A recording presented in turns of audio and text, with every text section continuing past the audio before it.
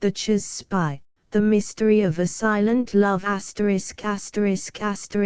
Czar's Spy, The Mystery of a Silent Love by Chevalier William Le, co-author of the closed book etc. Contents Chapter I, His Britannic Majesty's Service 2. Why the Safe Was Opened 3. The House Over the Water 4. In which the mystery increases contains certain confidences 6. The Gathering of the Clouds 7. Contains a surprise 8. Life's Counterclaim 9. Strange Disclosures Are Made X. I Show My Hand 11. The Castle of the Terror 12. The Strangler 13. A Double Game and Its Consequences 14. Her Highness is Inquisitive 15. Just Off the Strand 16. Marked Men 17. The Truth About the Lola 18. Contains Elmer's story conclusion Chapter I, His Britannic Majesty's Service. There was a mysterious affair last night, Senior. Oh! I exclaimed. Anything that interests us? Yes, Signor, replied the tall, thin Italian consular clerk, speaking with a strong accent. An English steam yacht ran aground on the Meloria about 10 miles out, and was discovered by a fishing boat who brought the news to harbor. The Admiral sent out 2 torpedo boats, which managed after a lot of difficulty to bring in the yacht safely, but the captain of the port has a suspicion that the crew were trying to make away with the vessel. To lose her, you mean? The faithful Francesco, whose English had mostly been acquired from seafaring men, and was not the choicest vocabulary, nodded, and, true Tuscan that he was, placed his finger upon his closed lips, indicative of silence. Sounds curious, I remarked. Since the consul went away on leave things seem to have been humming, 2 stabbing a phrase, 8 drunken seamen locked up, a mutiny on a tramp steamer, and now a yacht being cast away, a fairly decent list. And yet some stay-at-home people complain that British consuls are only paid to be ornamental. They should spend a week here, at Leghorn, and they'd soon alter their opinion. Yes, they would, Signor, responded the thin-faced old fellow with a grin, as he twisted his fierce grey moustache. Francesco Carducci was a well-known character in Leghorn, interpreter to the consulate, and keeper of a sailor's home, an honest, good-hearted, easygoing fellow, who for 20 years had occupied the same position under half a dozen different consuls.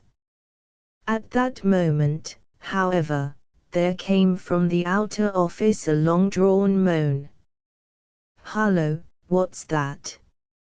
I enquired, startled. "Only a mad stoker off the Oleander, Signor. The captain has brought him for you to see.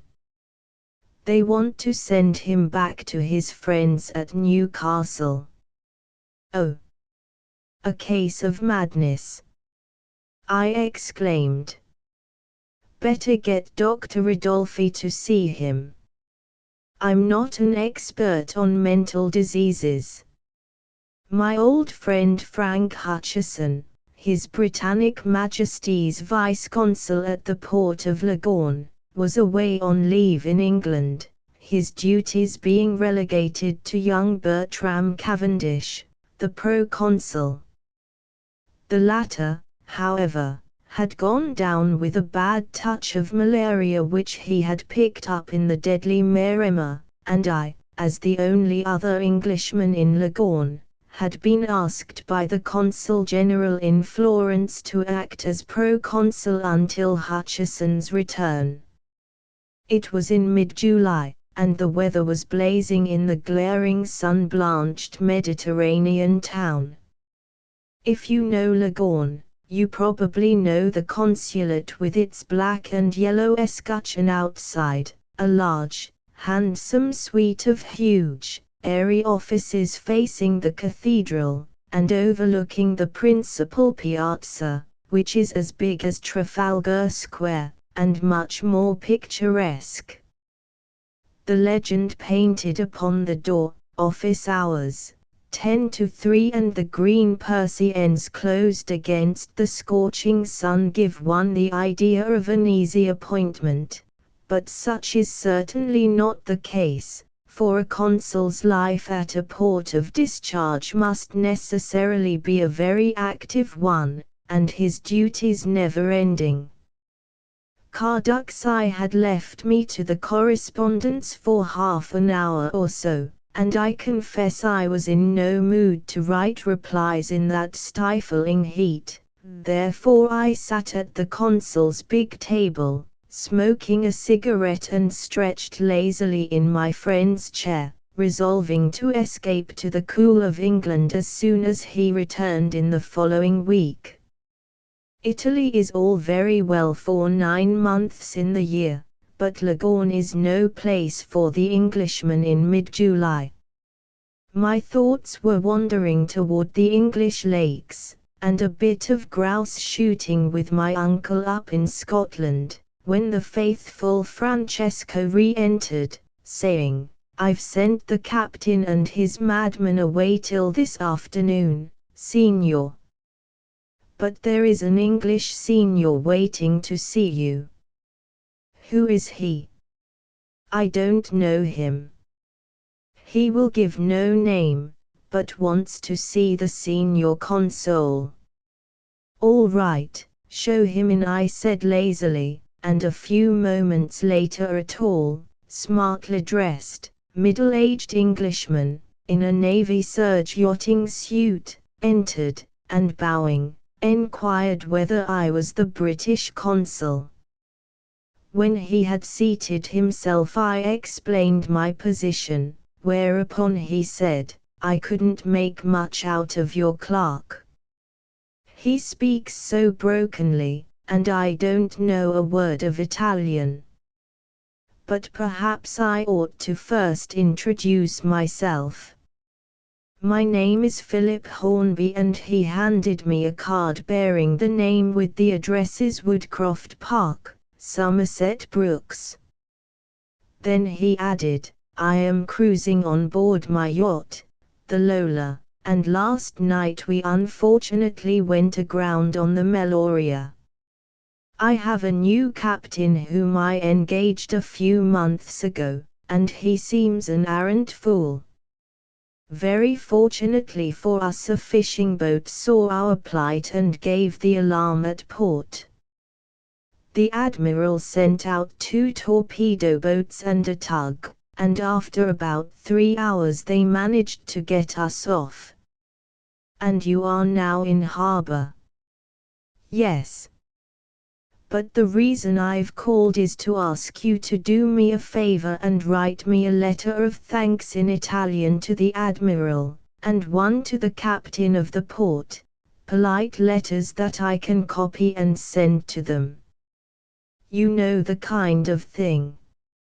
"Certainly," I replied, the more interested in him on account of the curious suspicion that the port authorities seemed to entertain. He was evidently a gentleman, and after I had been with him 10 minutes I scouted the idea that he had endeavored to cast away the Lola. I took down a couple of sheets of paper and scribbled the drafts of 2 letters couched in the most elegant phraseology, as is customary when addressing Italian officialdom. Fortunately, I left my wife in England, or she would have been terribly frightened, he remarked presently. There was a nasty wind blowing all night, and the fool of a captain seemed to add to our peril by every order he gave. "You are alone, then?" "I have a friend with me," was the answer. "And how many of the crew are there?" 16, all told. "English, I suppose?" "Not all. I find French and Italians are more sober than English, and better behaved in port." I examined him critically as he sat facing me, and the mere fact of his desire to send thanks to the authorities convinced me that he was a well-bred gentleman. He was about 45, with a merry round, good-natured face, red with the southern sun, blue eyes, and a short fair beard. His countenance was essentially that of a man devoted to open-air sport, for it was slightly furrowed and weather-beaten as a true yachtsman's should be. His speech was refined and cultivated, and as we chatted he gave me the impression that as an enthusiastic lover of the sea, he had cruised the Mediterranean many times from Gibraltar up to Smyrna. He had, however, never before put into Leghorn.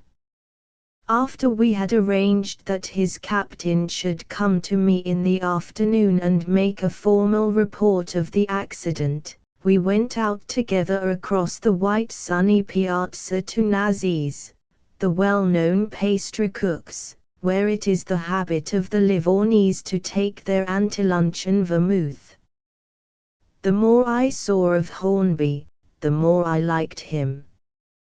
He was chatty and witty, and treated his accident as a huge joke.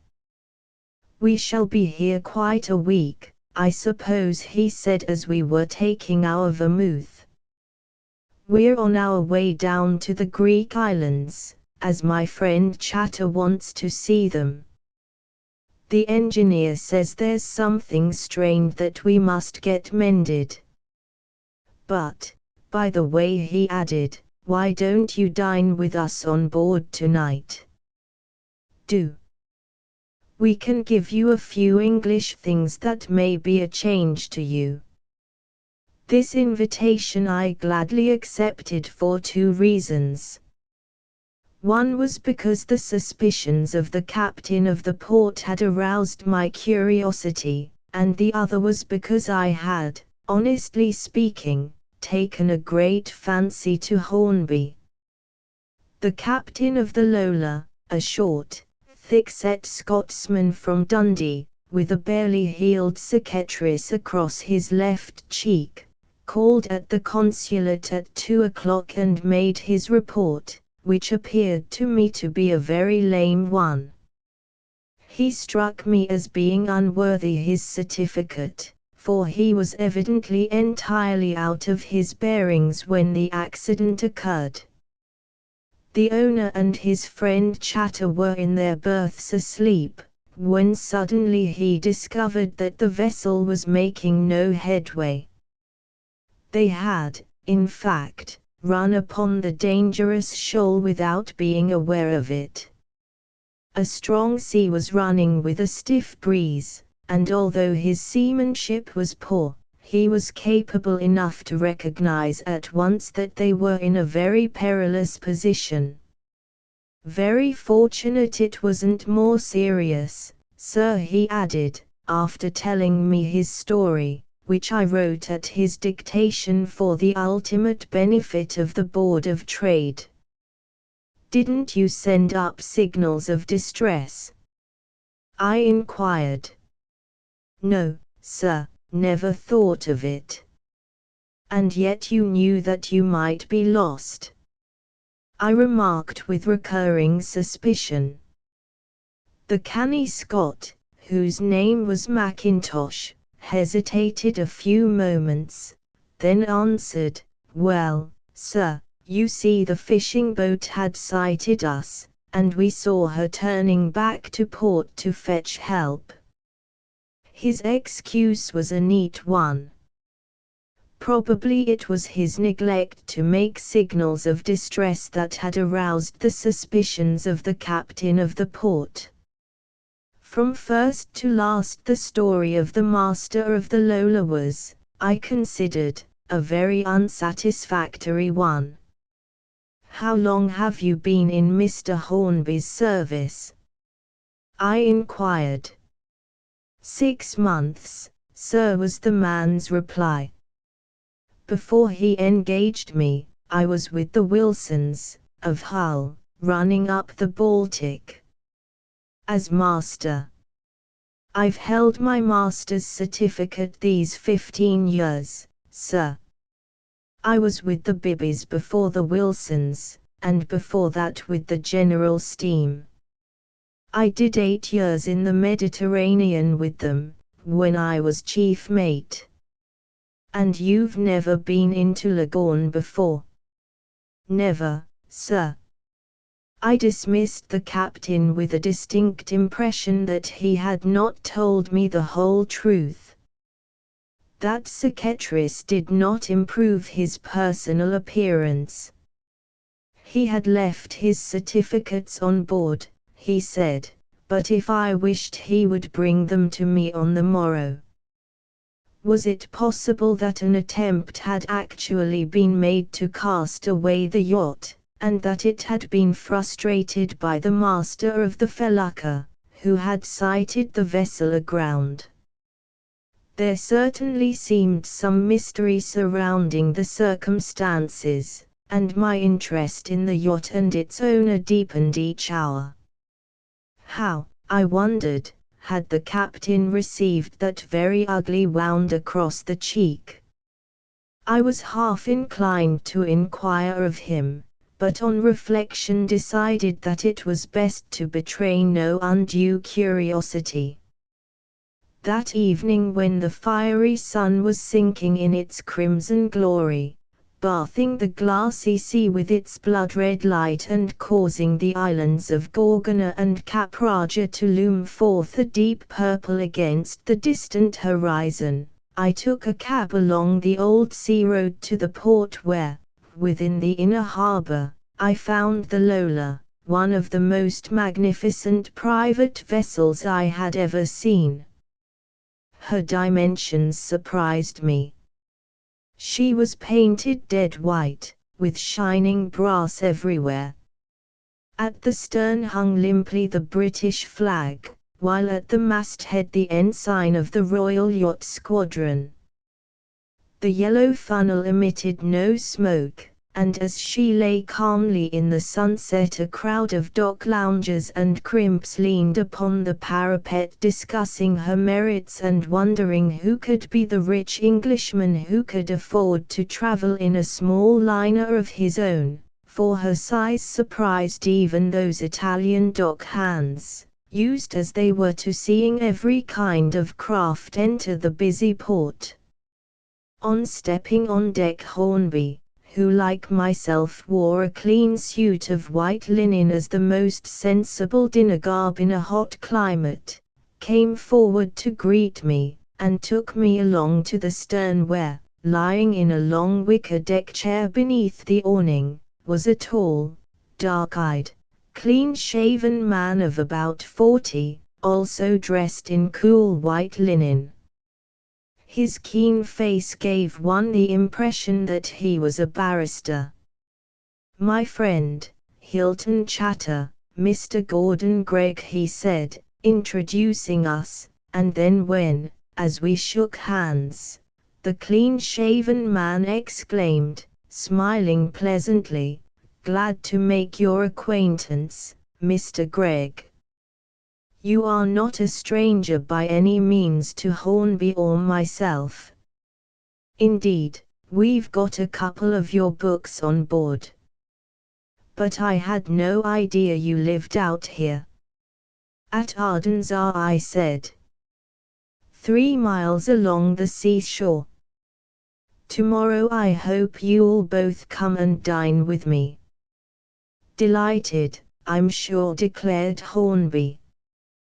To eat ashore is quite a treat when one has been boxed up on board for some time. So we'll accept, won't we, Hilton? Certainly, replied the other, and then we began chatting about the peril of the previous night, Hornby telling me how he had copied the 2 letters of thanks in Italian and sent them to their respective addresses. Phil blasphemed like a Levant skipper when he copied those Italian words, laughed Chatter. He had made 3 copies of each letter before he could get all the lingo in accordance with your copy. I've been the whole afternoon at them, confound them, declared the owner of the Lola with a laugh. But, of course, I didn't want to make a lot of errors in spelling. These Italians are so very punctilious. Well, you certainly did the right thing to thank the Admiral, I said. It's very unusual for him to send out torpedo boats to help a vessel in distress. That is generally left to the harbor tug. Yes, I feel that it was most kind of him. That's why I took all the trouble to write. I don't understand a word of Italian, neither does Chatter. But you have Italians on board, I remarked. The 2 sailors who rowed me out are Genos, from their accent. Hornby and Chatter exchanged glances of distinct uneasiness, I thought. Then the owner of the Lola said, yes, they are useful for making arrangements and buying things in Italian ports. We have a Spaniard, a Greek, and a Syrian, all of whom act as interpreters in different places, and make a handsome thing in the way of secret commissions, I suppose. I laughed. Of course. But to cruise in comfort one must pay and be pleasant, declared the man with the fair beard. In Greece and the Levant they are more rapacious than in Naples, and the customs officers always want squaring, otherwise they are forever rummaging and discovering mares' nests. Did you have any trouble here? I inquired. They didn't visit us, he said with a smile, and at the same time he rubbed his thumb and finger together, the action of feeling paper money. This increased my surprise, for I happened to know that the Leghorn customs officers were not at all given to the acceptance of bribes. They were too well watched by their superiors. If the yacht had really escaped a search, then it was a most unusual thing. Besides, what motive could Hornby have in eluding the customs visit? They would, of course, seal up his wines and liquors, but even if they did, they would leave him out sufficient for the consumption of himself and his friends. No. Philip Hornby had some strong motive in paying a heavy bribe to avoid the visit of the Dogener. If he really had paid, he must have paid very heavily, of that I was convinced. Was it possible that some mystery was hidden on board that splendidly appointed craft? Presently the gong sounded, and we went below into the elegantly fitted saloon, where was spread a table that sparkled with cut glass and shone with silver. Around the center fresh flowers had been trailed by some artistic hand, while on the buffet at the end the necks of wine bottles peered out from the ice pails. Both carpet and upholstery were in pale blue, while everywhere it was apparent that none but an extremely wealthy man could afford such a magnificent craft. Hornby took the head of the table, and we sat on either side of him, chatting merrily while we ate one of the choicest and best cooked dinners it has ever been my lot to taste.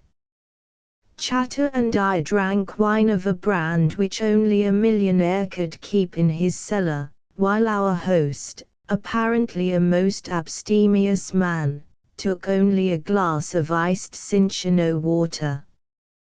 The two smart stewards served in a manner which showed them to be well trained to their duties, and as the evening light filtering through the pale blue silk curtains over the open portholes slowly faded, we gossiped on as men will gossip over an unusually good dinner.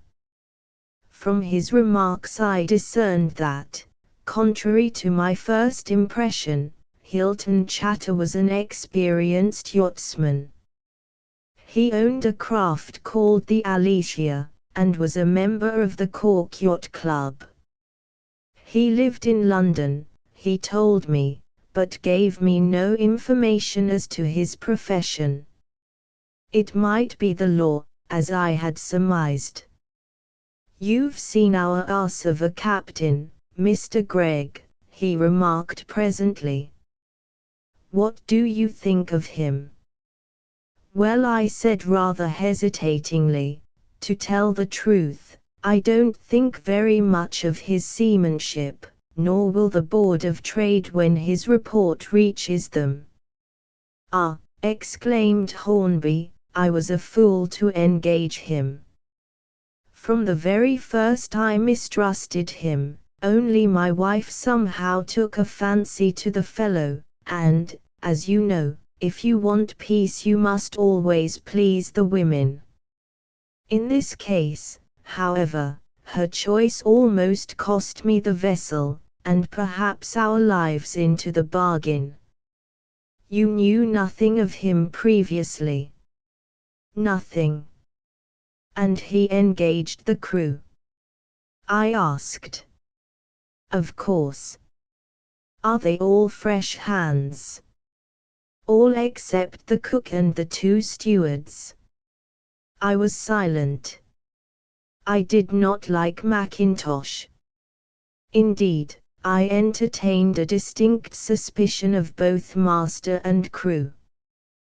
"The captain seems to have had a nasty cut across the cheek," I remarked, whereupon my two companions again exchanged quick, apprehensive glances.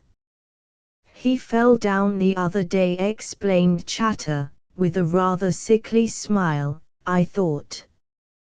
"His face caught the edge of an iron stair in the engine room, and caused a nasty gash." I smiled within myself, for I knew too well that the ugly wound in the captain's face had never been inflicted by falling on the edge of a stair. But I remained silent, being content that they should endeavor to mislead me. After dessert had been served we rose, and in the summer twilight, when all the ports were opened, Hornby took me over the vessel. Everywhere was abundant luxury, a veritable floating palace.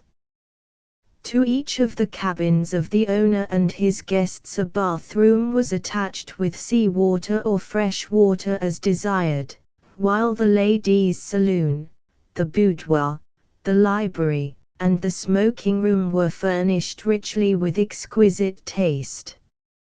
As he was conducting me from his own cabin to the boudoir we passed a door that had been blown open by the wind, and which he hastened to close, not, however, before I had time to glance within.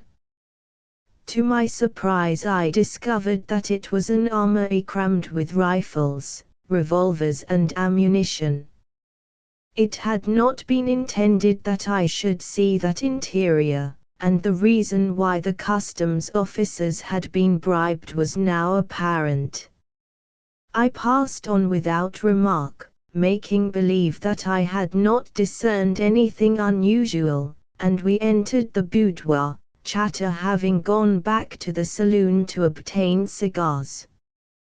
The dainty little chamber was upholstered in carnation pink silk with furniture of inlaid rosewood, and bore everywhere the trace of having been arranged by a woman's hand, although no lady passenger was on board. Just as we had entered, and I was admiring the dainty nest of luxury, Chatter shouted to his host asking for the keys of the cigar cupboard, and Hornby, excusing himself, turned back along the gangway to hand them to his friend, thus leaving me alone for a few moments. I stood glancing around, and as I did so my eyes fell upon a quantity of photographs, framed and unframed, that were scattered about, evidently portraits of Hornby's friends. Upon a small side table, however, stood a heavy oxidized silver frame, but empty, while lying on the floor beneath the couch was the photograph it had contained, which had apparently been taken hastily out, torn first in half and then in half again, and cast away. Curiosity prompted me to stoop, pick up the 4 pieces and place them together, when I found them to form the cabinet portrait of a sweet-looking and extremely pretty English girl of 18 or 19, with a bright, smiling expression, and wearing a fresh morning blouse of white pique.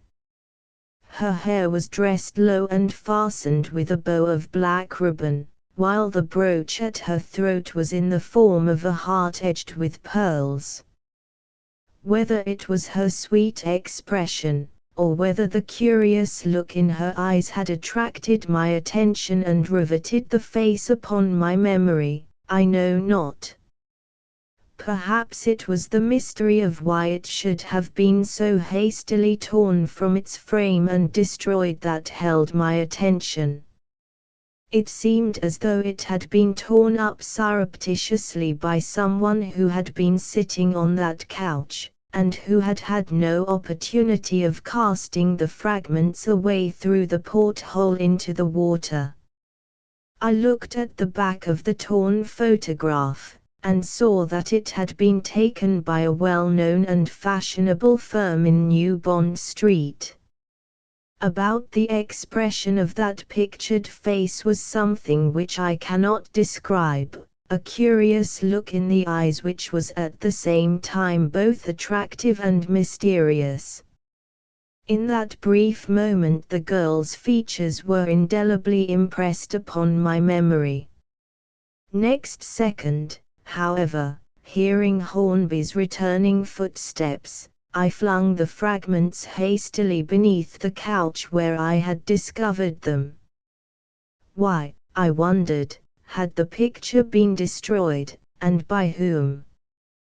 The face of the empty frame had been purposely turned towards the paneling, therefore when he entered he did not notice that the picture had been destroyed, but after a brief pause, explaining that that cozy little place was his wife's particular nook, he conducted me on through the ladies' saloon and afterwards on deck, where we flung ourselves into the long chairs, took our coffee and certosina, that liqueur essentially Tuscan, and smoked on as the moon rose and the lights of the harbour began to twinkle in the steely night.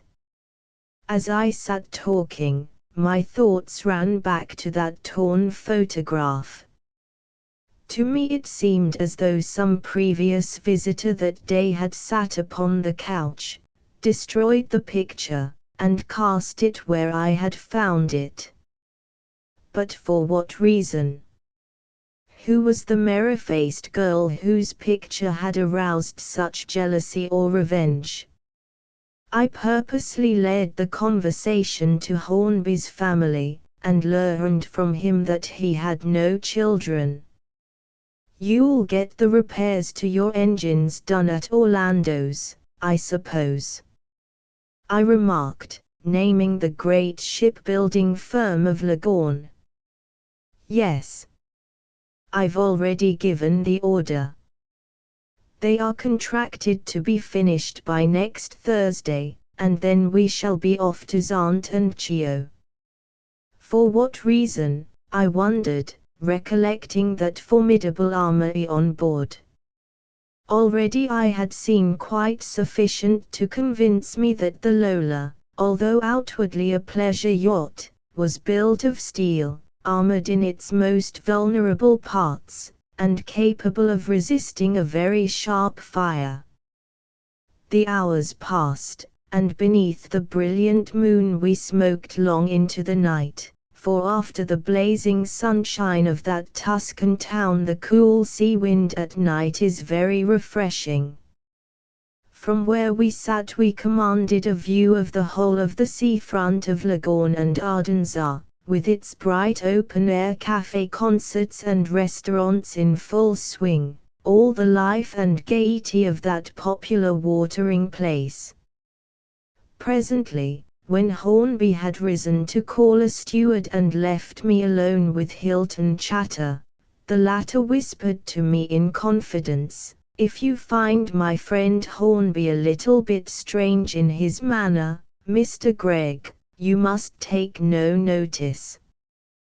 To tell the truth, he is a man who has become suddenly wealthy beyond the wildest dreams of avarice, and I fear it has had an effect upon his brain. He does very queer things at times." I looked at my companion in surprise. He was either telling the truth, or else he was endeavoring to allay my suspicions by an extremely clever ruse. Now I had already decided that Philip Hornby was no eccentric, but a particularly level-headed and practical man. Therefore I instantly arrived at the conclusion that the clean-shaven fellow who looked so much like a London barrister had some distinct and ulterior purpose in arousing within my mind suspicion of his host's sanity. It was past midnight when, having bade the strange pair adieu, I was put ashore by the two sailors who had rowed me out and drove home along the seafront, puzzled and perplexed. Next morning, on my arrival at the consulate, old Francesco, who had entered only a moment before, met me with blanched face, gasping, "There have been thieves here in the night, Signor. The Signor Consul's safe has been opened." "The safe?" I cried, dashing into Hutcheson's private room, and finding to my dismay the big safe, wherein the seals, ciphers and other confidential documents were kept, standing open, and the contents in disorder, as though a hasty search had been made among them. Was it possible that the thieves had been after the Admiralty and Foreign Office ciphers, copies of which the chancelleries of certain European powers were ever endeavoring to obtain? I smiled within myself when I realized how bitterly disappointed the burglars must have been, for a British consul when he goes on leave to England always takes his ciphers with him, and deposits them at the Foreign Office for safekeeping. Hutcheson had, of course, taken his, according to the regulations. Curiously enough, however, the door of the consulate and the safe had been opened with the keys which my friend had left in my charge. Indeed, the small bunch still remained in the safe door.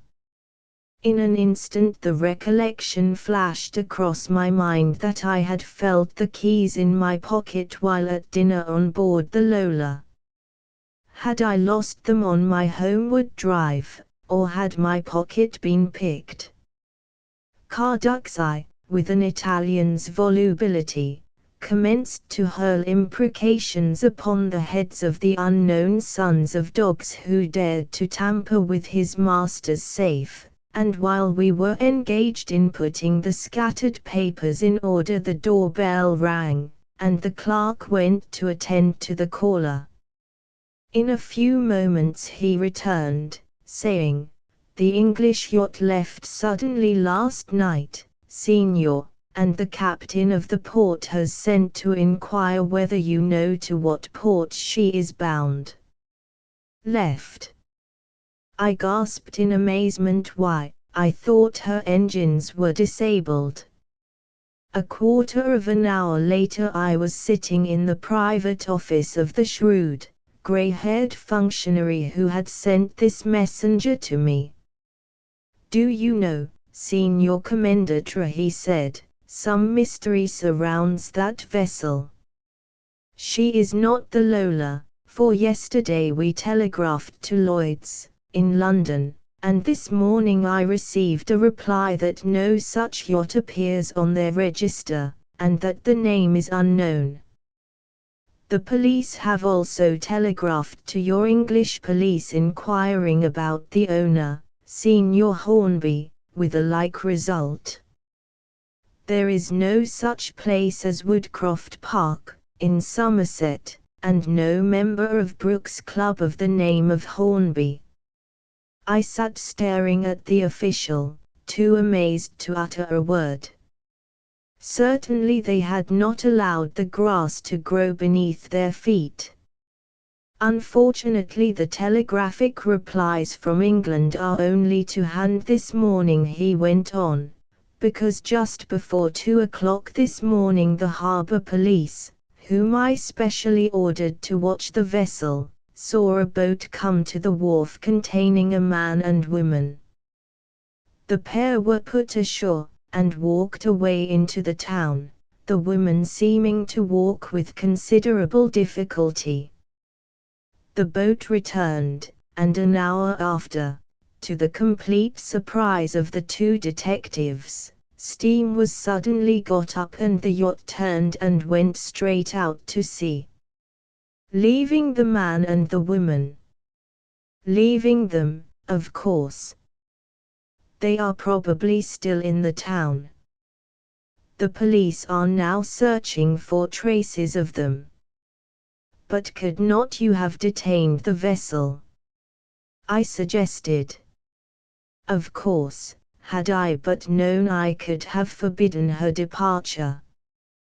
But as her owner had presented himself at the consulate, and was recognized as a respectable person, I felt that I could not interfere without some tangible information, and that, alas, has come too late. The vessel is a swift one, and has already 7 hours start of us. I've asked the Admiral to send out a couple of torpedo boats after her, but, unfortunately, this is impossible, as the flotilla is sailing in an hour to attend the naval review at Spezia." I told him how the consul's safe had been opened during the night, and he sat listening with wide-open eyes. "You dined with them last night," he said at last. "They may have surreptitiously stolen your keys." "They may," was my answer. "Probably they did. But with what motive?" The captain of the port elevated his shoulders, exhibited his palms, and declared, "The whole affair from beginning to end is a complete and profound mystery."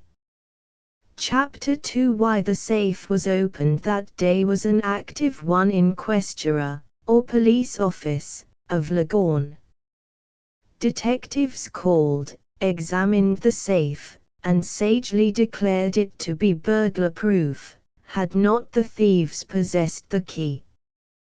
The Foreign Office knew that, for they supply all the safes to the consulates abroad, in order that the precious ciphers shall be kept from the prying eyes of foreign spies.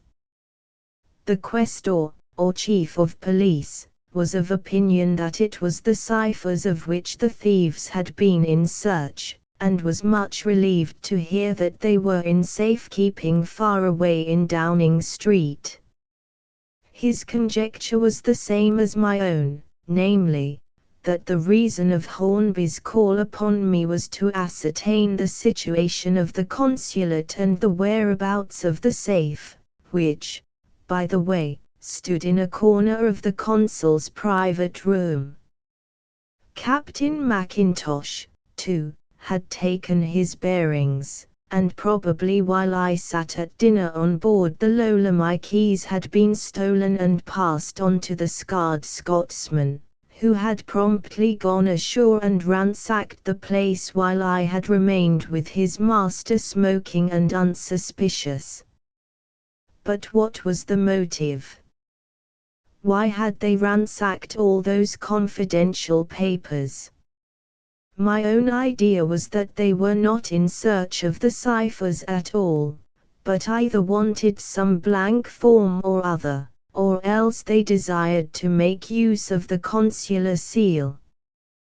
The latter, however, still remained on the floor near the safe, as though it had rolled out and been left unheeded. As far as Francesco and I could ascertain, nothing whatever had been taken. Therefore, we rearranged the papers, relocked the safe and resolved not to telegraph to Hutcheson and unduly disturb him, as in a few days he would return from England, and there would be time enough then to explain the remarkable story. One fact, however, we established. The detective on duty at the railway station distinctly recollected a thin middle-aged man, accompanied by a lady in deep black, passing the barrier and entering the train which left at 3 o'clock for Colsalvetti to join the Rome express. They were foreigners, therefore he did not take the same notice of them as though they had been Italians. Inquiries at the booking office showed, however, that no passengers had booked direct to Rome by the train in question. To Grosseto, Cesena, Campiglia, and the other places in the Maremma, passengers had taken tickets, but not one had been booked to any of the great towns.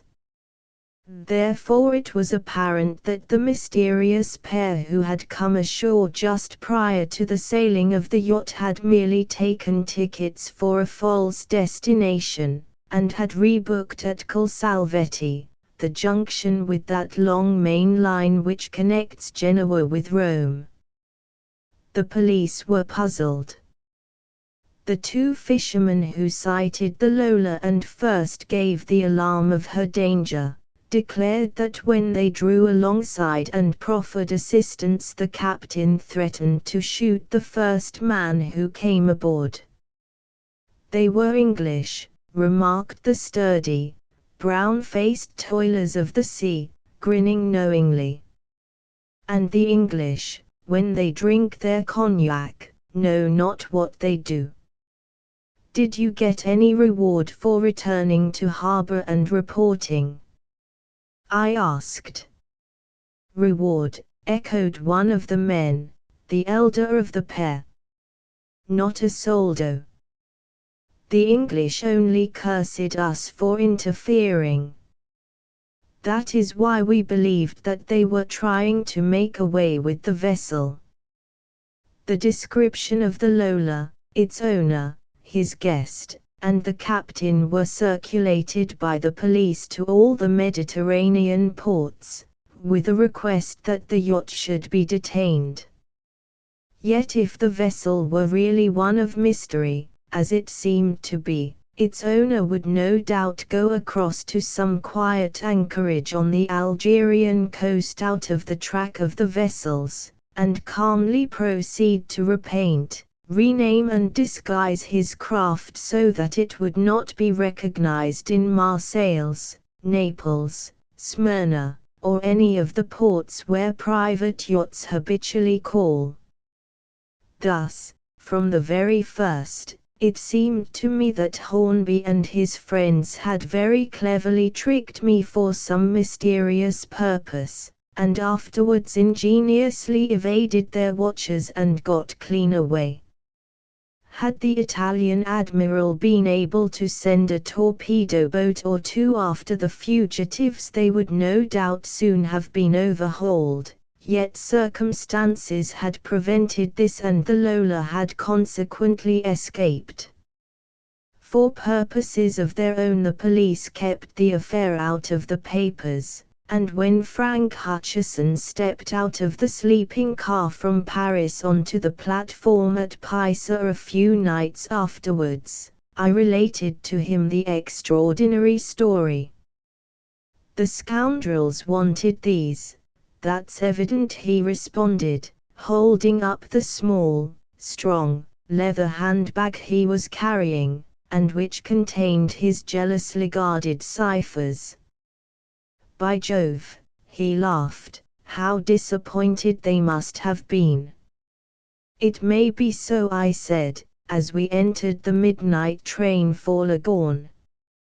"But my own theory is that they were searching for some paper or other that you possess." "What can my papers concern them?" exclaimed the jovial, round-faced consul, a man whose courtesy is known to every skipper trading up and down the Mediterranean, and who is perhaps one of the most cultured and popular men in the British consular service. "I don't keep bank notes in that safe, you know. We fellows in the service don't roll in gold as our public at home appears to think." "No. But you may have something in there which might be of value to them. You're often the keeper of valuable documents belonging to Englishmen abroad, you know." "Certainly. But there's nothing in there just now except, perhaps, the registers of births, marriages and deaths of British subjects, and the papers concerning a Board of Trade inquiry." "No, my dear Gordon, depend upon it that the yacht running ashore was all a blind. They did it so as to be able to get the run of the consulate, secure the ciphers, and sail merrily away with them. It seems to me, however, that they gave you a jolly good dinner and got nothing in return." "They might very easily have carried me off too," I declared. "Perhaps it would have been better if they had. You'd at least have had the satisfaction of knowing what their little game really was." But the man and the woman who left the yacht an hour before she sailed, and who slipped away into the country somewhere. I wonder who they were.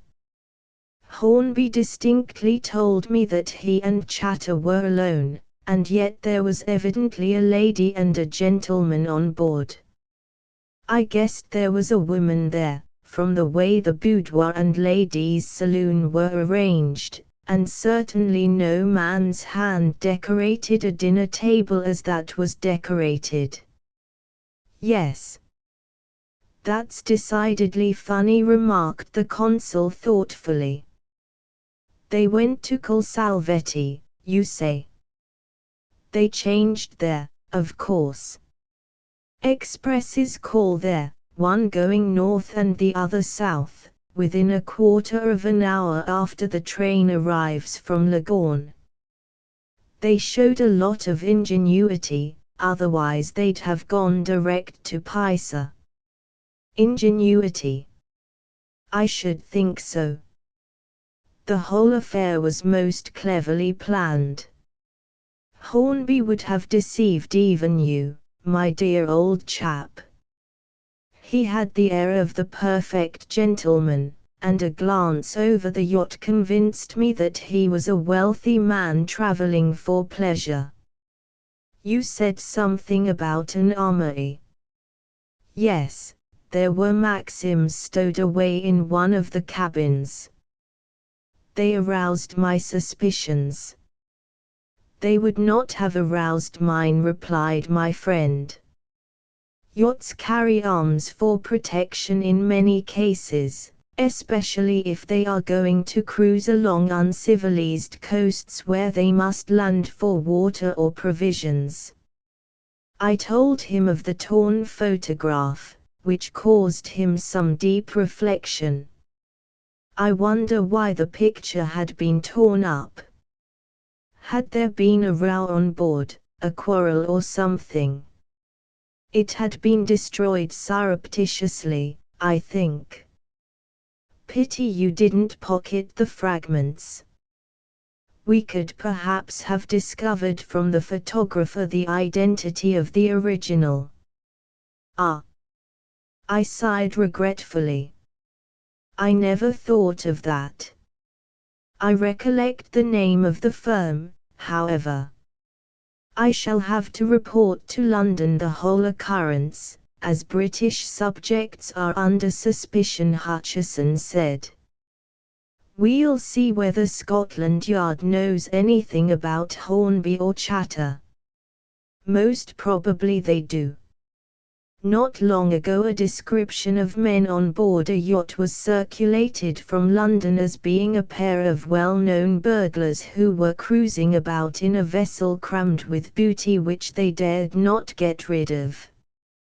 They are, however, not the same as our friends on the Lola, for both men wanted were arrested in New Orleans about 8 months ago, without their yacht, for they confessed that they had deliberately sunk it on one of the islands in the South Pacific. Then these fellows might be another pair of London burglars. I exclaimed eagerly, as the startling theory occurred to me. They might be. But, of course, we can't form any opinion until we hear what Scotland Yard has to say. I'll write a full report in the morning if you will give me minute descriptions of the men, as well as of the captain, Mackintosh. Next morning I handed over my charge of the consulate to Frank, and then assisted him to go through the papers in the safe which had been examined by the thieves. The ruffians seem to have thoroughly overhauled everything, remarked the consul in dismay when he saw the disordered state of his papers. They seem to have read every one deliberately. Which shows that had they been in search for the cipher books they would only have looked for them alone, I remarked decisively. What on earth could interest them in all these dry, unimportant shipping reports and things? Goodness only knows, replied my friend. Then, calling Cavendish, a tall, fair young man, who had now recovered from his touch of fever and had returned to the consulate, he commenced to check the number of those adhesive stamps, rather larger than ordinary postage stamps, used in the consular service for the registration of fees received by the Foreign Office. The values were from 6 pence to £1, and they were kept in a portfolio. After a long calculation the consul suddenly raised his face to me and said, "Then 6 10-shilling ones have been taken. Why? There must be some motive. They are of no use to anyone except to consuls," he explained. Perhaps they were wanted to affix to some false certificate. See, he added, opening the portfolio, there were 6 stamps here, and all are gone. But they would have to be obliterated by the consular stamp, remarked Cavendish. Ah! Of course, exclaimed Hutcheson, taking out the brass seal from the safe and examining it minutely. By Jove, he cried a second later, it's been used. They've stamped some document with it. Look. They've used the wrong ink pad. Can't you see that there's violet upon it, while we always use the black pad? I took it in my hand, and there, sure enough, I saw traces of violet ink upon it, the ink of the pad for the date stamp upon the consul's table. Then some document has been stamped and sealed. I gasped. Yes. And my signature forged to it, no doubt. They've fabricated some certificate or other which, bearing the stamp, seal and signature of the consulate, will be accepted as a legal document. I wonder what it is. Ah, I said. I wonder. And the three of us looked at each other in sheer bewilderment. The reason the papers are all upset is because they were evidently in search of some blank form or other, which they hoped to find, remarked my friend. As you say, the whole affair was most carefully and ingeniously planned.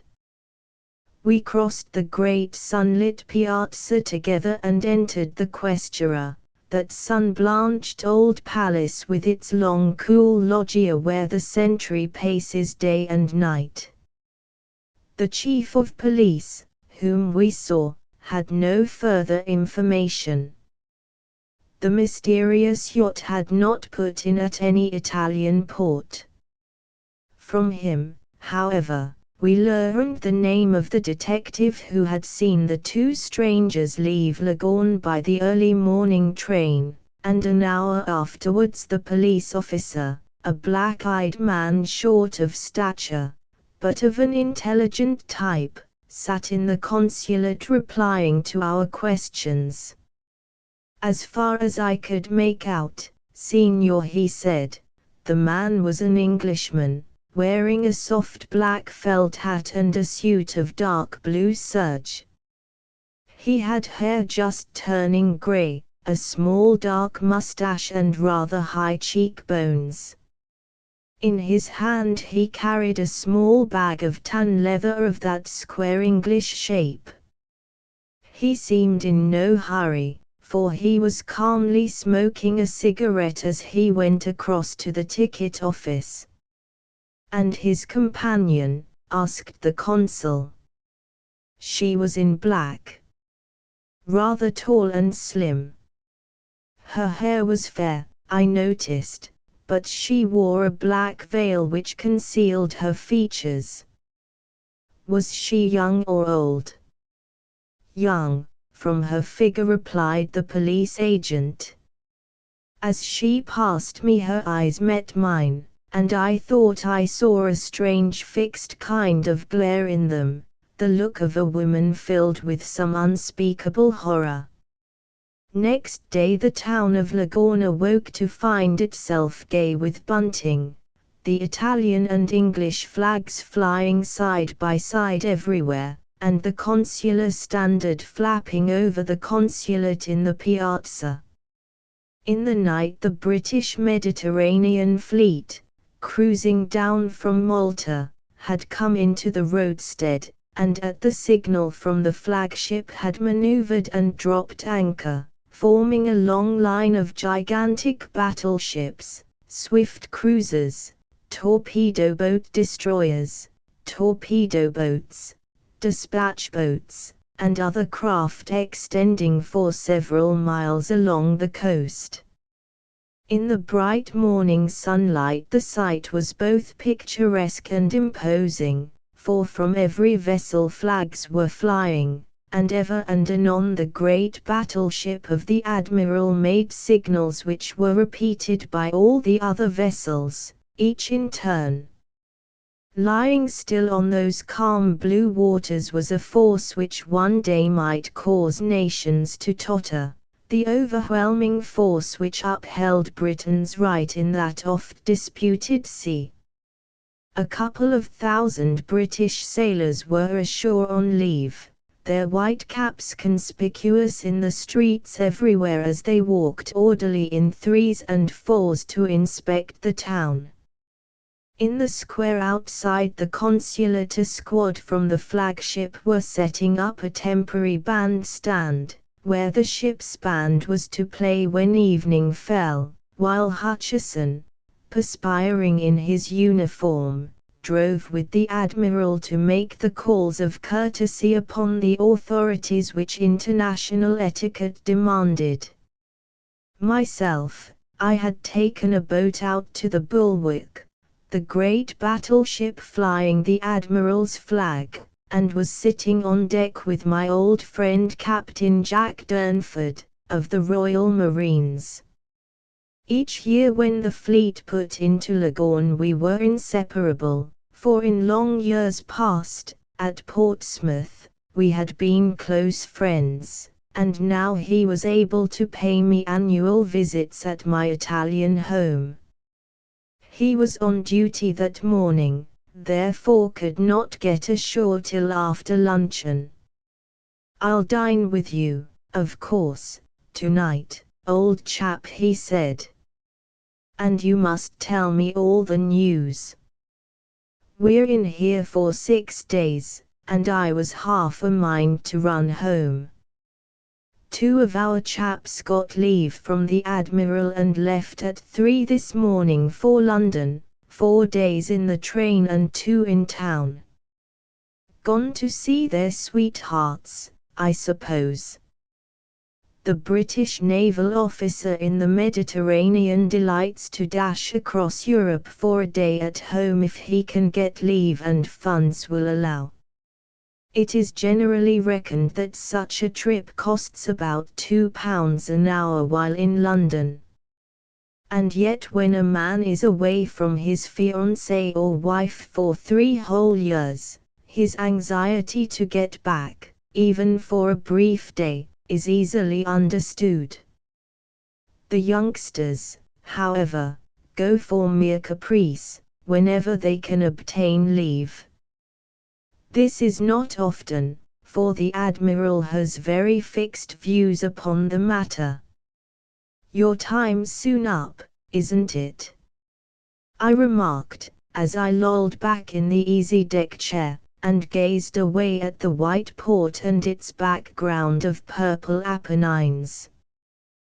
The dark, good-looking fellow in his smart summer uniform leaned over the bulwark, and said, with a slight sigh, "I thought, yes. This is my last trip to Leghorn, I think. I go back in November, and I really shan't be sorry. 3 years is a long time to be away from home. You go next week, you say? Lucky devil to be your own master. I only wish I were. Year after year on this deck grows confoundedly wearisome, I can tell you, my dear fellow."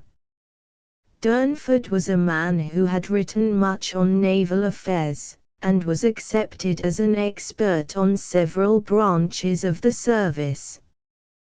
The Admiralty do not encourage officers to write, but in Durnford's case it was recognized that of naval topics he possessed a knowledge that was of use, and, therefore, he was allowed to write books and to contribute critical articles to the service magazines.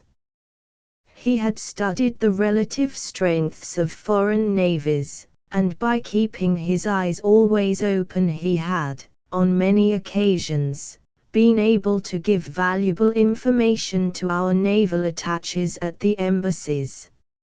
More than once, however, his trenchant criticism of the action of the naval lords had brought upon his head rebukes from headquarters. Nevertheless, so universally was his talent as a naval expert recognized, that to write had never been forbidden him as it had been to certain others. "How's Hutcheson?" he asked a moment later, turning and facing me. "Fit as a fiddle. just back from his month's leave at home. His wife is still up in Scotland, however. She can't stand Leghorn in summer. No wonder.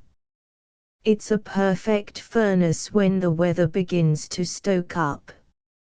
I go as soon as you've sailed.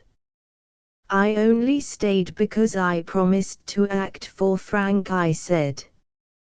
And, by Jove, a funny thing occurred while I was in charge, a real first-class mystery. A mystery, tell me, he exclaimed, suddenly interested. Well, a yacht, a pirate yacht, I believe it was, called here. A pirate. What do you mean? Well, she was English. Listen, and I'll tell you the whole affair. It'll be something fresh to tell at mess, for I know how you chaps get played out of conversation. By Jove, yes. Things slump when we get no mail. But go on, I'm listening, he added, as an orderly came up, saluted, and handed him a paper. Well, I said, let's cross to the other side. I don't want the sentry to overhear. As you like, but why such mystery? He asked as we walked together to the other side of the spick and span quarterdeck of the gigantic battleship. You'll understand when I tell you the story. And then, standing together beneath the awning, I related to my friend the whole of the curious circumstances, just as I have recorded them in the foregoing pages. Confoundedly funny, he remarked with his dark eyes fixed upon mine. A mystery, by Jove, it is. What name did the yacht bear? The Lola. What? He gasped, suddenly turning pale. The Lola. Are you quite sure it was the Lola, Lola? Absolutely certain, I replied. But why do you ask? Do you happen to know anything about the craft? Me, he stammered, and I could see that he had involuntarily betrayed the truth, yet for some reason he wished to conceal his knowledge from me. Me. How should I know anything about such a craft? They were thieves on board evidently, perhaps pirates, as you say. But the name Lola is familiar to you, Jack. I'm sure it is, by your manner. He paused a moment, and I could see what a strenuous effort he was making to avoid betraying knowledge. It's, well, he said hesitatingly, with a rather sickly smile. It's a girl's name, a girl I once knew. The name brings back to me certain memories. Pleasant ones, I hope. No. Bitter ones, very bitter ones, he said in a hard tone, striding across the deck and back again, and I saw in his eyes a strange look, half of anger, half of deep regret. Was he telling the truth, I wondered. Some tragic romance or other concerning a woman had, I knew, overshadowed his life in the years before we had become acquainted. But the real facts he had never revealed to me. He had never before referred to the bitterness of the past, although I knew full well that his heart was in secret filled by some overwhelming sorrow. Outwardly he was as merry as the other fellows who officered that huge floating fortress. On board he was a typical smart marine, and on shore he danced and played tennis and flirted just as vigorously as did the others. But a heavy heart beat beneath his uniform. When he returned to where I stood, I saw that his face had changed. It had become drawn and haggard. He bore the appearance of a man who had been struck a blow that had staggered him, crushing out all life and hope. "What's the matter, Jack?" I asked. "Come. Tell me, what ails you?" "Nothing, my dear old chap," he answered hoarsely. "Really nothing, only a touch of the blues just for a moment," he added, trying hard to smile. "It'll pass. What I've just told you about that yacht has upset you." "You can't deny it," he started. His mouth was, I saw, hard set. He knew something concerning that mysterious craft, but would not tell me. The sound of a bugle came from the further end of the ship, and immediately men were scampering along the deck beneath as some order or other was being obeyed with that precision that characterizes the handy man. "Why are you silent?" I asked slowly, my eyes fixed upon my friend the officer. "I have told you what I know, and I want to discover the motive of the visit of those men, and the reason they opened Hutcheson's safe." "How can I tell you?" he asked in a strained, unnatural voice. "I believe you know something concerning them. Come, tell me the truth." "I admit that I have certain grave suspicions," he said at last, standing astride with his hands behind his back, his sword trailing on the white deck. "You say that the yacht was called the Lola, painted grey with a black funnel." "No, dead white, with a yellow funnel." "Ah. Of course," he remarked, as though to himself. "They would repaint and alter her appearance. But the dining saloon? Was there a long carved oak buffet with a big, heavy cornice with 3 gilt dolphins in the center, and were there not dolphins in gilt on the backs of the chairs, an armorial device?" "Yes," I cried. "You are right. I remember them. You've surely been on board her. And there is a ladies' saloon and a small boudoir in pink beyond, while the smoking room is entirely of marble for the heat." "Exactly, the same yacht, no doubt. But what do you know of her?"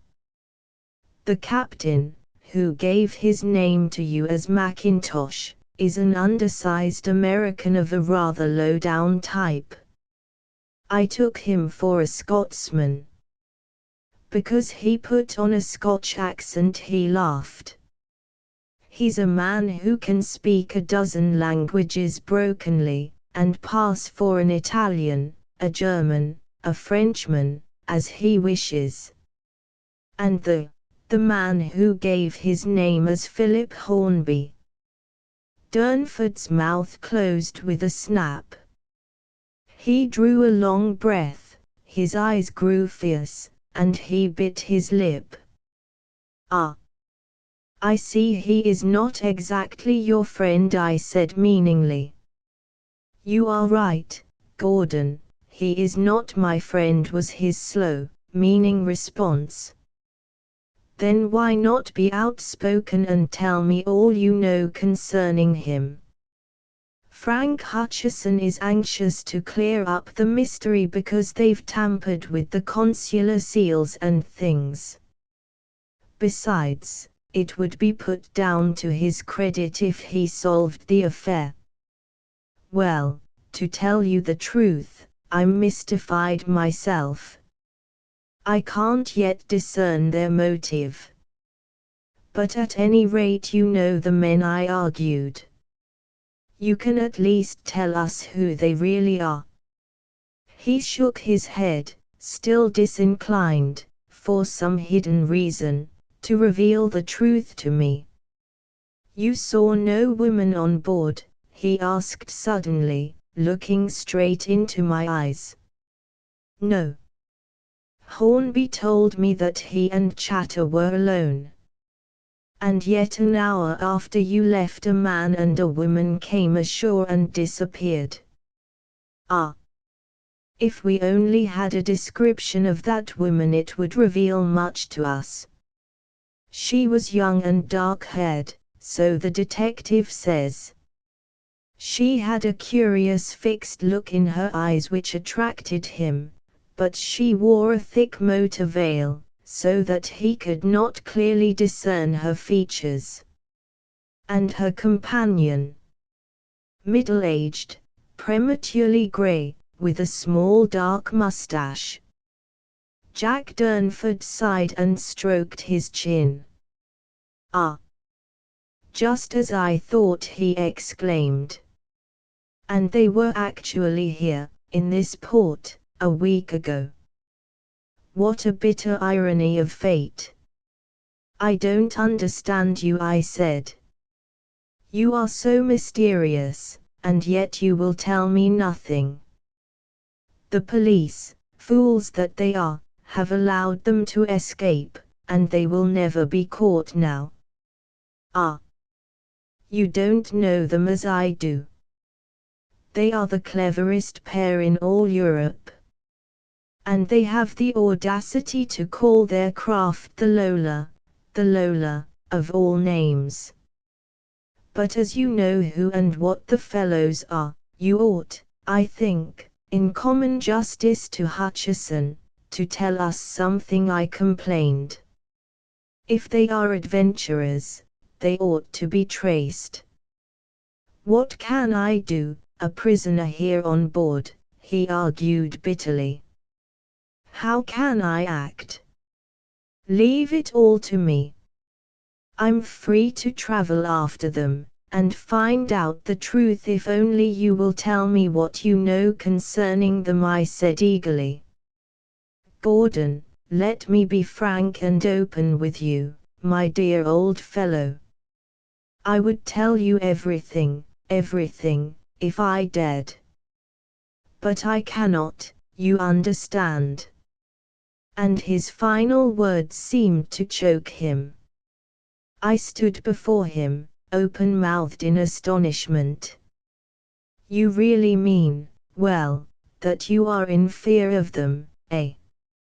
I whispered.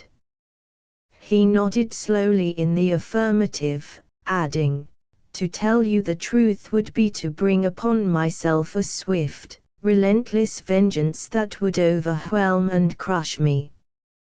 Ah! My dear fellow, you do not know, you cannot dream, what brought those desperate men into this port. I can guess only too well, but I can only tell you that if you ever do discover the terrible truth, which I fear is unlikely, you will solve one of the strangest and most remarkable mysteries of modern times. What does the mystery concern? I asked, in breathless eagerness. It concerns a woman.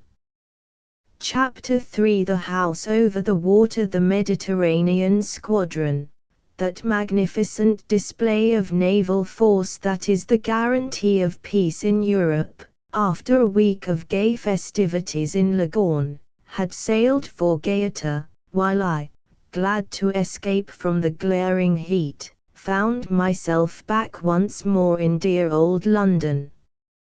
One passes one's time in the south well enough in winter, but after a year even the most ardent lover of Italy longs to return to his own people, be it ever for so brief a space. Exile for a whole year in any continental town is exile indeed. Therefore, although I lived in Italy for choice, I, like so many other Englishmen, always managed to spend a month or two in summer in our temperate if much maligned climate.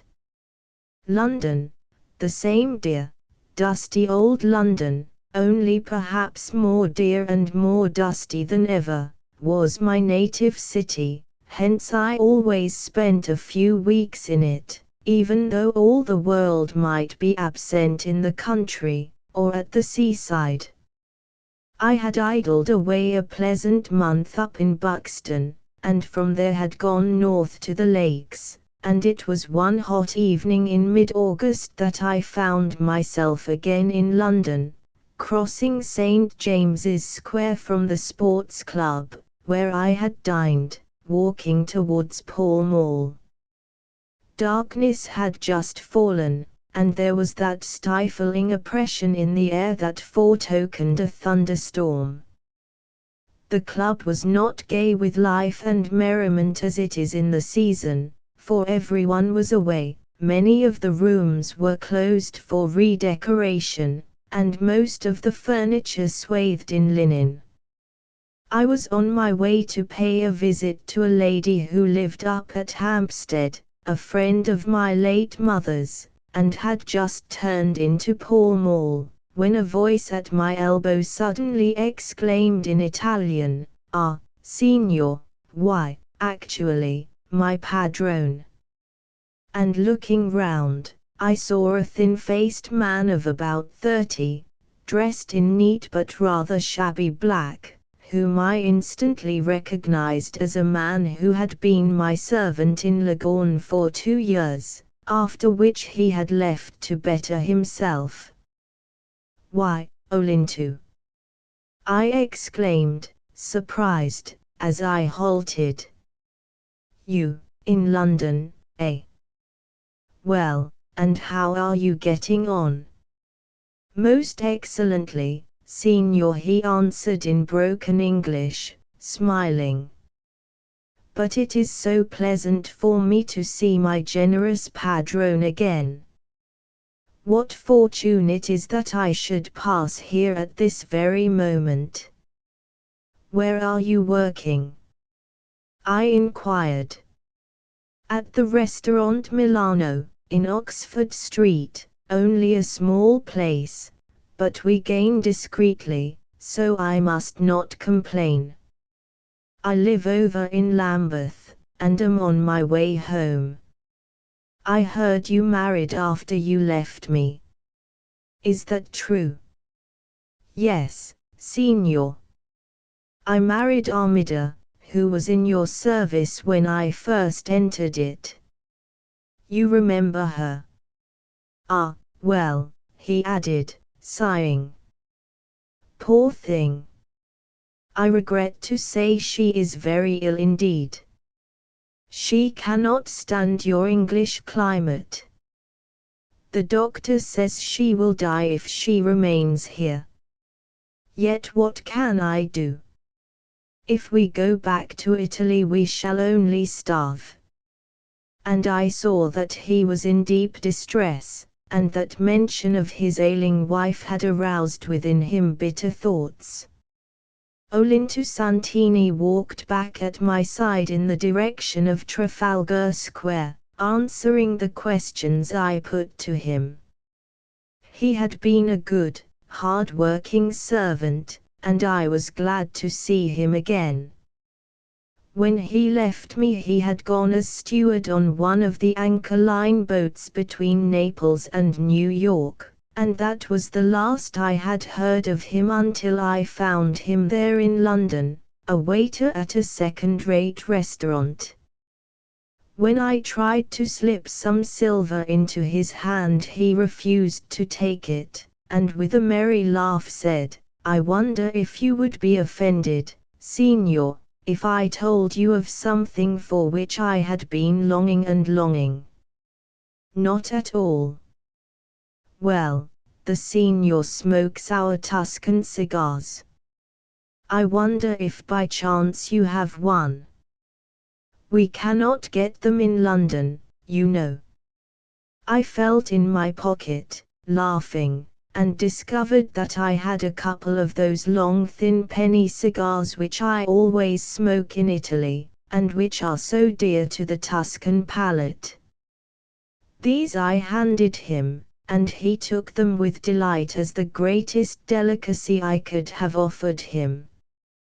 Poor fellow! As an exiled Italian he clung to every little trifle that reminded him of his own beloved country. When we halted before the National Gallery prior to parting, I made some further inquiries regarding Armida, the black-eyed, good-looking housemaid whom he had married. "Ah, Signor," he responded in a voice choked with emotion, dropping into Italian. "It is the one great sorrow of my life. I work hard from early morning until late at night, but what is the use when I see my poor wife gradually fading away before my very eyes? The doctor says that she cannot possibly live through the next winter. Ah!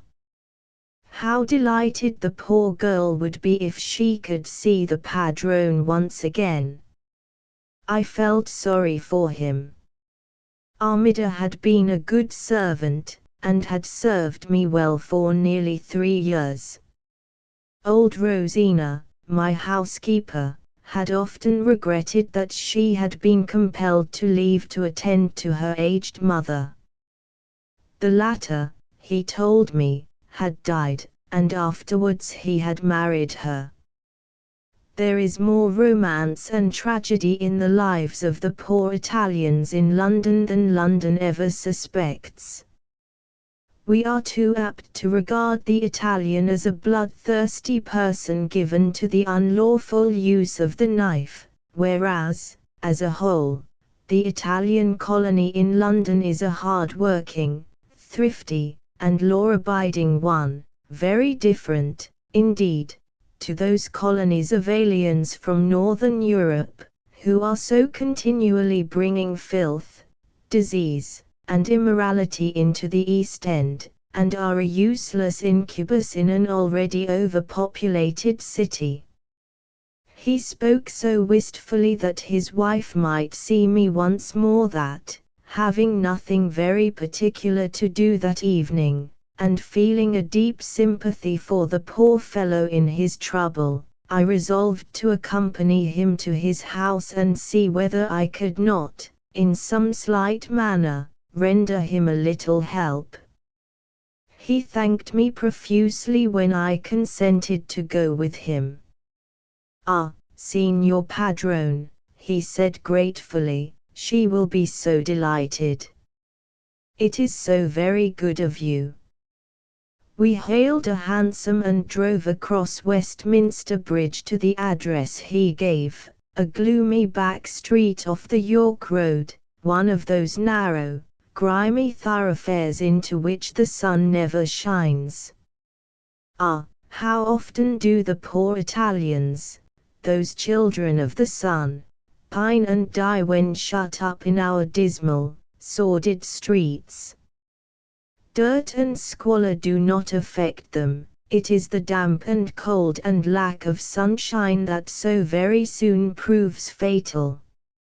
A low-looking, evil-faced fellow opened the door to us and growled acquaintance with Olinto, who, striking a match, ascended the worn, carpetless stairs before me, apologizing for passing before me, and saying in Italian, "We live at the top, Signor, because it is cheaper and the air is better."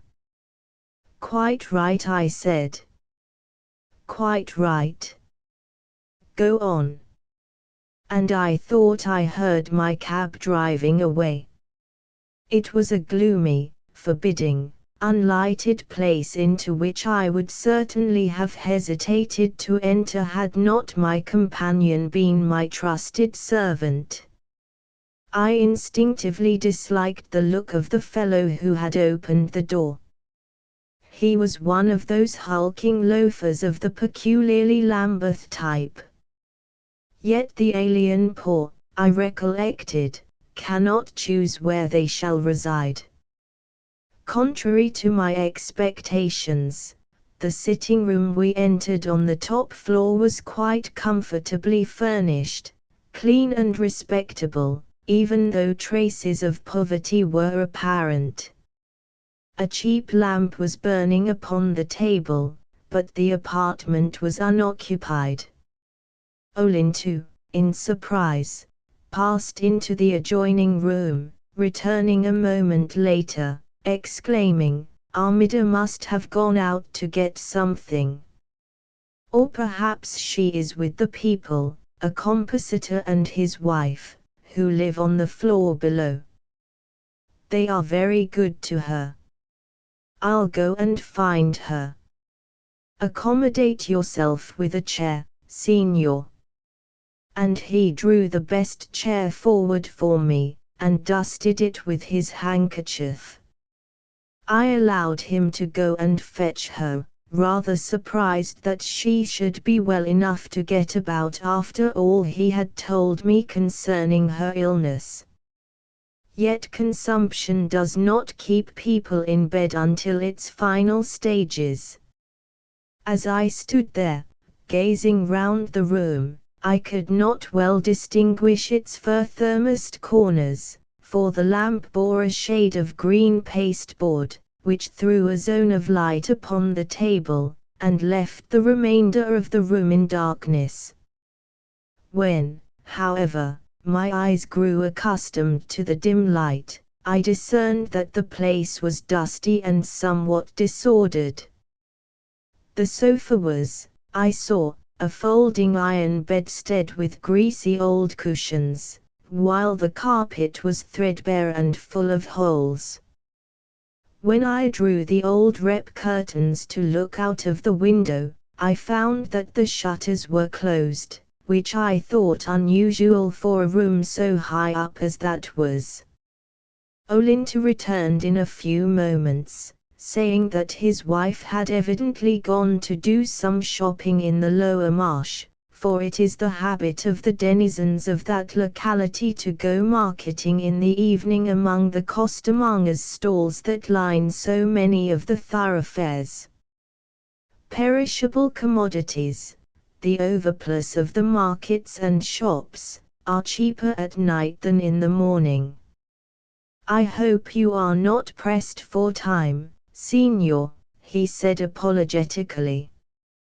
"But, of course, the poor girl does not know the surprise awaiting her. She will surely not be long." "Then I'll wait," I said, and flung myself back into the chair he had brought forward for me.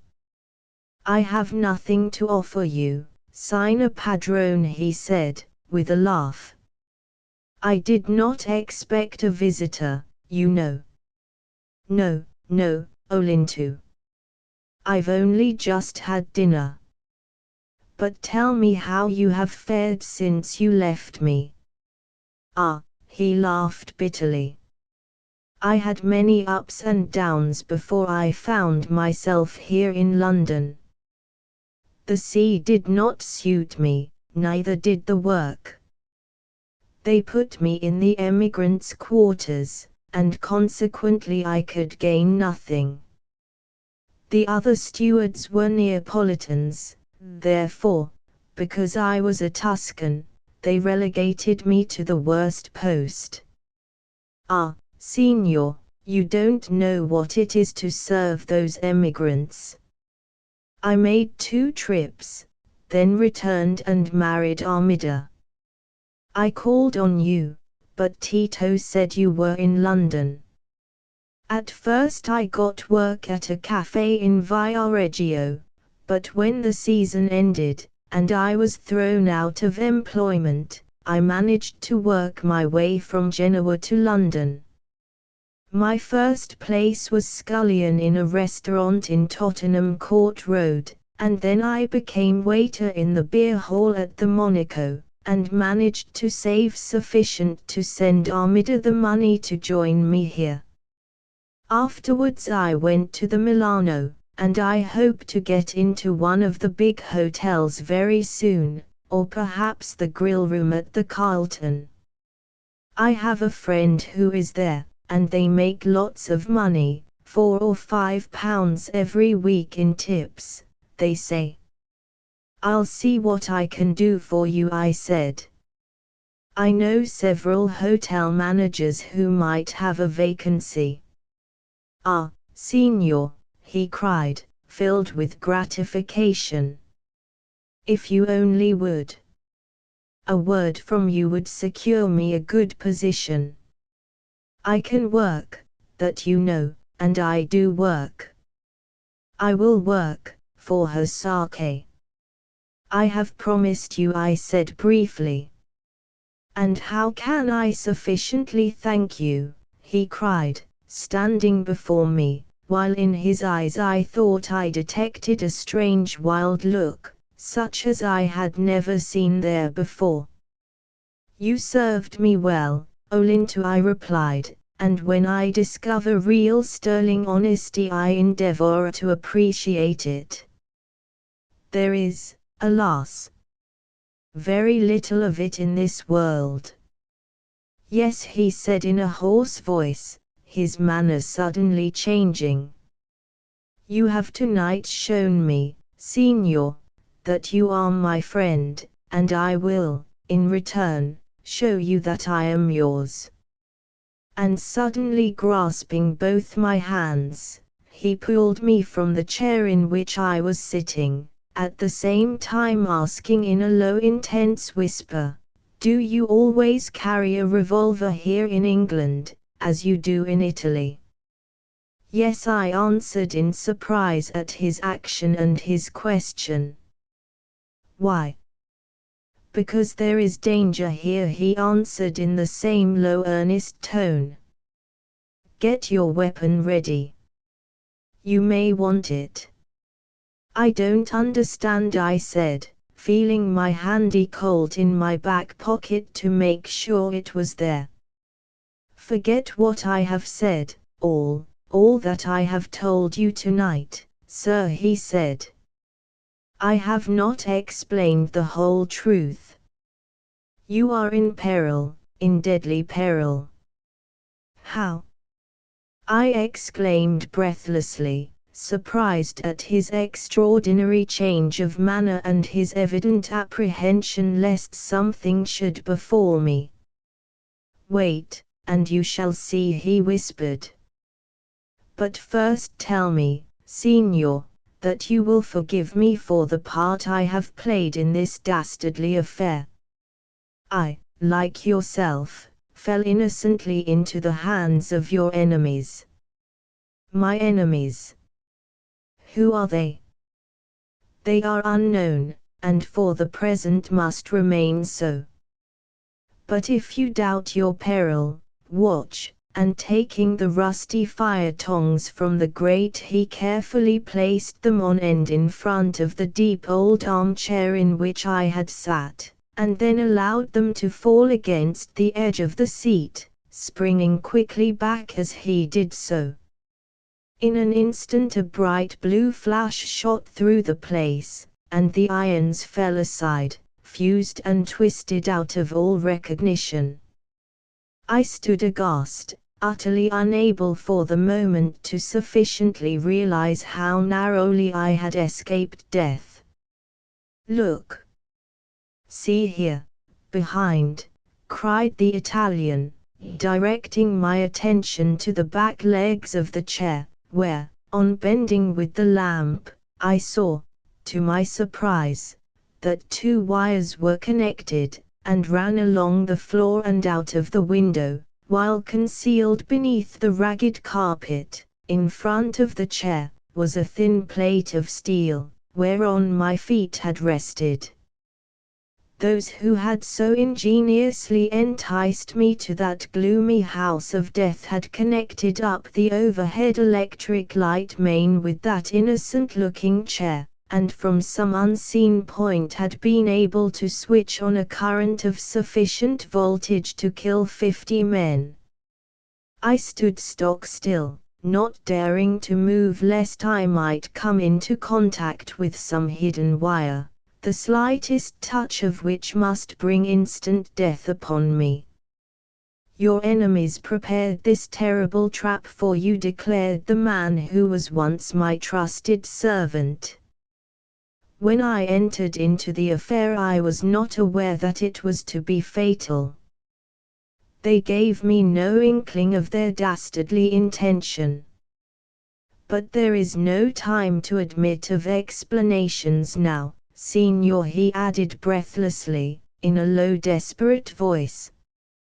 Say that you will not prejudge me, he pleaded earnestly. I will not prejudge you until I've heard your explanation, I said. I certainly owe my life to you tonight. Then quick. Fly from this house this instant. If you are stopped, then use your revolver. Don't hesitate. In a moment they will be here upon you. But who are they, Olinto? You must tell me, I cried in desperation. Dio. Go. Go, he cried, pushing me violently towards the door. Fly, or we shall both die, both of us. Run downstairs. I must make feint of dashing after you. I turned, and seeing his desperate eagerness, precipitately fled, while he ran down behind me, uttering fierce imprecations in Italian, as though I had escaped him. A man in the narrow dark passage attempted to trip me up as I ran, but I fired point blank at him, and gaining the door unlocked it, and an instant later found myself out in the street. It was the narrowest escape from death that I had ever had in all my life, surely the strangest and most remarkable adventure. What, I wondered, did it mean? Next morning I searched up and down Oxford Street for the restaurant Milano, but could not find it. I asked shopkeepers, postmen, and policemen. I examined the London directory at the bar of the Oxford Music Hall, and made every inquiry possible. But all was to no purpose. No one knew of such a place. There were restaurants in plenty in Oxford Street, from the Frascati down to the humble coffee shop, but nobody had ever heard of the Milano. Even Olinto had played me false. I was filled with chagrin, for I had trusted him as honest, upright, and industrious, and was puzzled to know the reason he had deceived me, and why he had enticed me to the very brink of the grave. He had told me that he himself had fallen into the trap laid by my enemies, and yet he had steadfastly refused to tell me who they were. The whole thing was utterly inexplicable. I drove over to Lambeth and wandered through the maze of mean streets off the York Road, yet for the life of me I could not decide into which house I had been taken. There were a dozen which seemed to me that they might be the identical house from which I had so narrowly escaped with my life. Gradually it became impressed upon me that my ex-servant had somehow gained knowledge that I was in London, that he had watched my exit from the club, and that all his pitiful story regarding Armida was false. He was the envoy of my unknown enemies, who had so ingeniously and so relentlessly plotted my destruction. That I had enemies I knew quite well. The man who believes he has not is an arrant fool. There is no man breathing who has not an enemy, from the pauper in the workhouse to the king in his automobile. But the unseen enemy is always the more dangerous, hence my deep apprehensive reflections that day as I walked those sordid back streets over the water, as the Cockney refers to the district between those two main arteries of traffic, the Waterloo and Westminster Bridge roads. My unknown enemies had secured the services of Olinto in their dastardly plot to kill me. With what motive? I wondered as I crossed Waterloo Bridge to the Strand, whether Olinto Santini would again approach me and make the promised explanation. I had given my word not to prejudge him until he revealed to me the truth. Yet I could not, in the circumstances, repose entire confidence in him. When one's enemies are unknown, the feeling of apprehension is always much greater, for in the imagination danger lurks in every corner, and every action of a friend covers the ruse of a suspected enemy.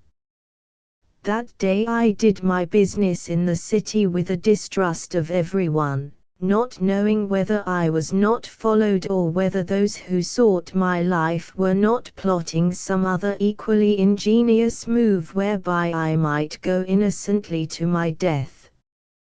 I endeavored to discover Olinto by every possible means during those stifling days that followed.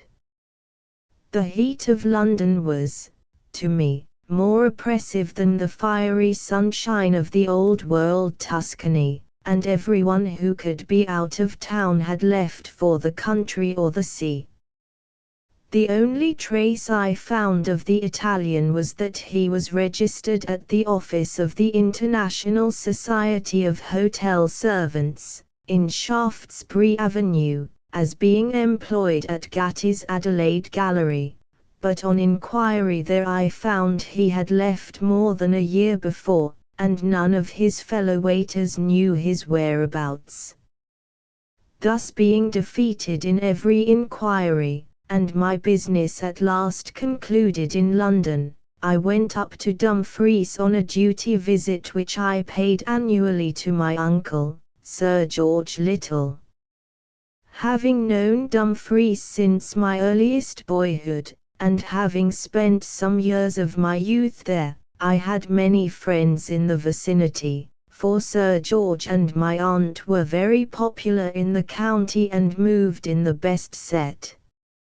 Each time I returned from abroad I was always a welcome guest at Greenlaw, as their place outside the city of Burns was called, and this occasion proved no exception, for the country houses of Dumfries are always gay in August in prospect of the shooting. Some new people have taken Rannoch Castle. Rather nice they seem, remarked my aunt as we were sitting together at luncheon the day after my arrival. Their name is Lathcourt, and they've asked me to drive you over there to tennis this afternoon. I'm not much of a player, you know, aunt. In Italy we don't believe in athletics. But if it's out of politeness, of course, I'll go. Very well, she said. Then I'll order the Victoria for 3. There are several nice girls there, Gordon remarked my uncle mischievously. You have a good time, so don't think you are going to be bored. No fear of that, was my answer. And at 3 o'clock Sir George, his wife, and myself set out for that fine old historic castle that stands high on the Bogney, overlooking the Cairn waters beyond Dunscore, one of the strongholds of the Black Douglas in those turbulent days of long ago, and now a splendid old residence with a big shoot which was sometimes let for the season at a very high rent by its aristocratic if somewhat impecunious owner. We could see its great round towers, standing grim and grey on the hillside commanding the whole of the valley, long before we approached it, and when we drove into the grounds we found a gay party in summer toilettes assembled on the ancient bowling green, now transformed into a modern tennis lawn. Mrs. Lathcourt and her husband, a tall, thin, grey-headed, well-dressed man, both came forward to greet us, and after a few introductions I joined a set at tennis. They were a merry crowd. The Laithcowarts were entertaining a large house party, and their hospitality was on a scale quite in keeping with the fine old place they rented. Tea was served on the lawn by the footman, and afterwards, being tired of the game, I found myself strolling with Muriel Laithcowart, a bright, dark-eyed girl with tightly bound hair, and wearing a cotton blouse and flannel tennis skirt. I was apologizing for my terribly bad play, explaining that I had no practice out in Italy, whereupon she said, "I know Italy slightly. I was in Florence and Naples with Mother last season." And then we began to discuss pictures and sculptures and the sights of Italy generally. I discerned from her remarks that she had traveled widely. Indeed, she told me that both her father and mother were never happier than when moving from place to place in search of variety and distraction. We had entered the huge panelled hall of the castle, and had passed up the quaint old stone staircase to the long banqueting hall with its panelled oak ceiling, which in these modern days had been transformed into a bright, pleasant drawing room, from the windows of which was presented a marvellous view over the lovely Nithsdale and across to the heather-clad hills beyond. It was pleasant lounging there in the cool old room after the hot sunshine outside, and as I gazed around the place I noted how much more luxurious and tasteful it now was to what it had been in the days when I had visited its owner several years before. "We are awfully glad to be up here," my pretty companion was saying. "We had such a busy season in London." And then she went on to describe the court ball, and 2 or 3 of the most notable functions about which I had read in my English paper beside the Mediterranean. She attracted me on account of her bright vivacity, quick wit and keen sense of humor, therefore I sat listening to her pleasant chatter. Exiled as I was in a foreign land, I seldom spoke English save with Hutcheson, the consul, and even then we generally spoke Italian if there were others present, in order that our companions should understand. Therefore her gossip interested me, and as the golden sunset flooded the handsome old room I sat listening to her, inwardly admiring her innate grace and handsome countenance. I had no idea who or what her father was, whether a wealthy manufacturer, like so many who take expensive shoots and give big entertainments in order to edge their way into society by its back door, or whether he was a gentleman of means and of good family. I rather guessed the latter, from his gentlemanly bearing and polished manner. His appearance, tall and erect, was that of a retired officer, and his clean-cut face was one of marked distinction.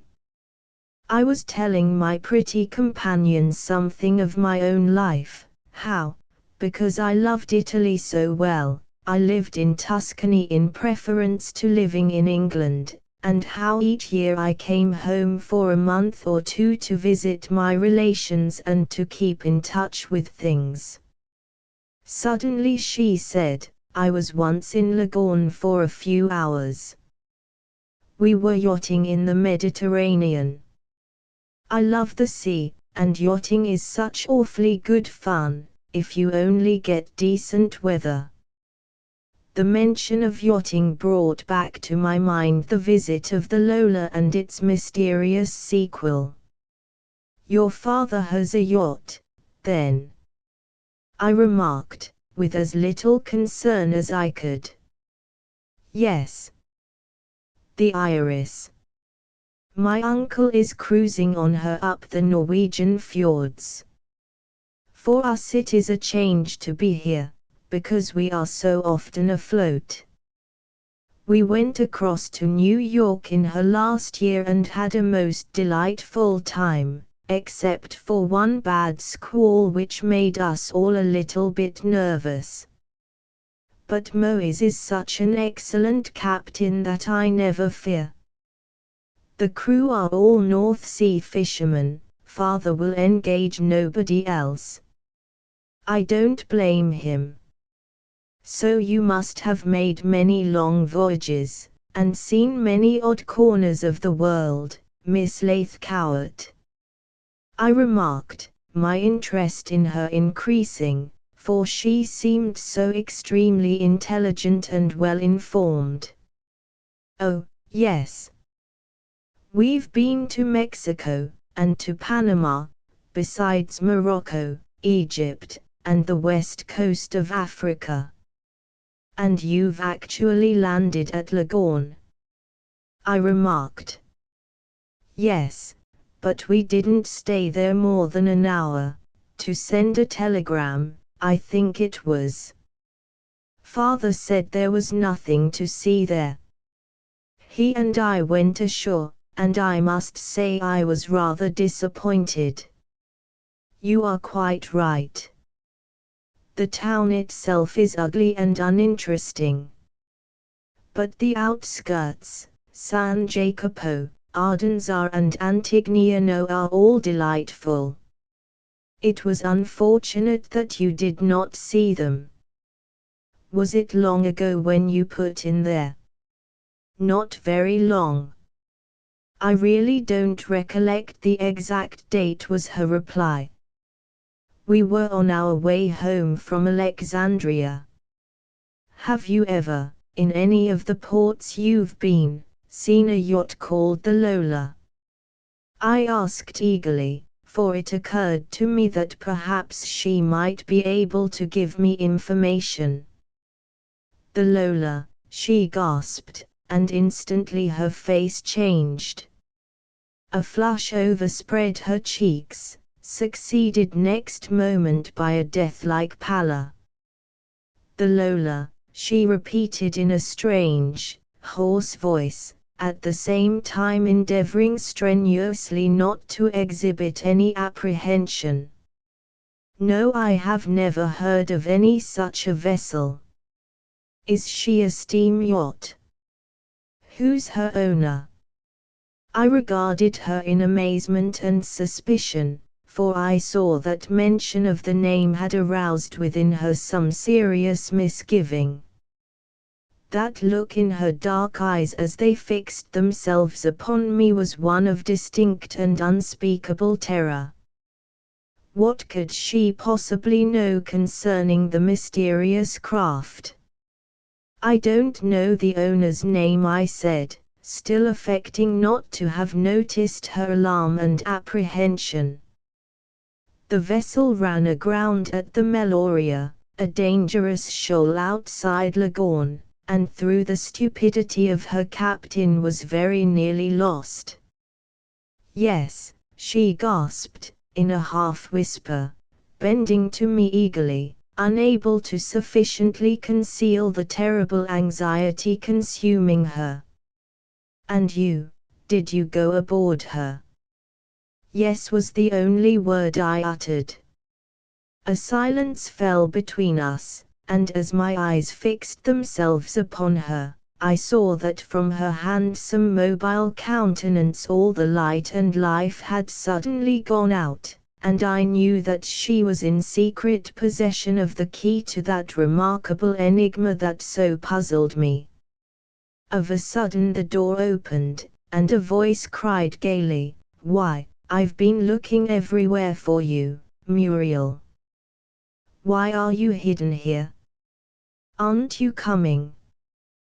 We both turned, and as she did so a low cry of blank dismay involuntarily escaped her. Next instant I sprang to my feet. The reason of her cry was apparent, for there, in the full light of the golden sunset streaming through the long open windows, stood a broad-shouldered, fair-bearded man in tennis flannels and a Panama hat, the fugitive I knew as Philip Hornby. I faced him, speechless. Chapter 4, in which the mystery increases. Neither of us spoke. Equally surprised at the unexpected encounter, we stood facing each other dumbfounded. Hornby started quickly as soon as his eyes fell upon me, and his face became blanched to the lips, while Muriel Lathcowart, quick to notice the sudden change in him, rose and introduced us in as calm a voice as she could command. "I don't think you are acquainted," she said to me with a smile. "This is Mr. Martin Woodruff, Mr. Gordon Gregg." I bowed to him in sudden resolve to remain silent in pretense that I doubted whether the man before me was actually my host of the Lola. I intended to act as though I was not sufficiently convinced to openly express my doubt. Therefore we bowed, exchanging greetings as strangers, while, carefully watching, I saw how greatly the minds of both were relieved. They shot meaning glances at each other, and then, as though reassured that I was mystified and uncertain, the man who called himself Woodruff explained to my companion, "I've been over to Newton Stewart with Fred all day, and only got back a quarter of an hour ago. Aren't you playing any more today?" "I think not," was her reply. "We've been out there the whole afternoon, and I'm rather tired. But they're still on the lawn. You can surely get a game with someone." "If you don't play, I shan't." "I returned to keep the promise I made this morning," he laughed, standing before the big open fireplace, holding his tennis racket behind his back. I examined his countenance, and was more than ever convinced that he was actually the man who gave me the name of Hornby and the false address in Somerset. The pair seemed to be on familiar terms, and I wondered whether they were engaged. In any case, the man seemed quite at home there. As he chatted with the daughter of the house, he cast a quick, covert glance at me, and then darted a meaning look at her, a look of renewed confidence, as though he felt that he had successfully averted any suspicions I might have held. We talked of the prospects of the grouse and the salmon, and from his remarks he seemed to be as keen at sport as he had once made out himself to be at yachting. "My friend Lathcowart is awfully fortunate in getting such a splendid old place as this.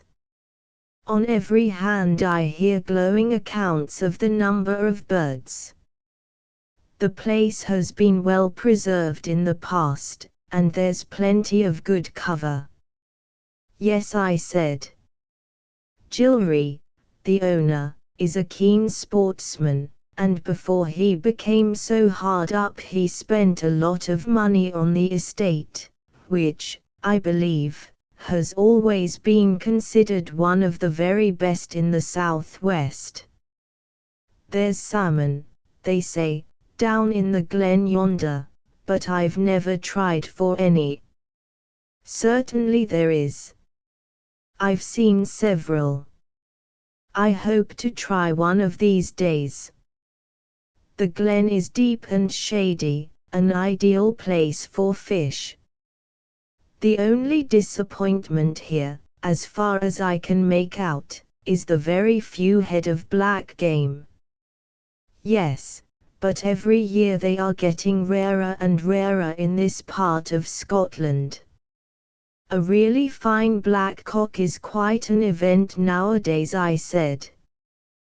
While we were talking, or rather while I was carefully watching the rapid working of his mind, Leithcourt himself entered and joined us. He had been playing tennis, and had come in to rest and cool. Host and guest were evidently on the most intimate terms. Leithcourt addressed him as Martin and began to relate a quarrel which his head gamekeeper had had that day with one of the small farmers on the estate regarding the killing of some rabbits. And while they were talking, Muriel suggested that we should stroll down to the tennis courts again, an invitation which, much as I regretted leaving the two men, I was bound to accept. It seemed as though she wished purposely to take me away from that man's presence, fearing that by remaining there longer my suspicions might become confirmed. She was acting in conjunction with the man whom I had known as Hornby. There were still a good many people watching the game, for it was pleasant in those old-world gardens in the sunset hour. The dried-up moat was now transformed into a garden filled with rhododendrons and bright azaleas, while the high ancient beech hedges, the quaint old sundial with its motto, "Each time ye shadow teneth ys one day nearer unto death," and the old stone balustrades grey with lichen, all spoke mutely of those glorious days when the fierce horsemen of the lairds of Rannoch were feared across the border, and when many a prisoner of the Black Douglas had pined and died in those narrow stone chambers in the grim north tower that still stood high above. Among the party strolling and lounging there prior to departure were quite a number of people I knew, people who had shooting boxes in the vicinity and were my uncle's friends. In Scotland there is always a hearty hospitality among the sporting folk, and the laws of caste are far less rigorous than they are in England.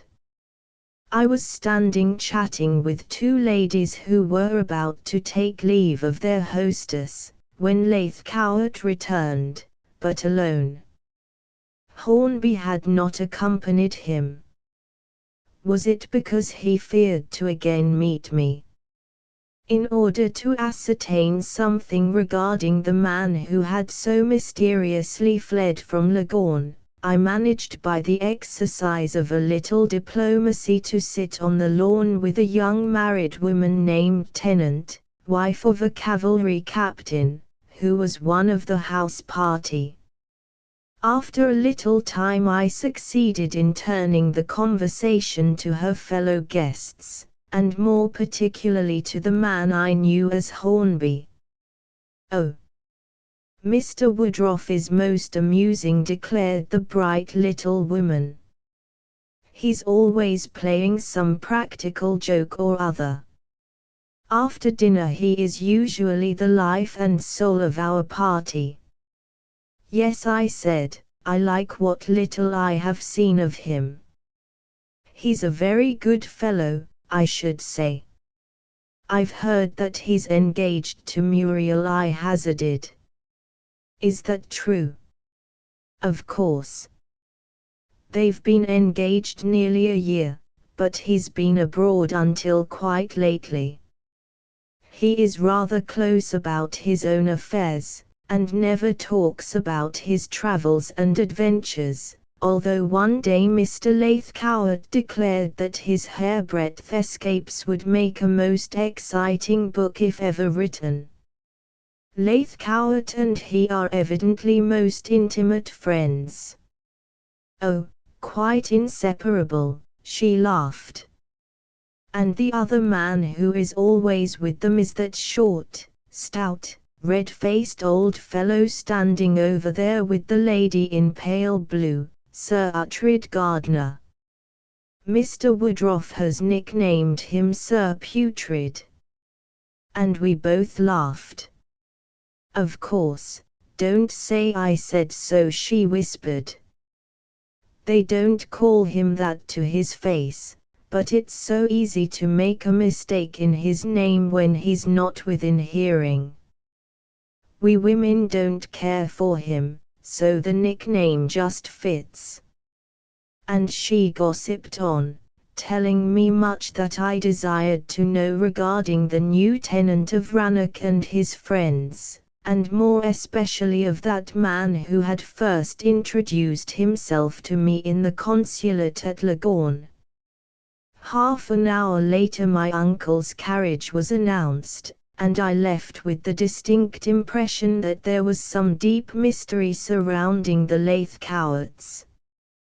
What it was, however, I could not, for the life of me, make out.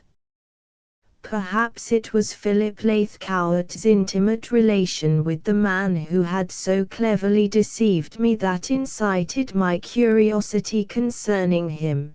Perhaps it was that mysterious intuition, that curious presage of evil that sometimes comes to a man as warning of impending peril. Whatever the reason, I had become filled with grave apprehensions. The mystery grew deeper day by day, and was inexplicable. During the week that followed I sought to learn all I could regarding the new people at the castle. "They are taken up everywhere," declared my aunt when I questioned her. Of course, we knew very little of them, except that they had a shoot up near Fort William 2 years ago, and that they have a town house in Green Street. They are evidently rather smart folks. Don't you think so? Judging from their house party, yes, I responded. They are about as gay a crowd as one could find north of Carlisle just at present. Exactly. There are some well-known people among them, too, said my aunt. I've asked them over tomorrow afternoon, and they've accepted. Excellent! I exclaimed, for I wanted an opportunity for another chat with the dark-eyed girl who was engaged to the man whose alias was Hornby. I particularly desired to ascertain the reason of her fear when I had mentioned the Lola, and whether she possessed any knowledge of Hilton Chatter. The opportunity came to me in due course, for next afternoon the Rannoch party drove over in 2 large brakes, and with other people from the neighbourhood and a band from Dumfries, my aunt's grounds presented a gay and animated scene. There was the usual tennis and croquet, while some of the men enjoyed a little putting on the excellent course my uncle, a golf enthusiast, had recently laid down. As I expected, Woodroffe did not accompany the party. Mrs. Laithcowart, a slightly fussy little woman, apologized for his absence, explaining that he had been recalled to London suddenly a few days before, but was returning to Rannoch again at the end of the week. We couldn't afford to lose him, she declared to my aunt. He is so awfully humorous, his droll sayings and antics keep us in a perfect roar each night at dinner. He's such a perfect mimic. I turned away and strolled with Muriel, pleading an excuse to show her my uncle's beautiful grounds, not a whit less picturesque than those of the castle, and perhaps rather better kept. I only heard yesterday of your engagement, Miss Laithcowart, I remarked presently when we were alone. Allow me to offer my best congratulations. When you introduced me to Mr. Woodroffe the other day I had no idea that he was to be your husband. She glanced at me quickly, and I saw in her dark eyes a look of suspicion. Then she flushed slightly, and laughing uneasily said, in a blank, hard voice, "It's very good of you, Mr. Gregg, to wish me all sorts of such pleasant things. And when is the happy event to take place?" "The date is not exactly fixed, early next year, I believe." And I thought she sighed. "And you will probably spend a good deal of time yachting?" I suggested, my eyes fixed upon her in order to watch the result of my pointed remark. But she controlled herself perfectly. "I love the sea," she responded briefly, and her eyes were set straight before her. "Mr. Woodruff has gone up to town, your mother says?" "Yes. He received a wire, and had to leave immediately. It was an awful bore, for we had arranged to go for a picnic to Dundrennan Abbey yesterday. But he'll be back here again, won't he?" "I really don't know. It seems quite uncertain. I had a letter this morning which said he might have to go over to Hamburg on business, instead of coming up to us again." There was disappointment in her voice, and yet at the same time I could not fail to recognize how the man to whom she was engaged had fled from Scotland because of my presence. How I longed to ask her point blank what she really knew of the yachtsman who was shrouded in so much mystery. Yet by betraying any undue anxiety I should certainly negative all my efforts to solve the puzzling enigma, therefore I was compelled to remain content with asking ingeniously disguised questions and drawing my own conclusions from her answers. As we passed along those gravelled walks it somehow became vividly impressed upon me that her marriage was being forced upon her by her parents. Her manner was that of one who was concealing some strange and terrible secret which she feared might be revealed. There was a distant look of unutterable terror in those dark eyes, as though she existed in some constant and ever-present dread. Of course she told me nothing of her own feelings or affections, yet I recognized in both her words and her bearing a curious apathy, a want of the real enthusiasm of affection. Woodruff, much her senior, was her father's friend, and it therefore seemed to me more than likely that Leithcourt was pressing a matrimonial alliance upon his daughter for some ulterior motive. In the mad hurry for place, power, and wealth, men relentlessly sell their daughters in the matrimonial market, and ambitious mothers scheme and intrigue for their own aggrandizement at sacrifice of their daughters' happiness more often than the public ever dream. Tragedy is, alas, written upon the face of many a bride whose portrait appears in the fashion papers and whose toilette is so faithfully chronicled in the paragraph beneath. Indeed, the girl in society who is allowed her own free choice in the matter of a husband is, alas, nowadays the exception, for parents who want to get on up the social scale have found that pretty daughters are a marketable commodity, and many a man has been placed on his legs both financially and socially, by his son-in-law.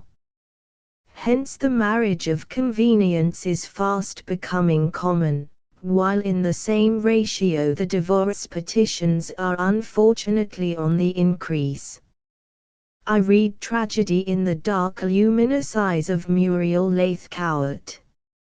I knew that her young heart was overburdened by some secret sorrow or guilty knowledge that she would reveal to me if she dared. Her own words told me that she was perplexed, that she longed to confide and seek advice of someone, yet by reason of some hidden and untoward circumstance her lips were sealed. I tried to question her further regarding Woodruff, of what profession he followed and of his past.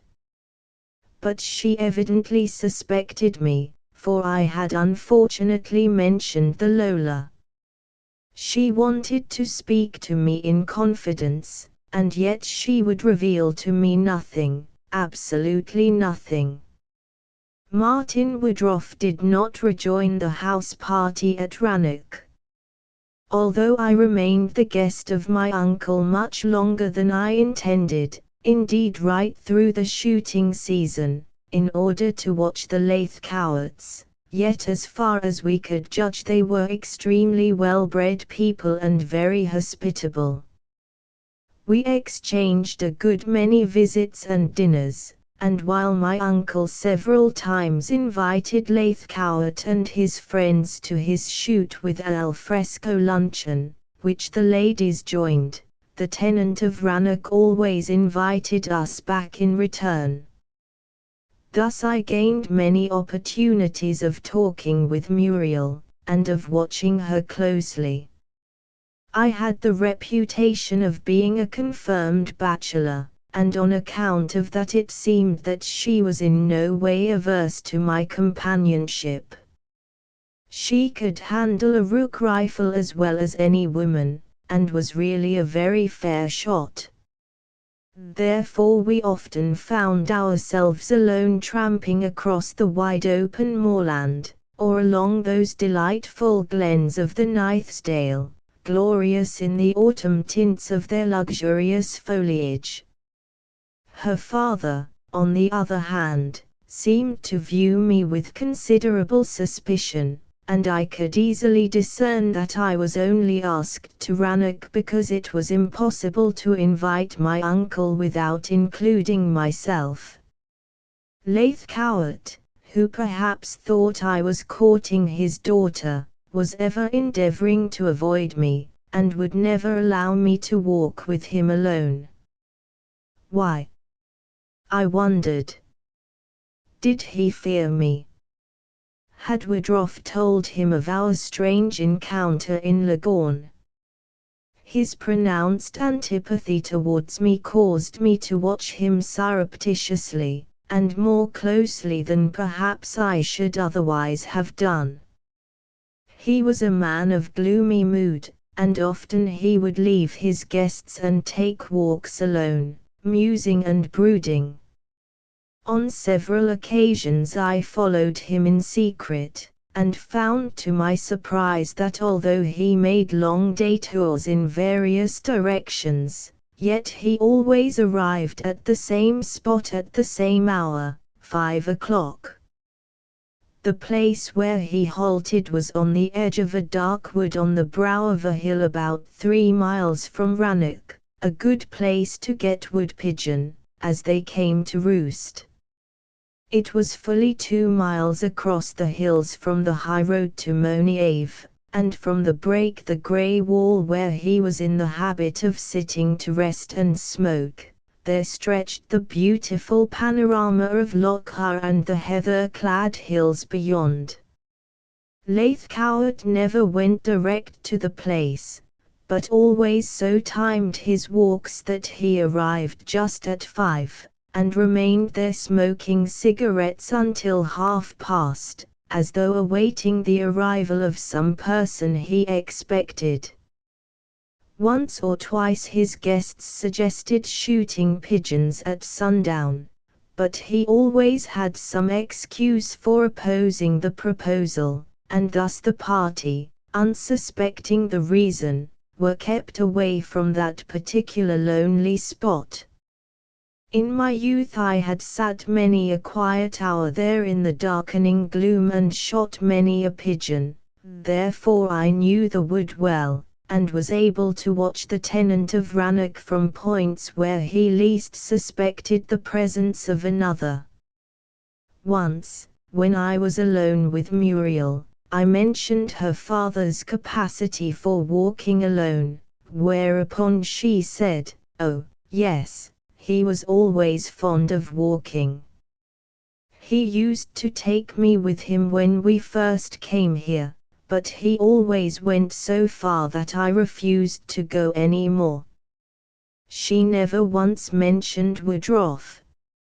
I allowed her plenty of opportunity for doing so, chaffing her about her forthcoming marriage in order that she might again refer to him. But never did his name pass her lips. I understood that he had gone abroad, that was all. Often when alone I reflected upon my curious adventure on that night when I met Olinto, and of my narrow escape from the hands of my unknown enemies. I wondered if that ingenious and dastardly attempt upon my life had really any connection with that strange incident at Leghorn. As day succeeded day, my mind became filled by increasing suspicion. Mystery surrounded me on every hand. Indeed, by one curious fact alone it was increased 100-fold. Late one afternoon, when I had been out shooting all day with the Rannoch party, I drove back to the castle in the Perth cart with 3 other men, and found the ladies assembled in the great hall with tea ready. A welcome log fire was blazing in the huge old grate, for in October it is chilly and damp in Scotland and a fire is pleasant at evening.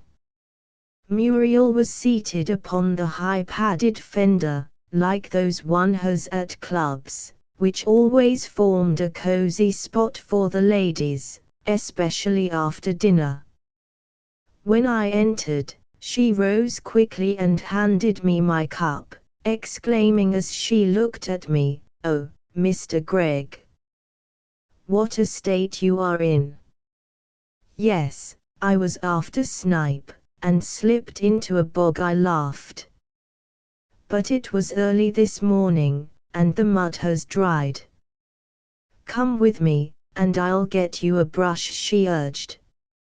And I followed her through the long corridors and upstairs to a small sitting room which was her own little sanctum, where she worked and read, a cozy little place with 2 queer old windows in the colossal wall, and a floor of polished oak, and great black beams above.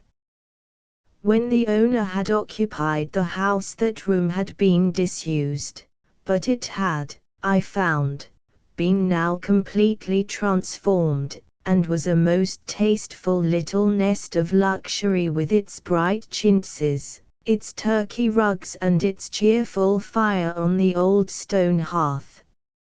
She laughed when I expressed admiration of her little den, and said, "I believe it was the armory in the old days. But it makes quite a comfy little boudoir. I can lock myself in and be quite quiet when the party are too noisy," she added merrily. But as my eyes wandered around they suddenly fell upon an object which caused me to start with profound wonder, a cabinet photograph in a frame of crimson leather. The picture was that of a young girl, a duplicate of the portrait I had found torn across and flung aside on board the Lola. The merry eyes laughed out at me as I stood staring at it in sheer bewilderment. "What a pretty girl!" I exclaimed quickly, concealing my surprise. "Who is she?" My companion was silent a moment, her dark eyes meeting mine with a strange look of inquiry. "Yes," she laughed, "everyone admires her. She was a schoolfellow of mine, Elmer Heath." "Heath?" I echoed. "Where was she at school with you?" "At Chichester." "Long ago?" "A little over 2 years." "She's very beautiful," I declared, taking up the photograph and discovering that it bore the name of the same well-known photographer in New Bond Street as that I had found on the carpet of the Lola in the Mediterranean. Yes. She's really prettier than her photograph. It hardly does her justice. And where is she now? Why are you so very inquisitive, Mr. Gregg? Laughed the handsome girl. Have you actually fallen in love with her from her picture? I'm hardly given to that kind of thing, Miss Lathcowart, I answered with mock severity. I don't think even my worst enemy could call me a flirt, could she? No, I will give you your due, she declared. You never do flirt. That is why I like you. Thanks for your candor, Miss Lathcowart, I said. Only, she added, you seem smitten with Elma's charms. I think she's extremely pretty, I remarked, with the photograph still in my hand. Do you ever see her now? Never, she replied. Since the day I left school we have never met. She was several years younger than myself, and I heard that a week after I left Chichester her people came and took her away. Where she is now I have no idea. Her people lived somewhere in Durham. Her father was a doctor. Her reply disappointed me. Yet I had, at least, retained knowledge of the name of the original of the picture, and from the photographer I might perhaps discover her address, for to me it seemed that she was somehow intimately connected with those mysterious yachtsmen. What Muriel told me concerning her, I did not doubt for a single instant. Yet it was certainly more than a coincidence that a copy of the picture which had created such a deep impression upon me should be preserved in her own little boudoir as a souvenir of a devoted school friend. Then you have heard absolutely nothing as to her present position or whereabouts, whether she is married, for instance? Ah, she cried mischievously. You betray yourself by your own words. You have fallen in love with her, I really believe, Mr. Gregg. If she knew, she'd be most gratified, or at least, she ought to be. At which I smiled, preferring that she should adopt that theory in preference to any other. She spoke frankly, as a pure honest girl would speak. She was not jealous, but she nevertheless resented, as women do resent such things, that I should fall in love with a friend's photograph. There was a mystery surrounding that torn picture, of that I was absolutely certain. The remembrance of that memorable evening when I had dined on board the Lola arose vividly before me.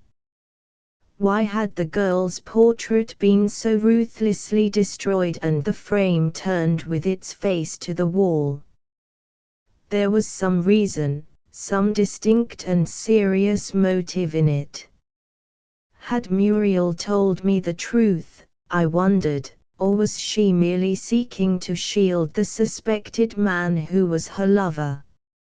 Hour by hour the mystery surrounding the Lathcowarts became more inscrutable, more intensely absorbing. I had searched a copy of the London Directory at the Station Hotel at Carlisle, and found that no house in Green Street was registered as occupied by the tenant of Rannoch, and, further, when I came to examine the list of guests at the castle, I found that they were really persons unknown in society.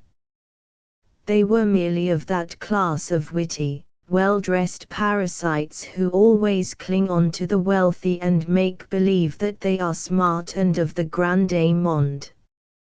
Rannoch was an expensive place to keep up, with all that big retinue of servants and gamekeepers, and with those nightly dinners cooked by a French chef. Yet Leithcourt seemed to possess a long pocket and smiled upon those parasites, officers of doubtful commission and younger sprigs of the pseudo-aristocracy who surrounded him, while his wife, keen-eyed and of superb bearing, was punctilious concerning all points of etiquette, and at the same time indefatigable that her mixed set of guests should enjoy a really good time.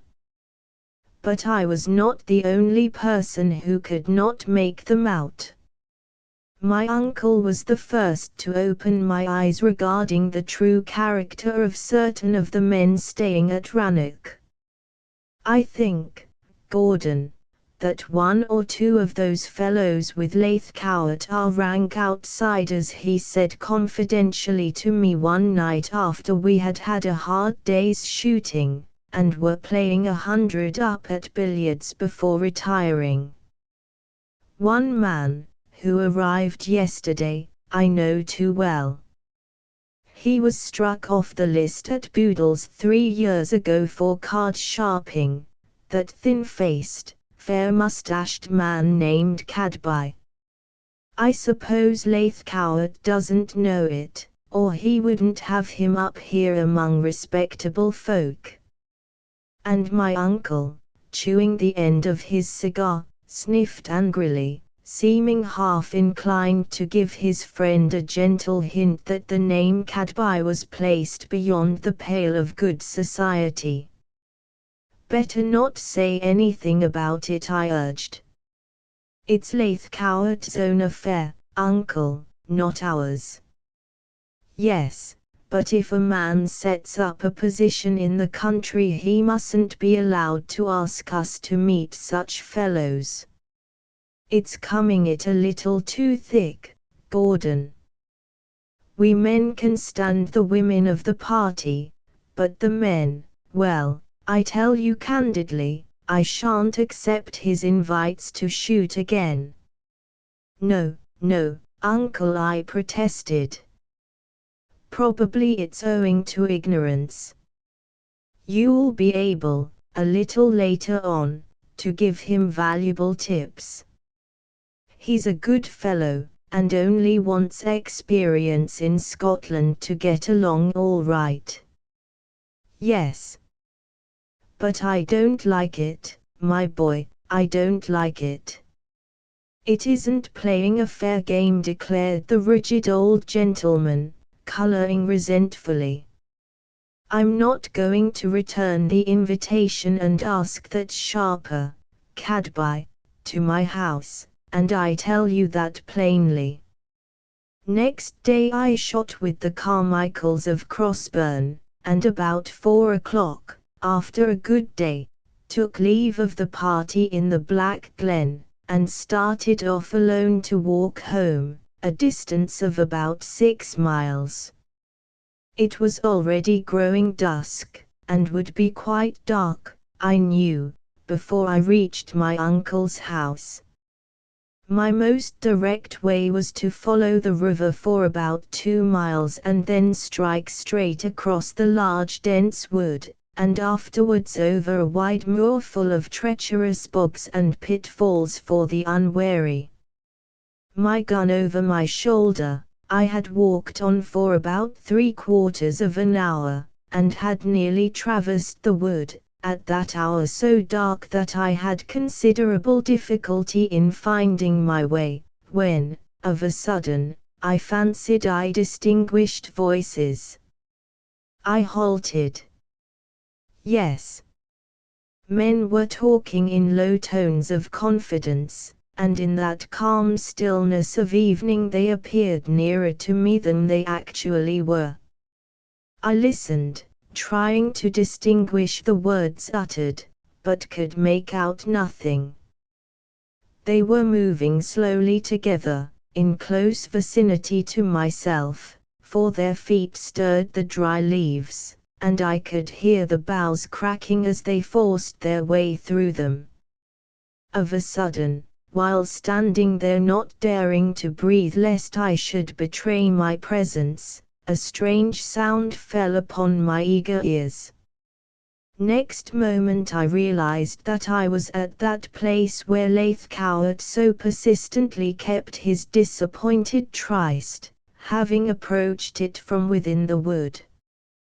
The sound alarmed me, and yet it was neither an explosion of firearms nor a startling cry for help. One word reached me in the darkness, one single word of bitter and withering reproach. Heedless of the risk I ran and the peril to which I exposed myself, I dashed forward with a resolve to penetrate the mystery, until I came to the gap in the rough stone wall where Queux's habit was to halt each day at sundown. There, in the falling darkness, the sight that met my eyes at the spot held me rigid, appalled, stupefied. In that instant I realized the truth, a truth that was surely the strangest ever revealed to any man. Chapter V contains certain confidences. As I dashed forward to the gap in the boundary wall of the wood, I nearly stumbled over a form lying across the narrow path. So dark was it beneath the trees that at first I could not plainly make out what it was until I bent and my hands touched the garments of a woman. Her hat had fallen off, for I felt it beneath my feet, while the cloak was a thick woolen one. Was she dead, I wondered? That cry, that single word of reproach, sounded in my ears, and it seemed plain that she had been struck down ruthlessly after an exchange of angry words.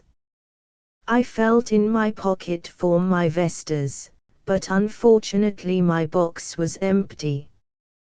Yet just at that moment my strained ears caught a sound, the sound of someone moving stealthily among the fallen leaves.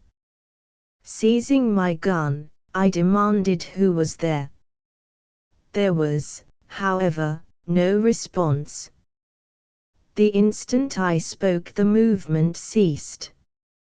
As far as I could judge, the person in concealment was within the wood about 10 yards from me, separated by an impenetrable thicket. As, however, I stood out against the sky, my silhouette was, I knew, a well-defined mark for anyone with firearms. It seemed evident that a tragedy had occurred, and that the victim at my feet was a woman. But whom? Of a sudden, while I stood hesitating, blaming myself for being without matches, I heard the movement repeated. Someone was quickly receding, escaping from the spot. I listened again. The sound was not of the rustling of leaves or the crackling of dried sticks, but the low thuds of a man's feet racing over softer ground. He had scaled the rough stone dike and was out in the turnip field adjacent. I sprang through the gap, straining my eyes into the gloom, and as I did so could just distinguish a dark figure receding quickly beneath the wall of the wood. In an instant I dashed after it. But the agility of whoever the fugitive was, man or woman, was marvelous. I considered myself a fairly good runner, but racing across those rough turnips and heavy, newly plowed land in the darkness and carrying my gun soon caused me to pant and blow. Yet the figure I was pursuing was so fleet of foot and so nimble in climbing the high rough walls that from the very first I was outrun. Down the steep hill to the Scare water I followed the fugitive, crossing the old footbridge near Penpont, and then up a wild winding glen towards the cairns moor of Dew. For a couple of miles or more I was close behind, until, at a turn in the dark wooded glen where it branched in two directions, I lost all trace of the person who flew from me. Whoever it was, they had very cleverly gone into hiding in the undergrowth of one or other of the two glens, which I could not decide. I stood out of breath, the perspiration pouring from me, undecided how to act. Was it Cowart himself whom I had surprised? That idea somehow became impressed upon me, and I suddenly resolved to go boldly across to Rannoch and ascertain for myself.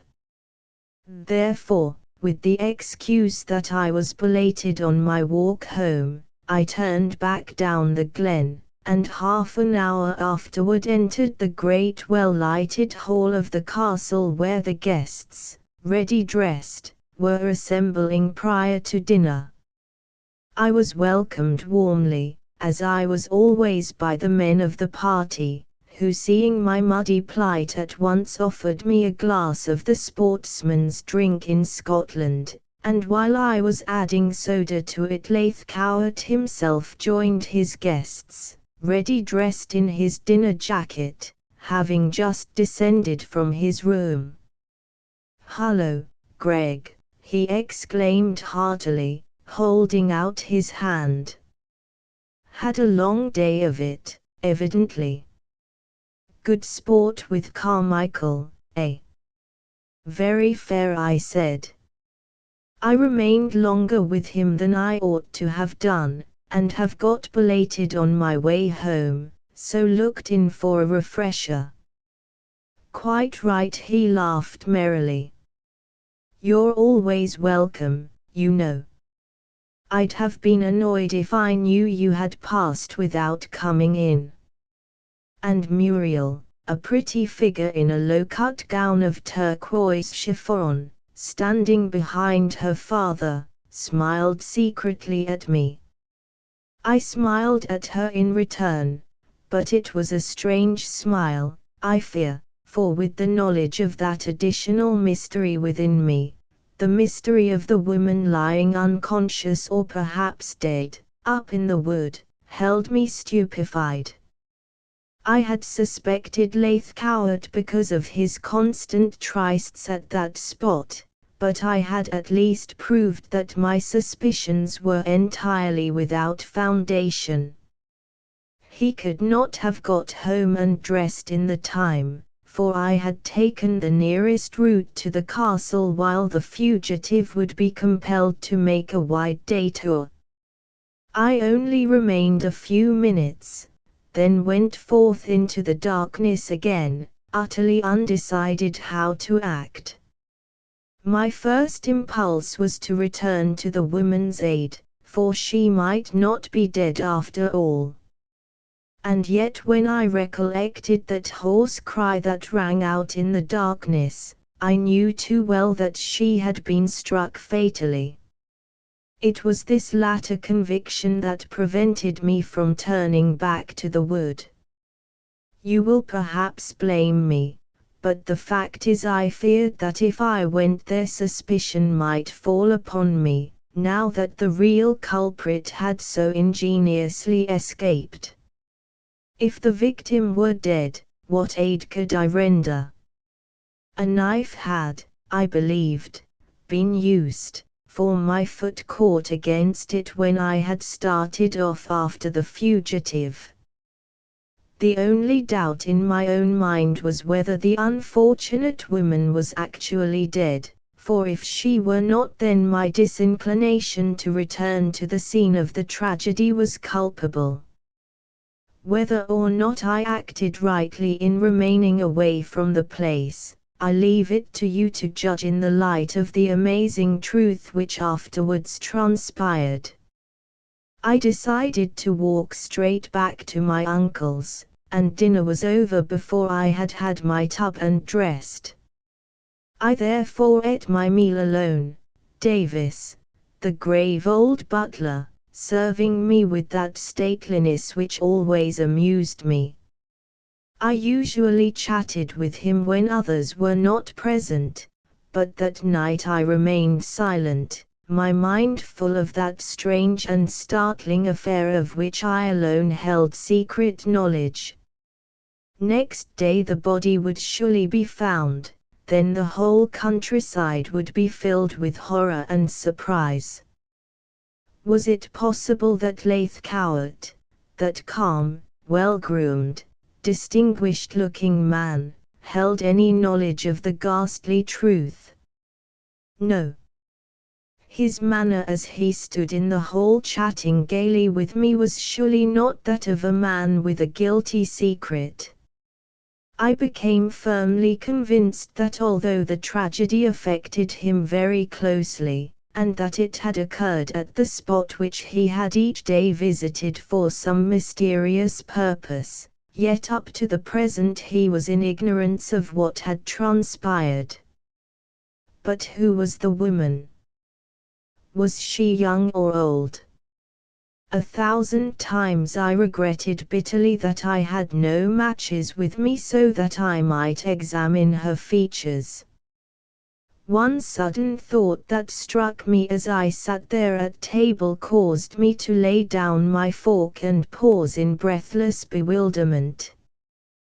Was the victim that sweet-faced young girl whose photograph had been so ruthlessly cast from its frame and destroyed? The theory was a weird one, but was it the truth? I longed for the coming of the dawn when the Rannoch keepers would most certainly discover her. Then at least I should know the truth, for I might go and see the body out of curiosity without arousing any suspicion. I tried to play my usual game of billiards with my uncle, but my hand was so unsteady that the old gentleman began to chaff me. "It's the gun, I suppose," I remarked. "I've been carrying it all day, and am tired out. I walked all the way home from Crossburn." "The Carmichaels are very thick with the Leith Cowarts, I hear," my uncle remarked. "Strange they didn't ask Leith Cowart to their shoot." "They did, but he'd got another engagement, over at Kenmure Castle, I think." I retired to my room that night full of fevered apprehension. Had I acted rightly in not returning to that lonely spot on the brow of the hill? Had I done as a man should do in keeping the tragic secret to myself? I opened my window and gazed away across the dark Nithsdale, where, in the distant gloom, the black line of wood loomed up against the stormy sky. The stars were no longer shining and the rain clouds had gathered. I stood with my face turned to the dark indistinct spot that held the secret, lost in wonderment. At last I closed the window and turned in, but no sleep came to my eyes, so full was my mind of the startling events of those past few months and of that gruesome discovery I had made. Had the fugitive actually recognized me? Probably my voice when I had called out had betrayed me. Hour after hour I lay puzzling, trying to arrive at some solution of that intricate problem which now presented itself. Muriel could tell me what I wished to know. Of that I was certain. Yet she dared not speak. Some inexpressible terror held her dumb. She was affianced to the man Martin Woodroffe. Again I rose, lit the gas, and tried to read a novel. But I could not concentrate my thoughts, which were ever wandering to that strange mystery of the wood. At 6 I shaved, descended, and went out with the dogs for a short walk, but on returning I heard of nothing unusual, and was compelled to remain inactive until near midday. I was crossing the stable yard where I had gone to order the carriage for my aunt, when an English groom, suddenly emerging from the harness room, touched his cap, saying, "Have you heard, sir, of the awful affair up yonder?" "Of what?" I asked quickly. "Well, sir, there seems to have been a murder last night up in Rannochwood," said the man quickly. "Holden, the gardener, has just come back from that village and says that Mr. Lathcowart's under gamekeeper, as he was going home at 5 this morning, came upon a dead body." "A dead body?" I exclaimed, feigning great surprise. "Yes, sir, a youngish man. He'd been stabbed to the heart." "A man?" "Yes, sir, so Holden says." "Call Holden." "I'd like to know all he's heard," I said. And presently, when the gardener emerged from the grape house, I sought of him all the particulars he had gathered. "I don't know very much, sir," was the man's reply. "I went into the inn for a glass of beer at 11, as I always do, and heard them talking about it. A young man was murdered last night up in Rannochwood. The gamekeeper thought at first there'd been a fight among poachers, but from the dead man's clothes they say he isn't a poacher at all, but a stranger in this district." "The body was that of a man, then?" I asked, trying to conceal my utter bewilderment. "Yes, about 30, they say. The police have taken him to the mortuary at Dumfries, and the detectives are up there now looking at the spot, they say." "A man? And yet the body I found was that of a woman, that I could swear." After lunch I took the dog cart and drove alone into Dumfries.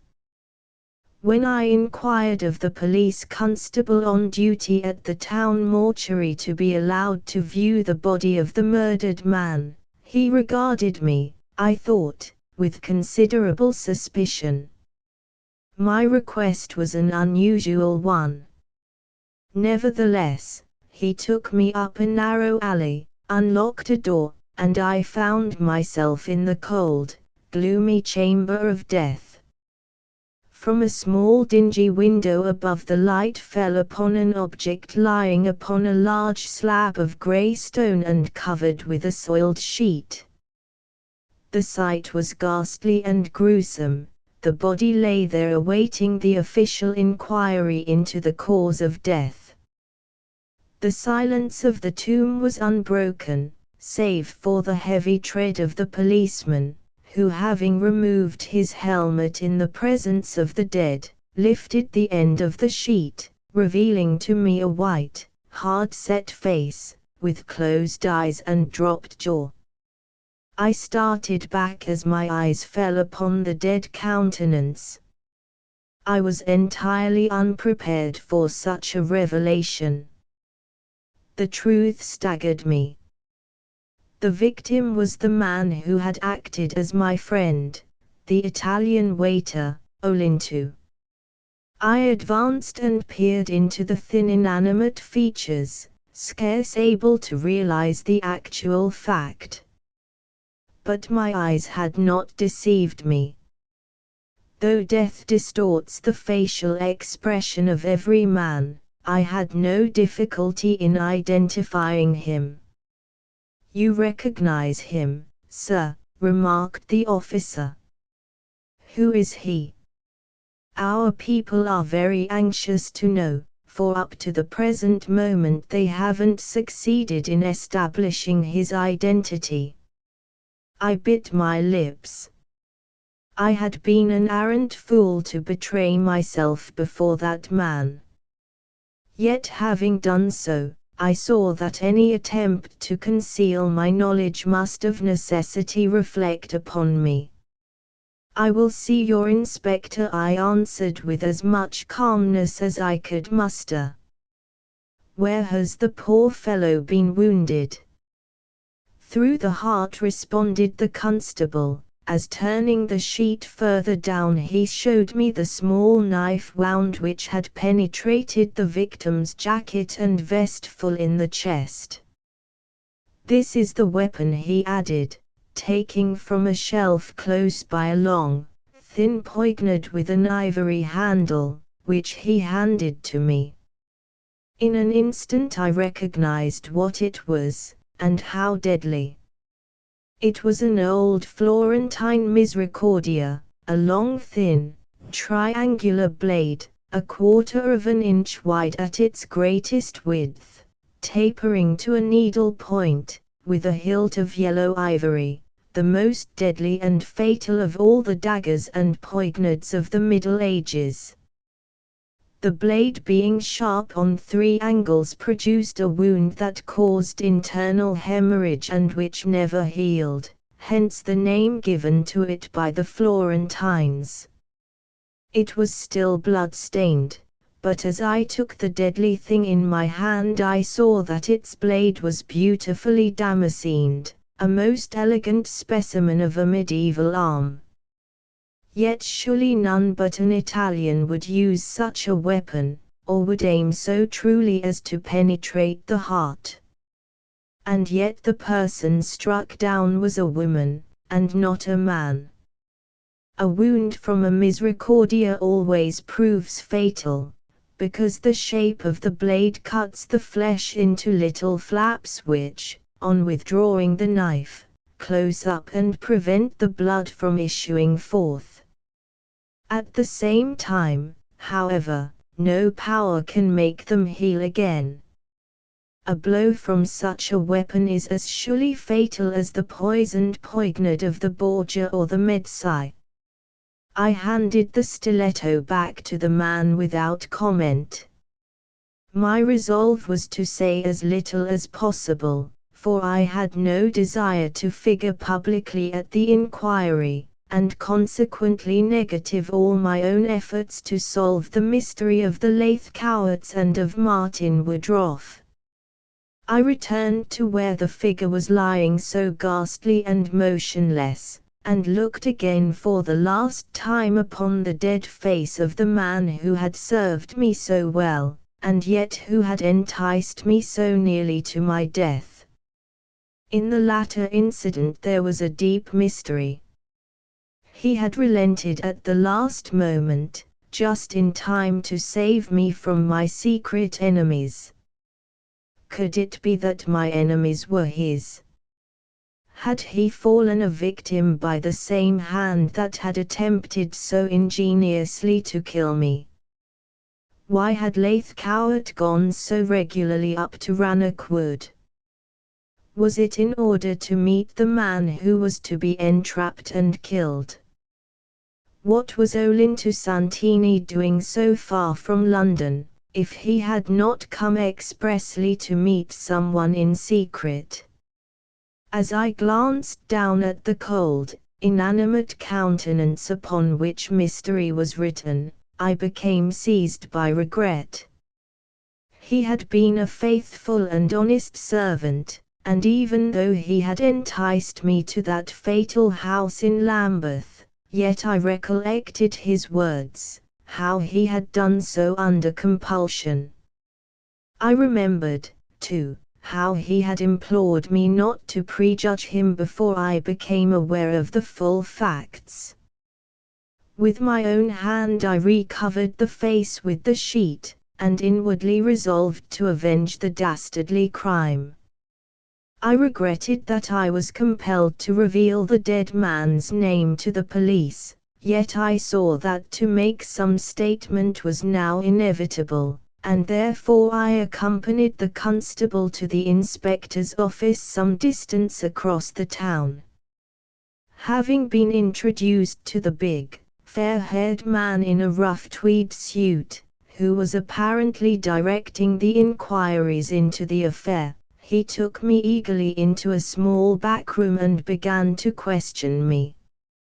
I was, however, wary not to commit myself to anything further than the identification of the body.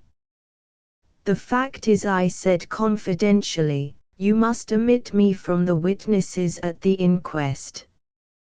"Why?" asked the detective suspiciously.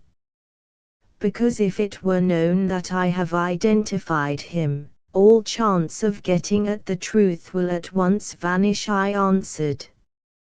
"I have come here to tell you in strictest confidence who the poor fellow really is." "Then you know something of the affair," he said, with a strong Highland accent. "I know nothing," I declared. "Nothing except his name." "H.M. And you say he's a foreigner, an Italian, eh?" "He was in my service in Leghorn for several years, and on leaving me he came to London and obtained an engagement as waiter in a restaurant. His father lived in Leghorn, he was doorkeeper at the prefecture." "But why was he here, in Scotland?" "How can I tell?" "You know something of the affair." "I mean that you suspect somebody, or you would have no objection to giving evidence at the inquiry." "I have no suspicions. To me the affair is just as much of an enigma as to you," I hastened at once to explain. "My only fear is that if the assassin knew that I had identified him he would take care not to betray himself." "You therefore think he will betray himself?" "I hope so. By the fact that the man was attacked with an Italian stiletto, it would seem that his assailant was a fellow countryman," suggested the detective. "The evidence certainly points to that," I replied. "You don't happen to be aware of anyone, any foreigner, I mean, who was, or might be his enemy?" I responded in the negative. "Ah," he went on, "these foreigners are always fighting among themselves and using knives. I did 10 years' service in Edinburgh and made lots of arrests for stabbing a phrase. Italians, like Greeks, are a dangerous lot when their blood is up." Then he added, "Personally, it seems to me that the murdered man was enticed from London to that spot and coolly done away with, from some motive of revenge, most probably." "Most probably," I said. "A vendetta, perhaps." "I live in Italy, and therefore know the Italians well," I added. I had given him my card, and told him with whom I was staying. "Where were you yesterday, sir?" he inquired presently. "I was shooting, on the other side of the Nithsdale," I answered, and then went on to explain my movements, without, however, mentioning my visit to Rannoch. "And although you know the murdered man so intimately, you have no suspicion of anyone in this district who was acquainted with him?" "I know no one who knew him. When he left my service he had never been in England." "You say he was engaged in service in London?" "Yes, at a restaurant in Oxford Street, I believe. I met him accidentally in Pall Mall one evening, and he told me so." "You don't know the name of the restaurant?" "He did tell me, but unfortunately I have forgotten." The detective drew a deep breath of regret. "Someone who waited for him on the edge of that wood stepped out and killed him, that's evident," he said. Without a doubt. And my belief is that it was an Italian. There were 2 foreigners who slept at a common lodging house 2 nights ago and went on tramp towards Glasgow. We have telegraphed after them, and hope we shall find them. Scotsmen or Englishmen never use a knife of that pattern. With his latter remark I entirely coincided. In my own mind that was the strongest argument in favour of Laithcourt's innocence. That the tenant of Rannoch had kept that secret tryst in daily patience I knew from my own observations, yet to me it scarcely seemed feasible that he would use a weapon so peculiarly Italian and yet so terribly deadly. And then when I reflected further, recollecting that the body I had discovered was that of a woman and not a man, I stood staggered and bewildered by the utterly inexplicable enigma. I promised the burly detective that in exchange for his secrecy regarding my statement that I would assist him in every manner possible in the solution of the problem. The real name of the murdered man must be at all costs withheld, I urged. It must not appear in the papers, for I feel confident that only by the pretense that he is unknown can we arrive at the truth. If his name is given at the inquiry, then the assassin will certainly know that I have identified him. And what then? Well, I said with some hesitation, while I am believed to be in ignorance we shall have opportunity for obtaining the truth. Then you do really suspect, he said, again looking at me with those cold, blue eyes. I know not whom to suspect, I declared. It is a mystery why the man who was once my faithful servant should be enticed to that wood and stabbed to the heart. There is no one in the vicinity who knew him. Not to my knowledge. We might obtain his address in London through his father in Leghorn, suggested the officer. I will write today if you so desire, I said readily. Indeed, I will get my friend the British consul to go round and see the old man and telegraph the address if he obtains it. Capital, he declared. If you will do us this favor we shall be greatly indebted to you. It is fortunate that we have established the victim's identity, otherwise we might be entirely in the dark. A murdered foreigner is always more or less of a mystery. Therefore, then and there, I took a sheet of paper and wrote to my old friend Hutcheson at Leghorn, asking him to make immediate inquiry of Olinto's father as to his son's address in London.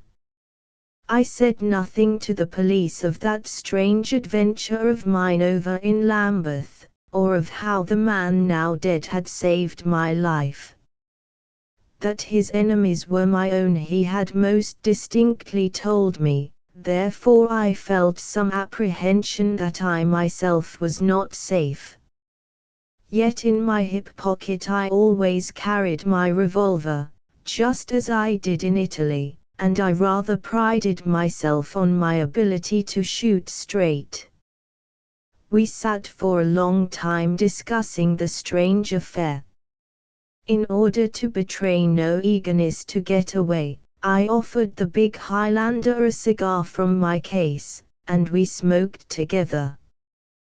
The inquiry would be held on the morrow, he told me, but as far as the public was concerned the body would remain as that of some person unknown.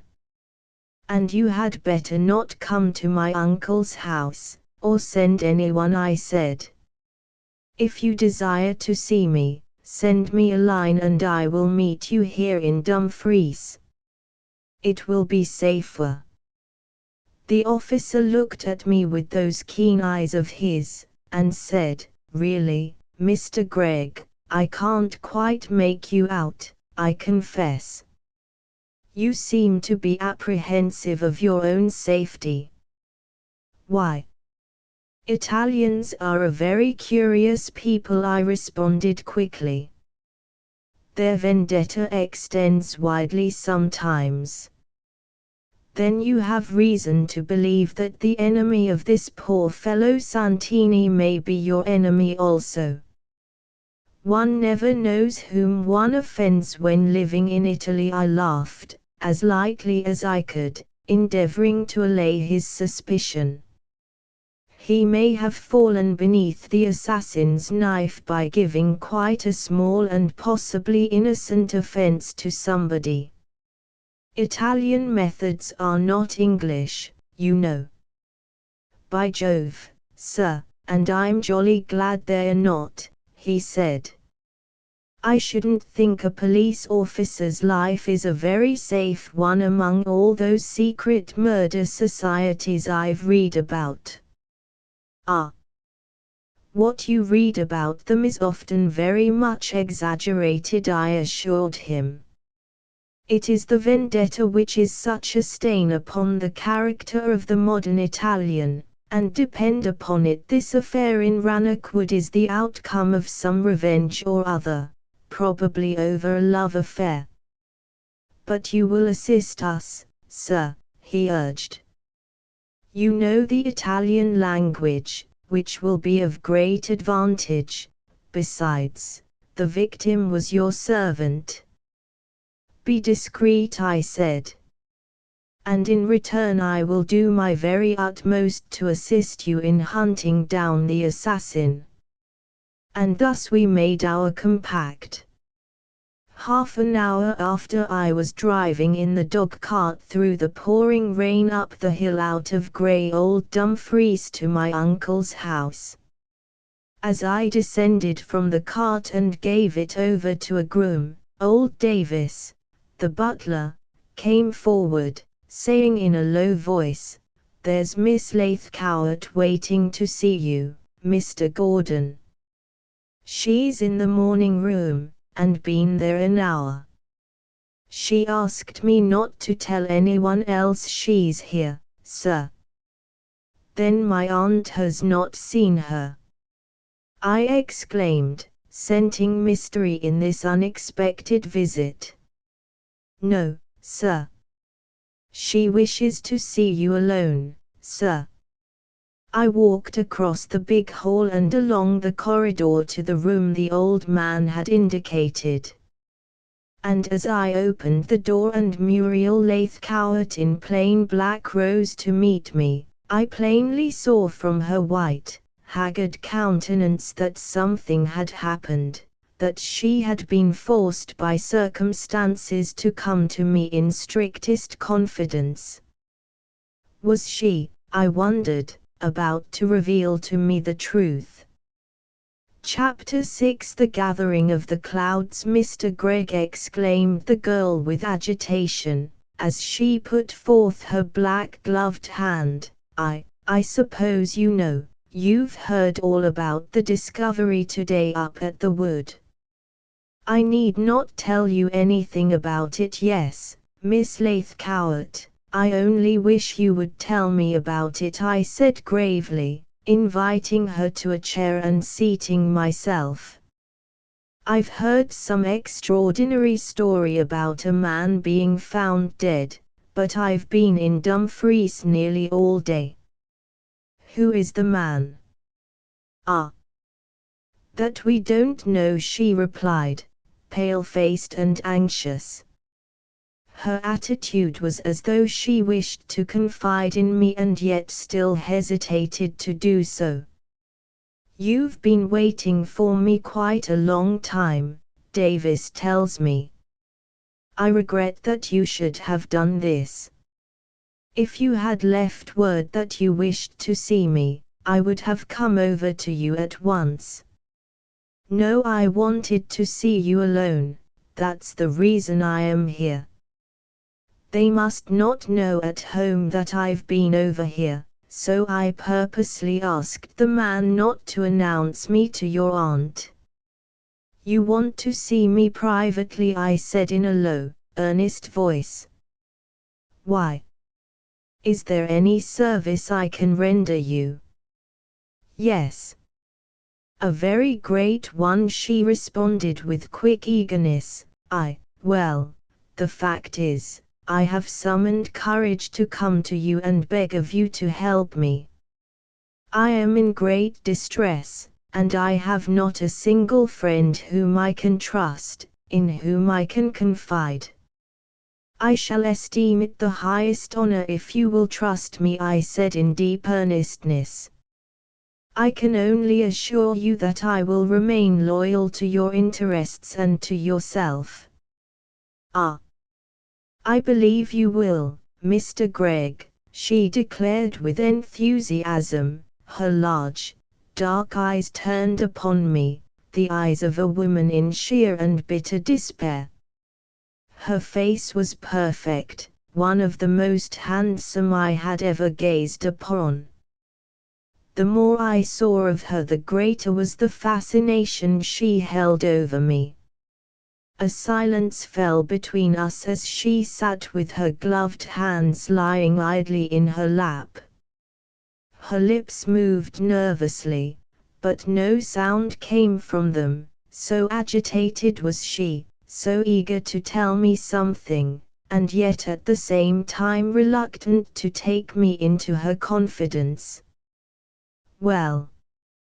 I asked at last in a low voice. I am quite ready to render you any service, if you will only command me. But I fear what I require will strike you as so unusual. You will hesitate to act when I explain what service I require of you, she said doubtfully. I cannot tell you until I hear your wishes, I said, smiling, and yet puzzled at her attitude. It concerns the terrible discovery made up in Rannoch Wood, she said in a hoarse, nervous voice at last. That unknown man was murdered, stabbed to the heart. Well, she said, scarcely above a whisper, I have suspicions. Of the murdered man's identity? No. Of the assassin? I glanced at her sharply and saw the intense look in her dark, wide-open eyes.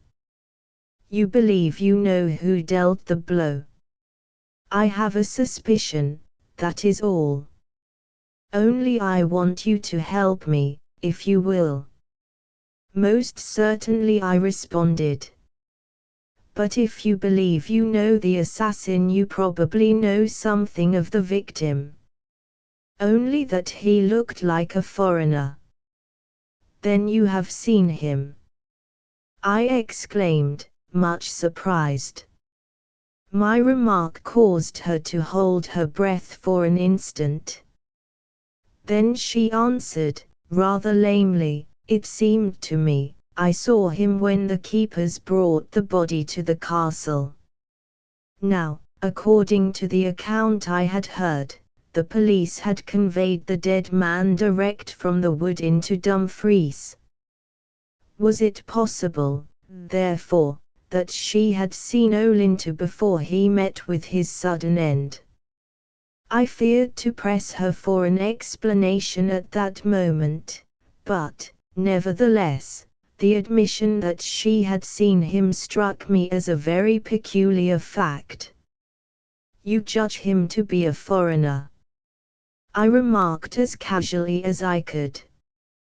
From his features and complexion I guessed him to be Italian, she responded quickly, at which I pretended to express surprise. I saw him after the keepers had found him. Besides, she went on, the stiletto was evidently an Italian one, which would almost make it appear that a foreigner was the assassin. Is that your own suspicion? No. Why? She hesitated a moment, Then in a low, eager voice she said, "Because I have already seen that three-edged knife in another person's possession." "That's pretty strong evidence," I declared. "The person in question will have to prove that he was not in Rannoch Wood last evening at nightfall."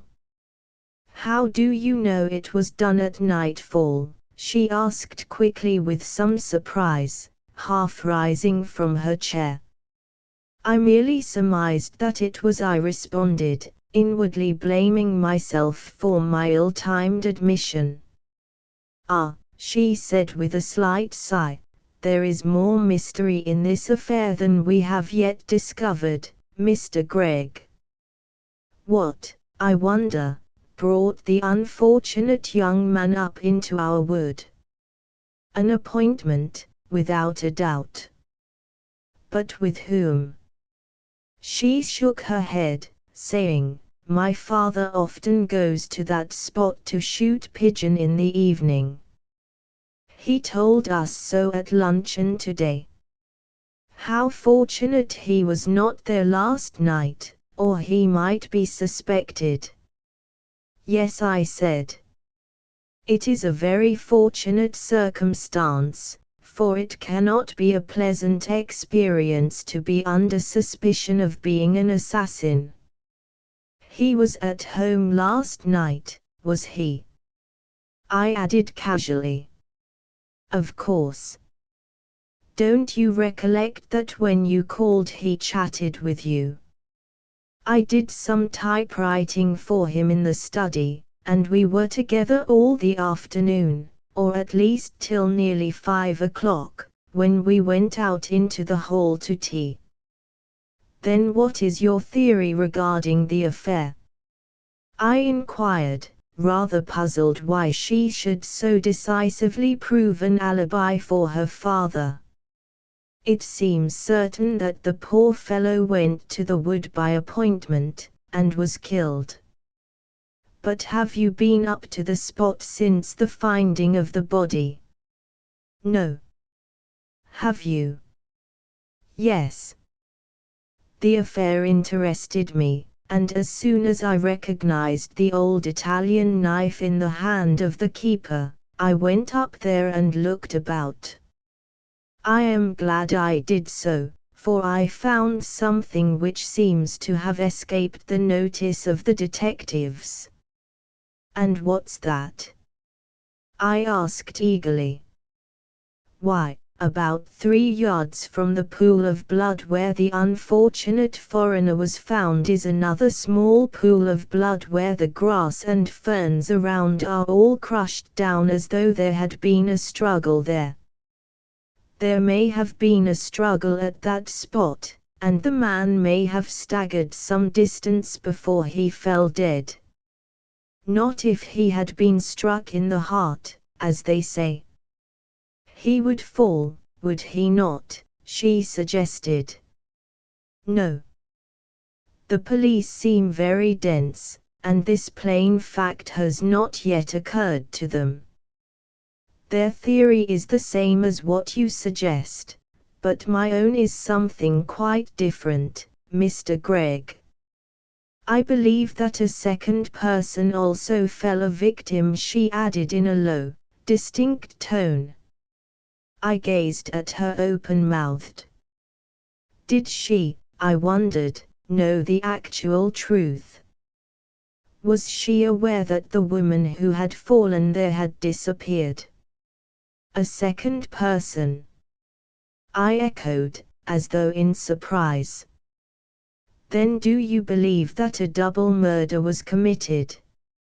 "I draw my conclusion from the fact that the young man, on being struck in the heart, could not have gone such a distance as that which separates the one mark from the other.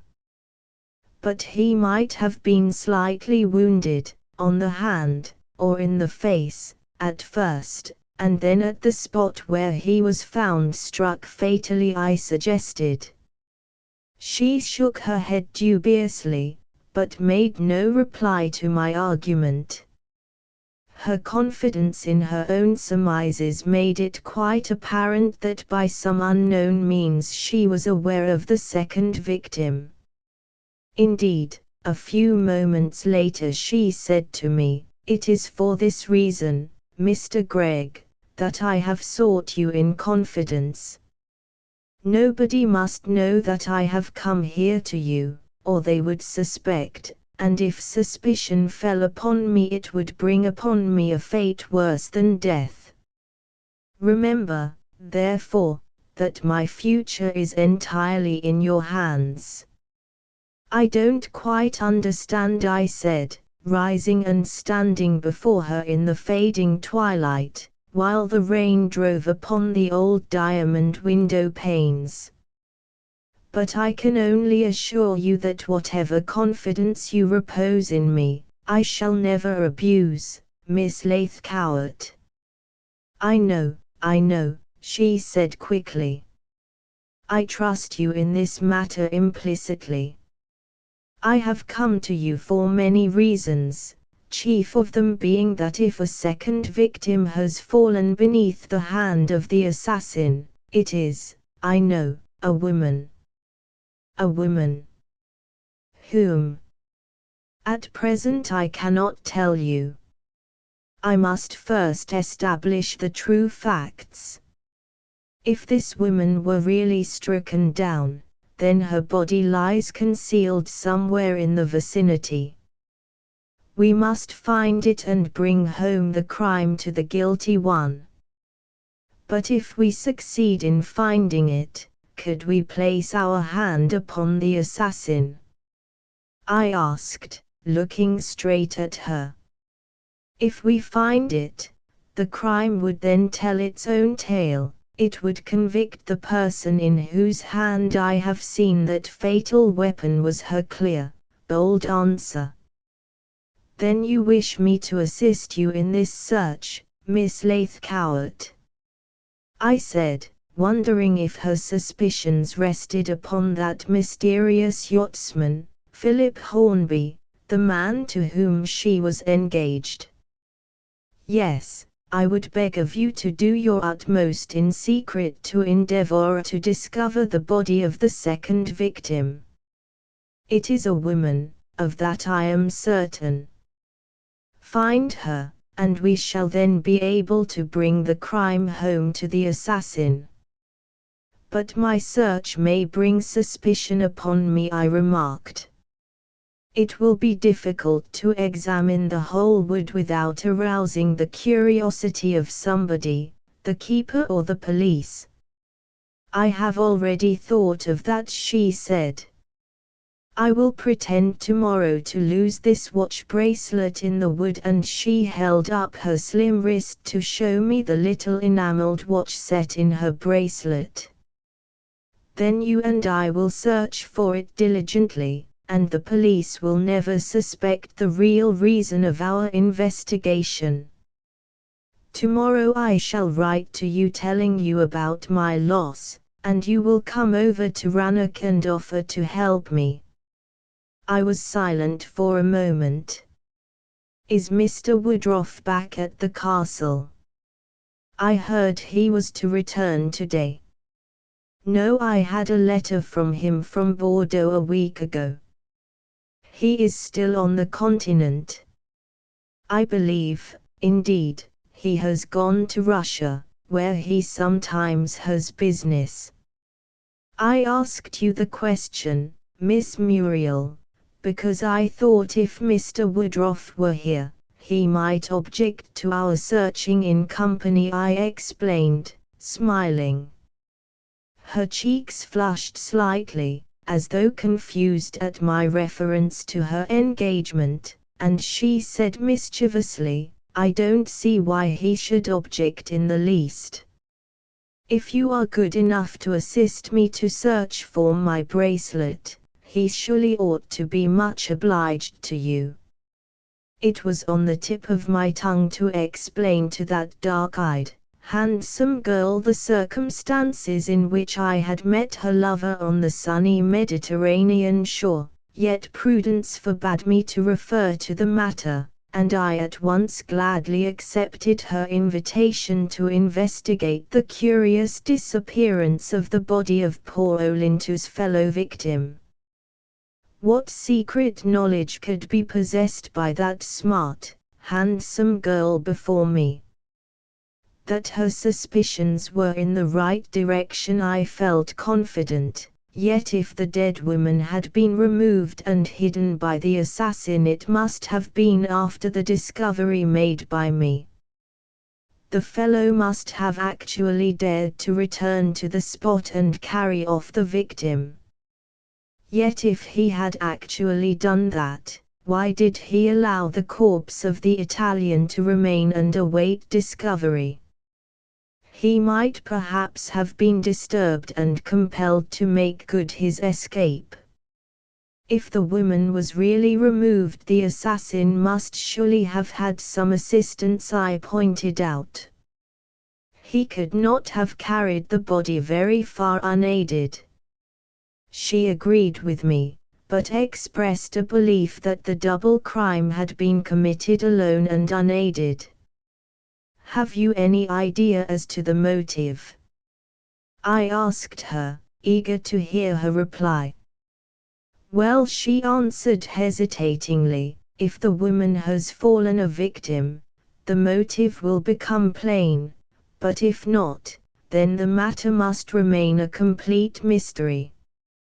You tell me, Miss Muriel, that you suspect the truth, and yet you deny all knowledge of the murdered man.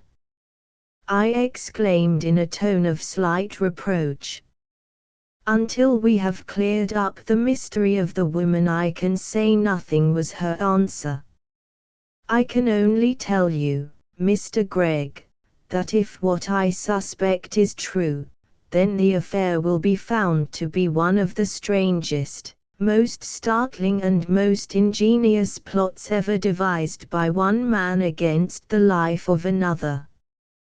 Then a man is the assassin, you think? I exclaimed quickly. I believe so. But even of that I am not at all sure. We must first find the woman. She seemed so positive that a woman had also fallen beneath that deadly misericordia that I fell to wondering whether she, like myself, had discovered the body, and was therefore certain that a second crime had been committed. But I did not seek to question her further, lest her own suspicions might become aroused. My own policy was to remain silent and to wait. The woman sitting before me was herself a mystery. Then, when the rain had abated, I told Davis to send her trap a little way up the high road, so that my aunt and uncle should not see her departing, and after helping her on with her loose driving coat, we left by one of the servants' entrances, and I saw her into her high dog cart and stood bareheaded in the muddy high road as she drove away into the gloom. Rannoch Wood was already in its gold-brown glory of autumn, and as I stood with Muriel Lathcowart on the edge of it, near the spot where Olinto Santini had fallen, the morning sun was shining in a cloudless sky. True to her promise, she had sent me a note by one of the grooms asking me to help search for her bracelet, and I had driven over at once to Rannoch and found her alone awaiting me. The shooting party had gone over to a distant part of the estate, therefore we were able to stroll together up the hill and commence our investigations without let or hindrance. She was sensibly dressed in a short tweed skirt, high shooting boots and a tam o' shanter hat, while I also had on an old shooting suit and carried a thick serviceable stick with which I could prod likely spots. On arrival at the wood I asked her opinion which was the most likely corner, but she replied, "I know so little of this place, Mr. Gregg." You have known it for years, while this is only my first season here. Very well, I answered. Let us place ourselves in the position of the murderer, who probably knew the wood and wished to conceal a body in the vicinity without risk of conveying it far. On this, the left side, the wood has been thinned out for nearly half a mile, and therefore affords but little cover, while here, to the right, it slopes down gently to the valley and is very thick and partly impenetrable. There can therefore have been no two courses open to him. He would look for a likely place to the right. Let us start here, and first take a small circle, examining every bush carefully. The body may have easily been pushed in beneath a thicket and well escape observation. And so together, after taking our bearings, we started off, working our way into the thick undergrowth, beating with our sticks, and making minute examination of every bush or heap of dead leaves.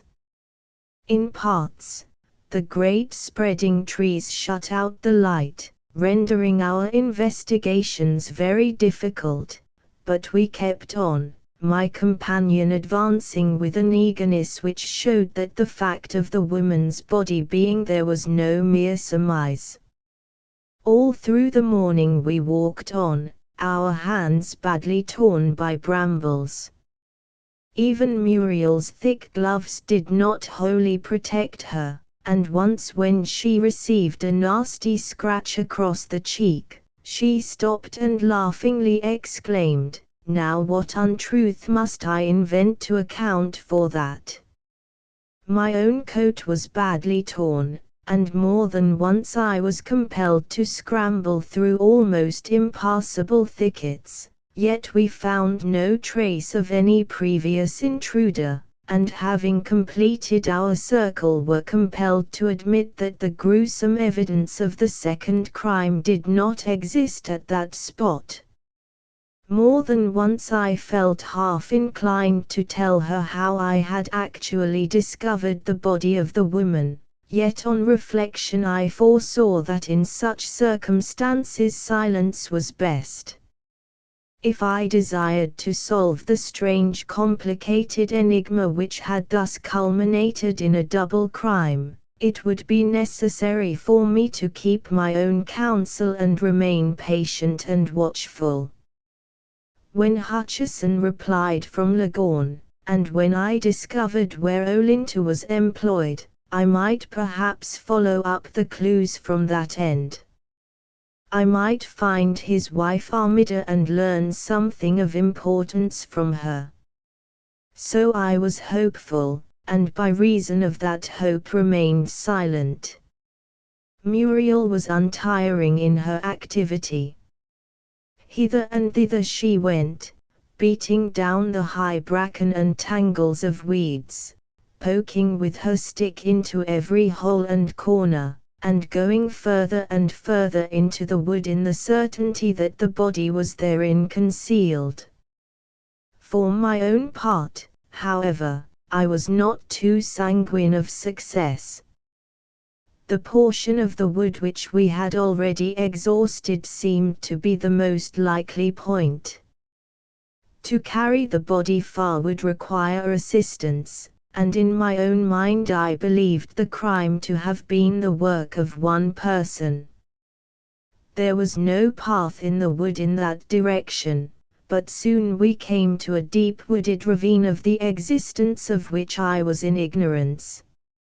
It was a kind of small glen through which a rivulet flowed, but the banks were covered with a thick impenetrable undergrowth out of which sprang many fine old trees, a place that had apparently existed for centuries undisturbed, for here and there a giant trunk that had decayed and fallen lay across the bank, or had rolled into the rocky bed far below. "This is a most likely place," declared my dainty little companion as we approached it. Anything could easily be concealed in that high bracken down there. Let us search the whole glen from end to end, she cried with enthusiasm.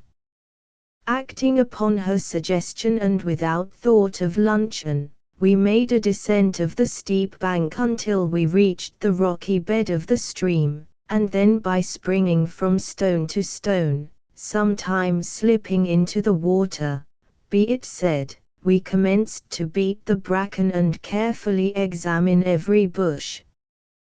Progress was not swift. Once the girl, lithe and athletic as she was, slipped off a mossy stone into a hole where the water was up to her knees. But she only laughed gaily at the accident, and wringing out her wet skirt, said, "It doesn't matter in the least, if we only find what we're in search of." And then, undaunted, she went on, springing from stone to stone and steadying herself with her stick. If we could only discover the body of the dead woman, then the rest would be clear, she declared. She would openly denounce the assassin. As we went on, I revolved within my mind all the curious circumstances in connection with the amazing affair, and recollected my old friend Jack Durnford's words when we stood upon the quarter-deck of the Bulwark and I had related to him the visit of the mysterious yacht. I too had left one effort untried, and I blamed myself for overlooking it. I had not sought of that Bond Street photographer the name and address of the original of the photograph that had been mutilated and destroyed, that girl with the magnificent eyes that had so attracted me. The afternoon passed, and yet we were not successful. I was faint with hunger and thirst, yet my companion did not once complain. Her energy was marvelous, and yet was she not hunting down a criminal? Was she not determined to obtain such evidence as would enable her to speak the truth fearlessly, and with confidence that it would have the effect of convicting the guilty one? Slowly we toiled on up the picturesque little glen for nearly a mile and a half. Its beauties were extraordinary, and the silence was unbroken save for the musical ripple of the water over the stones. Hidden there in the center of that great wood, no one had visited it perhaps for years, not even the keepers, for no path led there, and by reason of the tangle of briars and bush it was utterly ungetatable. Indeed, it had ruined our clothes to search there, and as we went on with so many windings and turns we became utterly out of our bearings. We knew ourselves to be in the center of the wood, but that was all. The sun had set, and the sky above showed the crimson of the distant afterglow, warning us that it was time we began to think of how to make our exit. We were passing around a sharp bend in the glen where the boulders were so thickly moss-grown that our feet fell noiselessly, when I thought I heard a voice, and raising my hand we both halted suddenly. "Someone is there," I whispered quickly. "Behind that rock?" She nodded in the affirmative, for she, too, had heard the voice. We listened, but the sound was not repeated. That someone was on the other side of the rock I knew, for in a tree in the vicinity a thrush was hopping from twig to twig, sounding its alarm cry and objecting to being disturbed. Therefore we crept silently forward together to ascertain who were the intruders. The only manner, however, in which to get a view beyond the huge rock that, having fallen across the stream centuries ago, had diverted its channel, was to clamber up its mossy sides to the summit. This we did eagerly and breathlessly, without betraying our presence by the utterance of a single word. To reach the side of the boulder we were compelled to walk through the shallow water, but Muriel, quite undaunted, sprang lithely along at my side, and with one accord we swarmed up the steep rock, gripping its slippery face with our hands and laying ourselves flat as we came to its summit. Then together we peered over, just, however, in time to see two dark figures of men disappearing into the thicket on the opposite side of the glen. "Who are they, I wonder?" I asked. "Do you recognize them?" "No. They are entire strangers to me," was her answer. "But they seem fairly well dressed. Perhaps two sportsmen from some shooting party in the neighborhood. They've lost their way most probably." "But I don't think they carried guns," I said. "One of them had something over his shoulder." "Wasn't it a gun?" "I thought it was." "No, he wasn't carrying it like he'd carry a gun. It was short, and seemed more like a spade." "A spade," she gasped quickly in a low voice. "A spade? Are you certain of that?" "No, not at all certain. We only had an instantaneous glance of them. We were unfortunately too late to see them face to face." The back of one of the men, the tall fellow in the brown suit, was broad and square, the back of someone who is familiar to me, only for the moment I can't recollect whose it resembles.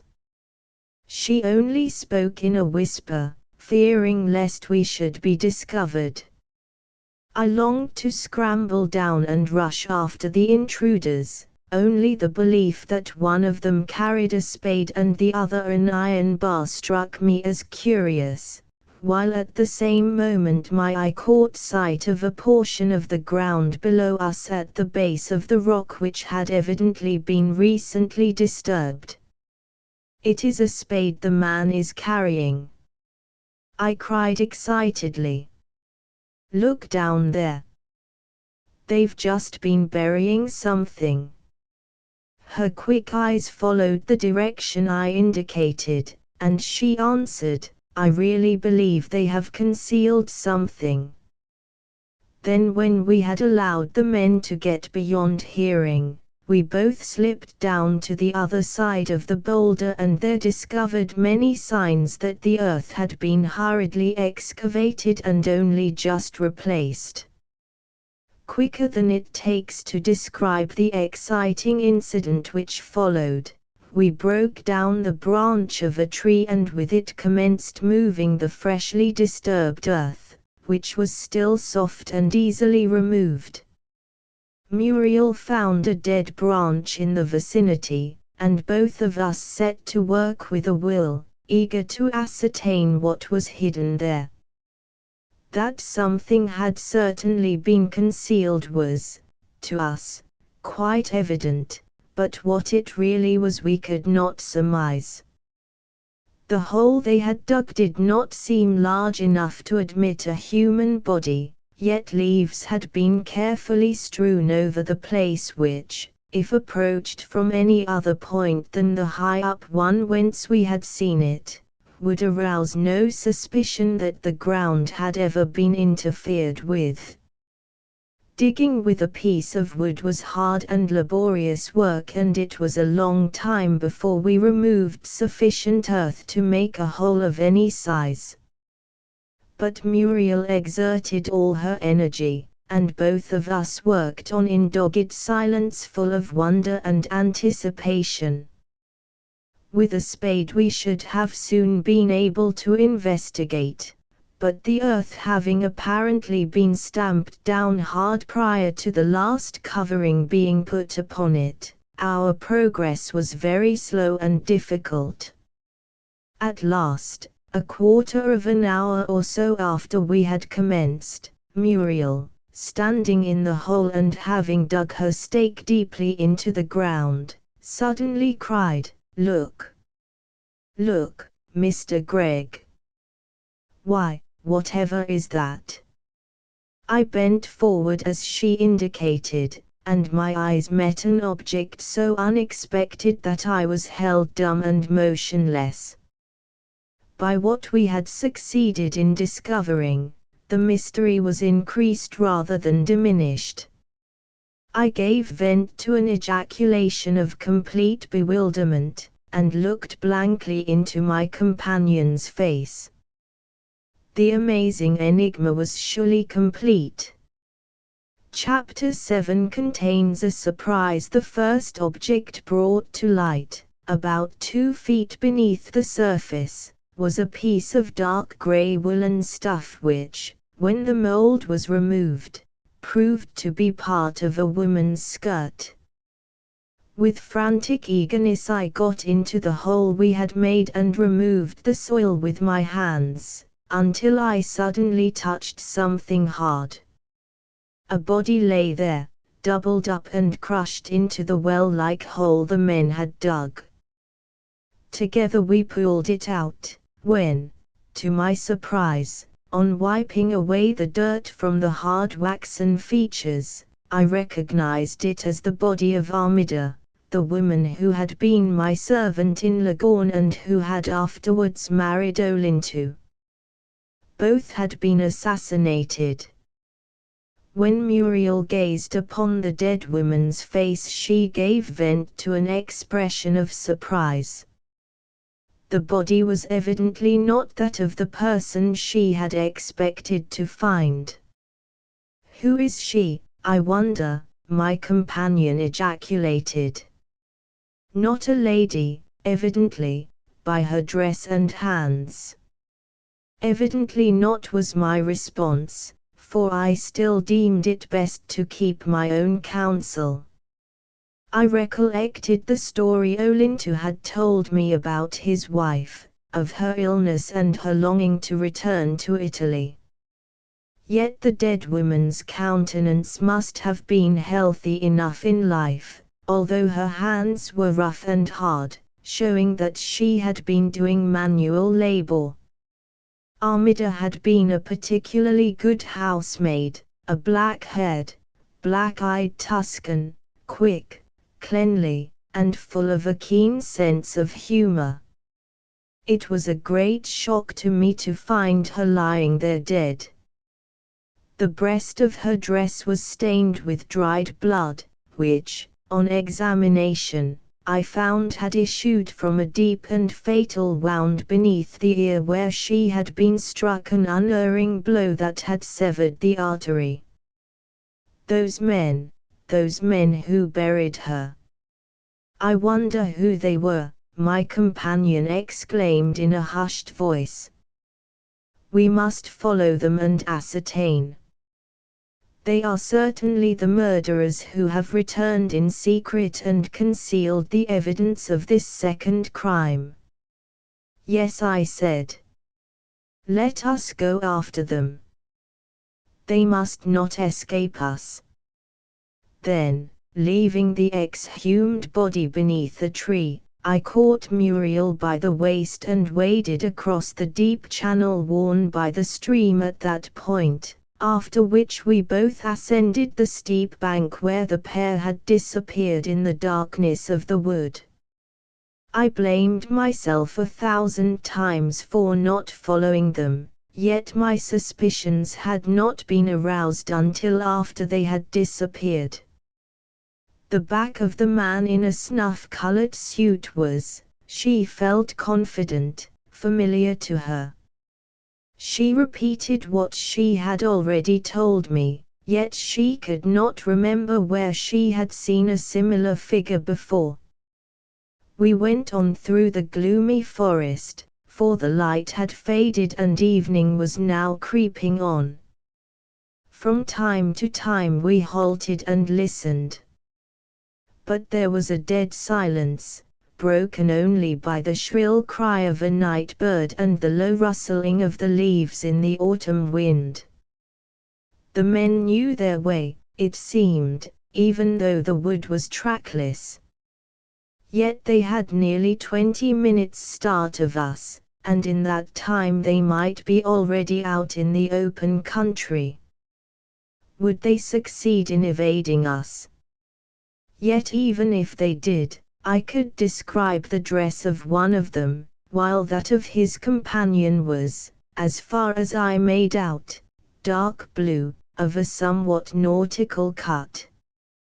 He wore also a flat cap, with a peak. We went on, striking straight for the open moorland which we knew bounded the woods in that direction, and before the light had entirely faded we found ourselves out amongst the heather with the distant hills looming dark against the horizon. But we saw no sign of the men who had so secretly concealed the body of their victim. "I will take you back to the castle, Miss Lathcowart," I said. "And then I'll drive on into Dumfries and see the police. These men must be arrested." "Yes, do," she urged. "I will get into the house by the stable yard, for they must not see me in this terrible plight." It was rough walking, therefore at my invitation she took my arm, and as she did so I felt that she was shivering. "You are very wet," I remarked.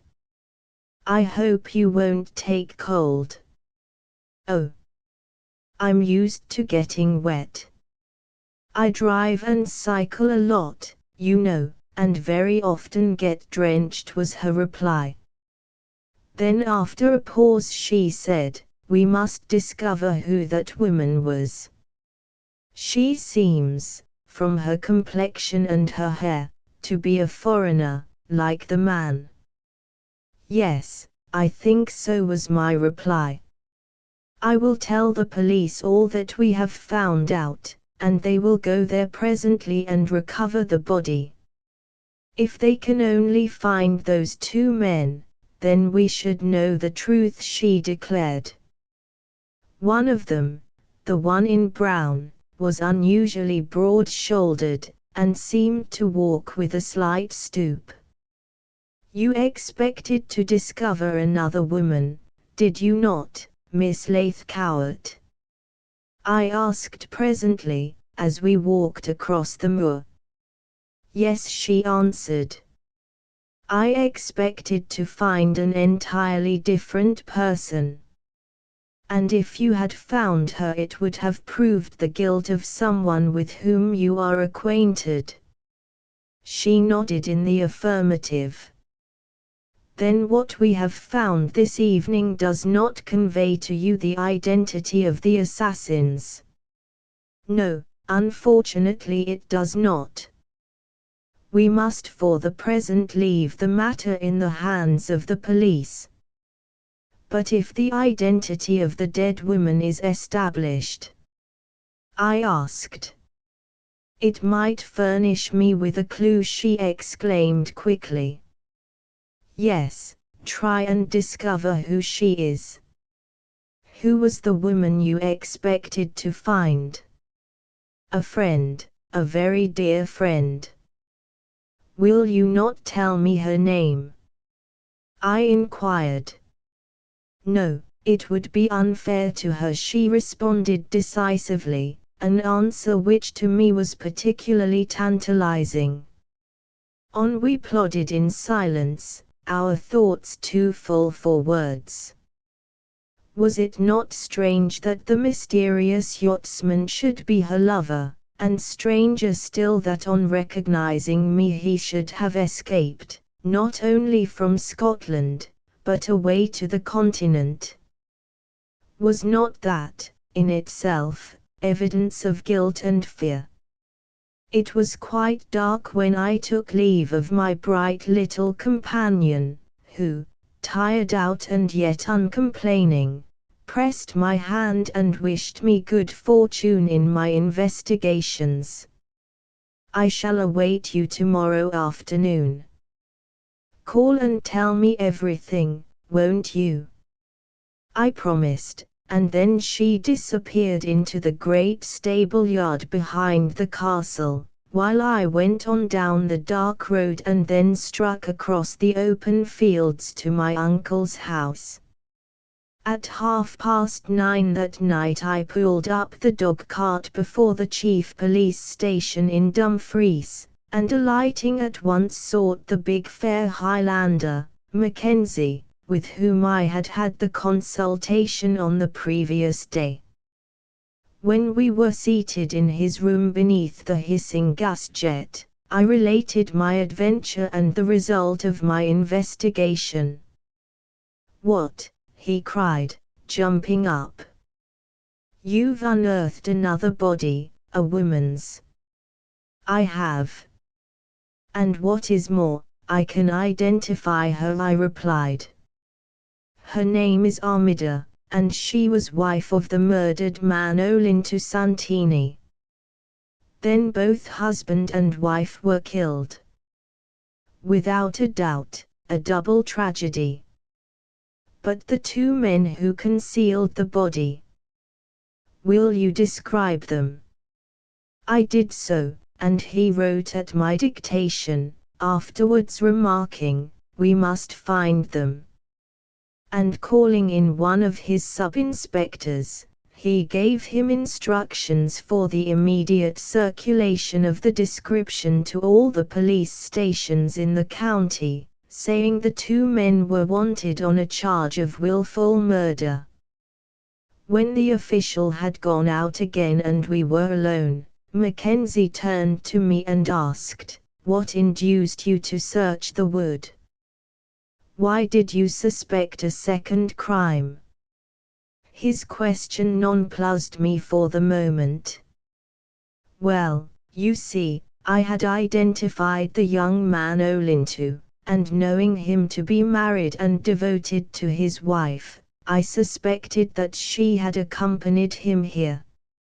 It was entirely a vague surmise. I wondered whether, if the poor fellow had fallen a victim to his enemies, she had not also been struck down." His lips were pressed together in distinct dissatisfaction. I knew my explanation to be a very lame one, but at all hazards I could not import Muriel's name into the affair. I had given her my promise, and I intended to keep it. "Then the body is still in the glen, where you left it?" "Yes. If you wish, I will take you to the spot. I can drive you and your assistant up there." "Certainly." "Let us go," he exclaimed, rising at once and ringing his bell. "Get 3 good lanterns and some matches, and put them in this gentleman's trap outside," he said to the constable who answered his summons. "And tell Gilbert Campbell that I want him to go with me up to Rannoch Wood." "Yes, sir," answered the man, and the door again closed. "It's a pity, 1,000 pities, Mr. Gregg, that you didn't stop those two men who buried the body. They were already across the stream, and disappearing into the thicket before I mounted the rock," I explained. "Besides, at the moment I had no suspicion of what they'd been doing. I believed them to be stragglers from a neighboring shooting party who had lost their way." "Ah, most unfortunate," he said. "I hope they don't escape us. If they're foreigners, they are not likely to get away. But if they are English or Scots, then I fear there's but little chance of us coming up with them." Yesterday at the inquest the identity of the murdered man was strictly preserved, and the inquiry was adjourned for a fortnight. Of course my name was not mentioned. I said. Of course not, was the detective's reply.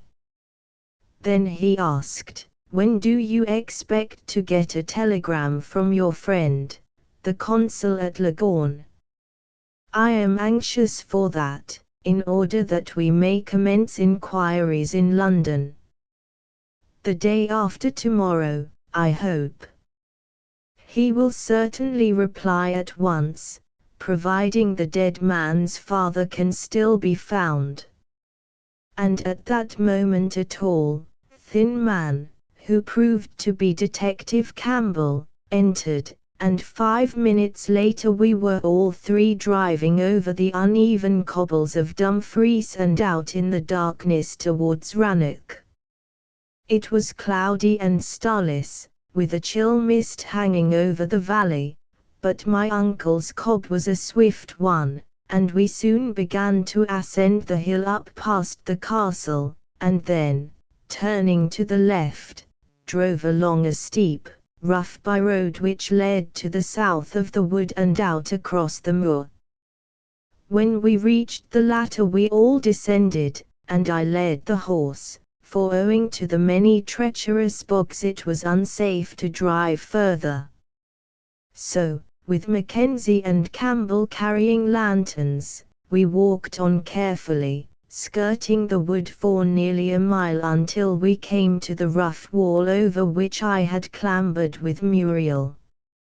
I recognized the spot, and having tied up the cob we all three plunged into the pitch darkness of the wood, keeping straight on in the direction of the glen, and halting every now and then to listen for the rippling of the stream. At last, after some difficulty, we discovered it, and searching along the bank with our three powerful lights, I presently detected the huge moss-grown boulder whereon I had stood when the pair of fugitives had disappeared. "Look!" I cried. "There's the spot!" And quickly we clambered down the steep bank, lowering ourselves by the branches of the trees until we came to the water into which I waded, being followed closely by my two companions.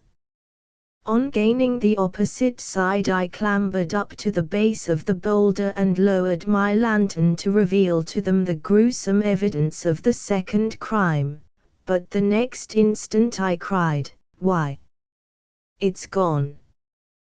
"Gone!" gasped the two men. "Yes. It was here.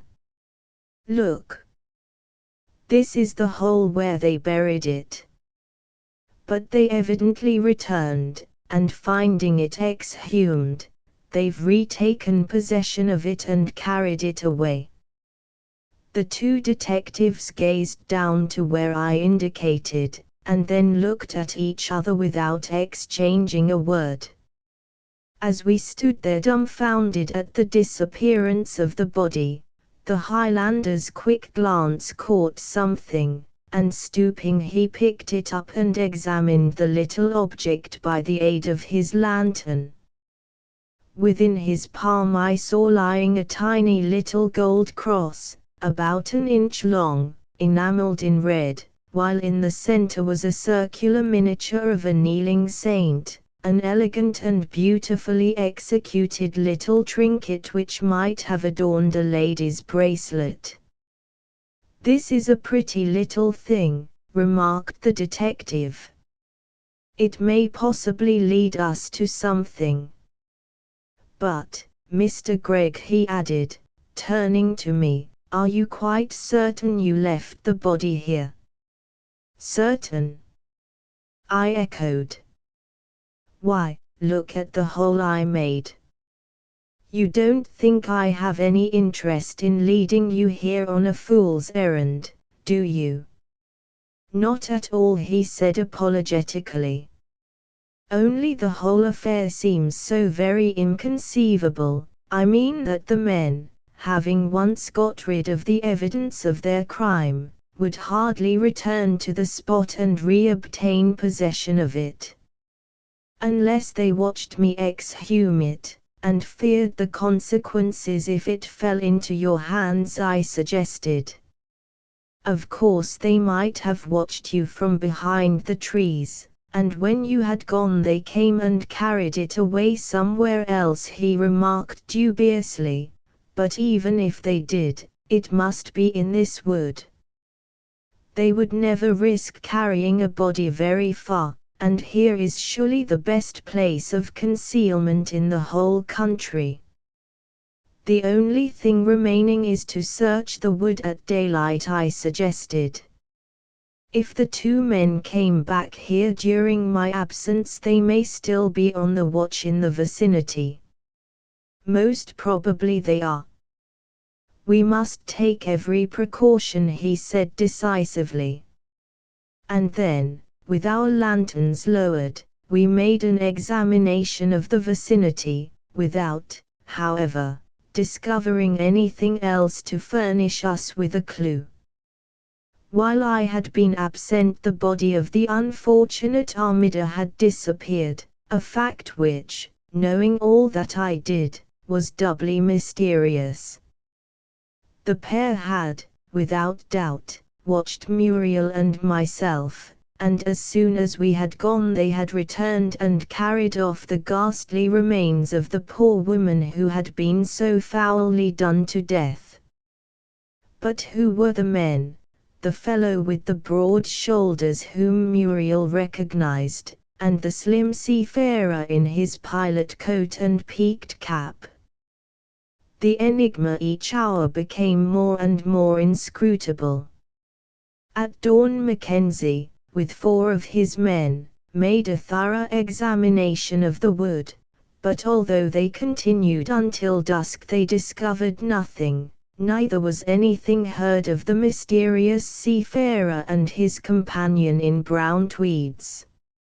I called on Muriel as arranged, and explained how the body had so suddenly disappeared, whereupon she stared at me pale-faced, saying, "The assassins must have watched us. They are aware, then, that we have knowledge of their crime." "Of course," I said. "Ah," she cried hoarsely. "Then we are both in deadly peril, peril of our own lives. These people will hesitate at nothing. Both you and I are marked down by them, without a doubt. We must both be wary not to fall into any trap they may lay for us." Her very words seemed an admission that she was aware of the identity of the conspirators, and yet she would give me no clue to them. We went out and up the drive together to the kennels, where her father, a tall, imposing figure in his shooting kit, was giving orders to the keepers. "Hullo, Greg," he cried merrily, extending his hand. "You'll make one of a party to Glenlee tomorrow, won't you? Patton and Phillips are coming. 10 sharp here, and the ladies are coming out to lunch with us." "Thanks," I said, accepting with pleasure, for by so doing I saw that I might be afforded an opportunity of being near Muriel. The fact that the assassins were aware of our knowledge seemed to have caused her the greatest apprehension lest evil should befall us. Then, as we turned away to go back to the house, Lathcowart said to me, "You know all about the discovery up at the wood the other day. Horrible affair, a young foreigner found murdered." "Yes. I've heard about it," I responded. "And the police are worse than useless," he declared with disgust. "They haven't discovered who the fellow is yet. Why, if it had happened anywhere else but in Scotland, they'd have arrested the assassin before this. He's an entire stranger, I hear, I remarked. And then added, you often go up to the wood of an evening after pigeons. It's fortunate you were not there that evening, eh? He glanced at me quickly with his brows slightly contracted, as though he did not exactly comprehend me. In an instant I saw that my remark had caused him quick apprehension. Yes, he answered with a sickly smile which he intended should convey to me utter unconcern.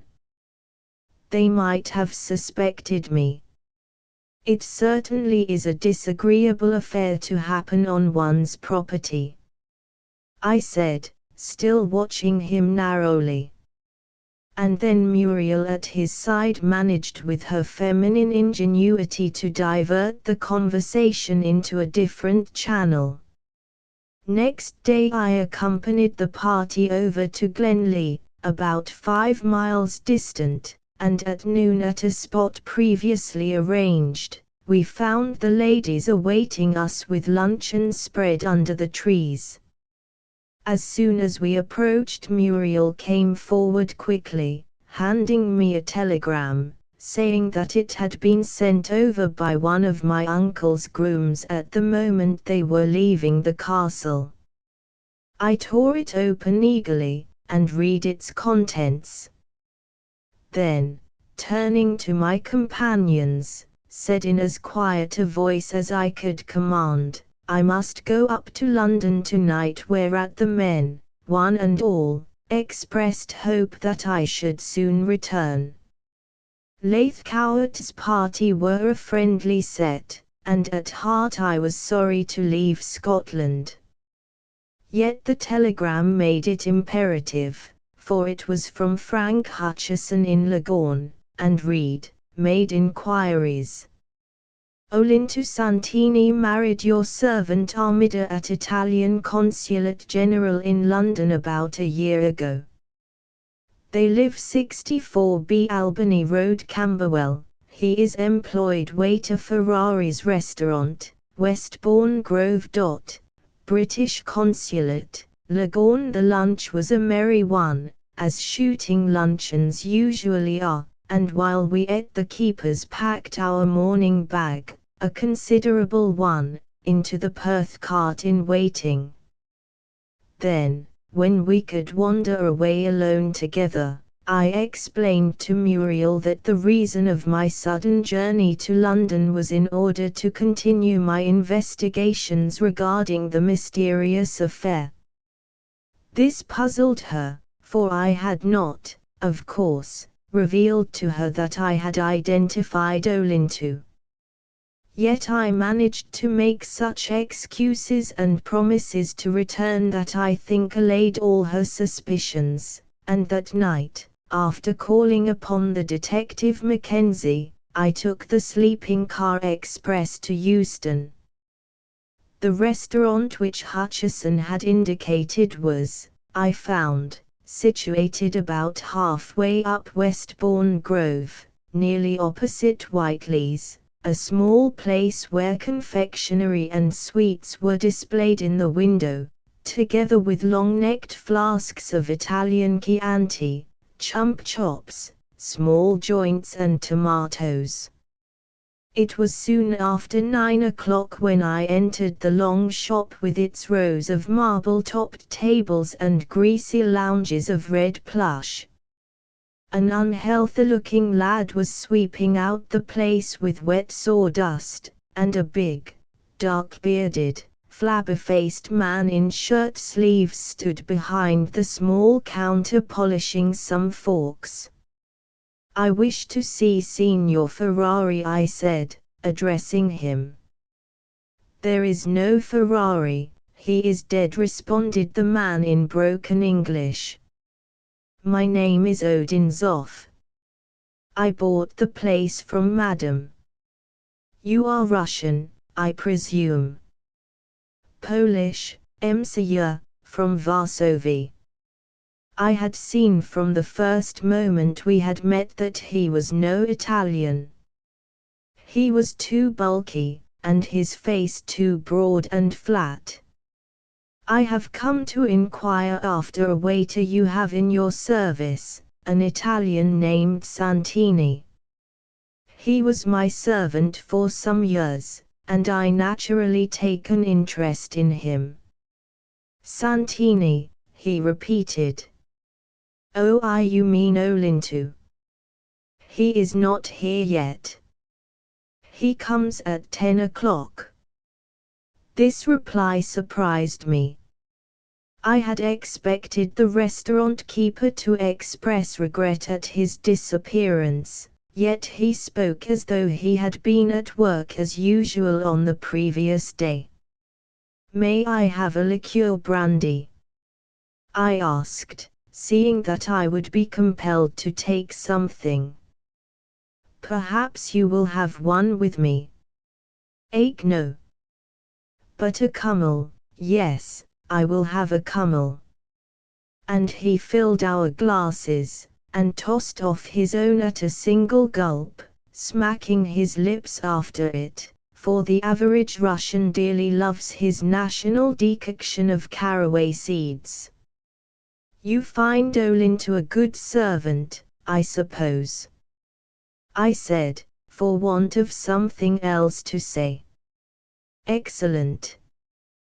The Italians are the best waiters in the world. I am Russian, but dare not employ a Russian waiter. These English would not come to my shop if I did. I looked around, and it struck me that the trade of the place mainly consisted in chops and steaks for chance customers at midday, and tea and cake for those swarms of women who each afternoon buzz around that long line of windows of the world's provider. I could see that his was a cheap trade, as revealed by the printed notice stuck upon one of the long fly-blown mirrors, ices 4D and 6D. How long has Olinto been with you? I inquired. About a year, perhaps a little more. I trust him implicitly, and I leave him in charge when I go away for holidays. He does not get along very well with the cook, who is Milanese. These Italians from different provinces always quarrel, he added, laughing. If you live in Italy you know that, no doubt. I laughed in chorus, and then glancing at my watch, said, I'll wait for him, if he will be here at 10. I'd much like to see him again. The Russian was by no means nonplussed, but merely remarked, he is late sometimes, but not often. He lives on the other side of London, over at Camberwell. His confidence that the waiter would return struck me as extremely curious, nevertheless I possessed myself in patience, strolled up and down the restaurant, and then stood watching the traffic in the grove outside. The man Odinzoff seemed a quick, hard-working fellow with a keen eye to business, for he fell to polishing the top of the marble tables with a pail and brush, at the same time directing the work of the pallid-looking youth. Suddenly a side door opened, and the cook put his head in to speak with his master in French. He was a typical Italian, about 40, with dark mustaches turned upwards, and an easygoing, careless manner. Seeing me, however, and believing me to be a customer, he turned and closed the door quickly. In that instant I noticed the high broadness of his shoulders, and his back struck me as strangely similar to that of the man in brown whom we had seen disappearing in Rannoch Wood. The suspicion held me breathless. Was this Russian endeavoring to deceive me when he declared that Olinto would arrive in a few minutes? It seemed curious, for the man now dead must, I reflected, have been away at least 4 days. Surely his absence from work had caused the proprietor considerable inconvenience. That was your cook, wasn't it? The Milanese who is quarrelsome. I laughed, when the side door had closed. Yes, monsieur. But Emilio is a very good workman, and very honest, even though I had constantly to complain that he uses too much oil in his cooking. These English do not like the oil. I stood in the doorway again watching the busy throng passing outside towards Royal Oak. 10 o'clock struck from a neighboring church, and I still waited, knowing only too well that I waited in vain for a man whose body had already been committed to the grave outside that faraway old Scotch town. But I waited in order to ascertain the motive of the bearded Russian in leading me to believe that the young fellow would really return. Presently Odinzoff went outside, carrying with him 2 boards upon which the menu of the 8-penny luncheon, this day, was written in scrawly characters, and proceeded to affix them to the shop front. This was my opportunity, and quick as thought I moved towards where the unhealthy youth was at work, and whispered, "I'll give you half a sovereign if you'll answer my questions truthfully. Now, tell me, was the cook, the man I've just seen, here yesterday?" "Yes, sir." "Was he here the day before?" "No, sir." "He's been away ill for 4 days." "And your master?" "He's been away too, sir." I had no time to put any further question, for the Russian re-entered at that moment, and the youth busied himself rubbing the front of the counter in pretense that I had not spoken to him. Indeed, I had some difficulty in slipping the promised coin into his hand at a moment when his master was not looking. Then I paced up and down the restaurant, waiting patiently and wondering whether the absence of Emilio had any connection with the tragedy up in Rannoch Wood. While I stood there a rather thin, respectably dressed man entered, and seating himself upon one of the plush lounges at the further end, removed his bowler hat and ordered from the proprietor a chop and a pot of tea. Then, taking a newspaper from his pocket, he settled himself to read, apparently oblivious to his surroundings. And yet as I watched I saw that over the top of his paper he was carefully taking in the general appearance of the place, and his eyes were keenly following the Russian's movements. The latter shouted, in French, the order for the chop through the speaking tube to the man Emilio, and then returning to his customer he spread out a napkin and placed a small cruet, with knife, fork, and bread before him. But the customer seemed immersed in his paper, and never looked up until after the Russian's back was turned. Then so deep was his interest in the place, and so keen those dark eyes of his, that the truth suddenly dawned upon me. Mackenzie had telegraphed to Scotland Yard, and the customer sitting there was a detective who had come to investigate.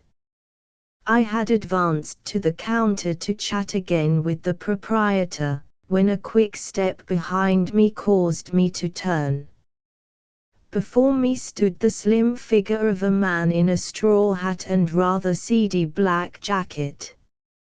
"Dio Signor Padrone," he cried. I staggered as though I had received a blow. Olinto Santini in the flesh, smiling and well, stood there before me. Chapter 8 Life's counterclaim. No words of mine can express my absolute and abject amazement when I faced the man, whom I had seen lying cold and dead upon that grey stone slab in the mortuary at Dumfries. My eye caught the customer who, on the entry of Olinto, had dropped his paper and sat staring at him in wonderment. The detective had evidently been furnished with a photograph of the dead man, and now, like myself, discovered him alive and living. "Signor Padrone," cried the man whose appearance was so absolutely bewildering. "How did you find me here? I admit that I deceived you when I told you I worked at the Milano," he went on rapidly in Italian. "But it was under compulsion. My actions that night were not my own, but those of others." "Yes, I understand," I said. "But come out into the street. I don't wish to speak before these people. Your padrone knows Italian, no doubt." "Ah, only a very little," he answered, smiling. "Have no fear of him. But there is Emilio, the cook." "Then you have met him," he exclaimed quickly, with a strange look of apprehension. "He is an undesirable person, signor." "So I gather," I answered.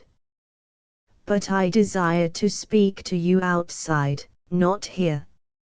And then turning with a smile to the Pole, I apologized for taking away his servant for a few minutes.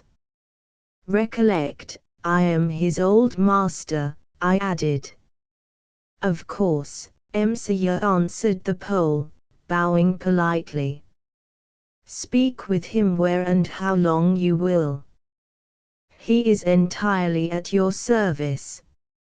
And when we were outside in Westbourne Grove, Olinto walking by my side in wonderment, I asked suddenly, "Tell me, have you ever been in Scotland, at Dumfries?" "Never, signor, in my life." "Why?" "Answer me another question," I said quickly. "You married Armida at the Italian consulate. Where is she now? Where is she this morning?" He turned pale, and I saw a complete change in his countenance. "Ah, signor," he responded, "I only wish I could tell."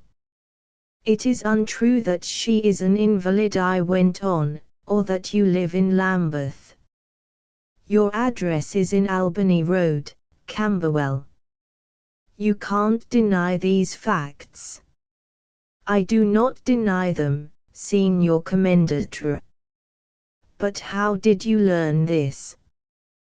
"The authorities in Italy know everything," I answered. "Like that of all your countrymen, your record is written down at the commune.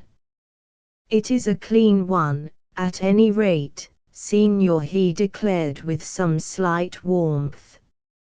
"I have a permesso to carry a revolver, which is in itself sufficient proof that I am a man of spotless character." "I cast no reflection whatever upon you, Olinto," I answered. "I have merely inquired after your wife, and you do not give me a direct reply." We had walked to the Royal Oak, and stood talking on the curb outside. "I give you no reply, because I can't," he said in Italian. "Armida, my poor Armida, has left home." "Why did you tell me such a tale of distress regarding her?" "As I have already explained, signor, I was not then master of my own actions. I was ruled by others. but I saved your life at risk of my own. Someday, when it is safe, I will reveal to you everything. Let us allow the past to remain, I said. Where is your wife now? He hesitated a moment, looking straight into my face. Well, Signor Commendatore, to tell the truth, she has disappeared. Disappeared? I echoed. And have you not made any report to the police? No. Why not? For reasons known only to myself. I did not wish the police to pry into my private affairs. I know. Because you were once convicted at Lucca of using a knife, eh? I recollect quite well that affair, a love affair, was it not? Yes, Signor Commendatore. But I was a youth then, a mere boy. Then tell me the circumstances in which Armida has disappeared, I urged, for I saw quite plainly that his sudden meeting with me had upset him, and that he was trying to hold back from me some story which he was bursting to tell. Well, Signor, he said at last in a low tone of confidence, I don't like to trouble you with my private affairs after those untruths I told you when we last met. Go on, I said. Tell me the truth. After the exciting incidents of our last meeting, I was half inclined to doubt him. The truth is, Signor Commendatore, that my wife has mysteriously disappeared. Last Saturday, at 11 o'clock, she was talking over the garden wall with a neighbor and was then dressed to go out. She apparently went out, but from that moment no one has seen or heard of her. It was on the tip of my tongue to tell him the ghastly truth, yet so strange was the circumstance that his own double, even to the mole upon his face, should be lying dead and buried in Scotland that I hesitated to relate what I knew. She spoke English, I suppose. She could make herself understood very well, he said with a sigh, and I saw a heavy, thoughtful look upon his brow. That he was really devoted to her, I knew. With the Italian of whatever station in life, love is all-consuming. It is either perfect love or genuine hatred. The Tuscan character is one of two extremes. I glanced across the road, and saw that the detective who had ordered his chop and coffee had stopped to light his pipe and was watching us. Have you any idea where your wife is, or what has induced her to go away from home?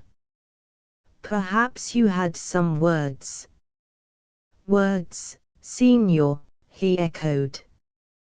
Why, we were the happiest pair in all London. No unkind word ever passed between us. There seems absolutely no reason whatever why she should go away without wishing me a word of farewell. But why haven't you told the police? For reasons that I have already stated. I prefer to make inquiries for myself. And in what have your inquiries resulted? Nothing, absolutely nothing, he said gravely. You do not suspect any plot? I recollect that night in Lambeth you told me that you had enemies. Ah! So I have, Signor, and so have you, he exclaimed hoarsely. Yes, my poor Armida may have been entrapped by them. And if entrapped, what then? Then they would kill her with as little compunction as they would a fly, he said. Ah! You do not know the callousness of those people. I only hope and pray that she may have escaped and is in hiding somewhere, and will arrive unexpectedly and give me a startling surprise. She delights in startling me," he added with a laugh. Poor fellow, I thought, she would never again be able to startle him. She had actually fallen a victim just as he dreaded. "Then you think she must have been called away from home by some urgent message?" I suggested. By the manner in which she left things, it seemed as though she went away hurriedly. There were 5 sovereigns in a drawer that we had saved for the rent, and she took them with her. I paused again, hesitating whether to tell him the terrible truth. I recollected that the body had disappeared, therefore what proof had I of my allegation that she had been murdered? "Tell me, Olinto," I said as we moved forward again in the direction of Paddington Station, "have you any knowledge of a man named Lathcowart?" He started suddenly and looked at me. "I have heard of him," he answered very lamely. "And of his daughter, Muriel. And also of her. But I am not acquainted with them, nor, to tell the truth, do I wish to be." "Why?" "Because they are enemies of mine, bitter enemies." His declaration was strange, for it threw some light upon the tragedy in Rannoch Wood. "And of your wife also?" "I do not know that," he responded. "My enemies are my wife's also, I suppose." "You have not told me the secret of that dastardly attempt upon me when we last met," I said in a low voice. "Why not tell me the truth? I surely ought to know who my enemies really are, so as to be warned against any future plot." "You shall know some day, Signor." "I dare not tell you now." "You said that before," I exclaimed with dissatisfaction. "If you are faithful to me, you ought at least to tell me the reason they wished to kill me in secret." "Because they fear you," was his answer. "Why should they fear me?" But he shrugged his shoulders, and made a gesture with his hands indicative of utter ignorance. "I ask you one question. Answer yes or no. Is the man Lathcowart my enemy?" The young Italian paused, and then answered, "He is not your friend." "I am quite well aware of that." "And his daughter?" "She is engaged, I hear." "I think so." "Where did you first meet Lathcowart?" "I have known him several years." "When we first met he was poor. Suddenly became rich, eh?" "Bought a fine house in the country, lives mostly at the Carlton when he and his wife and daughter are in London, although I believe they now have a house somewhere in the West End, and he often makes long cruises on his steam yacht." "And how did he make his money?" Again Olinto elevated his shoulders, without replying.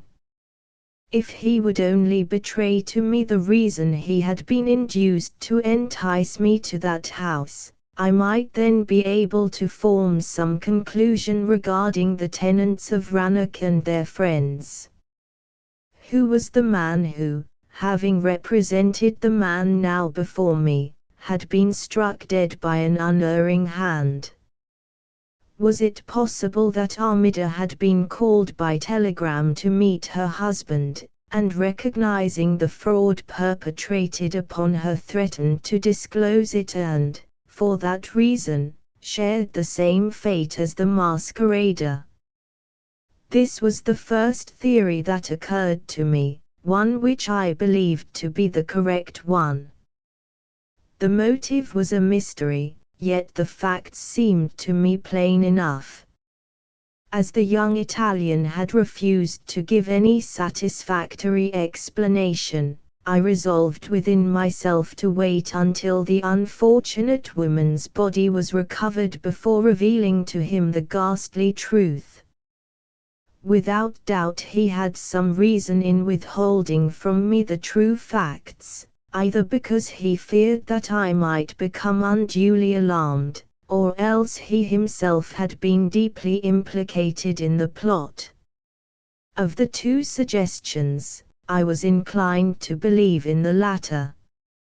He walked with me as far as the end of Bishop's Road, endeavoring with all the Italian's exquisite diplomacy to obtain from me what I knew concerning the Laithcowarts.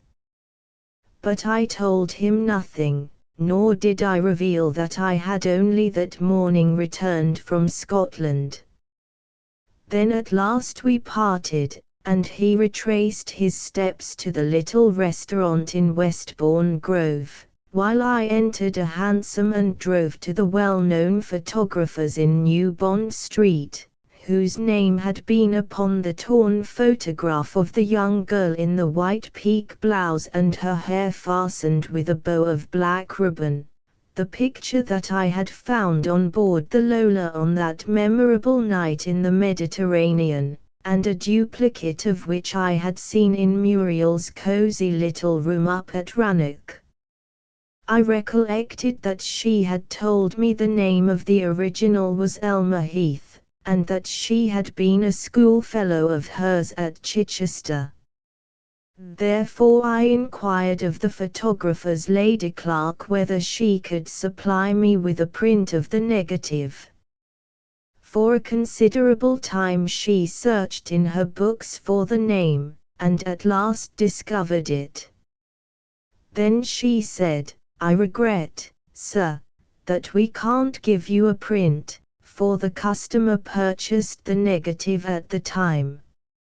"Ah, I'm very sorry for that," I said. "To what address did you send it?" "The customer who ordered it was apparently a foreigner," she said, at the same time turning round the ledger so that I could read. And I saw that the entry was, "Heath, Miss Elmer, 3 dozen cabinets and negative. Address, Baron Xavier Oberg, Voznesensky Prospect 48, St. Petersburg, Russia." "Did this gentleman come with the young lady when her portrait was taken?" I inquired. "I can't tell, sir," she replied. "I've only been here a year, and you see the date, over 2 years ago." "The photographer would know, perhaps." "He's a new man, sir. He only came a month ago. In fact, the business changed hands a year ago, and none of the previous employees have remained." "Ah, that's unfortunate," I said, greatly disappointed, and having copied the address to which the negative and prints had been sent, I thanked her and left. Who, I wondered, was this Baron Oberg, and what relation was he to Elmer Heath? The picture of the girl in the white blouse somehow exercised a strange attraction for me. Have you never experienced the fascination of a photograph, inexplicable and yet forcible, a kind of magnetism from which you cannot release yourself? Perhaps it was the curious fact that some person had taken it from its frame on board the Lola and destroyed it that first aroused my interest, or it might have been the discovery of it in Muriel's room at Rannoch. Anyhow, it had for me an absorbing interest, for I often wondered whether the unknown girl who had secretly gone ashore from the yacht when I had left it was not Elmer Heath herself. Who was this Baron Oberg? The name was German undoubtedly, yet he lived in the Russian capital. From London to Petersburg is a far cry, yet I resolved that if it were necessary I would travel there and investigate. At the German embassy, in Carlton House Terrace, I found my friend Captain Nibberding, the second secretary, of whom I inquired whether the name of Baron Oberg was known, but having referred to a number of German books in His Excellency's library, he returned and told me that the name did not appear in the lists of the German nobility. He may be Russian, Polish most probably, added the captain, a tall, fair fellow in gold spectacles, whom I had known when he was third secretary of embassy at Rome. His opinion was that it was not a German name, for there was a little place called Oberg, he said, on the railway between Lodz and Lowych. Then, after luncheon, I went to Albany Road, one of those dreary, old-fashioned streets that were pleasant back in the early Victorian days when Camberwell was a suburb and Walworth Common was still an open waste. I found the house where Olinto lived, a small, smoke-blackened, semi-detached place standing back in a tiny strip of weedy garden, with a wooden veranda before the first-floor windows. The house, according to the woman who kept a general shop at the corner, was occupied by two families. The Italians, as she termed them, lived above, while the Gibbonses rented the ground floor. Oh, yes, sir. The foreigners are respectable enough. Always pays me ready money for everything, except the milk. That they pays for weekly. I understand that the wife has disappeared. What have you heard about that? They do say, sir, that they add some words together the other day, and that the woman's took herself off in a tantrum. Only you can't believe all you hear, you know. Did they often quarrel? Not to my knowledge, sir. They were really very quiet, respectable persons for foreigners. I repassed the house of the dead woman, and then regaining the busy Camberwell Road I took an omnibus back to the Hotel Cecil in the Strand where I had put up, tired and disappointed. Next day I ran down to Chichester, and after some difficulty found the Cheverton College for Ladies, a big old-fashioned house about half a mile out of the town on the Drayton Road. The seminary was evidently a first-class one, for when I entered I noticed how well everything was kept. To the principal, an elderly lady of a somewhat severe aspect, I said, "I regret, madam, to trouble you, but I am in search of information you can supply. It is with regard to a certain Elmer Heath whom you had as pupil here, and who left, I believe, about 2 years ago. Her parents lived in Durham." "I remember her perfectly," was the woman's response as she sat behind the big desk, having apparently at first expected that I had a daughter to put to school. "Well," I said, "there has been some little friction in the family, and I am making inquiries on behalf of another branch of it, an aunt who desires to ascertain the girl's whereabouts." "Ah, I regret, sir, that I cannot tell you that. The Baron, her uncle, came here one day and took her away suddenly, abroad, I think. Had she no school friend to whom she would probably write? There was a girl named Muriel Lathcowart, who was her friend, but who has also left. And no one else? I asked. Girls often write to each other after leaving school, until they get married, and then the correspondence usually ceases. The principal was silent and reflective. Well, she said at last, there was another pupil who was also on friendly terms with Elma, a girl named Lydia Morton.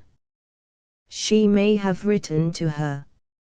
If you really desire to know, sir, I dare say I could find her address. She left us about 9 months after Elma.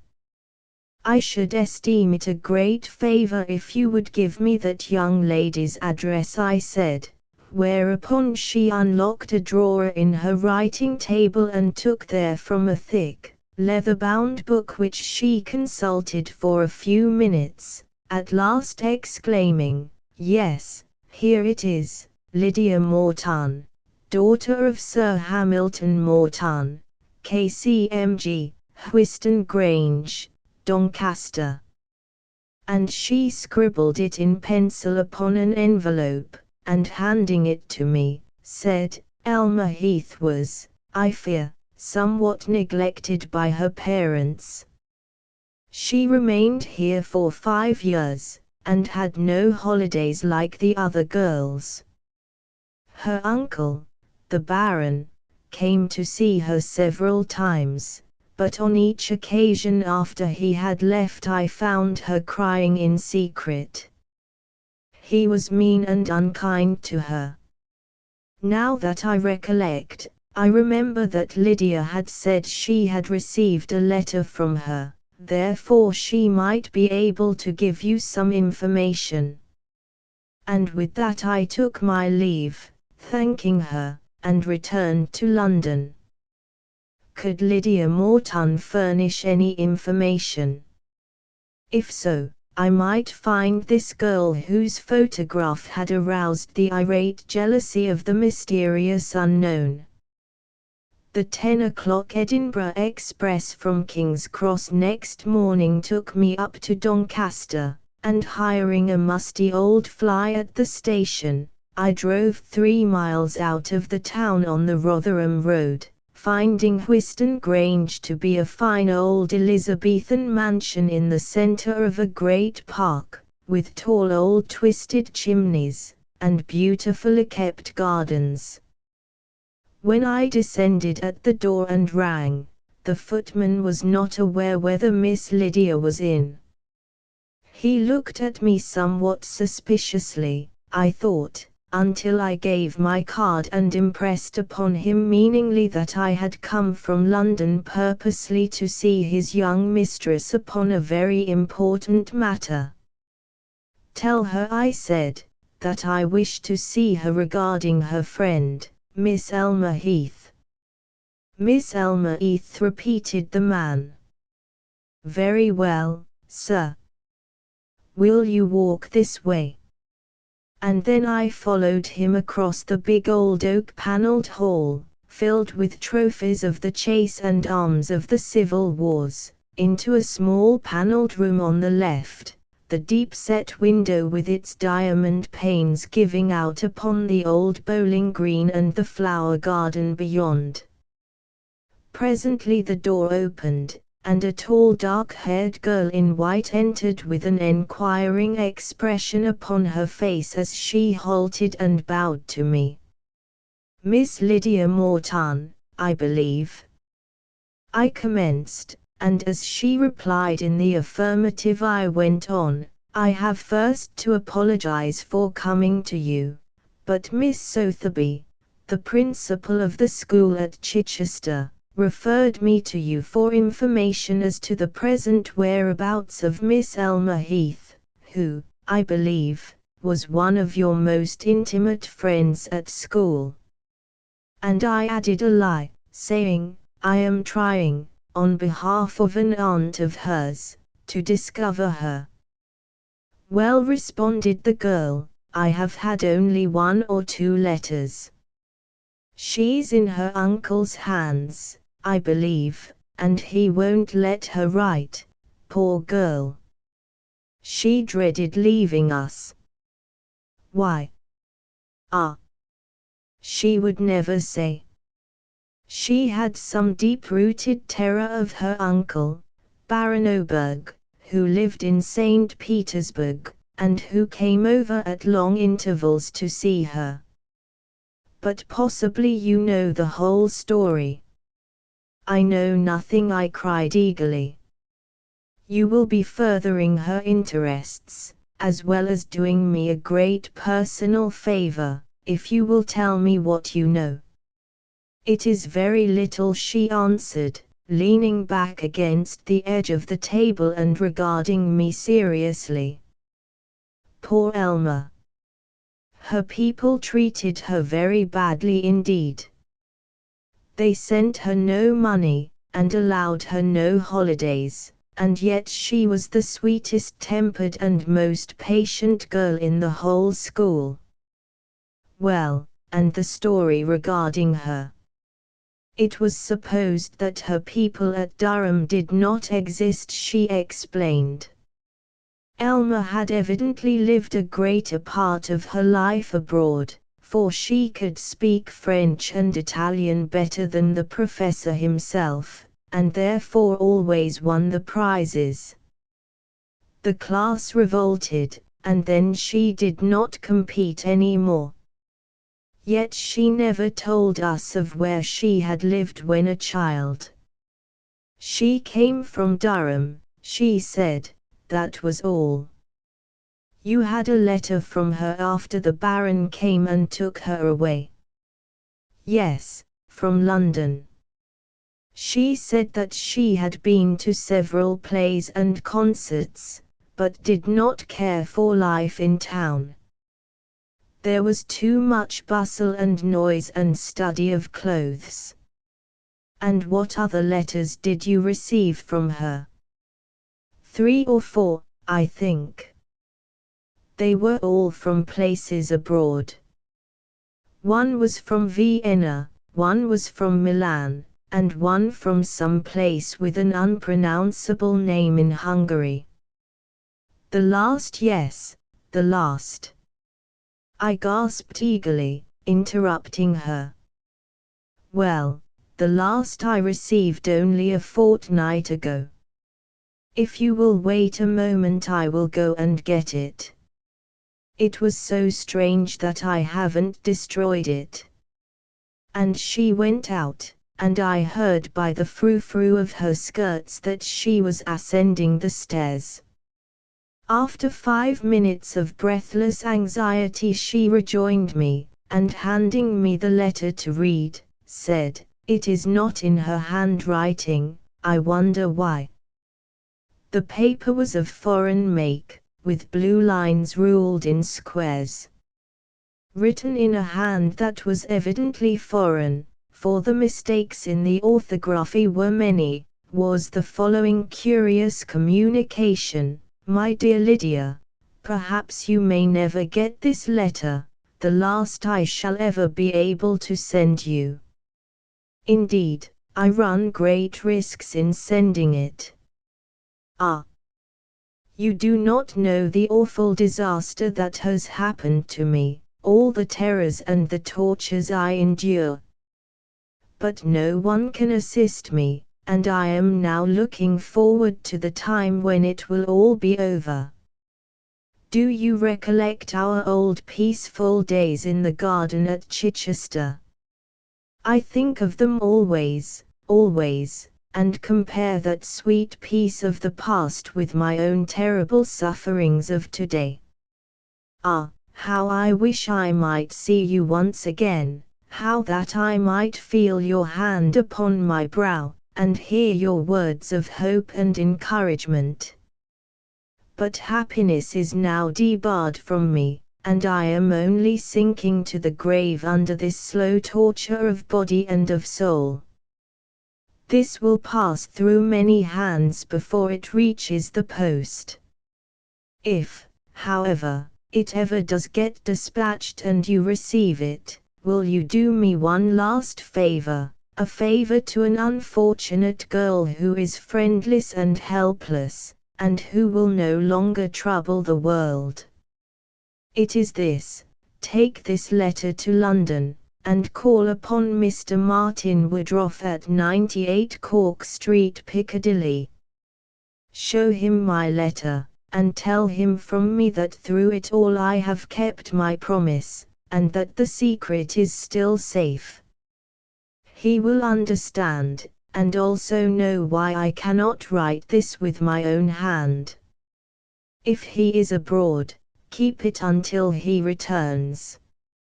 It is all I ask of you, Lydia, and I know that if this reaches you, you will not refuse me.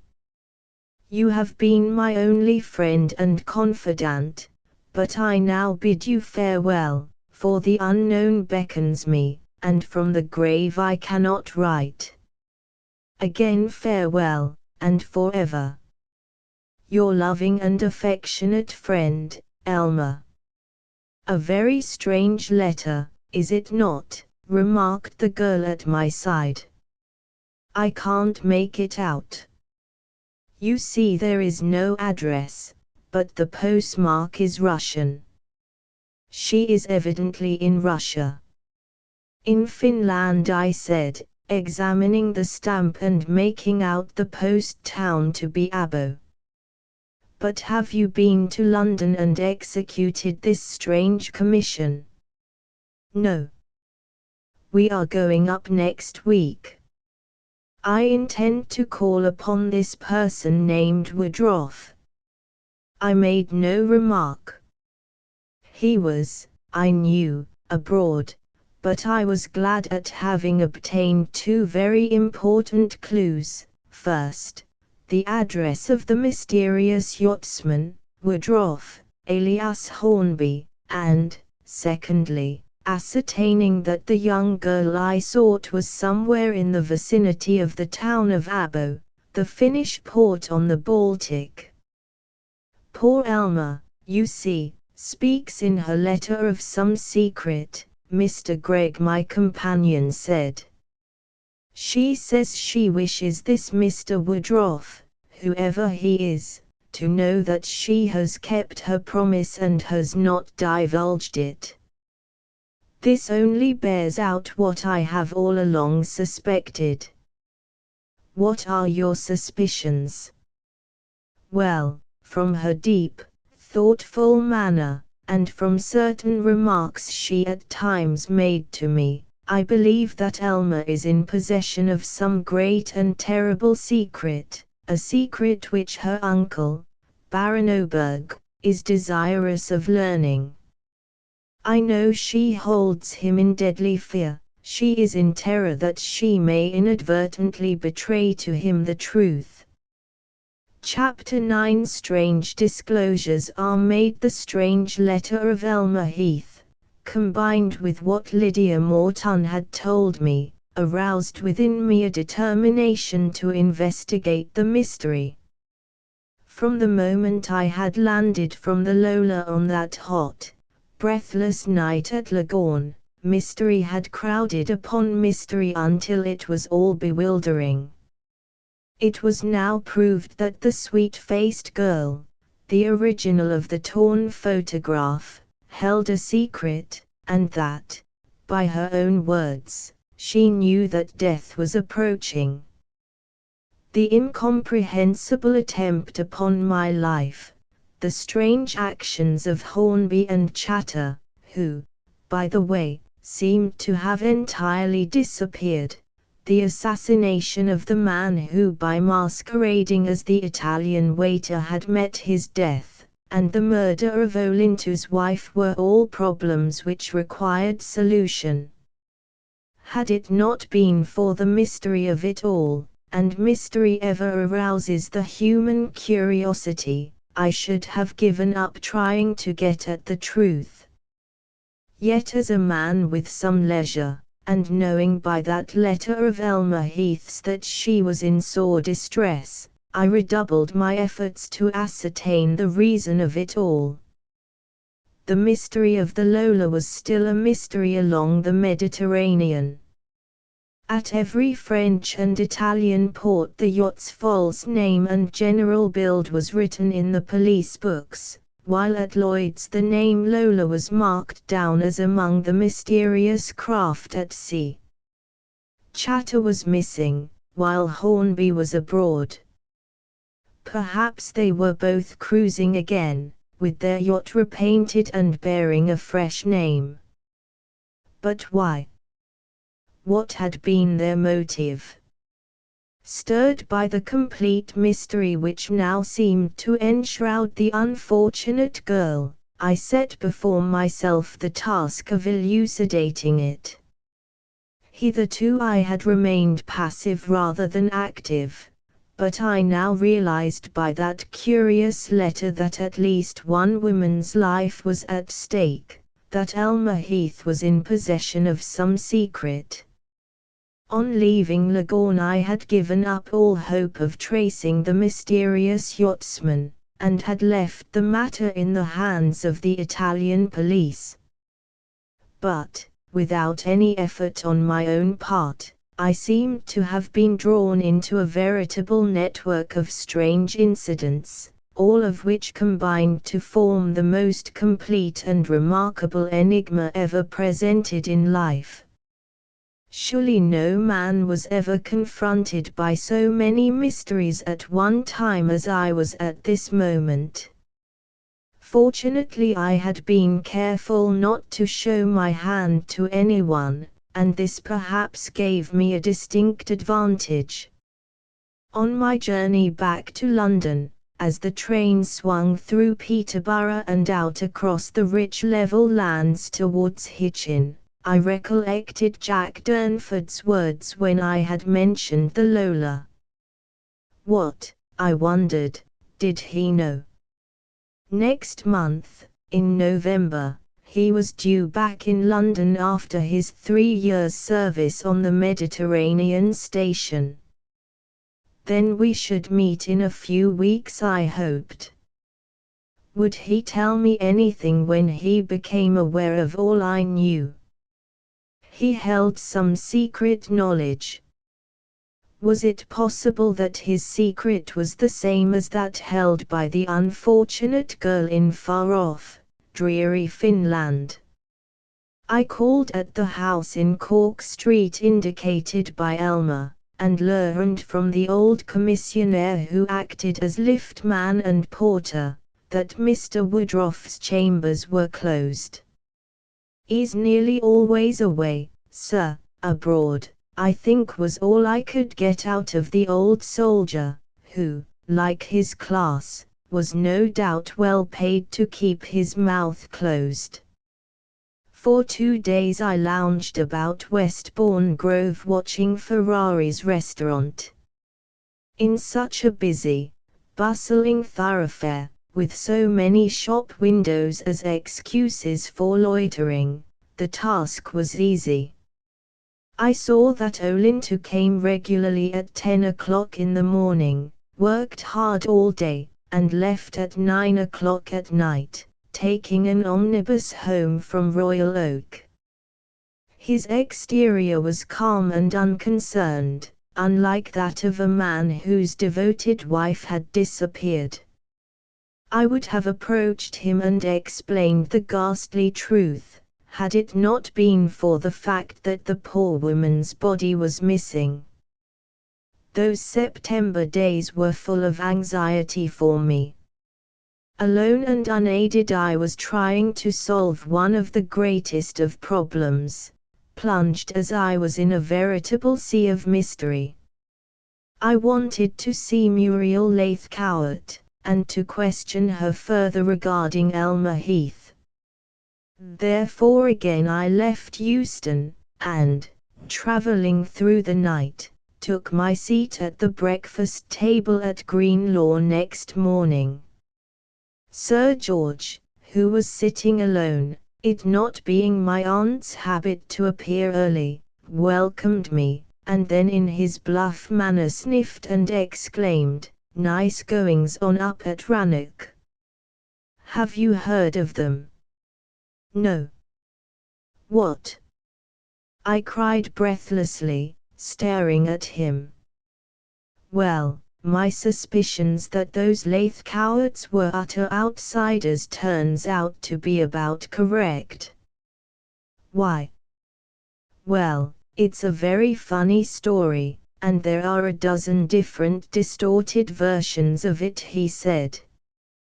But from what I can gather, the true facts are these. About 7 o'clock the night before last, as Laith Cowart and his house party were dressing for dinner, a telegram arrived. Mrs. Laith Cowart opened it, and at once went off into hysterics, while her husband, in a breathless hurry, slipped off his evening clothes again and got into an old blue serge suit, tossed a few things into a bag, and then went along to Muriel's room to urge her to prepare for secret flight. Flight? I gasped. What, have they gone? Listen, and I'll tell you. The servants have described the whole affair down in the village, so there's no doubt about it. Laith Cowart showed Muriel the telegram and urged her to fly. At first she refused, but for her father's sake was induced to prepare to accompany him.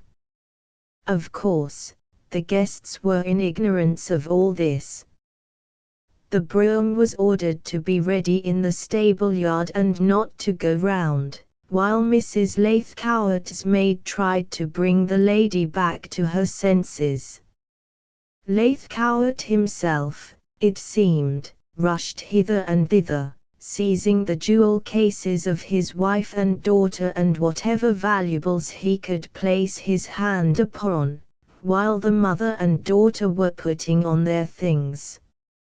As he rushed down the main staircase to the library, where his checkbook and some ready cash were locked in the safe, he met a stranger who had just been admitted and shown into the room.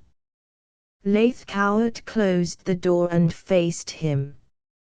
What afterwards transpired, however, is a mystery, for 2 hours later, after he and the two women had escaped, leaving the house party to their own diversions, the stranger was found locked in a large cupboard and insensible. The sensation was a tremendous one. Queux, the doctor, was called, and declared that the stranger had been drugged and was suffering from some narcotic. The servant who admitted him declared that the man had said he had an appointment with his master, and that no card was necessary. He, however, gave the name of Czar.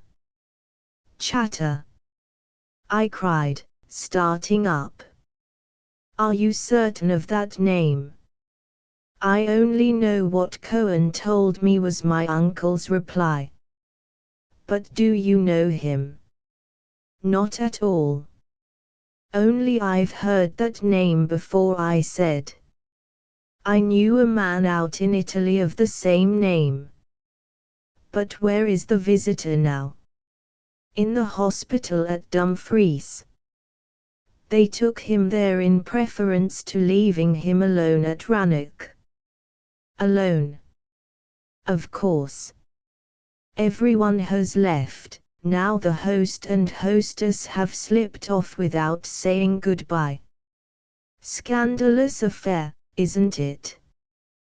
But, my boy, you'll remember that I always said I didn't like those people. There's something mysterious about them, I feel certain. That telegram gave them warning of the visit of the man Czar, depend upon it, and for some reason they are afraid of him. It would be interesting to know what transpired between the two men in the library. And these are people who've been taken up by everybody, mere adventurers, I should call them. And old Sir George sniffed again at thought of such scandal happening in the neighborhood. If Gilry must let Rannoch, then why in the name of fortune doesn't he let it to respectable folk and not to the first fellow who answers his advertisement in the field? It's simply disgraceful. Certainly, it is a most extraordinary story, I declared. Lathcowart evidently wished to escape from his visitor, and that's why he drugged him. Why he poisoned him, you mean? Cohen says the fellow is poisoned, but that he'll probably recover. He is already conscious, I hear. I resolved to call on the doctor, who happened to be well known to me, and obtain further particulars. Therefore at 11 o'clock I drove into Dumfries and entered his consulting room. He was a spare, short, fair man, a trifle bald, and when I was shown in he welcomed me warmly, speaking with his pronounced Galloway accent. "Well, it is a very mysterious case, Mr. Gregg," he said, after I had told him the object of my visit. "The gentleman is still in the hospital, and I have to keep him very quiet. He was poisoned without a doubt, and has had a very narrow escape of his life. The police got wind of the affair, and Mackenzie called to question him. But he refused to make any statement whatever, apparently treating the affair very lightly. The police, however, are mystified as to the reason of Mr. Lathcowart's sudden flight, and are anxious to get at the bottom of the curious affair. Naturally. And more especially after the tragedy up in Rannoch Wood a short time ago, I said. "That's just it," said the doctor, removing his pince-nez and rubbing them. "Mackenzie seems to suspect some connection between Lathcowart's sudden disappearance and that mysterious affair. It seems very evident that the telegram was a warning to Lathcowart of the man Chatter's intention of calling, and that the last named was shown in just at the moment when the fugitive was on the point of leaving." "Chatter?" I echoed. "Do you know his Christian name?" "Hilton Chatter. He is apparently a gentleman. Curious that he will tell us nothing of the reason he called, and of the scene that occurred between them." Knowing all that I did, I was not surprised. Lathcowart had undoubtedly taken him unawares, but knights of industry never betray each other. My next visit was to Mackenzie, for whom I had to wait nearly an hour, as he was absent in another quarter of the town. "Ah, Mr. Gregg," he cried gladly, as he came in to find me seated in a chair patiently reading the newspaper. "You are the very person I wish to see. Have you heard of this strange affair at Rannoch?" "I have," was my answer. "Has the man in the hospital made any statement yet?" "None. He refuses point blank," answered the detective. "But my own idea is that the affair has a very close connection with the two mysteries of the wood. The first mystery, that of the man, proves to be a double mystery," I said. "How?" "Explain it." "Well, the waiter Olinto Santini is alive and well in London." "What?" he gasped, starting up. "Then he is not the person you identified him to be?" "No. But he was masquerading as Santini, made up to resemble him, I mean, even to the mole upon his face."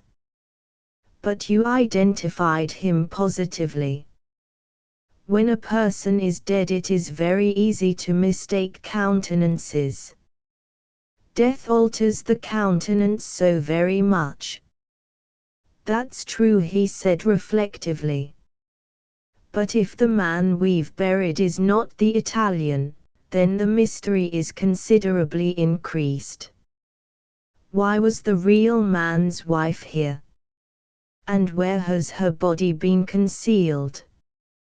That's the question. Again a mystery.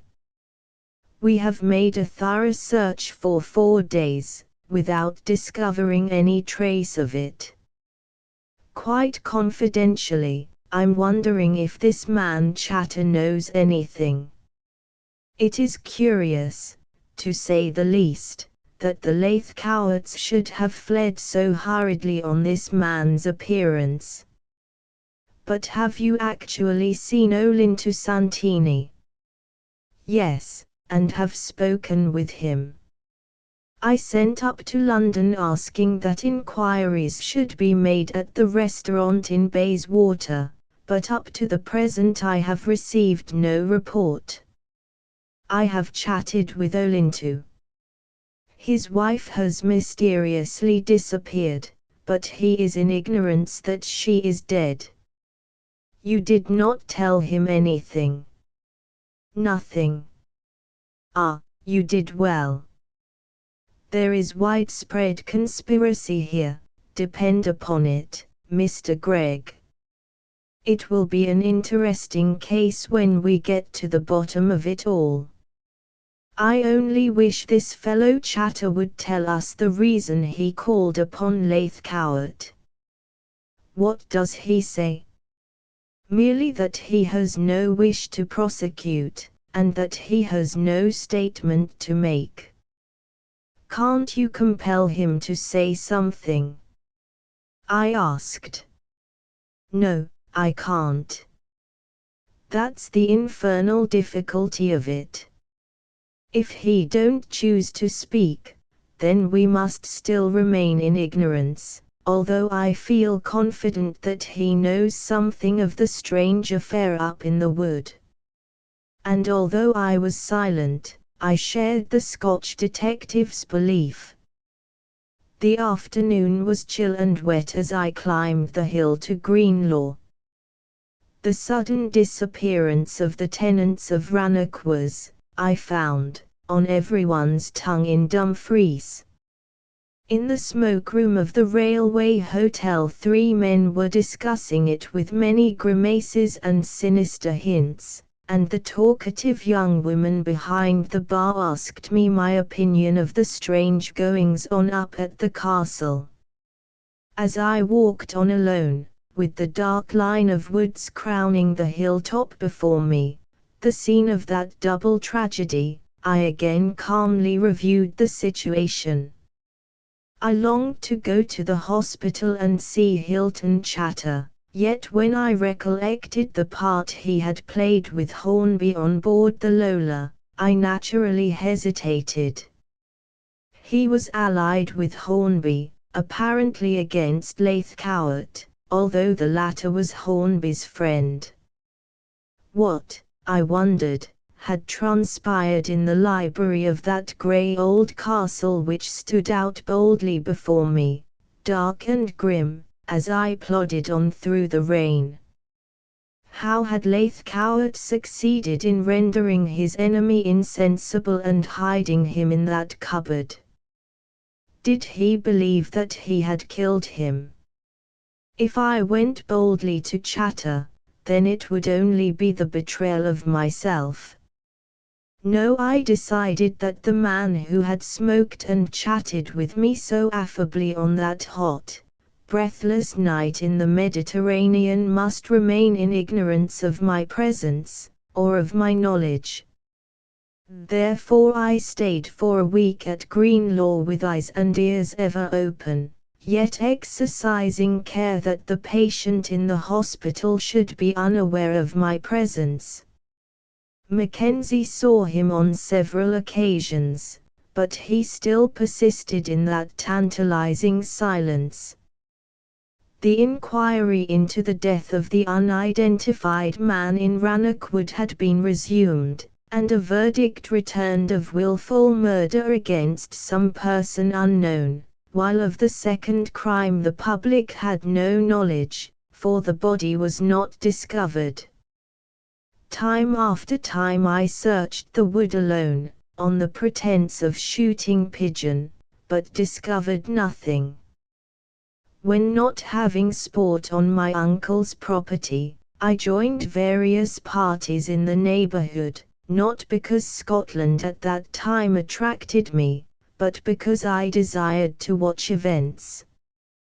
Chatter, as soon as he recovered, left the hospital and went south, to London, I ascertained, leaving the police utterly in the dark and filled with suspicion of the fugitives from Rannoch.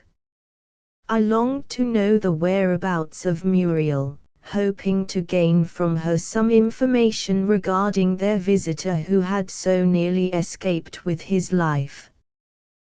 That she was aware of the object of his visit was plain from the statements of the servants, all of whom had been left without either money or orders.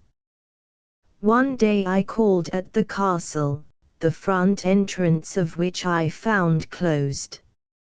Gilry, the owner, had come up from London, met his factor there, and discharged all the late tenant's servants, keeping on only 3 of his own who had been in service there for a number of years. Anne Cameron, a housemaid, was one of these, and it was she whom I met when entering by the servants' hall. On questioning her, I found her most willing to describe how she was in the corridor outside the young mistress's room when Mr. Laithcowart dashed along in breathless haste with the telegram in his hand. She heard him cry, "Look at this. Read it, Muriel. We must go. Put on your things at once, my dear. Never mind about luggage. Every minute lost is of consequence." "What?" he cried a moment later. "You won't go? You'll stay here and face them? Good heavens! Girl, are you mad? Don't you know what this means? It means that the secret is out, you hear? We must fly." The woman told me that she distinctly heard Miss Muriel sobbing, while her father walked up and down the room speaking rapidly in a low tone.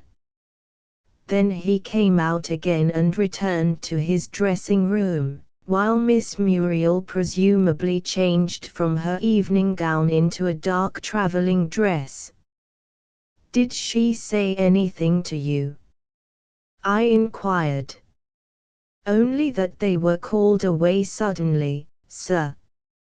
But the domestic added, "The young lady was very pale and agitated, and we all knew that something terrible had happened. Mrs. Laithcowart gave orders that nothing was to be told to the guests, who dined alone, believing that their host and hostess had gone down to the village to see an old man who was dying. That was the story we told them, sir. And in the meantime the Laithcowarts were in the express going to Carlisle." "Yes, sir. They say in Dumfries that the police telegraphed after them, but they had reached Carlisle and evidently changed there, and so got away. By the administration of a judicious tip I was allowed to go up to Miss Muriel's room, an elegantly furnished little chamber in the front of the fine old place, with a deep old-fashioned window commanding a magnificent view across the broad Nithsdale. The room had been tidied by the maids, but allowed to remain just as she had left it. I advanced to the window, in which was set the large dressing table with its big swing mirror and silver-topped bottles, and on gazing out saw, to my surprise, it was the only window which gave a view of that corner of Rannoch Wood where the double tragedy had taken place. Indeed, any person standing at the spot would have a clear view of that one distant window while out of sight of all the rest. A light might be placed there at night as signal, for instance, or by day a towel might be hung from the window as though to dry and yet could be plainly seen at that distance. Another object in the room also attracted my attention, a pair of long field glasses. Had she used these to keep watch upon that spot? I took them up and focused them upon the boundary of the wood, finding that I could distinguish everything quite plainly. "That's where they found the man who was murdered," explained the servant, who still stood in the doorway. "I know," I replied. "I was just trying the glasses." Then I put them down, and on turning saw upon the mantel-shelf a small, bright red candleshade, which I took in my hand. It was made, I found, to fit upon the electric table lamp. "Miss Muriel was very fond of a red light," explained the young woman, and as I held it I wondered if that light had ever been placed upon the toilet table and the blind drawn up, whether it had ever been used as a warning of danger. As I expressed a desire to see the young lady's boudoir, the maid Cameron took me down to the luxurious little room where, the first moment I entered, one fact struck me as peculiar. The picture of Elmer Heath was no longer there. The photograph had been taken from its frame, and in its place was the portrait of a broad-browed, full-bearded man in a foreign military uniform, a picture that, being soiled and faded, had evidently been placed there to fill the empty frame. Whose hand had secured that portrait before the Laithcowart's flight? Why, indeed, should I, for the second time, discover the unhappy girl's picture missing? Has the gentleman who called on the evening of Mr. Laithcowart's disappearance been back here again since he left the hospital? I inquired as a sudden idea occurred to me. Yes, sir. He called here in a fly on the day he came out, and at his request I took him over the castle. He went into the library, and spent half an hour in pacing across it, taking measurements, and examining the big cupboard in which he was found insensible. It was a strange affair, sir, added the young woman, wasn't it? Very, I replied. The gentleman might have been in there now had I not gone into the library and found a lot of illustrated papers, which I always put in the cupboard to keep the place tidy, thrown out onto the floor. I went to put them back but discovered the door locked. The key I afterwards found in the grate, where Mr. Laithcowart had evidently thrown it, and on opening the door imagine the shock I had when I found the visitor lying doubled up. I, of course, thought he was dead. And when he returned here on his recovery, did he question you? Oh, yes. He asked about the Laithcowarts, and especially about Miss Muriel. I believe he's rather sweet on her, by the way he spoke. And really no better or kinder lady never breathed, I'm sure. We're all very sorry indeed for her. But she had nothing to do with the affair. Of course not. but she shares in the scandal and disgrace.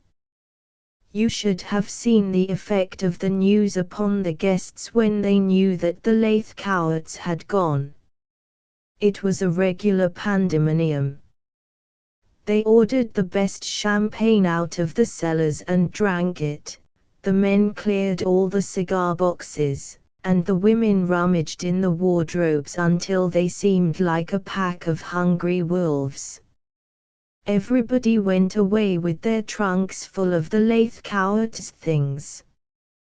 They took whatever they could lay their hands on, and we, the servants, couldn't stop them.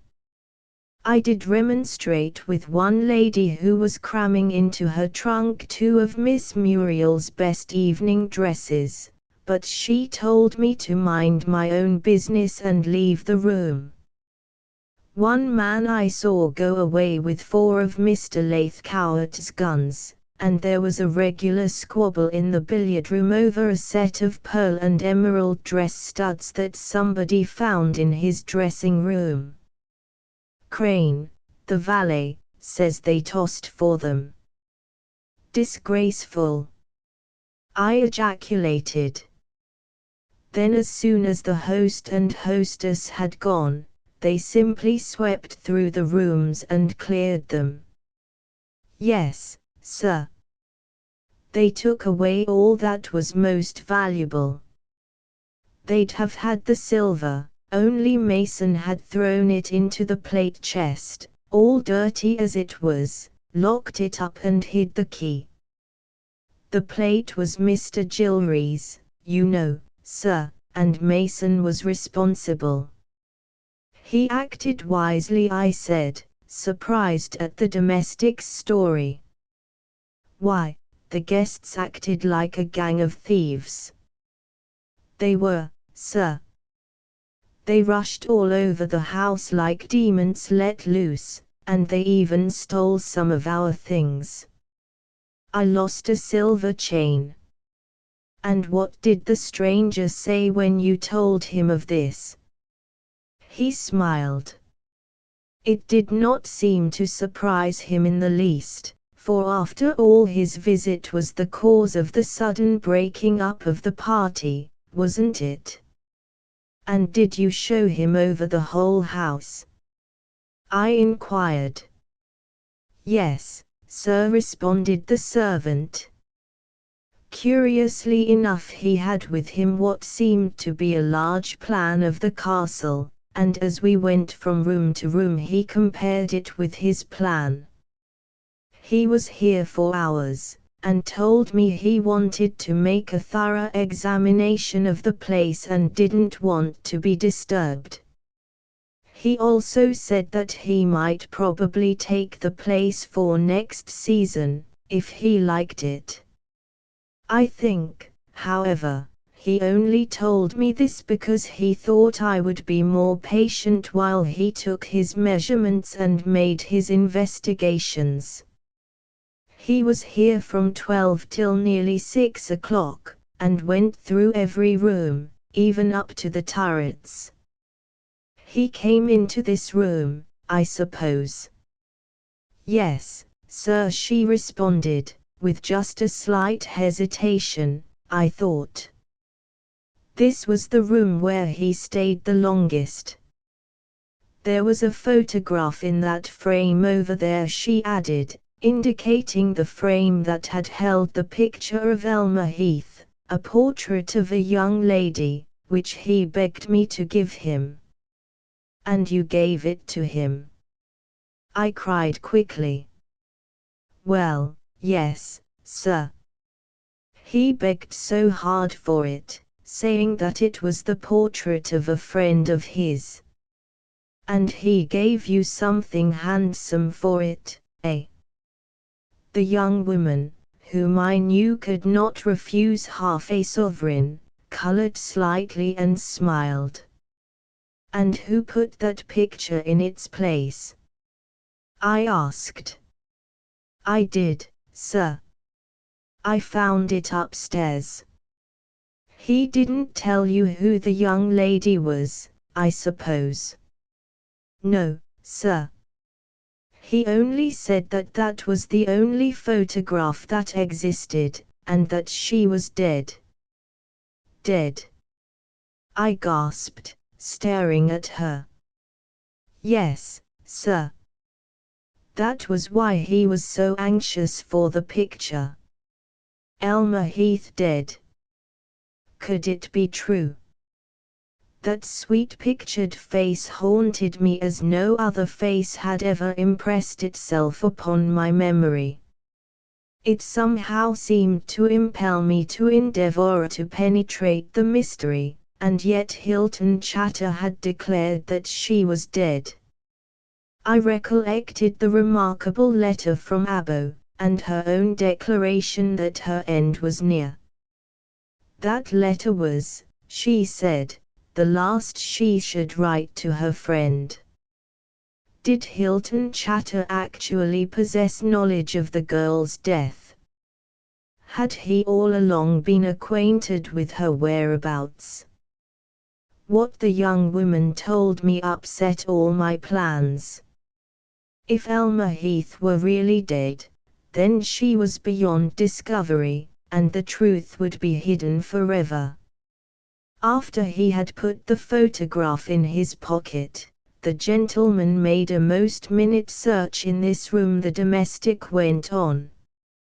He consulted his plan, took several measurements, and then tapped on the paneling all along this wall, as though he were searching for some hidden cupboard or hiding place. I looked at the plan, and saw a mark in red ink upon it. He was trying to discover that spot, and was greatly disappointed at not being able to do so. He was in here over an hour, and made a most careful search all around. And what explanation did he give? He only said, "If I find what I want, Anne, I shall make you a present of a £10 note." That naturally made me anxious. He made no other remark about the young lady's death. I inquired anxiously. No. Only he sighed, and looked steadily for a long time at the photograph. I saw his lips moving, but his words were inaudible. You haven't any idea of the reason why he called upon Mr. Lathcowart, I suppose? From what he said, I formed my own conclusions, was her answer. And what is your opinion? Well, I feel certain that there is, or was, something concealed in this house that he's very anxious to obtain. He came to demand it of Mr. Lathcowart, but what happened in the library we don't know. He, however, believes that Mr. Lathcowart has not taken it away, and that, whatever it may be, it is still hidden here. Chapter X. I show my hand. On my return to London next day I made inquiry at the Admiralty and learned that the battleship Bulwark was lying at Palermo. Therefore I telegraphed to Jack Durnford, and late the same afternoon his reply came at the Cecil, due in London 20th. Dine with me at club that evening, Jack. The 20th. That meant nearly a month of inactivity. In that time I could cross to Abo, make inquiries there, and ascertain, perhaps, if Elmer Heath were actually dead as Chatter had declared. Two facts struck me as remarkable. Baron Oberg was said to be Polish, while the dark-bearded proprietor of the restaurant in Westbourne Grove was also of the same nationality. Then I recollected that pretty little enamelled cross that Mackenzie had found in Rannoch Wood, and it suddenly occurred to me that it might possibly be the miniature of one of the European orders of chivalry. In the club library at midnight I found a copy of Capelletti's Storia degli Ordini Cavalierici, the standard work on the subject, and on searching the illustrations I at length discovered a picture of it. It was a Russian order, the coveted Order of Saint Anne, bestowed by the Czar only upon persons who have rendered eminent services to the state and to the sovereign.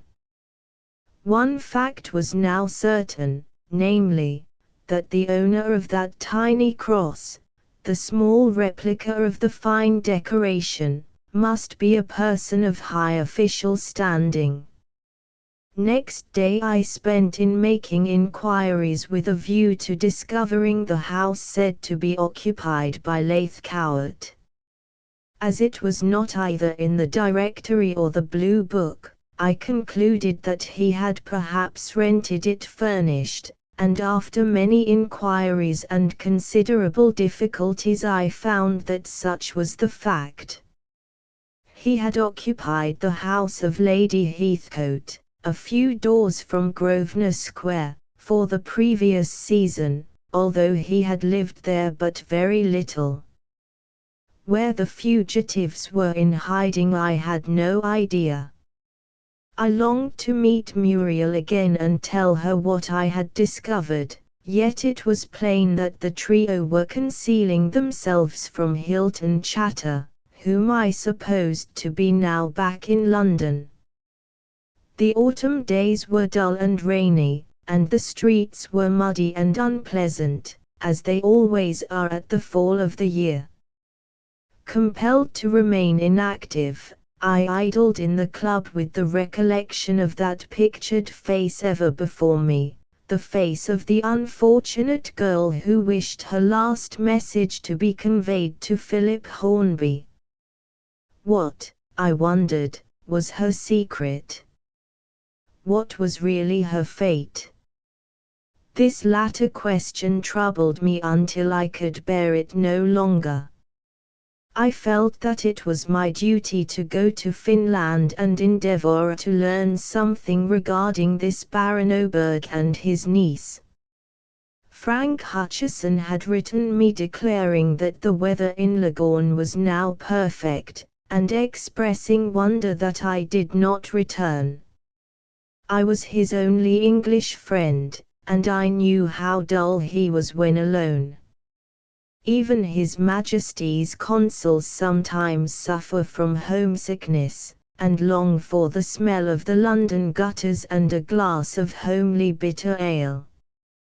But you, my reader, who have lived in a foreign land for any length of time, know well how wearisome becomes the life, however brilliant, and how sweet are the recollections of our dear grey old England with her green fields, her muddy lanes, and the bustling streets of her grey, grimy cities. You have but one home, and England is still your home, even though you may become the most bigoted of cosmopolitans and may have no opportunity of speaking your native tongue the whole year through. Duty, the duty of a man who had learned strange facts and knew that a defenseless woman was a victim, called me to Finland. Therefore, with my passport properly vised and my papers all in order, I one night left Hull for Stockholm by the weekly Wilson service.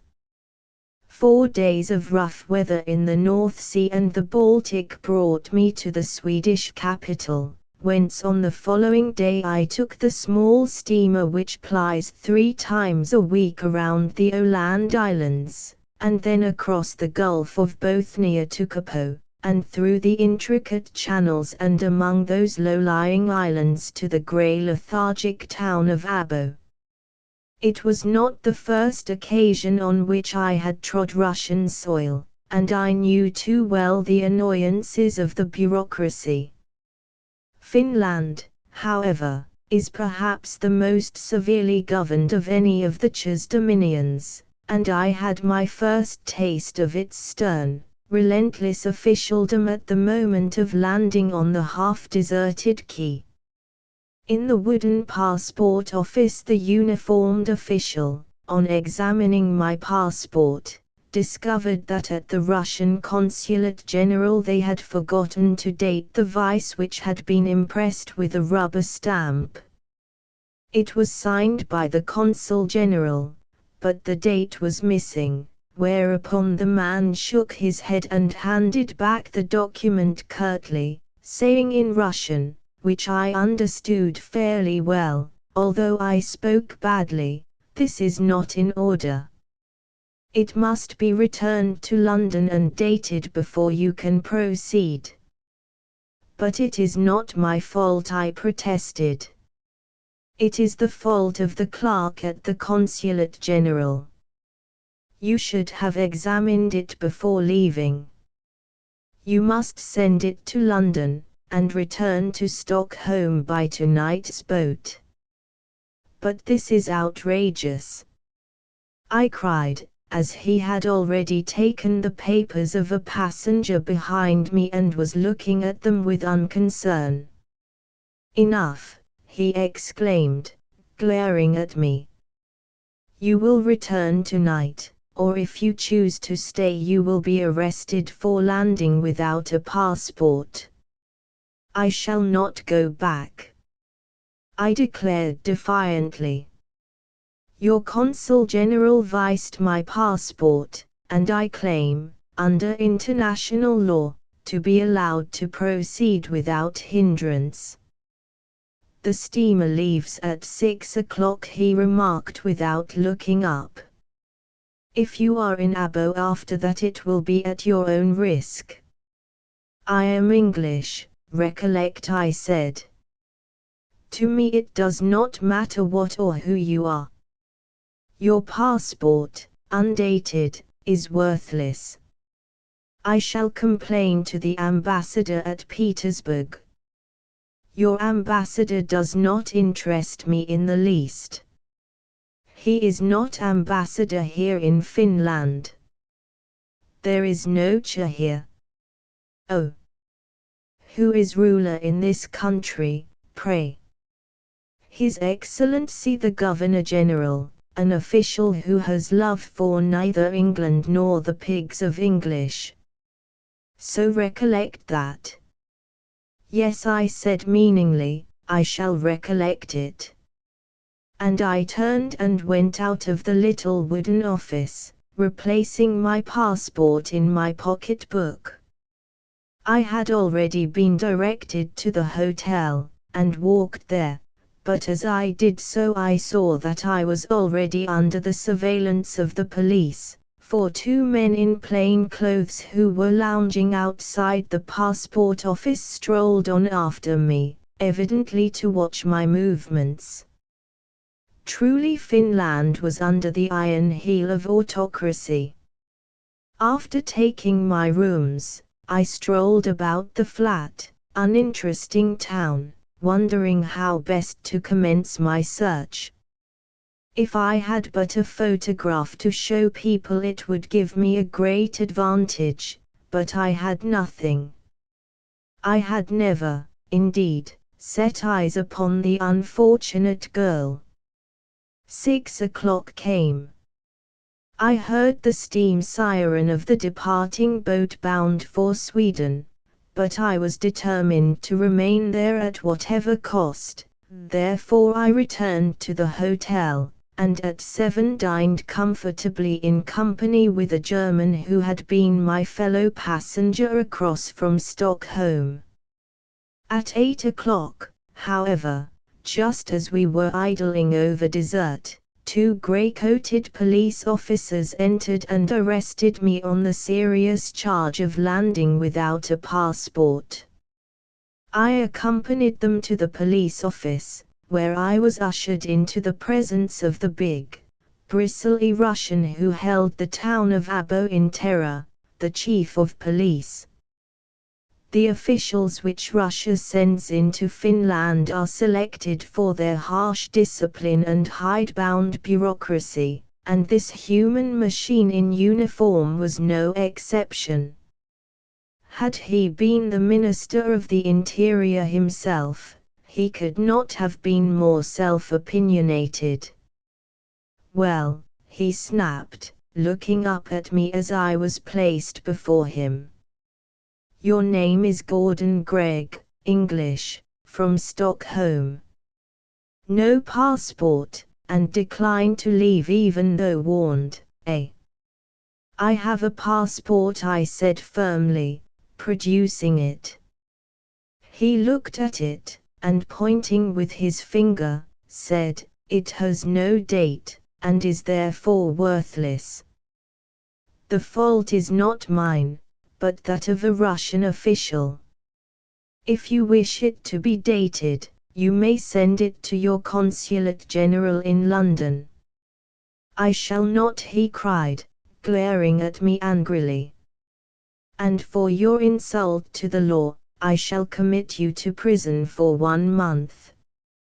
Perhaps you will then learn Russian manners. Oh.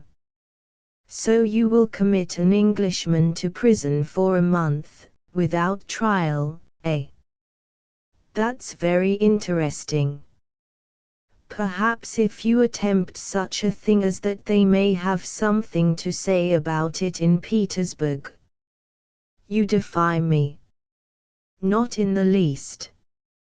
I have presented my passport and demand common courtesy. Your passport is worthless, I tell you, he cried. There, that's how much it is worth to me. And snatching it up, he tore it in half and tossed the pieces of blue paper in my face. My blood was up at this insult, yet I bit my lips and remained quite calm. Perhaps you will kindly tell me who you are? I asked in as quiet a voice as I could command. With pleasure. I am Michael Boransky, Chief of Police of the province of Aboby-Orneborg. Ah. Well, Michael Boransky, I shall trouble you to pick up my passport, stick it together again, and apologize to me. Apologize. Me apologize. And the fellow laughed aloud, while the police officers on either side of me grinned from ear to ear. You refuse. Refuse. Certainly I do.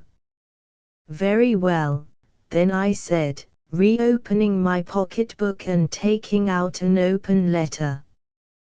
Perhaps you will kindly glance at that. It is in Russian, so you can read it. He snatched it from me with ill grace, but not without curiosity. And then, as he read the lines, his face changed and he went paler. Raising his head, he stood staring at me open-mouthed in amazement. I apologize to Your Excellency, he gasped, blanched to the lips. I most humbly apologize. I did not know. You told me nothing. Perhaps you will kindly mend my passport, and give it a proper vice. In an instant he was up from his chair, and having gathered the torn paper from the floor, proceeded to paste it together. On the back he endorsed that it had been torn by accident, and then gave it the proper vice, affixing the stamps. I trust, Excellency, he said, bowing low as he handed it to me, I trust that this affair will not trouble you further. I assure you I had no intention of insulting you. Yes, you had. I said. You insulted me merely because I am English. But recollect in future that the man who insults an Englishman generally pays for it, and I do not intend to let this pass. There is a higher power in Finland than even the Governor-General. But, Excellency, whined the fellow who only 10 minutes ago had been such an insulting bully, I shall lose my position. I have a wife and 6 children, my wife is delicate, and my pay here is not a large one. You will forgive, won't you, Excellency? I have apologized, I most humbly apologize. And he took up the letter I had given him, holding it gingerly with trembling fingers. And well he might, for the document was headed, Minister of the Imperial Household, Palace of Peterhof. The bearer of this is one Gordon Francis Gregg, British subject, whom it is our will and command that he shall be our guest during his journey through our dominion. And we hereby command all governors of provinces and minor officials to afford him all the facilities he requires and privileges and immunities as our guest. The above decree was in a neat copperplate handwriting in Russian, while beneath was the sprawling signature of the ruler of 130 millions of people, that signature that was all-powerful from the Gulf of Bothnia to the Pacific, Nicholas. The document was the one furnished to me a year before when, at the invitation of the Russian government, I had gone on a mission of inquiry into the state of the prisons in order to see, on behalf of the British public, whether things were as black as some writers had painted them. It had been my intention to visit the far-off penal settlements in northern Siberia, but having gone through some 20 prisons in European Russia, my health had failed and I had been compelled to return to Italy to recuperate. The document had therefore remained in my possession because I intended to resume my journey in the following summer. It was in order that I should be permitted to go where I liked, and to see what I liked without official hindrance, that His Majesty the Emperor had, at the instigation of the Ministry of the Interior, given me that most valuable document. Sight of it had changed the chief of police from a burly bully into a whining coward, for he saw that he had torn up the passport of a guest of the Czar, and the consequence was most serious if I complained. He begged of me to pardon him, urging all manner of excuses, and humbling himself before me as well as before his 2 inferiors, who now regarded me with awe. I will atone for the insult in any way your High Excellency desires, declared the official. I will serve your Excellency in any way he may command. His words suggested a brilliant idea. I had this man in my power, he feared me. Well, I said after some reluctance, there is a little matter in which you might be of some assistance. If you will, I will reconsider my decision of complaining to Petersburg. And what is that, Excellency? He gasped eagerly. I desire to know the whereabouts of a young English lady named Elma Heath, I said, and I wrote down the name for him upon a piece of paper. Age about 20, and was at school at Chichester, in England. She is a niece of a certain Baron Oberg. Baron Oberg, he repeated, looking at me rather strangely. I thought. Yes, as she is a foreigner she will be registered in your books. She is somewhere in your province, but where I do not know. Tell me where she is, and I will say nothing more about my passport, I added. Then your High Excellency wishes to see the young lady, he said reflectively, with the paper in his hand. Yes. In that case, It being commanded by the Emperor that I shall serve your Excellency, I will have immediate inquiries made, was his answer. When I discover her whereabouts, I will do myself the pleasure of calling at your Excellency's hotel. And I left the fellow, very satisfied that I had turned his officiousness and hatred of the English to very good account. On that grey, dreary northern coast the long winter was fast setting in. Poor oppressed Finland suffers under a hard climate with August frosts, an 8 months winter in the north, and 5 months of frost in the south. Idling in sleepy Abo, where the public buildings were so mean and meagre and the houses for the most part built of wood, I saw on every hand the disastrous result of the attempted Russification of the country. The hand of the oppressor, that official sent from Petersburg to crush and to conquer, was upon the honest Finnish nation. The Russian bureaucracy was trying to destroy its weaker but more successful neighbor, and in order to do so employed the harshest and most unscrupulous officials it could import. My fellow traveler from Stockholm, who represented a firm of papermakers in Hamburg, and who paid an annual visit to Abo and Helsingfors, acted as my guide around the town, while I awaited the information from the humbled chief of police. My German friend pointed out to me how, since Russia placed her hand upon Finland, progress had been arrested, and certainly plain evidences were on every hand. There was growing discontent everywhere, for many of the newspapers had recently been suppressed and the remainder were under a severe censorship. Agriculture had already decreased, and many of the cotton spinning and sawmills were silent and deserted. The exploitation of those gigantic forests from which millions of trunks were floated down to the sea annually had now been suspended. The great landowners were deserting the country, and there was silence and depression everywhere. Finland had been separated for economic purposes from the more civilized countries, and bound to the poverty-stricken, artificially isolated and oppressed Russia.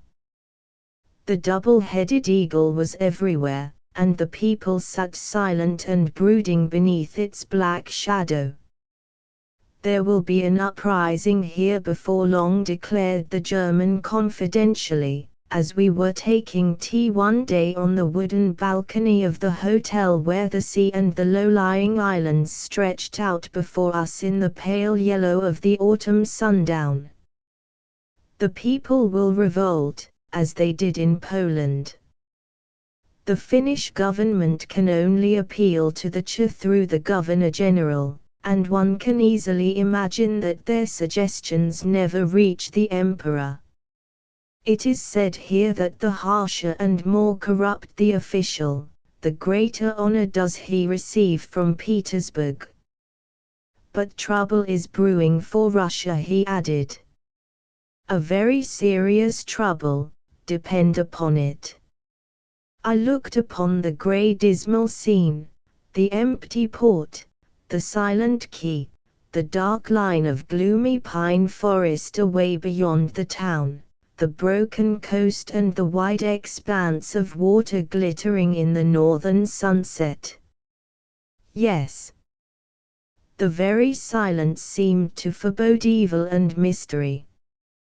Truly what I saw of Finland impressed me even more than what I had witnessed in the far-off eastern provinces of European Russia. My object, however, was not to inquire into the internal condition of Finland, or of her resentment of her powerful conqueror. I was there to find that unfortunate girl who had written so strangely to her old school friend and whose portrait had, for some hidden reason, been destroyed. On the morning of the third day after my arrival at Abo, while sitting on the hotel veranda reading an old copy of the Paris Journal, many portions of which had been blacked out by the censor, the chief of police, in his dark green uniform, entered and saluted before me. "Your Excellency, may I be permitted to speak with you in private?" "Certainly," I responded, rising and conducting him to my bedroom, where I closed the door, invited him to a seat, and myself sat upon the edge of the bed. "I have made various inquiries," he said, "and I think I have found the lady your Excellency is seeking. My information, however, must be furnished to you in strictest confidence," he added, "because there are reasons why I should withhold her whereabouts from you." "What do you mean?" I inquired. "What reasons?" "Well, the lady is living in Finland in secret." "Then she is alive?" I exclaimed quickly. "I thought she was dead." "To the world she is dead," responded Michael Boransky, stroking his red beard. "For that reason the information I give you must be treated as confidential." "Why should she be in hiding?" "She is guilty of no offense, is she?" The man shrugged his shoulders, but did not reply. "And this Baron Oberg?" "You tell me nothing of him," I said with dissatisfaction. "How can I when I know nothing, Excellency?" was his response. I felt certain that the fellow was not speaking the truth, for I had noticed his surprise when I had first uttered the mysterious nobleman's name. "As I have already said, Excellency, I am desirous of atoning for my insult, and will serve you in every manner I can." For that reason I had sought news of the young English lady, the Mademoiselle Heath. "But you have all foreigners registered in your books," I said. "The search was surely not a difficult one." "I know your police methods in Russia too well," I laughed. "No, the lady was not registered," he said. "There was a reason." "Why?" "I have told you, Excellency. She is in hiding." "Where?" "I regret that much as I desire, I dare not appear to have any connection with your quest. But I will direct you. Indeed, I will give you instructions to a second person to take you to her." "Is she in Abo?" "No. Away in the country. If your Excellency will be down at the end of the quay tomorrow at noon you will find a carriage in waiting, and the driver will have full instructions how to take you to her and how to act. Follow his directions implicitly, for he is a man I can trust." "Tomorrow?" I cried anxiously. "Why not today? I am ready to go at any moment."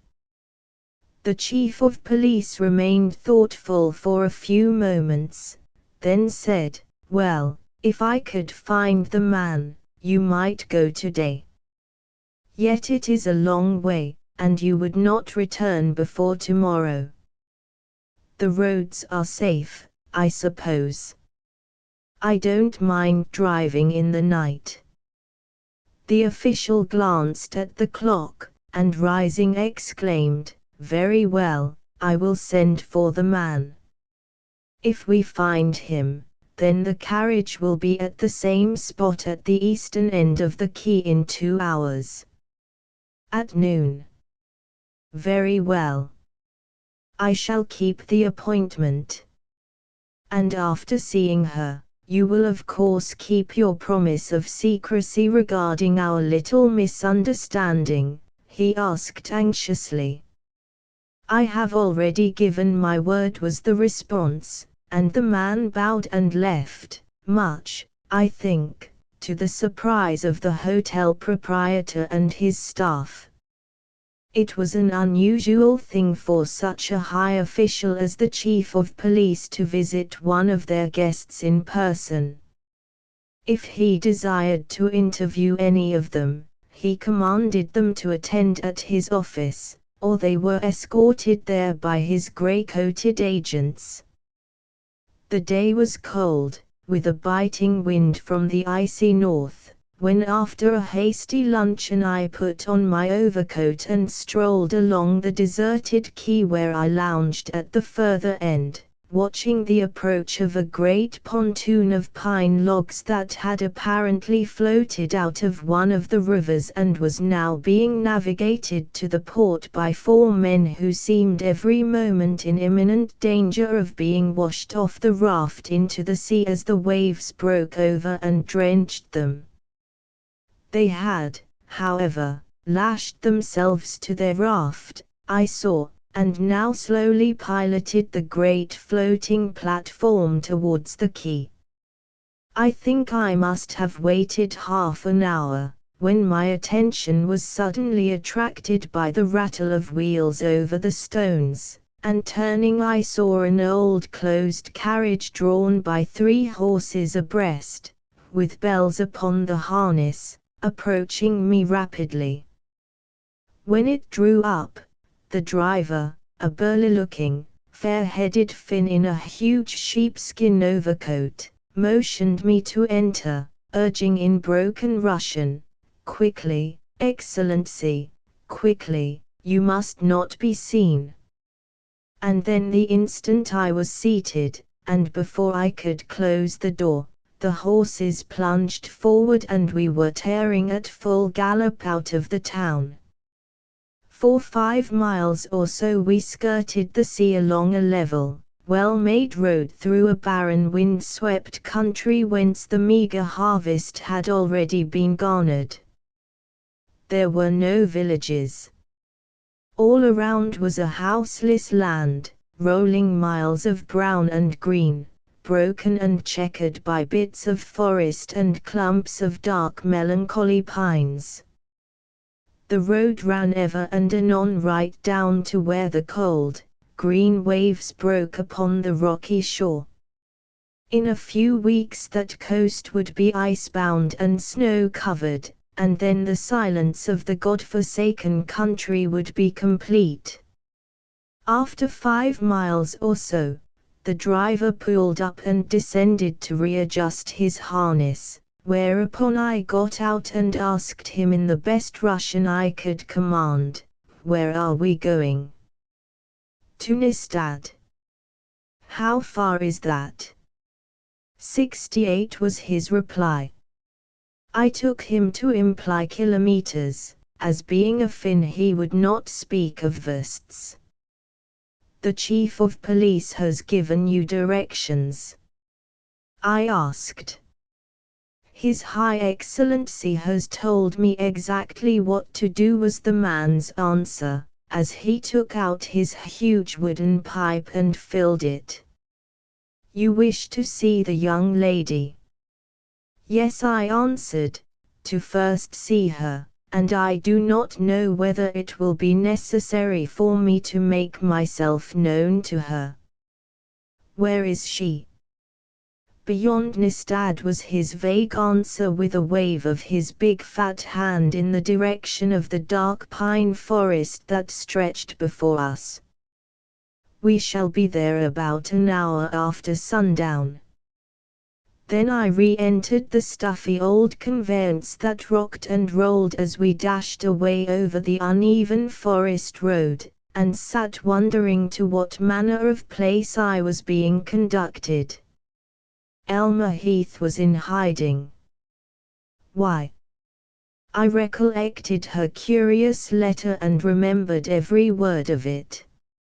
She wished Hornby to know that she had never revealed her secret.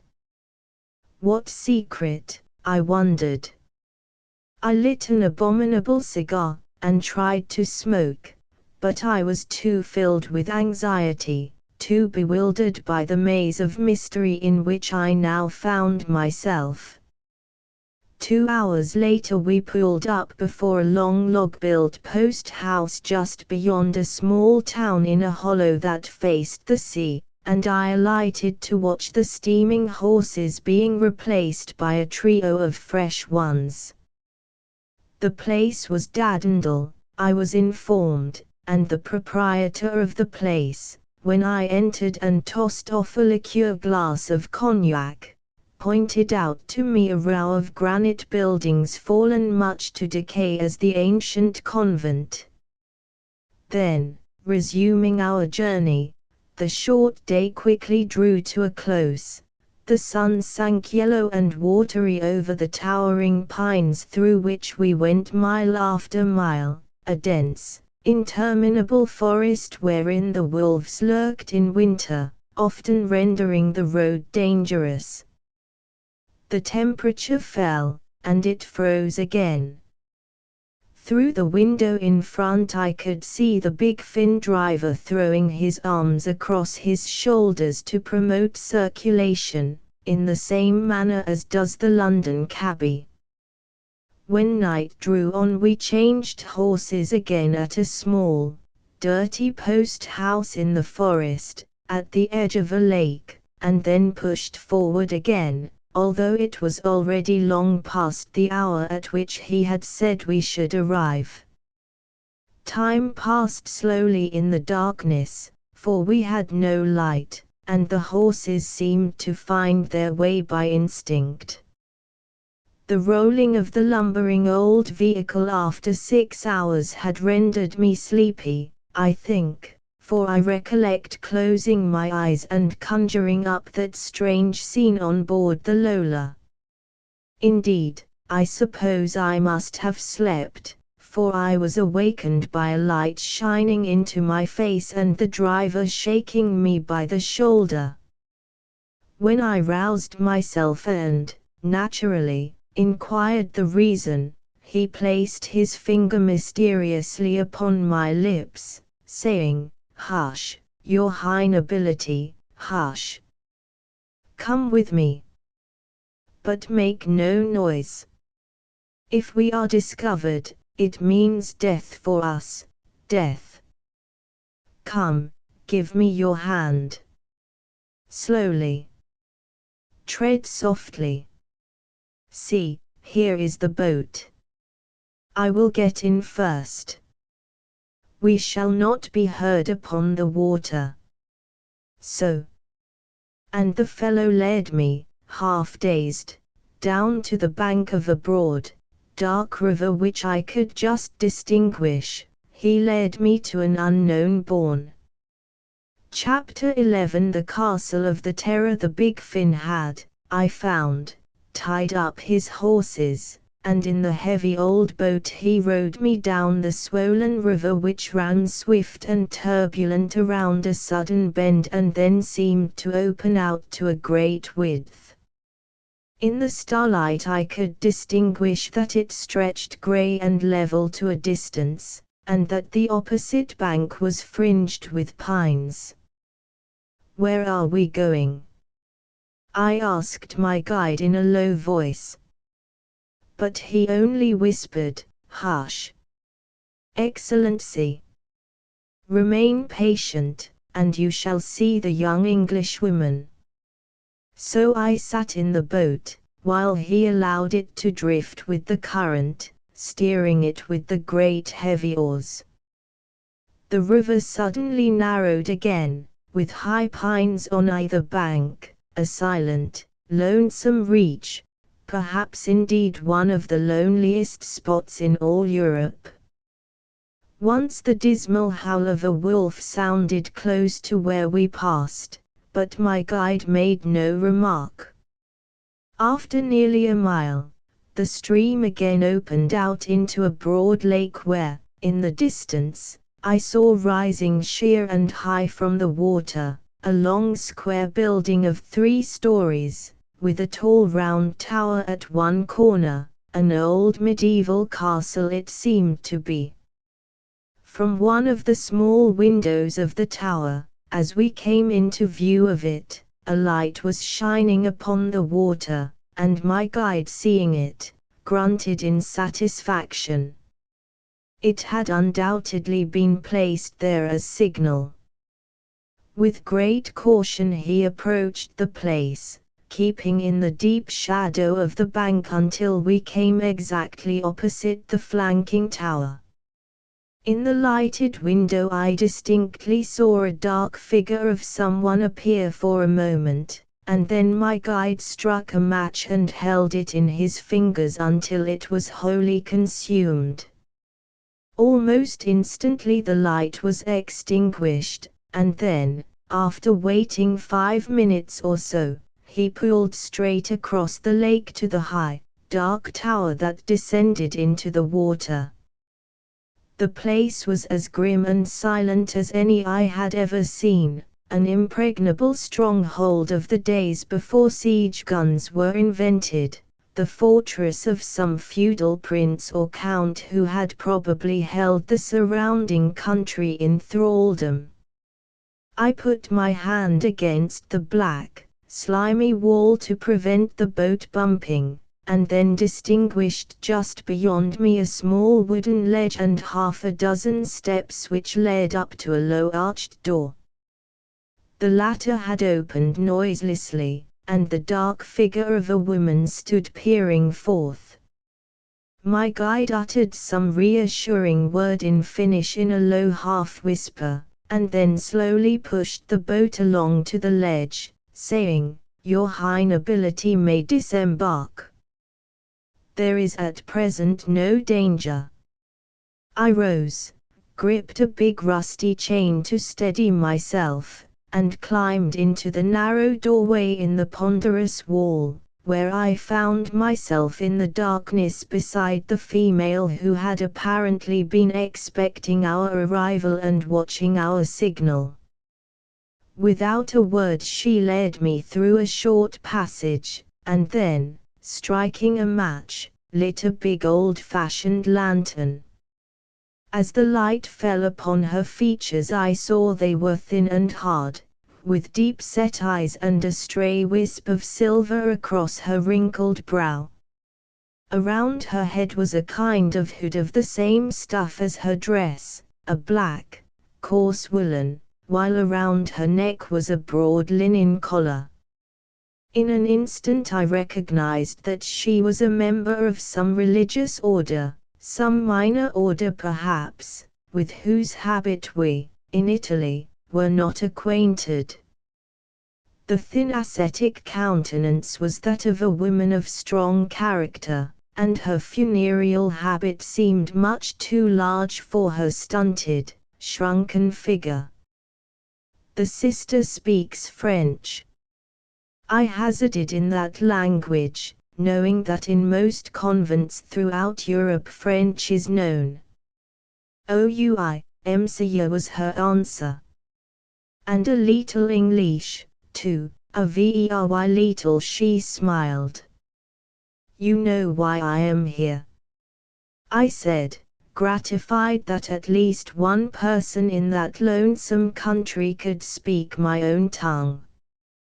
"Yes, I have already been told," was her answer with a strong accent, as we stood in that small, bare stone room, a semicircular chamber in the tower, once perhaps a prison. "But are you not afraid to venture here?" she asked. "Why?" "Well, because no strangers are permitted here, you know. If your presence here was discovered you would not leave this place alive, so I warn you." "I am prepared to risk that," I said, smiling. At the same time my hand instinctively sought my hip pocket to ascertain that my weapon was safe. "I wish to see Miss Elmer Heath." The old nun nodded, fumbling with her lantern.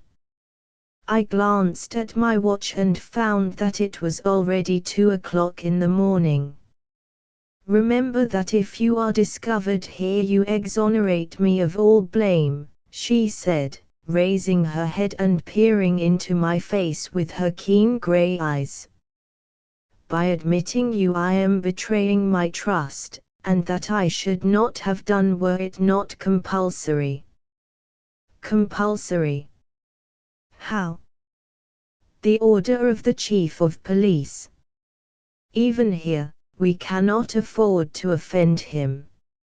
So the fellow Boransky had really kept faith with me, and at his order the closed door of the convent had been opened. "Of course not," I answered. "Russian officialdom is all-powerful in Finland nowadays." "But where is the lady? You are still prepared to risk your liberty and life?" she asked in a hoarse voice, full of grim meaning. "I am," I said. "Lead me to her. And when you see her you will make no effort to speak with her. Promise me that." "Ah, sister!" I cried. "You are asking too great a sacrifice of me. I come here from England, nay, from Italy in search of her, to question her regarding a strange mystery and to learn the truth. Surely I may be permitted to speak with her." "You wish to learn the truth, sir," remarked the woman. "I thought you were her lover, that you merely wished to see her once again." "No, I am not her lover," I answered. "Indeed, we have never yet met. But I am in search of the truth from her own lips." "That you will never learn," she said, in a hard, changed voice. "Because there is a conspiracy to preserve the secret," I cried. "But I intend to solve the mystery, and for that reason I have traveled here from England." The woman with the lantern smiled sadly, as though amused by my impetuosity. "You are on Russian soil now, Monsieur, not English," she remarked in her broken English. "If your object were known, you would never be spared to return to your own land." "Ah," she sighed, "you do not know the mysteries and terrors of Finland. I am a French subject, born in Tours, and brought to Helsingfors when I was 15. I have been in Finland 4 to 5 years. Once we were happy here, but since the Czar appointed Baron Oberg to be Governor-General," and she shrugged her shoulders without finishing her sentence. "Baron Oberg, Governor-General of Finland?" I gasped. "Certainly. Did you not know?" she said, dropping into French. "It is 4 years now that he has held supreme power to crush and Russify these poor Finns. Ah, Monsieur! This country, once so prosperous, is a blot upon the face of Europe. His methods are the worst and most unscrupulous of any employed by Russia. Before he came here he was the best hated man in Petersburg, and that, they say, is why the Emperor sent him to us. And he is uncle of this young lady, Elma Heath." "Uncle? Ah. I don't know that, Monsieur. I have never been told so." "His niece, poor young lady, can that be?" "Surely not." "Why not?" I asked. But the woman gave me no reason, she only exhibited her palms and sighed. She seemed to have compassion upon the girl I sought. Her heart was really softer than I had believed it to be. Where does this baron live?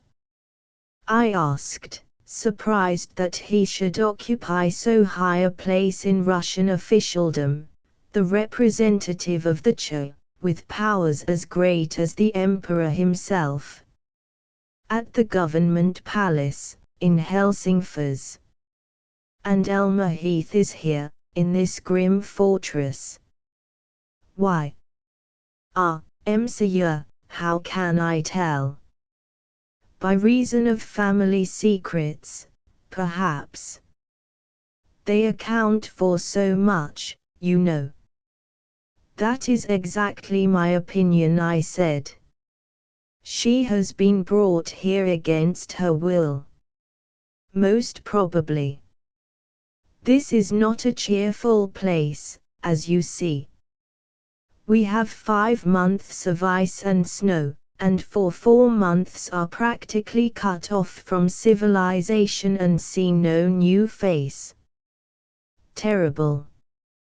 I gasped, glancing round at those dark stone walls that seemed to breathe an air of tragedy and mystery.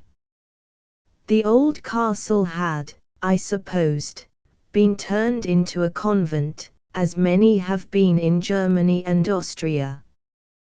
Back in feudal times it no doubt had been a grand old place.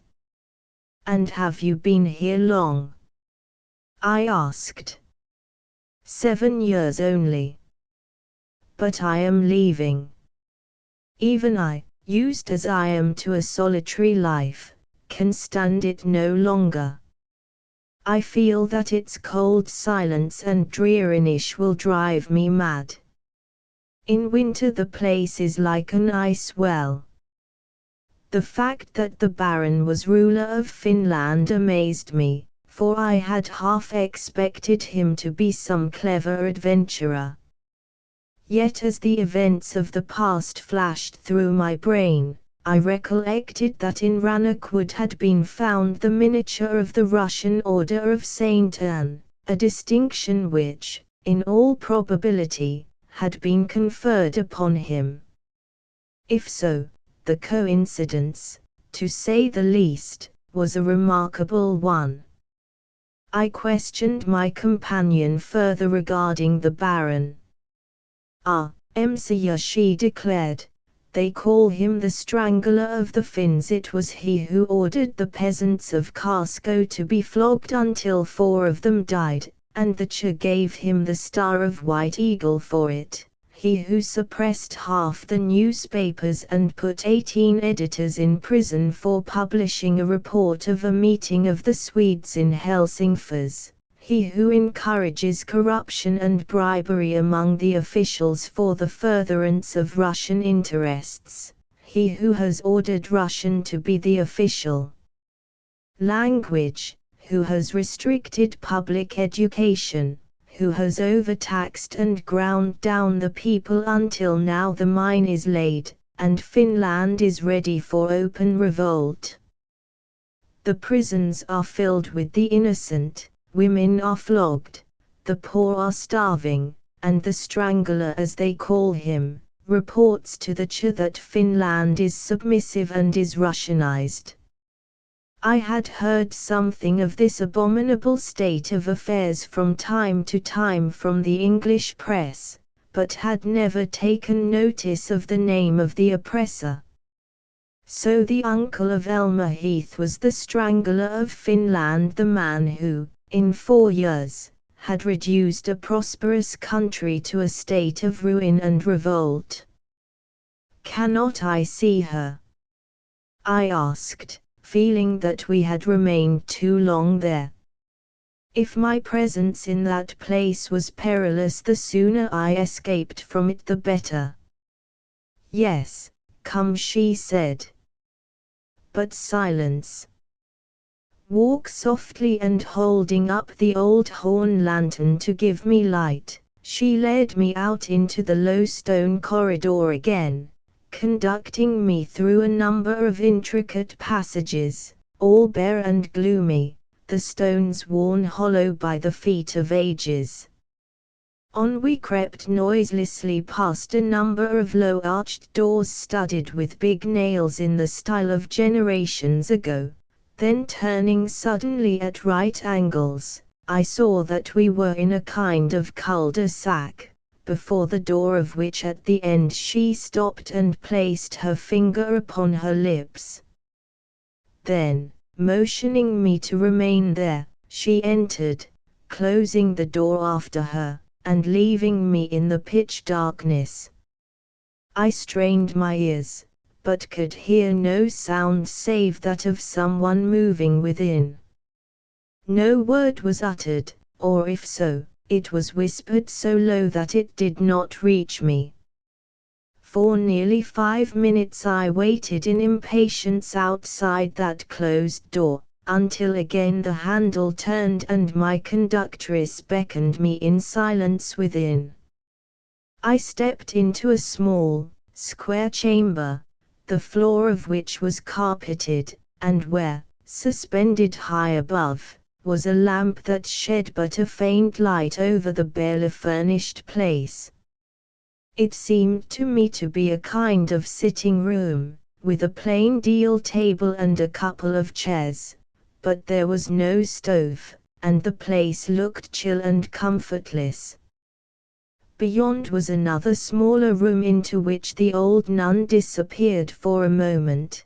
Then she came forth leading a strange wan little figure in a grey gown, a figure whose face was the most perfect and most lovely I had ever seen. Her wealth of chestnut hair fell dishevelled about her shoulders, and as her hands were clasped before her she looked straight at me in surprise as she was led towards me. She walked but feebly, and her countenance was deathly pale. Her dress, as she came beneath the lamp, was, I saw, coarse, yet clean, and her beautiful, regular features, which in her photograph had held me in such fascination, were even more sweet and more matchless than I had believed them to be. I stood before her dumbfounded in admiration. In silence she bowed gracefully, and then looked at me with astonishment, apparently wondering what I, a perfect stranger, required of her. "Miss Elmer Heath, I presume?" I exclaimed at last. "May I introduce myself to you? My name is Gordon Gregg, English by birth, cosmopolitan by instinct. I have come here to ask you a question that concerns yourself.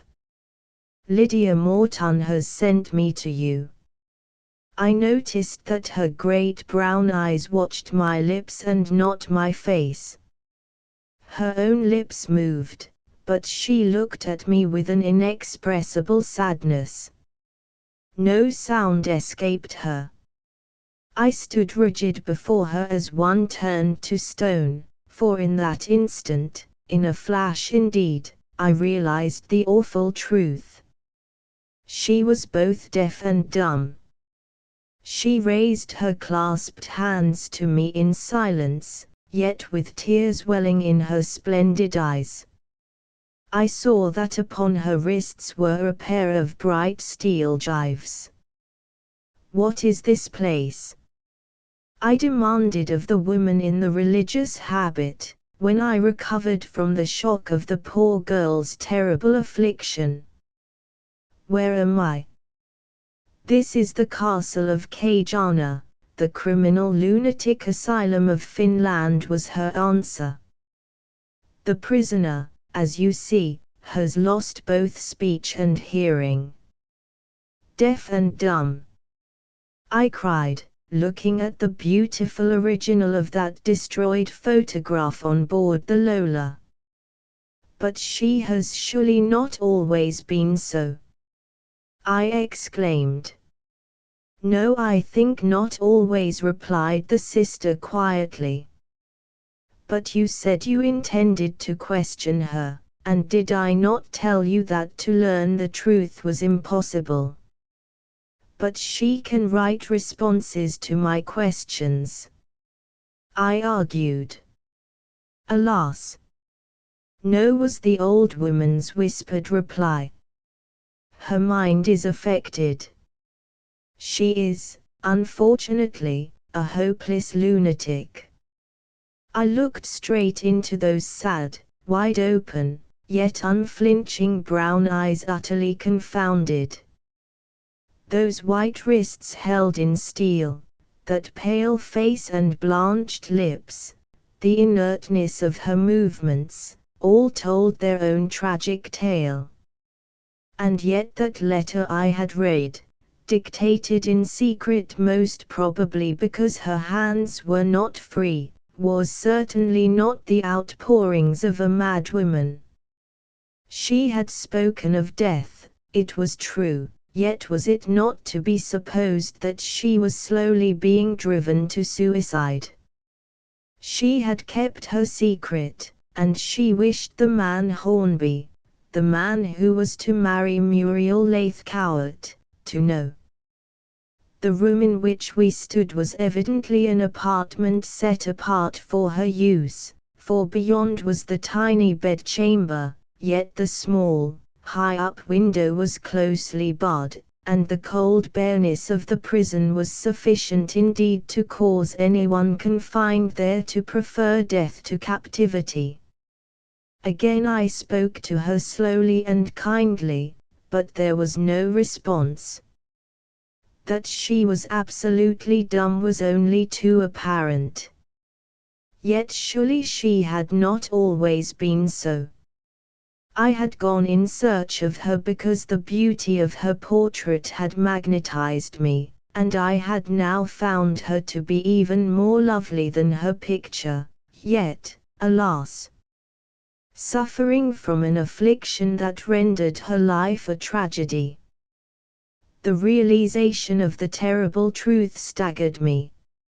Such a perfect face as hers I had never before set eyes upon, so beautiful, so clear-cut, so refined, so eminently the countenance of one well-born, and yet so ineffably sad, so full of blank unutterable despair. She placed her clasped hands to her mouth and made signs by shaking her head that she could neither understand nor respond. I therefore took my wallet from my pocket and wrote upon a piece of paper in a large hand the words, "I come from Lydia Mortan. My name is Gordon Gregg." When her eager gaze fell upon the words she became instantly filled with excitement, and nodded quickly. Then holding her steel-clasped wrists towards me she looked wistfully at me, as though imploring me to release her from the awful bondage in that silent tomb. Though the woman who had led me there endeavored to prevent it, I handed her the pencil, and placed the paper on the table for her to write. The nun tried to snatch it up, but I held her arm gently and forcibly, saying in French, "No, I wish to see if she is really insane. You will at least allow me this satisfaction."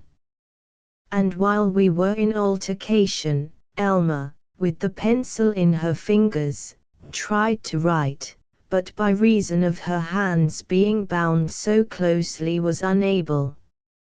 At length, however, after several attempts, she succeeded in printing in uneven capitals the response, "I know you.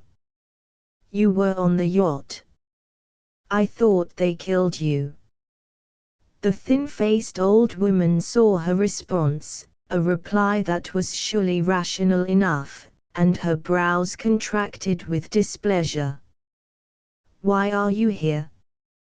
I wrote, not allowing the sister to get sight of my question. In response, she wrote painfully and laboriously, "I am condemned for a crime I did not commit. Take me from here, or I shall kill myself." "Ah!" exclaimed the old woman. You see, poor girl, she believes herself innocent. They all do. But why is she here? I demanded fiercely. I do not know, Monsieur. It is not my duty to inquire the history of their crimes. When they are ill I nurse them, that is all. And who is the commandant of this fortress? Colonel Smirnov. If he knew that I had admitted you, you would never leave this place alive. This is the Skutselberg of Finland, the place of imprisonment for those who have conspired against the state. The prison of political conspirators, eh? Alas, Monsieur, yes. The place in which some of the poor creatures are tortured in order to obtain confessions and information with as much cruelty as in the black days of the Inquisition. These walls are thick, and their cries are not heard from the oubliettes below the lake. I had long ago heard of the horrors of Skutselberg. Indeed, who has not heard of them who has traveled in Russia?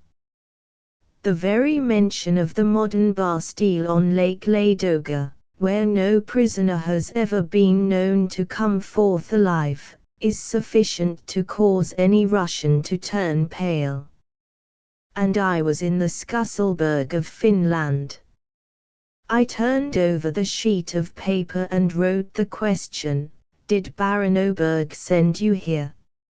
In response, she printed the words, "I believe so." I was arrested in Helsingfors. Tell Lydia where I am.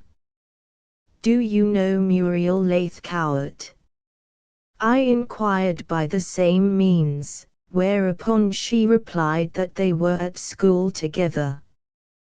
Did you see me on board the Lola? I wrote. Yes. But I could not warn you, although I had overheard their intentions. They took me ashore when you had gone, to see Enna. After 3 days I found myself deaf and dumb, I was made so. Her allegation startled me. She had been purposely afflicted. Who did it? A doctor, I suppose. They put me under chloroform. Who? People who said they were my friends. I turned to the woman in the religious habit, and cried, "Do you see what she has written? She has been maimed by some friends who intended that the secret she holds should be kept. They feared to kill her, so they bribed a doctor to deliberately operate upon her so that she could neither speak nor hear. And now they are driving her to suicide." "Monsieur, I am astounded," declared the nun. "I have always believed that she was not in her right mind, yet assuredly she seems to be as sane as I am, only willfully mutilated by some pretended friend who determined that no further word should pass her lips. A shameful mutilation has been committed upon this poor defenseless girl." I cried in anger. "And I will make it my duty to discover and punish the perpetrators of it." "Ah, Monsieur. Do not act rashly, I pray of you," the woman said seriously, placing her hand upon my arm. "Recollect you are in Finland, where the Baron Oberg is all-powerful." "I do not fear the Baron Oberg," I exclaimed. "If necessary, I will appeal to the Czar himself. Mademoiselle is kept here for the reason that she is in possession of some secret. She must be released, I will take the responsibility. But you must not try to release her from here. It would mean death to you both. The castle of Kajana tells no secrets of those who die within its walls, or of those cast headlong into its waters and forgotten. Again I turned to Elmer, who stood in anxious wonder of the subject of our conversation, and had suddenly taken the old nun's hand and kissed it affectionately, perhaps in order to show me that she trusted her. Then upon the paper I wrote, "Is the Baron Oberg your uncle?" She shook her head in the negative, showing that the dreaded Governor-General of Finland had only acted a part towards her in which she had been compelled to concur. "Who is Philip Hornby?" I inquired, writing rapidly. "My friend, at least, I believe so." Friend. And I had all along believed him to be an adventurer and an enemy. Why did he go to Leghorn? I asked. For a secret purpose. There was a plot to kill you, only I managed to thwart them, were the words she printed with much labor. Then I owe my life to you, I wrote. And in return I will do my utmost to rescue you from here, if you do not fear to place yourself in my hands. And to this she replied, I shall be thankful, for I cannot bear this awful place longer. I believe they must torture the women here. They will torture me some day. Do your best to get me out of here and I will tell you everything. But she wrote, I fear you can never secure my release. I am confined here on a life sentence. But you are English, and if you have had no trial I can complain to our ambassador. No, I am a Russian subject. I was born in Russia, and went to England when I was a girl. That altered the case entirely. As a subject of the Czar in her own country she was amenable to that disgraceful blot upon civilization that allows a person to be consigned to prison at the will of a high official, without trial or without being afforded any opportunity of appeal. I therefore at once saw a difficulty. Yet she promised to tell me the truth if I could but secure her release. A flood of recollections of the amazing mystery swept through my mind. 1,000 questions arose within me, all of which I desired to ask her, but there, in that noisome prison house, it was impossible. As I stood there a woman's shrill scream of excruciating pain reached me, notwithstanding those cyclopean walls. Some unfortunate prisoner was, perhaps, being tortured and confession wrung from her lips. I shuddered at the unspeakable horrors of that grim fortress. Could I allow this refined defenseless girl to remain an inmate of that Bastille, the terrors of which I had heard men in Russia hint at with bated breath? They had wilfully maimed her and deprived her of both hearing and the power of speech, and now they intended that she should be driven mad by that silence and loneliness that must always end in insanity. I have decided, I said suddenly, turning to the woman who had conducted me there, and having now removed the steel bonds of the prisoner with a key she secretly carried, stood with folded hands in the calm attitude of the religious. You will not act with rashness, she implored in quick apprehension. Remember, your life is at stake, as well as my own. Her enemies intended that I, too, should die. I answered, looking straight into those deep mysterious brown eyes which held me as beneath a spell. They have drawn her into their power because she had no means of defense. but I will assume the position of her friend and protector. How? The man is awaiting me in the boat outside. I intend to take her with me.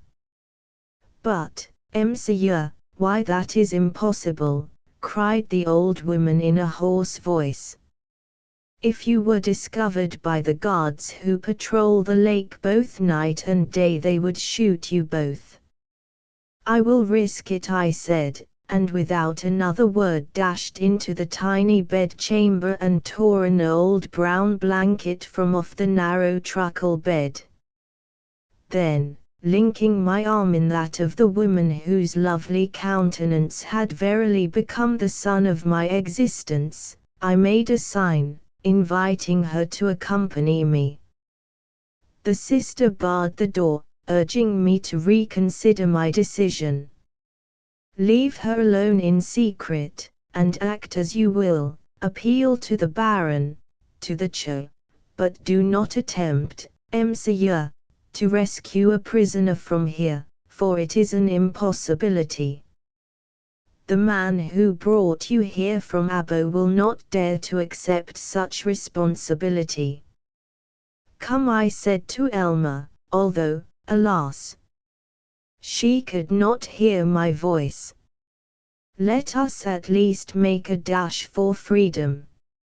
She recognized my intentions in a moment, and allowed herself to be conducted down the long intricate corridor, walking stealthily, and making no noise. I had seized the old horn lantern, and as the nun held back, not daring to accompany us, we stole on alone, turning back along the stone corridor until I recognized the door of the room to which I had been first conducted. All was silent, and as we crept along on tiptoe I felt the girl's grip upon my arm, a grip that told me that she placed her faith in me as her deliverer.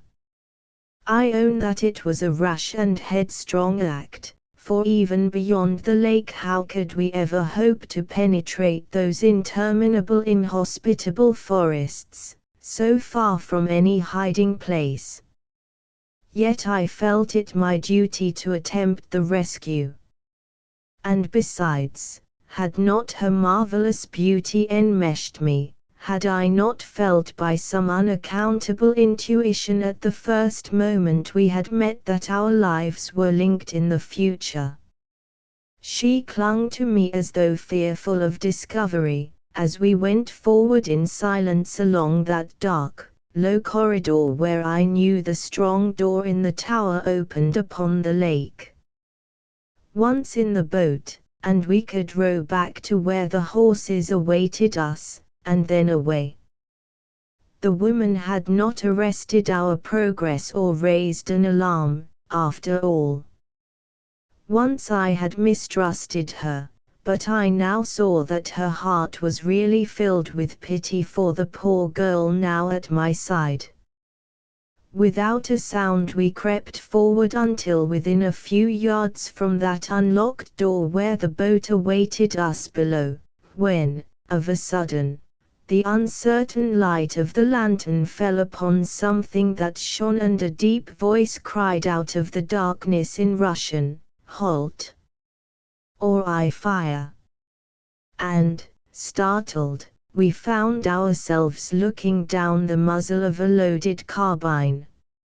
A huge sentry stood with his back to the secret exit, his dark eyes shining beneath his peaked cap, as he held his weapon to his shoulder within 6 feet of us. The big, bearded fellow demanded fiercely who I was. My heart sank within me. I had acted recklessly, and had fallen into the hands of His Excellency, the Baron Xavier Auberg, the unscrupulous Governor-General, fallen into a trap which, it seemed, had been very cleverly prepared for me. I was a prisoner in the terrible fortress whence no single person save the guards had ever been known to emerge, the Bastille of the Strangler of Finland. I saw I was lost. The muzzle of the sentry's carbine was within 2 feet of my chest. "Speak," cried the fellow. "Who are you?" At a glance I took in the peril of the situation, and without a second's hesitation made a dive for the man beneath his weapon. He lowered it, but it was too late, for I gripped him around the waist, rendering his gun useless. It was the work of an instant, for I knew that to close with him was my only chance.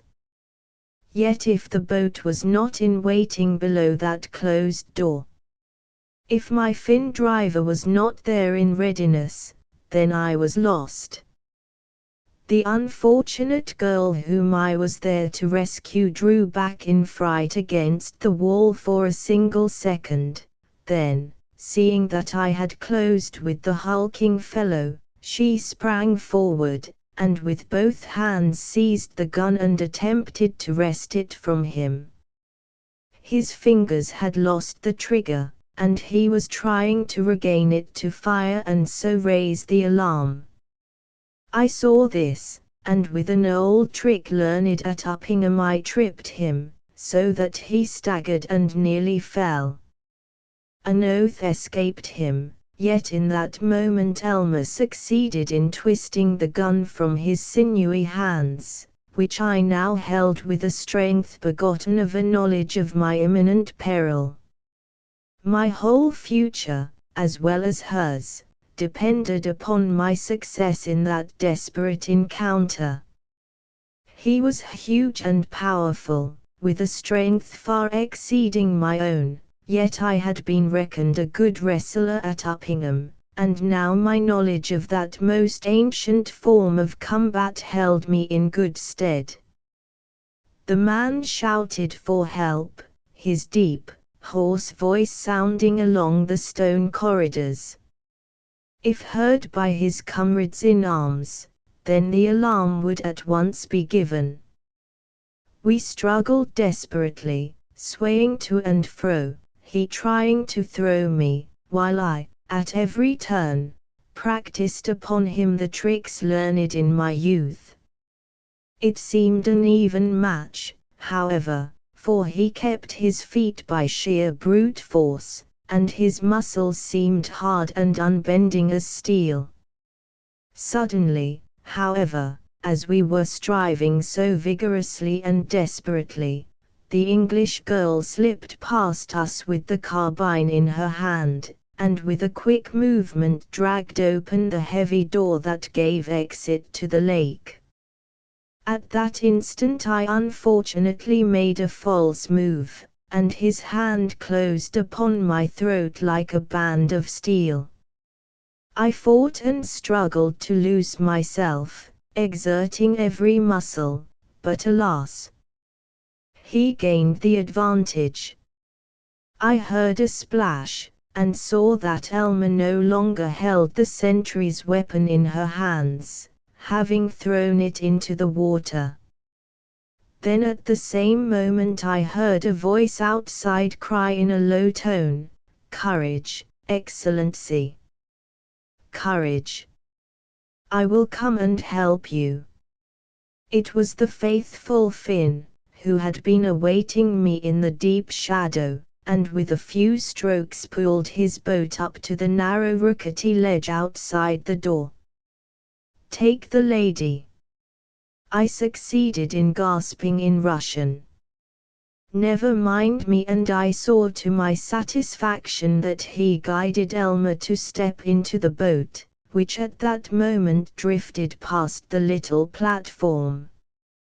I struggled valiantly, but against such a man of brute strength I was powerless. He held my throat, causing me excruciating pain, and each moment I felt my chance of victory grow smaller. My strength was failing. While I held his arms at his sides, I could keep him secure without much effort, but now with his fingers pressing in my windpipe I could not breathe. I was slowly being strangled. To be vanquished meant imprisonment there, perhaps even death. Victory meant Elmer's life, as well as my own. Mine was therefore a fight for life. A sudden idea flashed across my mind, and I continued to struggle, at the same time gradually forcing my enemy backward towards the door. He shouted for help, but was unheard. He cursed and swore and shouted until, with a sudden and almost superhuman effort, I tripped him, bringing his head into such violent contact with the stone lintel of the door that the sound could surely be heard a considerable distance. For a moment he was stunned, and in that brief second I released his grip from my throat and hurled him backwards beyond the door. There was the sound of the crashing of wood as the rotten platform gave way, a loud splash, and next instant the dark waters closed over the big, bearded fellow who would have snatched Elmer Heath from me, and have held me prisoner in that castle of terrors. He sank like a stone, for although I stood watching for him to rise, I could only distinguish the woodwork floating away with the current. In a moment, however, even as I stood there in horror at my deed of self-defense, the place suddenly resounded with shouts of alarm, and in the tower above me the great old rusty bell began to swing, ringing its brazen note across the broad expanse of waters. The fair-bearded Finn again shot the boat across to where I stood, crying, "Jump, Excellency! For your life, jump! The guards will be upon us." Behind me in the passage I saw a light and the glitter of arms. A shot rang out, and a bullet whizzed past me, but I stood unharmed. Then I jumped, and nearly upset the boat, but taking an oar I began to row for life, and as we drew away from those grim, black walls the fire belched forth from 3 rifles. "Row!" I shrieked, turning to see if my fair companion had been hit. "Keep cool, Excellency," urged the Finn. "See, right away there in the shadow. We might trick them, for the patrol boat will be at the head of the river waiting to cut us off." Again the guards fired upon us, but in the darkness their aim was faulty. Lights appeared in the high windows of the castle, and we could see that the greatest commotion had been caused by the escape of the prisoner. The men at the door in the tower were shouting to the patrol boats, which were nowhere to be seen, calling them to row us down and capture us, but by plying our oars rapidly we shot straight across the lake until we got under the deep shadow of the opposite shore, and then crept gradually along in the direction we had come. "If we meet the boats, Excellency, we must run ashore and take to the woods," explained the Finn. "It is our only chance." Scarcely had he spoken when out in the center of the lake we could just distinguish a long boat with 3 rowers going swiftly towards the entrance to the river, which we so desired to gain. "Look!" cried our guide, backing water, and bringing the boat to a standstill. "They are in search of us. If we are discovered they will fire. It is their orders. No boat is allowed upon this lake." Elmer sat watching our pursuers, but still calm and silent. She seemed to entrust herself entirely to me. The guards were rowing rapidly, the oars sounding in the rowlocks, evidently in the belief that we had made for the river. But the Finlander had apparently foreseen this, and for that reason we were lying safe from observation in the deep shadow of an overhanging tree. A grey mist was slowly rising from the water, and the Finn, noticing it, hoped that it might favour us. In Finland in late autumn the mists are often as thick as our proverbial London fogs, only whiter, denser, and more frosty.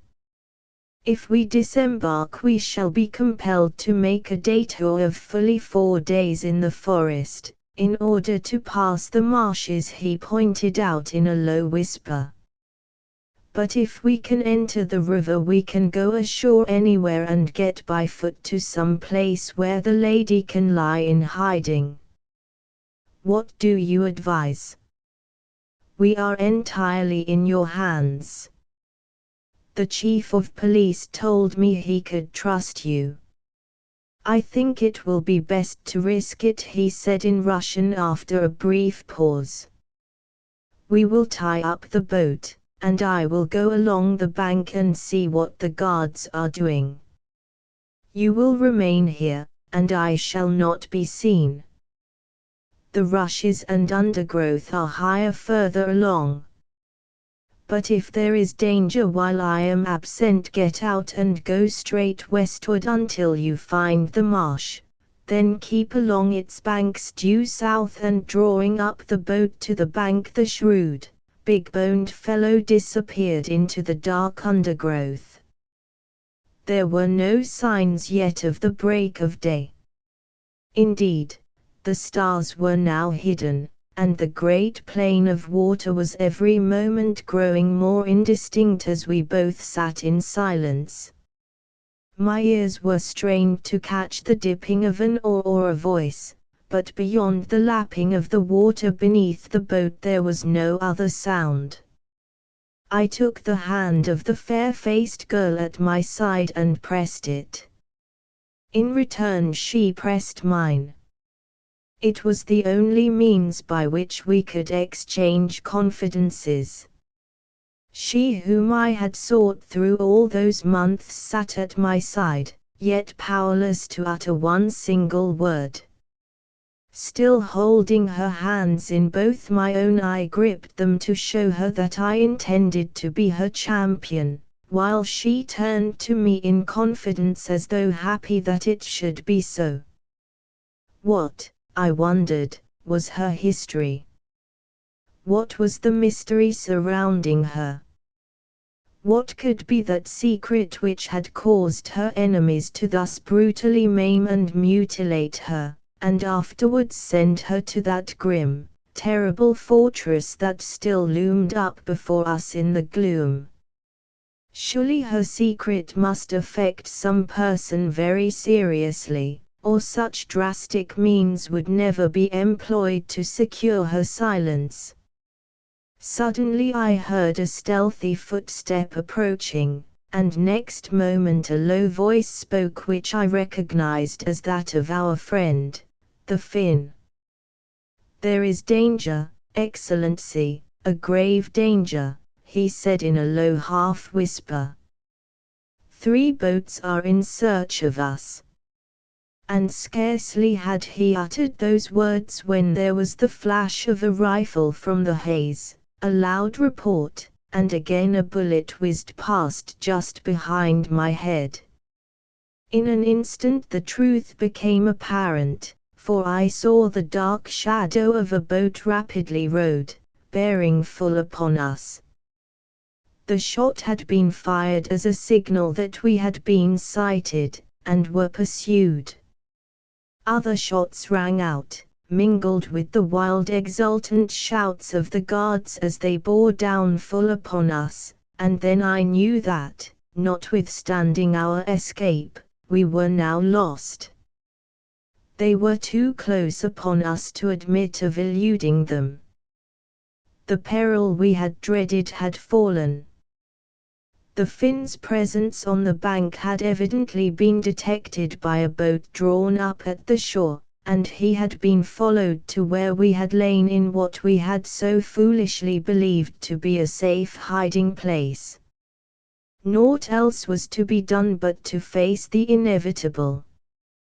3 times the red fire of the rifle belched angrily in our faces, and yet, by good fortune, neither of us was struck. Yet we knew too well that the intention of our pursuers was to kill us. Quick, Excellency! Fly!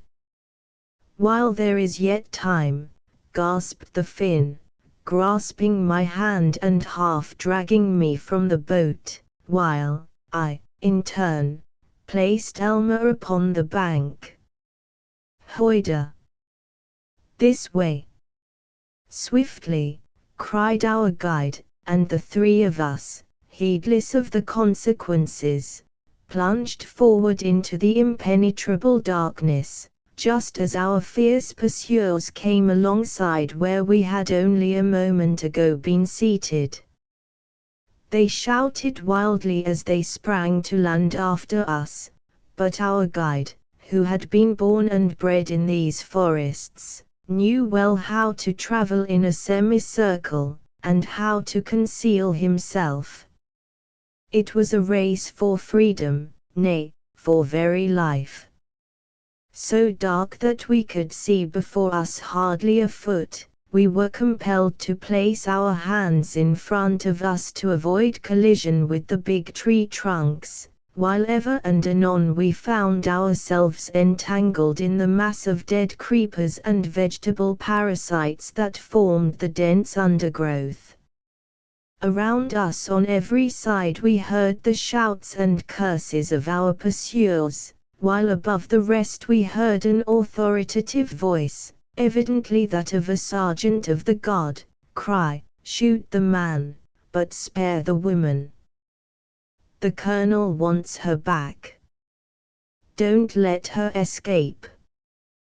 We shall be well rewarded. So keep on, comrades. Mani Demaski." But the trembling girl beside me heard nothing, and perhaps indeed it was best that she could not hear. My only fear was that our pursuers, of whom there now seemed to be a dozen, had extended, with the intention of encircling us. They, no doubt, knew every inch of that giant forest with its numerous bogs and marshes, and if they could not discover us would no doubt drive us into one or other of the bogs, where escape was impossible.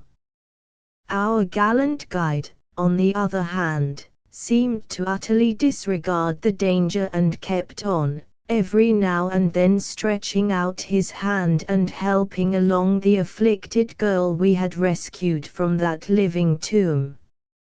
Headlong we went in a straight line, until suddenly we began to feel our feet sinking into the soft ground, and then the Finlander turned to the left, at right angles, and we found ourselves in a denser undergrowth, where in the darkness our hands and faces became badly scratched. Another gun was fired as signal, echoing through the wood, but the sound came from the opposite direction to that we were traveling, therefore we hoped that we had eluded those whose earnest desire it was to capture us for the reward. Suddenly, however, a second gun, an answering signal, was fired from straight before us, and that revealed the truth. We were actually between the 2 parties, and they were closing in upon us. They had already driven us to the edge of the bog. The Finlander recognized our peril as quickly as I did, and halted. "Let us turn straight back," he urged breathlessly. "We may yet elude them." And then we again turned off at right angles, traveling as quickly as we were able back towards the lake shore. It was an exciting chase in the darkness, for we knew not whither we were going, nor into what pitfall or ravine or treacherous marsh we might fall. Once we saw afar through the trees the light of a lantern held by a guard, and already the sweet-faced girl beside me seemed tired and terribly fatigued. But we hurried on and on, striving to make no noise, and yet the crackling of wood beneath our feet seemed to us to sound like the noise of thunder. At last, breathless, we halted to listen. We were already in sight of the grey mist where lay the silent lake that held so many secrets.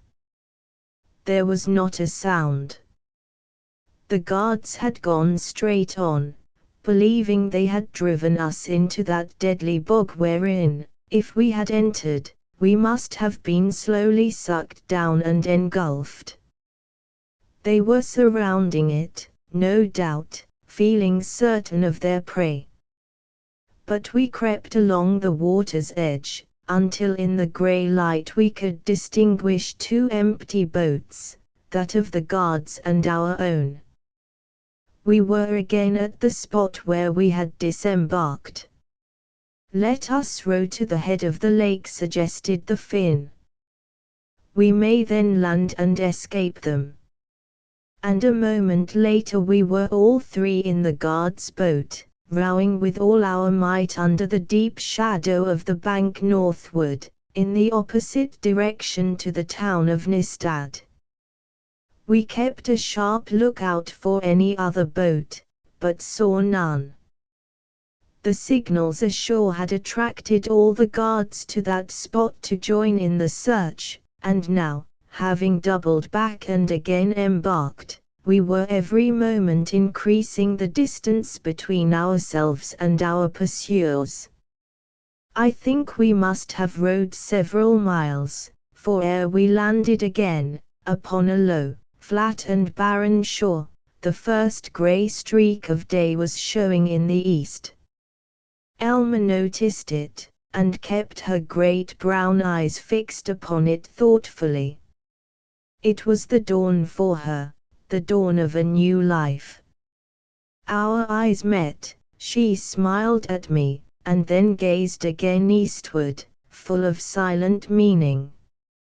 Having landed, we drew the boat up and concealed it in the undergrowth so that the guards, on searching, should not know the direction we had taken, and then we went straight on northward across the low-lying lands, to where the forest showed dark against the morning grey.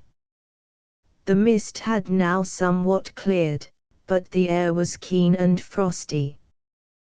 This wood, we found, was of tall high pines, where walking was not difficult, a wide wilderness of trees which, hour after hour, we traversed in the vain endeavour to find the rough path which our guide told us led for 100 miles from Alavo down to Tammerfors, the manufacturing centre of the country. But to discover a path in a forest 40 miles wide is a matter of considerable difficulty, and for hours we wandered on and on, but alas! Always in vain. Faint and hungry, yet we still kept courage. Fortunately we found a little spring, and all three of us drank eagerly with our hands. But of food we had nothing, save a small piece of hard rye bread which the Finn had in his pocket, the remains of his evening meal, and this we gave to Elma, who, half famished, ate it quickly.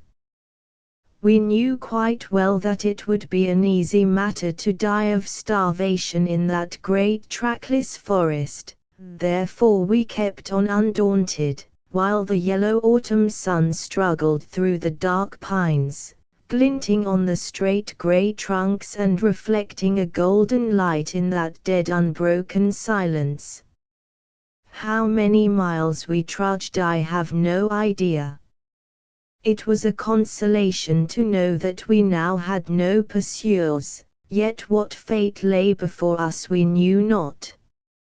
If we could only find that forest road we might come across some woodcutter's hut, where we could obtain rough food of some sort, yet our guide, used as he was to those enormous woods of central Finland, was utterly out of his bearings, and no mark of civilization attracted his quick, experienced eye. The light above gradually faded, and over a sharp stone Elma stumbled and ripped her shoe.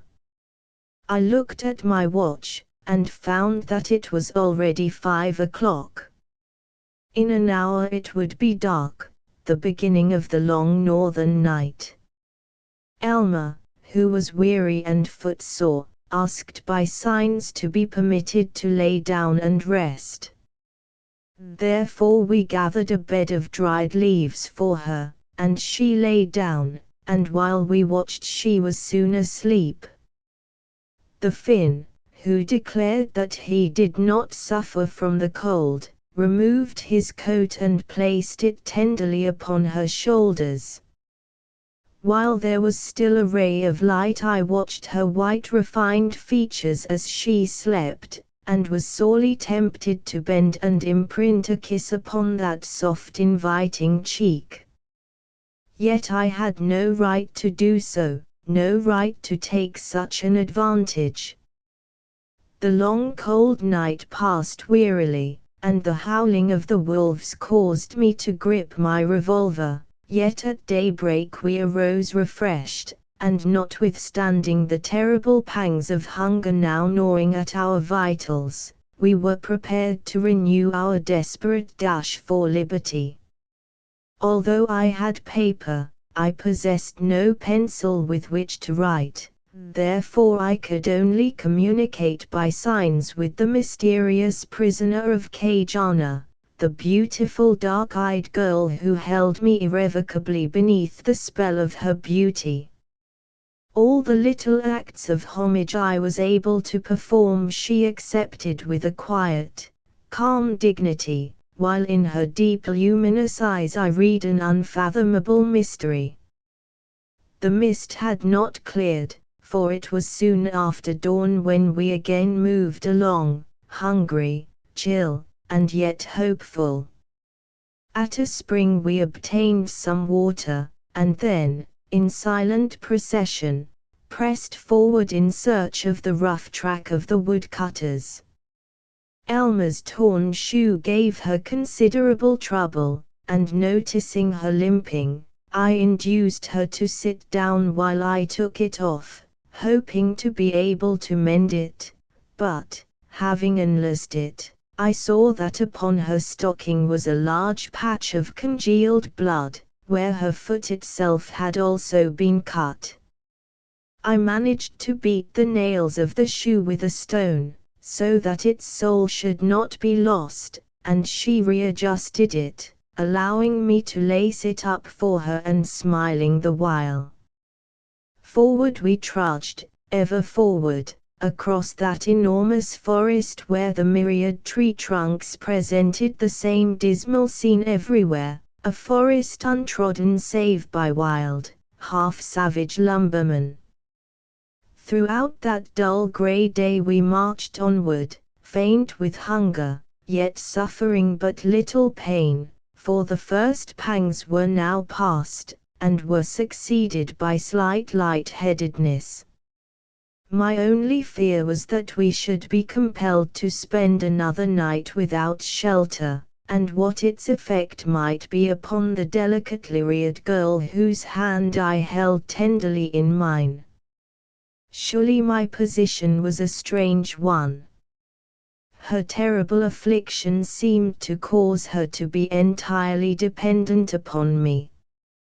Suddenly, just as the yellow sunlight overhead had begun to fade, the flat-faced Finn, whose name he had told me was Felix Estlander, cried joyfully, "Polushate! Look, Excellency! Ah! The road at last!" And as we glanced before us we saw that his quick, well-trained eyes had detected away in the twilight, at some distance, a path traversing our vista among the grey-green tree trunks. Then, hurrying along, we found ourselves upon a track, on which we turned to the right, a track, rough and deeply rutted by the felled trunks that were dragged along it to the nearest river. Elmer made a gesture of renewed hope, and all three of us redoubled our pace, expecting every moment to come upon some log hut, the owner of which would surely give us hospitality for the night. But darkness came on quickly, and yet we still pushed forward. Poor Elma was limping, and I knew that her injured foot was paining her, even though she could tell me nothing. At last, however, after walking for nearly 4 hours in the almost impenetrable forest gloom, always fearing lest we might miss the path, our hearts suddenly beat quickly by seeing before us a light shining in a window, and 5 minutes later Felix was knocking at the door, and asking in Finnish the occupant to give hospitality to a lady lost in the forest. We heard a low growl like a muttered imprecation within, and when the door opened there stood upon the threshold a tall, bearded, muscular old fellow in a dirty red shirt, with a big revolver shining in his hand. A quick glance at us satisfied him that we were not thieves, and he invited us in while Felix explained that we had landed from the lake, and our boat having drifted away we had been compelled to take to the woods. The man heard the Finn's picturesque story, and then said something to me which Felix translated into Russian. "Your Excellency is welcome to all the poor fare he has. He gives up his bed in the room yonder to the lady, so that she may rest. He is honored by your Excellency's presence." And while he was making this explanation the Herculean woodcutter in the red shirt stirred the red embers whereon a big pot was simmering, and sending forth an appetizing odor, and in 5 minutes we were all three sitting down to a stew of capercaillie, with a foaming light beer as a fitting beverage. We finished the dish with such lightning rapidity that our host boiled us a number of eggs, which, I fear, denuded his larder.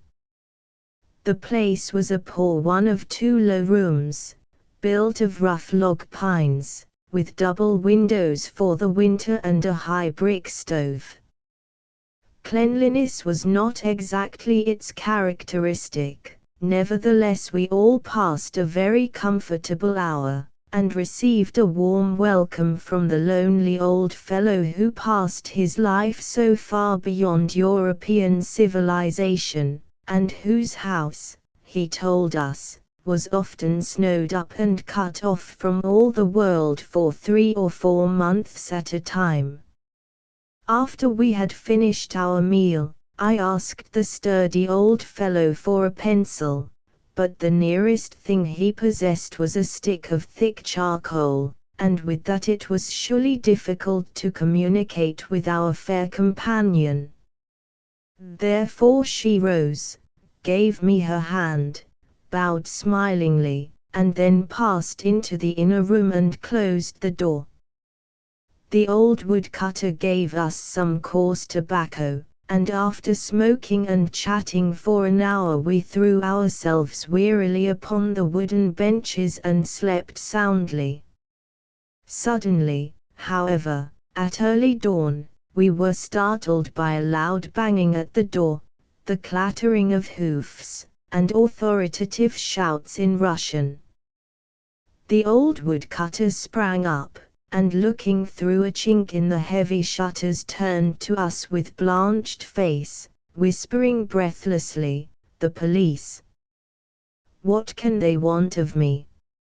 "Open!" shouted the horseman outside. Open in the name of His Majesty. Felix and I sprang up facing each other. We are entrapped.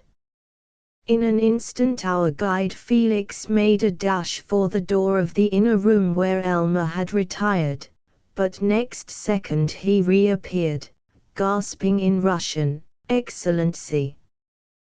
Why, the door is open. The lady has gone." "Gone?" I cried, dismayed, rushing into the little room, where I found the truckle couch empty, and the door leading outside wide open. She had actually disappeared. The police again battered at the opposite door, threatening loudly to break it in if it were not opened at once, whereupon the old woodcutter drew the bolt and admitted them. Two big, hulking fellows in heavy riding coats and swords strode in, while two others remained mounted outside, holding the horses. "Your names?" demanded one of the fellows, glancing at us as we stood together in expectation. Our host told them his name, and asked why they wished to enter. "We are searching for a woman who has escaped from Kajana," was the reply. "Have you seen any women here?" "No," responded the woodcutter. "We never see any women out in these woods." The police officer strode into the inner room, glanced around to make certain that no one was concealed there, and then returning to me asked, "Who are you?" "That is my own affair," I answered. The mystery of Elma's disappearance while we had slept annoyed me. She seemed to have fled from me in secret. Yet could she have received some warning that the police were in search of her? She was deaf, therefore she could not have been alarmed by the banging on the door. "Your identity is my affair," declared the man with the fair, bristly beard, an average type of the uncouth officer of police. "Who is your chief?" I inquired, as a sudden thought occurred to me. "Melnikov, at Helsingfors." "Then this is not in the district of Abo." "No." "But what difference does it make?" "Who are you?" "Gordon Gregg, British subject," I replied. "And you are the droska driver from Abo," remarked the fellow, turning to Felix. "Exactly as I thought. You are the pair who bribed the nun at Kajana, and succeeded in releasing the Englishwoman. In the name of the Czar, I arrest you." The old woodcutter turned pale as death. We certainly were in grave peril, for I foresaw the danger of falling into the hands of Baron Oberg, the strangler of Finland. Yet we had a satisfaction in knowing that, be the mystery what it might, Elmer had escaped. "And on what charge, pray, do you presume to arrest me?" I inquired as coolly as I could. "For aiding a prisoner to escape." "Then I wish to say, first, that you have no power to arrest me, and, secondly, that if you wish me to give you satisfaction, I am perfectly willing to do so, providing you first accompany me down to Abo." "It is outside my district," growled the fellow, but I saw that his hesitancy was due to his uncertainty as to whom I really might be. "I desire you to take me to the chief of police Boransky, who will make all the explanation necessary. Until we have an interview with him, I refuse to give any information concerning myself," I said. "But you have a passport." I drew it from my pocket, saying, It proves, I think, that my name is what I have told you." The fellow, standing astride, read it, and handed it back to me. "Where is the woman?" he demanded. "Tell me." "I don't know," was my reply. "Perhaps you will tell me," he said, turning to the old woodcutter with a sinister expression upon his face. "Remember, these fugitives are found in your house, and you are liable to arrest." "I don't know, indeed I don't," protested the old fellow, trembling beneath the officer's threat. Like all his class, he feared the police, and held them in dread. "Ah, you don't remember, I suppose," he smiled. "Well, perhaps your memory will be refreshed by a month or two in prison. You are also arrested." "But, Your Excellency, enough," blared the bristly officer. "You have given shelter to conspirators. You know the penalty in Finland for that, surely." "But these gentlemen are surely not conspirators," the poor old man protested. "His Excellency is English, and the English do not plot." "We shall see afterwards," he laughed. And then, turning to the agent of police at his side, he gave him orders to search the log hut carefully, an investigation in which one of the men from the outside joined. "They upset everything and pried everywhere." "You may find papers or letters," said the officer. "Search thoroughly." And in every corner they rummaged, even to taking up a number of boards in the inner room which Elmer had occupied. But they found nothing. A dozen times was the old woodcutter questioned, but he stubbornly refused to admit that he had ever set eyes upon Elmer, while I insisted on my right to return to Abo and see Boransky. I knew, of course, by what we had overheard said by the prison guards, that the Governor-General was extremely anxious to recapture the girl with whom, I frankly admit, I had now so utterly fallen in love. And it appeared that no effort was being spared to search for us. Indeed, the whole of the police in the provinces of Abo and of Helsingfors seemed to be actively making a house-to-house search. But what could be the truth of Elma's disappearance? Had she fled of her own accord, or had she once more fallen a victim to some ingenious and dastardly plot? That grey dress of hers might, I recollected, betray her if she dared to venture near any town, while her affliction would, of itself, be plain evidence of identification. All I hoped was that she had gone and hidden herself in the forest somewhere in the vicinity to wait until the danger of recapture had passed. For nearly half an hour I argued with the police officer whose intention it was to take me under arrest to Helsingfors. Once there, however, I knew too well that my liberty would be probably gone forever.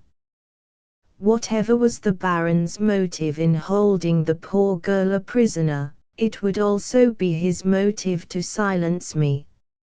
I knew too much for his liking. "I refuse to go to Helsingfors," I said defiantly. "I am a British subject, and demand to be taken back to the port where my passport was viced." This argument I repeated time after time, until at length I succeeded in convincing him that I really had a right to be taken to Abo, and to seek the aid of the British vice-consul if necessary.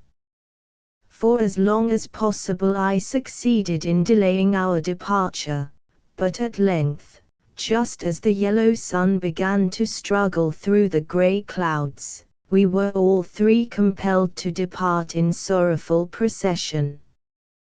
What, we wondered, had really happened to Elma?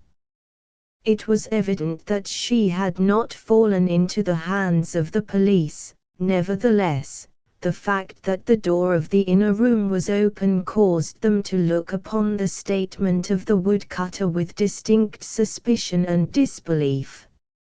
Our captors seemed quite well aware of all the circumstances of our escape from Kajana, and were consequently filled with chagrin that Elma, the person they so much desired to recapture, had slipped through their fingers.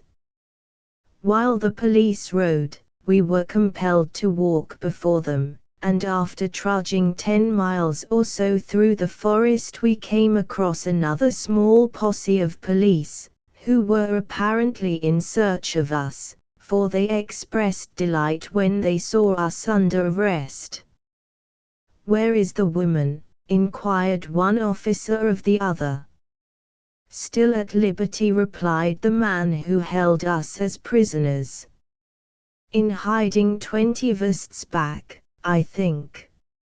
"Ah, we shall find her before long," he said confidently. "Within 12 hours we shall have searched the whole forest. She cannot escape us." Our captors explained who we were, and then we were pushed forward again, skirting a great wide lake called the Nazjavi, along the wooded shore of which we walked the whole day long until, at sundown, we came to a picturesque little log-built town facing the water, called Filpula.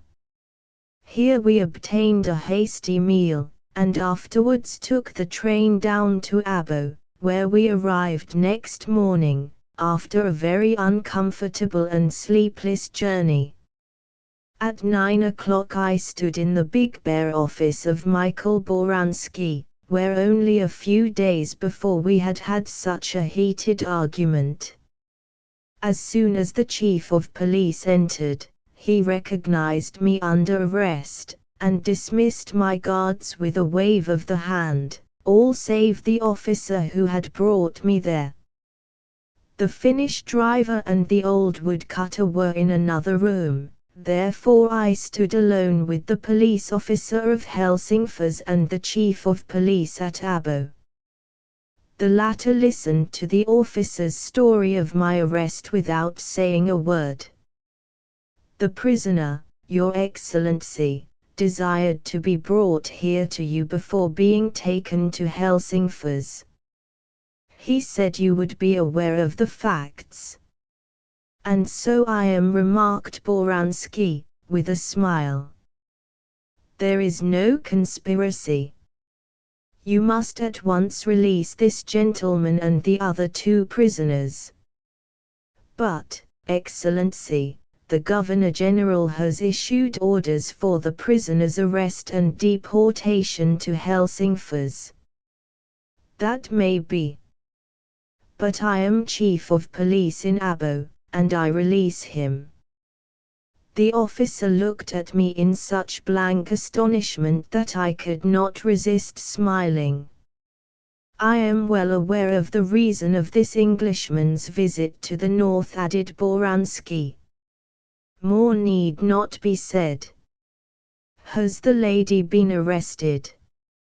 "No, Your Excellency. Every effort is being made to find her. Colonel Smirnov has already been relieved of his post as governor of Kajana, and many of the guards are under arrest for complicity in the plot to allow the woman to escape." "Ah, yes. I see from the dispatches that a reward is offered for her recapture. The Governor-General is determined that she shall not escape," remarked the other. "She is probably hidden in the forest, somewhere or other." "Of course. They are making a thorough search over every verst of it. If she is there, she will most certainly be found. No doubt, remarked Boransky, leaning back in his padded chair and looking at me meaningly across the littered table. And now I wish to speak to this Englishman privately, so please leave us. Also inform the other 2 prisoners that they are at liberty. But Your Excellency does this upon his own responsibility, he said anxiously. Remember that I brought them to you under arrest. And I release them entirely at my own discretion, he said.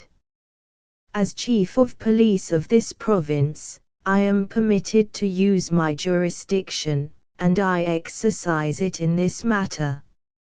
You are liberty to report that at Helsingfors, if you so desire, but I should suggest that you say nothing unless absolutely obliged, you understand. The manner in which Boransky spoke apparently decided my captor, for after a moment's hesitation he said, saluting, if that is really your wish, then I will obey. And he left. Excellency, exclaimed the Chief of Police, rising quickly and walking towards me as soon as the door was closed, and we were alone, you have had a very narrow escape, very. I did my best to assist you. I succeeded in bribing the water guards at Kajana in order that you might secure the lady's release. But it seems that just at the very moment when you were about to get away, one of the guards turned informer and roused the governor of the castle, with the result that you all 3 nearly lost your lives. The whole matter has been reported to me officially, and he added with a grim smile, my men are now searching everywhere for you.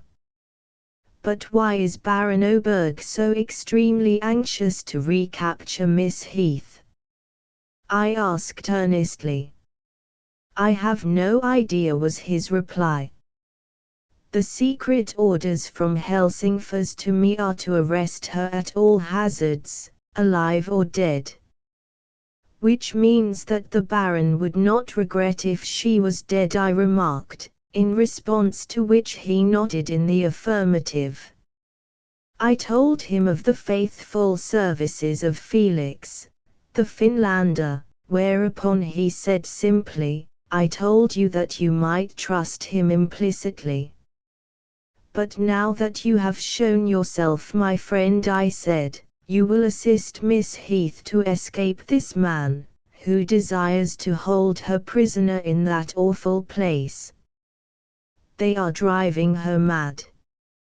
I will do my best, he answered, but shaking his head dubiously. But you must recollect that Baron Oberg is Governor-General of Finland, with all the powers of the Czar himself. And if Elma Heath again falls into his unscrupulous hands, she will die, I declared. Ah, he sighed, looking me straight in the face, I fear that what you say is only too true. She evidently holds some secret which he fears she will reveal. He wishes to rearrest her in order, well, he added in a low tone, in order to close her lips. It would not be the first time that persons have been silenced in secret at Kajana. Many fatal accidents take place in that fortress, you know. Chapter 12. The Strangler. Where was Elma? What was the cause of her inexplicable disappearance into the gloomy forest while we had slept? I returned to the hotel where I had stayed on my arrival, a comfortable place called the Phoenix, and lunched there alone.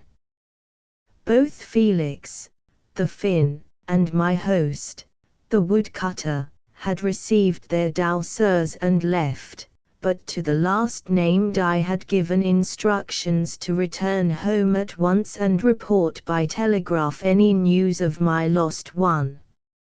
1,000 conflicting thoughts arose within me as I sat in that crowded salle manger filled with a gobbling crowd of the commercial men of Abo.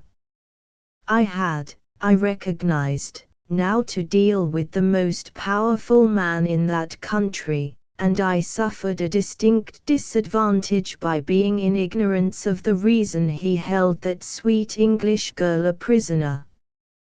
The tragedy of the dastardly manner in which she had been wilfully maimed caused my blood to boil within me. I had never believed that in this civilized 20th century such things could be. Michael Boransky had given his pledge to assist me, yet he had most plainly explained to me his fears. The Baron was intent upon again getting Elma into his power. Was it at his orders, I wondered, that the sweet-faced girl had been deprived of speech and hearing? Had she fallen an innocent victim to his infamous scheming? About me men were eating strange dishes and talking in Finnish, while others were smoking and drinking their vodka, but I was in no mood for observation. My only thought was of she who was now lost to me. Why had she disappeared without warning? I was at loss to imagine, yet I could only surmise that her flight had been compulsory.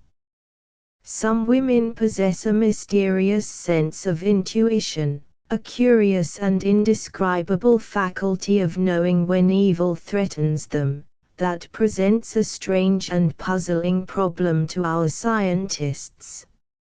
It is unaccountable, and yet many women possess it in a very marked degree. Was it, therefore, possible that Elma had awakened, and being warned of her peril had fled without arousing us? The suggestion was possible, but I feared improbable. Another very curious feature in the affair was the sudden manner in which Michael Boransky had exerted his power and influence in order to render me that service. He had actually bribed the guards of Kajana, he had instructed the faithful Felix, he had provided our boat, and he had ordered the nun to open the water gate to me. Why? There was, I felt convinced, some hidden motive in all that sudden and marked friendliness. That he really hated the English I had seen plainly when we had first met, and I had only compelled him to serve me by presenting the order signed by the Emperor, which made me his guest within the Russian dominions. Even that document did not account for the length he had gone to secure the release of the woman I now loved in secret. The more I thought it over, the more anxious did I become. I could discern no motive for his friendliness, and, truth to tell, I always distrust those who are too friendly. What straight and decided line of action should I take? Carefully I went over all the strange events that had happened in England, and while anxious to obtain some solution of the amazing problem, yet I could not bring myself to leave Finland, and allow Elma to fall into the clutches of that high official who so persistently sought her end. No, I would go to him and face him. I was anxious to see what manner of man was the strangler of Finland. Therefore, that same evening I left Abo, and travelled by rail up to the junction Tuijala, whence, after a wait of 6 hours, I resumed by slow journey to Helsingfors. I put up at Camps, an elegant hotel on the long esplanade overlooking the port, and found the town, with its handsome streets and spacious squares, to be a much finer place than I had believed. When I inquired of the French director of my hotel for the residence of His Excellency, the Governor-General, he regarded me with some surprise, saying, "The Baron lives up at the palace, Monsieur, that great building opposite the Sultan. The driver of your drosky will point it out to you." "Is His Excellency in Helsingfors at the present moment?" I asked. "The Baron never leaves the palace, Monsieur," responded the man. "This is a strange country, you know," he added, with a grin. "It is said that His Excellency is in hourly fear of assassination." "Perhaps not without cause," I remarked in a low voice, at which he elevated his shoulders and smiled. At noon I descended from a drosky before a long, grey, massive building, over the big doorway of which was a large escutcheon bearing the Russian arms emblazoned in gold, and on entering where a sentry stood on either side, a colossal concierge in livery of bright blue and gold came forward to meet me, asking in Russian, "Whom do you wish to see?" "His Excellency, the Governor-General." "Have you an appointment?" "No." "His Excellency sees no one without an appointment," the man told me somewhat gruffly. "I am not here on public business, but upon a private matter," I explained. "Perhaps I may see His Excellency's secretary." "If you wish, but I repeat that His Excellency sees no one without a previous appointment." I knew this quite well, for the Strangler of Finland, fearful of assassination, was as unapproachable as the Czar himself. Following the directions of the concierge, however, I crossed a great bare courtyard, and, ascending a wide stone staircase, was confronted by a servant, who, on hearing my inquiry, took me into a waiting room, and left with my card to Colonel Lugansky, whom he informed me was the Baron's private secretary. After 10 minutes or so the man returned, saying, "The Colonel will see you if you will please step this way," and following him he conducted me into the richly furnished private apartments of the palace, across a great hall filled with fine paintings, and then up a long thickly carpeted passage to a small, elegant room, where a tall bald-headed man in military uniform stood awaiting me. "Your name is Monsieur Gregg," he exclaimed in very good French, "and I understand you desire audience of His Excellency, the Governor-General. I regret, however, that he never gives audience to strangers."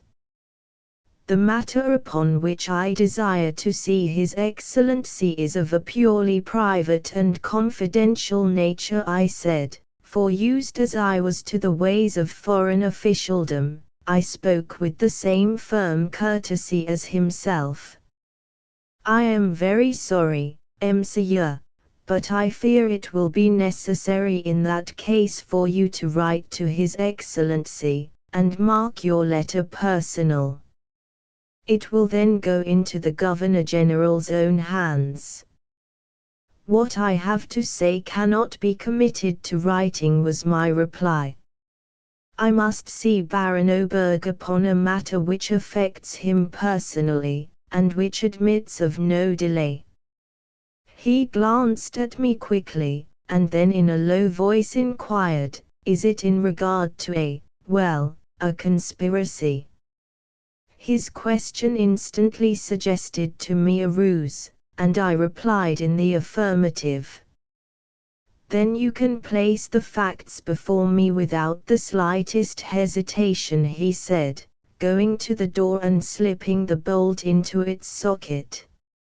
"Anything spoken into my ear is as though it were spoken into that of His Excellency himself."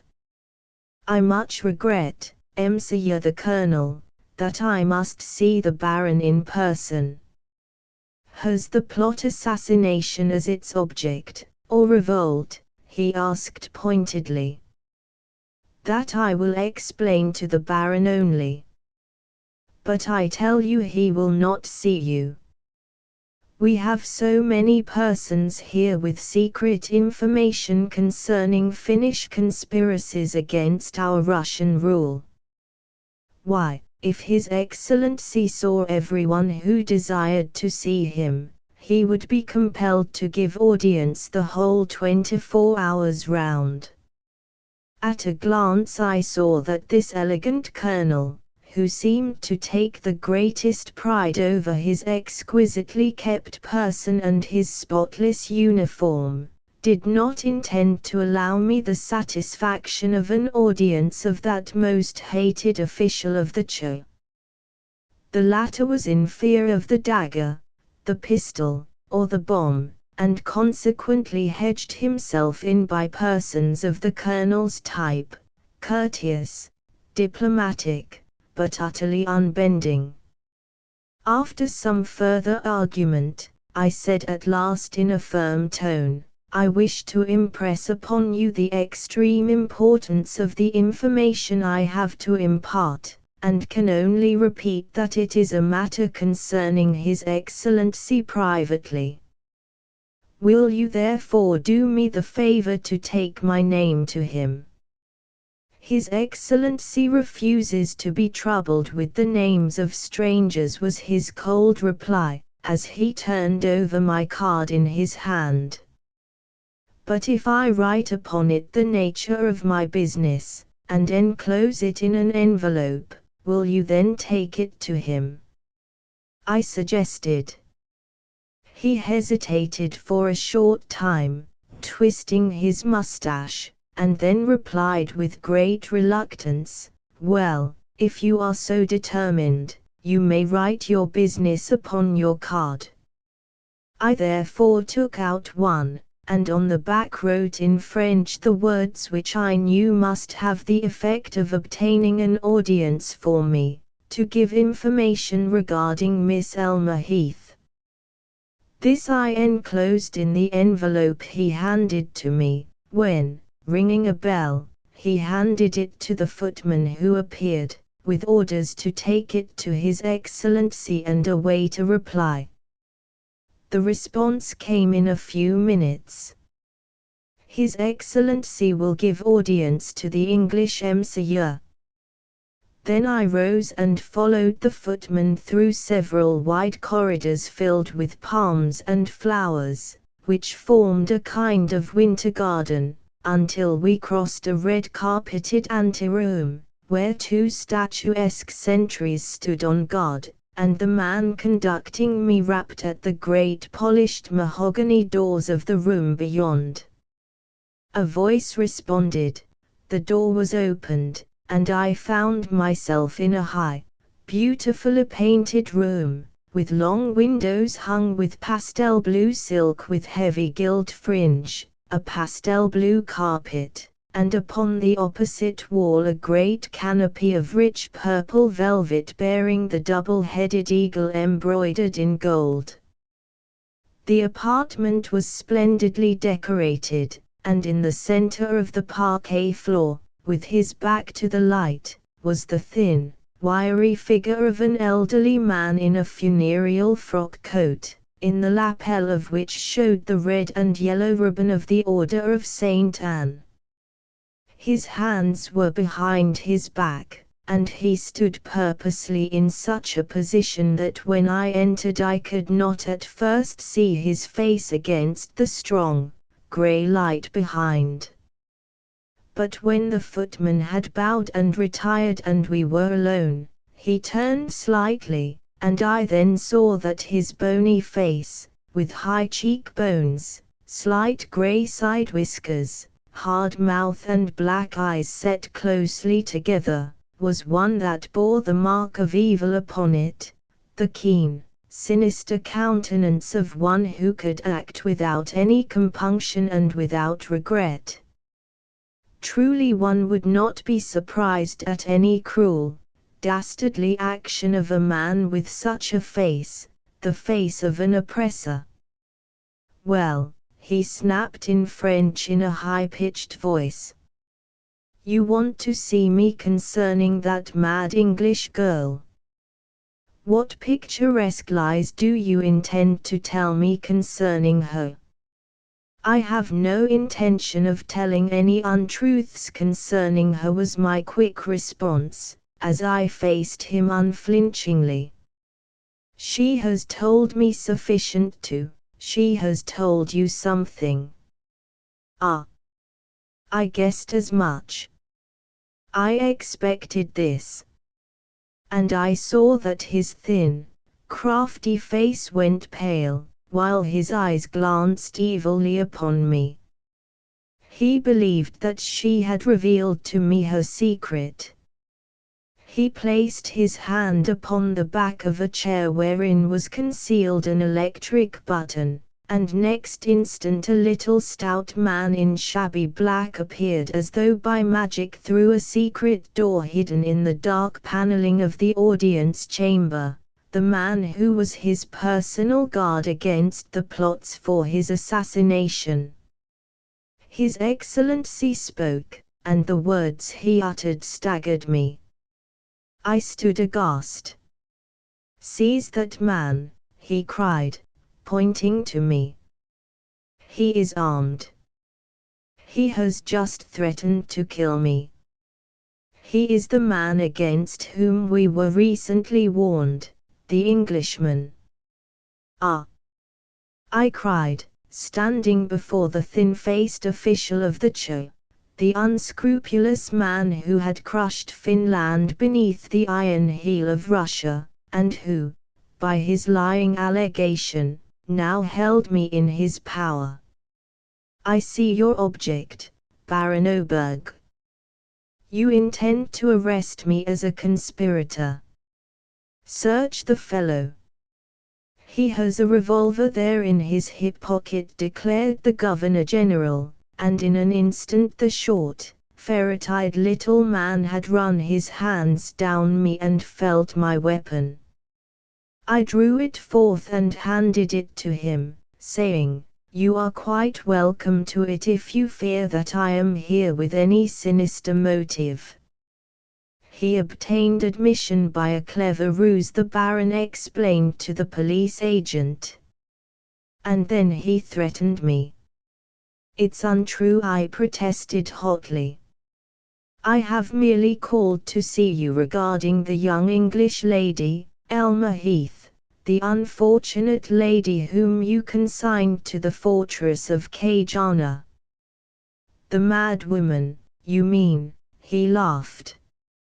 "She is not mad," I cried, "but as sane as you yourself. It is you who intended that the horrors of the castle should drive her insane, and thus your secret should be kept." "What do you suggest?" he demanded, stepping a few paces towards me. "I mean, Xavier Oberg, that you would kill Elmer Heath if you dared to do so," I answered plainly, as I faced him unflinchingly. "You see," he laughed, turning to the stout man at my side. "The fellow is insane. He does not know what he is talking about. Ah, my dear Malkoff, I've had a narrow escape. He came here intending to shoot me." "I did not," I protested.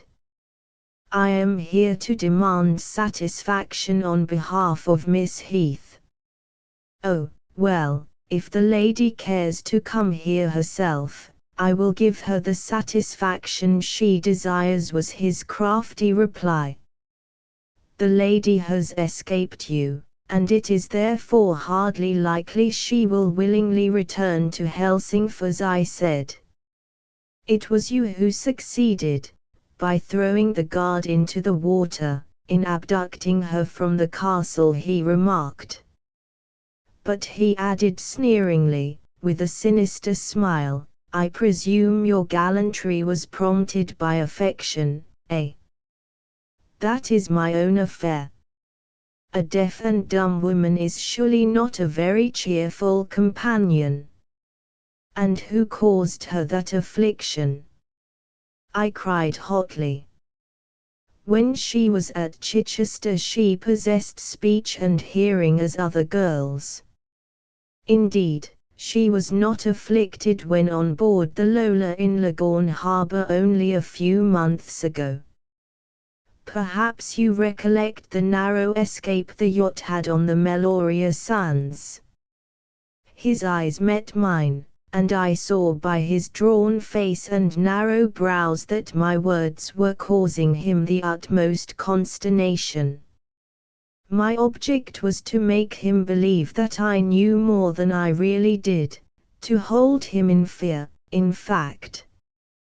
Perhaps the man whom some know as Hornby, or Woodroffe, could tell an interesting story. I went on. He will, no doubt, when he meets Elmer Heath, and finds the terrible affliction of which she has been the victim. His thin, bony countenance was bloodless, his mouth twitched and his grey brows contracted quickly. I haven't the least idea what you mean, my dear sir, he stammered. All that you say is entirely enigmatical to me. What have I to do with this mad Englishwoman's affairs? Send out this man, I said, pointing to the detective Malkoff, who had appeared from behind the panelling of the audience chamber. Send him out, and I will tell you. But the representative of the Czar, always as much in dread of assassination as his imperial master, refused. I saw that what I had said had upset him, and that he was not at all clear as to how much or how little of the true facts I knew. The connection between the little miniature cross of the Order of St. Anne and that red and yellow ribbon in his buttonhole struck me forcibly at that moment, and I said, I have no desire to make any statements before a second person. I came here to see you privately, and in private will I speak. I have certain information that will, I feel confident, be of the utmost interest to you concerning another woman, Armida Santini. His lips were pressed together, and I noticed how he started when I uttered the name of that woman whom I had found dead in Rannoch Wood, and whose body had so mysteriously disappeared. And what on earth can the woman concern me? He asked, with a brave attempt to remain cool, still speaking in French. Only that you knew her, was my brief reply. Then, with my eyes still fixed upon his, I asked, will you not now request this gentleman to retire? He hesitated a moment, and then with a wave of his hand dismissed the man he had summoned to his aid. A moment later the strangler's personal protector had disappeared through that secret door in the panelling by which he had entered. Well, asked the Baron, turning quickly to me again, his dark, evil eyes trying to fathom my intentions. Well? I asked. And what, pray, can you profit by denouncing me as an assassin? Remember, Baron, that your secret is mine, I said in a clear voice full of meaning.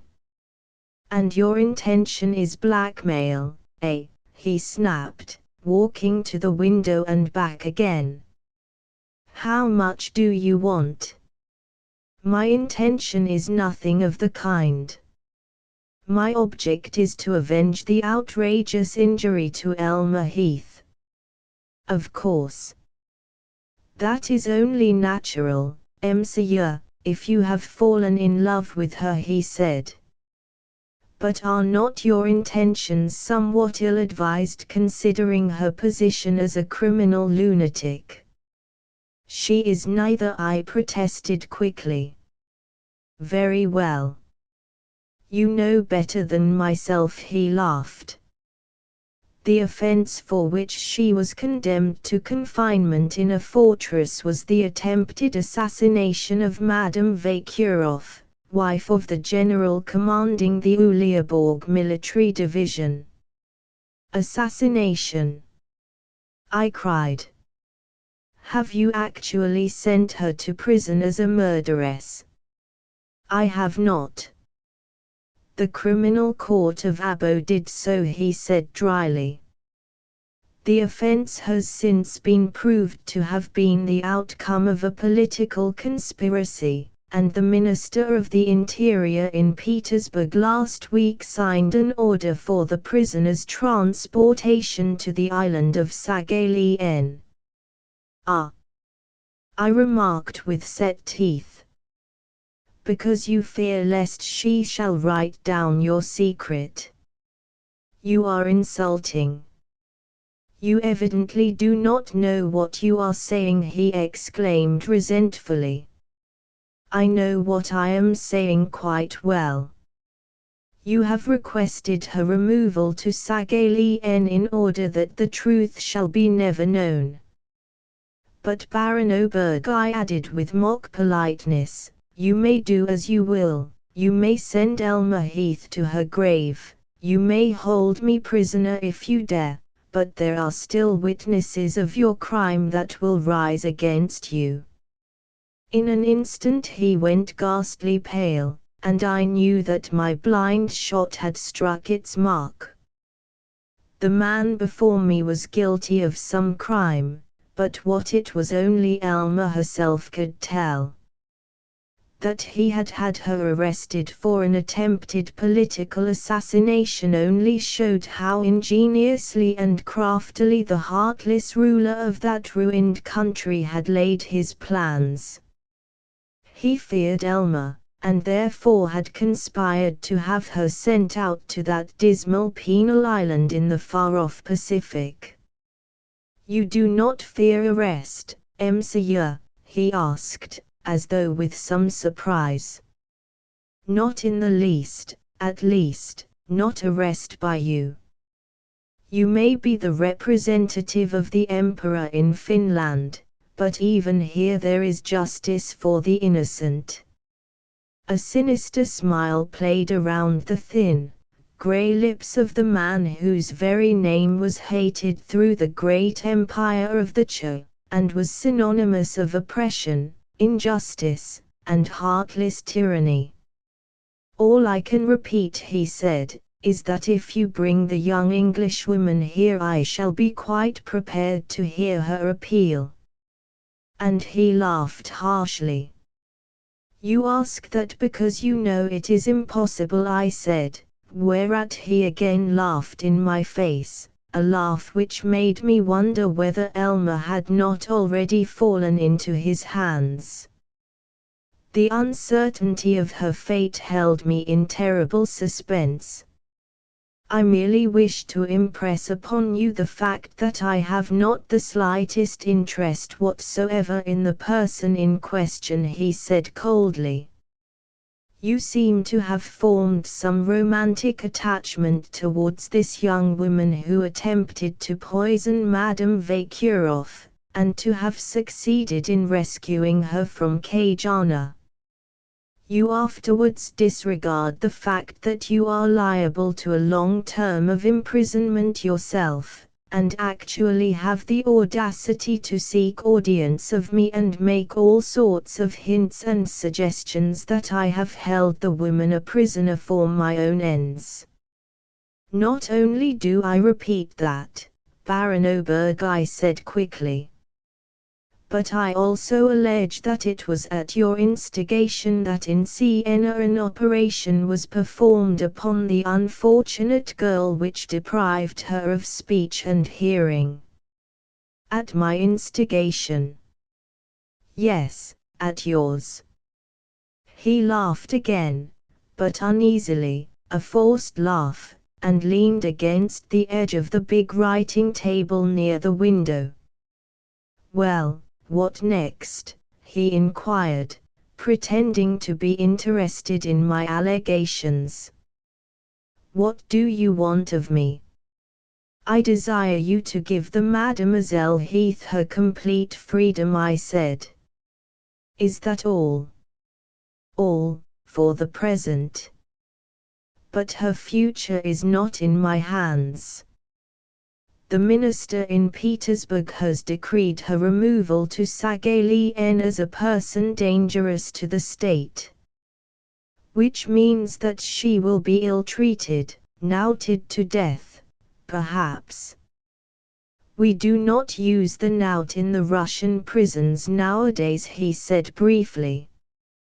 "His Majesty has decreed its abolition. But you adopt torture in Kajana and Scusselburg instead." "My time is too limited to discuss our penal system, Monsieur," he exclaimed impatiently, while I could well see that he was anxious to escape before I made any further charges against him. I had already shown him that Elma had spoken, and he feared that she had told the truth. While this would embitter him against her and cause him to seek to silence her at all hazards, it was of course in my own interests that he should fear any revelations that I might make. "You have posed in England as the uncle of Elma Heath, and yet you here hold her prisoner. For what reason?" I demanded. "She is held prisoner by the state, for conspiracy against Russian rule, not by herself personally." "Who enticed her here?" "Why, you, yourself." "Who conspired to throw the guilt of this attempted murder of the general's wife upon her?" You, the man whom they call the Strangler of Finland." "But I will avenge the cruel and abominable affliction you have placed upon her. Her secret, your secret, Baron Oberg, shall be published to the world. You are her enemy, and therefore mine." "Very well," he growled between his teeth, advancing towards me threateningly, his fists clenched in his rage. "Recollect, Monsieur, that you have insulted me. Recollect that I am Governor-General of Finland. If you were Czar himself, I should not hesitate to denounce you as the tyrant and mutilator of a poor defenseless woman. And to whom, pray, will you tell this romantic story of yours?" he laughed hoarsely. "To your prison walls below the lake at Kajana. Yes, Monsieur Greg, you will go there, and once within the fortress you shall never again see the light of day. You threaten me, the Governor-General of Finland," he laughed in a strange, high-pitched key as he threw himself into a chair and scribbled something rapidly upon paper, appending his signature in his small crabbed handwriting.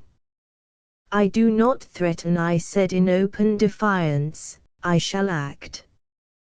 "And so shall I," he said with an evil grin upon his bony face as he blotted what he had written and took it up, adding, "In the darkness and silence of your living tomb, you can tell whatever strange stories you like concerning me. They are used to idiots where you are going," he added grimly. "Oh. And where am I going?" "Back to Canada. This order consigns you to confinement there as a dangerous political conspirator, as one who has threatened me. It consigns you to the cells below the lake, for life."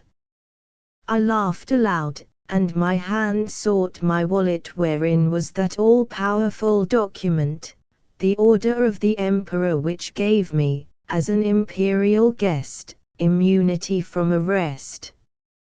I would produce it as my trump card. Next second, however, I held my breath, and I think I must have turned pale. My pocket was empty. My wallet had been stolen.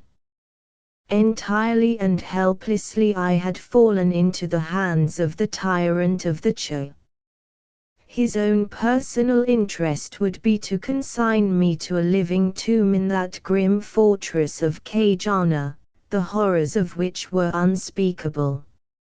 I had seen enough during my inspection of the Russian prisons as a journalist to know that there, in strangled Finland, I should not be treated with the same consideration or humanity as in Petersburg or Warsaw. The Governor-General consigned me to Queux as apolitical, which was synonymous with a sentence of death in those damp, dark oubliettes beneath the water dungeons, every whit as awful as those of the Paris Bastille. We faced each other, and I looked straight into his grey, bony face, and answered in a tone of defiance, "You are Governor-General, it is true, but you will, I think, reflect before you consign me, an Englishman, to prison without trial. I know full well that the English are hated by Russia, yet I assure you that in London we entertain no love for your nation or its methods." Yes, he laughed, "you are quite right. Russia has no use for an effete ally such as England is. Effete or powerful, my country is still able to present an ultimatum when diplomacy requires it," I said. "Therefore I have no fear. Send me to prison, and I tell you that the responsibility rests upon yourself." And folding my arms I kept my eyes intently upon his, so that he should not see that I wavered. "As for the responsibility, I certainly do not fear that, Monsieur," he said. "But the exposure that will result, are you prepared to face that?" I asked. "Perhaps you are not aware that others beside myself, one other, indeed, who is a diplomatist, is aware of my journey here. If I do not return, your Ministry of Foreign Affairs in Petersburg will be pressed for a reason, which they will not give. Then if they do not, the truth will be out," I said, laughing harshly, for I saw how determined he had become to hold me prisoner. "Come, call up your myrmidon and send me to Queux. It will be the first step towards your own downfall." "We shall see," he growled. "Ah! You surely do not think that I, after 10 years' service in the British diplomatic service, would dare to come to Finland upon this quest, would dare to face the rotten and corrupt officialdom which Russia has placed within this country, without first taking some adequate precaution? No, Baron. Therefore I defy you, and I leave Helsingfors tonight." "You will not. You are under arrest." I laughed heartily and snapped my fingers, saying, "Before you give me over to your police, first telegraph to your Minister of Finance, Monsieur de Witt, and inquire of him who and what I am." "I don't understand you." "You have merely to send my name and description to the minister and ask for a reply," I said. "He will give you instructions, or, if you so desire, ask His Majesty yourself." "And why, pray, does His Majesty concern himself about you?" he asked, at once puzzled. "You will learn later, after I am confined in Queux and your secret is known in Petersburg." What do you mean? I said, I mean that I have taken all the necessary steps to be forearmed against you. The day I am incarcerated by your order, the whole truth will be known. I shall not be the sufferer, but you will. My words, purposely enigmatical, misled him. He saw the drift of my argument, and being of course unaware of how much I knew, he was still in fear of me. My only uncertainty was of the actual fate of poor Elmer. My wallet had been stolen, with a purpose, without a doubt, for the thief had deprived me of that most important of all documents, the open sesame to every closed door, the ukase of the Czar. You defy me, he said hoarsely, turning back to the window with the written order for my imprisonment as a political still in his hand. But we shall see. You rule Finland, I said in a hard tone, but you have no power over Gordon Gregg. I have power, and intend to exert it. For your own ruin, I remarked with a self-confident smile. You may give your torturers orders to kill me, orders that a fatal accident shall occur within the fortress, but I tell you frankly that my death will neither erase nor conceal your own offences. There are others, away in England, who are aware of them, and who will, in order to avenge my death, speak the truth. Remember that although Elmer Heath has been deprived of both hearing and of speech, she can still write down the true facts in black and white. The Czar may be your patron, and you his favorite, but His Majesty has no tolerance of officials who are guilty of what you are guilty of. You talk of arresting me, I added with a smile. Why, you ought rather to go on your knees and beg my silence. He went white with rage at my cutting sarcasm.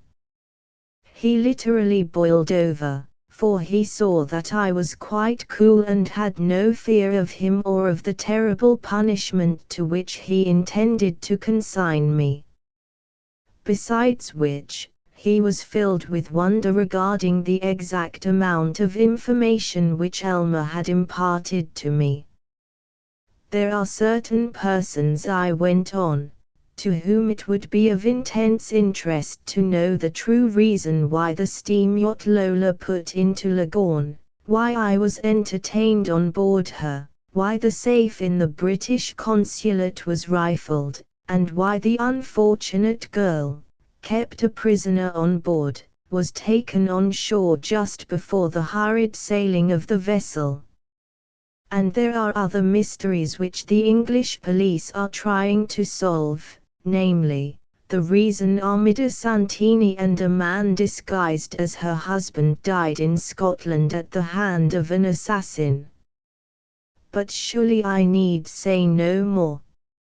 It is surely sufficient to convince you that if the truth were spoken, the revelations would be distinctly awkward. For whom? He asked, opening his eyes. For you. Come, Baron, I said, can we not yet speak frankly? But he was silent for a moment, a fact which was in itself proof that my pointed argument had caused him to reconsider his intention of sending me under escort back to that castle of terror. If my journey there was in order to meet my love, I would not have cared. It was the ignorance of her whereabouts or of her fate that held me in such deep, all-consuming anxiety. Each hour that passed increased my fond and tender affection for her. And yet what irony of circumstance! She had been cruelly snatched from me at the very moment that freedom had been ours. I think it was well that I assumed that air of defiance with the man who had ground Finland beneath his heel. He was unused to it.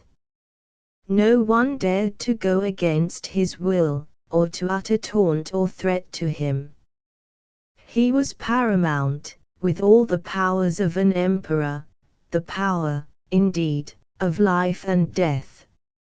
Therefore he was not in the habit of being either thwarted or criticized, and I could see that my words had aroused within him a boiling tumult of resentment and of rage. I told him nothing of the loss of my wallet or of the precious document that it had contained. My defiance was merely upon principle. Arrest me if you like. Denounce me by means of any lie that arises to your lips, but remember that the truth is known beyond the confines of the Russian Empire, and for that reason traces will be sought of me and full explanation demanded. I have taken precaution, Xavier Oberg I added, therefore do your worst. I repeat again that I defy you. He paced the big room, his thin claw-like hands still clenched, his yellow teeth grinding, his dark, deep-set eyes fixed straight before him. If he had dared, he would have struck me down at his feet. But he did not dare. I saw too plainly that even though my wallet was gone I still held the trump card, that he feared me. The mention I had made of the Minister of Finance, however, seemed to cause him considerable hesitation. That high official had the ear of the Emperor, and if I were a friend there might be inquiries. As I stood before him leaning against a small buhl table, I watched all the complex workings of his mind, and tried to read the mysterious motive which had caused him to consign poor Elmer to Kajana. He was a proud bully, possessing neither pity nor remorse, an average specimen of the high Russian official, a hidebound bureaucrat, a slave to etiquette and possessing a veneer of polish. But beneath it all I saw that he was a coward in deadly fear of assassination, a coward who dreaded lest some secret should be revealed. That concealed door in the paneling with the armed guard lurking behind was sufficiently plain evidence that he was not the fearless Governor-General that was popularly supposed. He, the strangler of Finland, had crushed the gallant nation into submission, ruining their commerce, sapping the country by impressing its youth into the Russian army, forbidding the use of the Finnish language, and taxing the people until the factories had been compelled to close down while the peasantry starved. And now, on the verge of revolt, there had arisen a band of patriots who resented ruin, and who had already warned His Majesty by letter that if Baron Oberg were not removed from his post he would die. These and other thoughts ran through my mind in the silence that followed our heated argument, for I saw well that he was in actual fear of me. I had led him to believe that I knew everything, and that his future was in my hands, while he, on his part, was anxious to hold me prisoner, and yet dared not do so. My wallet had probably been stolen by some lurking police spy, for Russian agents abound everywhere in Finland, reporting conspiracies that do not exist and denouncing the innocent as politicals. The Baron had halted, and was looking through one of the great windows down upon the courtyard below where the sentries were pacing. The palace was for him a gilded prison, for he dared not go out for a drive in one or other of the parks or for a blow on the water across to Hogolmen or Dagero, being compelled to remain there for months without showing himself publicly. People in Abo had told me that when he did go out into the streets of Helsingfors it was at night, and he usually disguised himself in the uniform of a private soldier of the God, thus escaping recognition by those who, driven to desperation by injustice, sought his life. A long silence had fallen between us, and it now occurred to me to take advantage of his hesitation. Therefore I said in a firm voice, in French, "I think, Baron, our interview is at an end, is it not? Therefore I wish you good day." He turned upon me suddenly with an evil flash in his dark eyes, and a snarling imprecation in Russian upon his lips. His hand still held the order committing me to the fortress. "But before I leave you will destroy that document. It may fall into other hands, you know." And I walked towards him with quick determination. "I shall do nothing of the kind," he snapped. Without further word I snatched the paper from his thin white fingers and tore it up before his face. His countenance went livid. I do not think I have ever seen a man's face assume such an expression of fiendish vindictiveness. It was as though at that instant hell had been let loose within his heart. But I turned upon my heel and went out, passing the sentries in the anteroom, along the flower-filled corridors and across the courtyard to the main entrance where the gorgeous concierge saluted me as I stepped forth into the square. I had escaped by means of my own diplomacy and firmness. The Czar's representative, the man who ruled that country, feared me, and for that reason did not hold me prisoner. Yet when I recalled that evil look of revenge on my departure, I could not help certain feelings of grave apprehension arising within me. Returning to my hotel, I smoked a cigar in my room and pondered.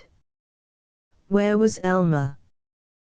Was the chief question which arose within my mind.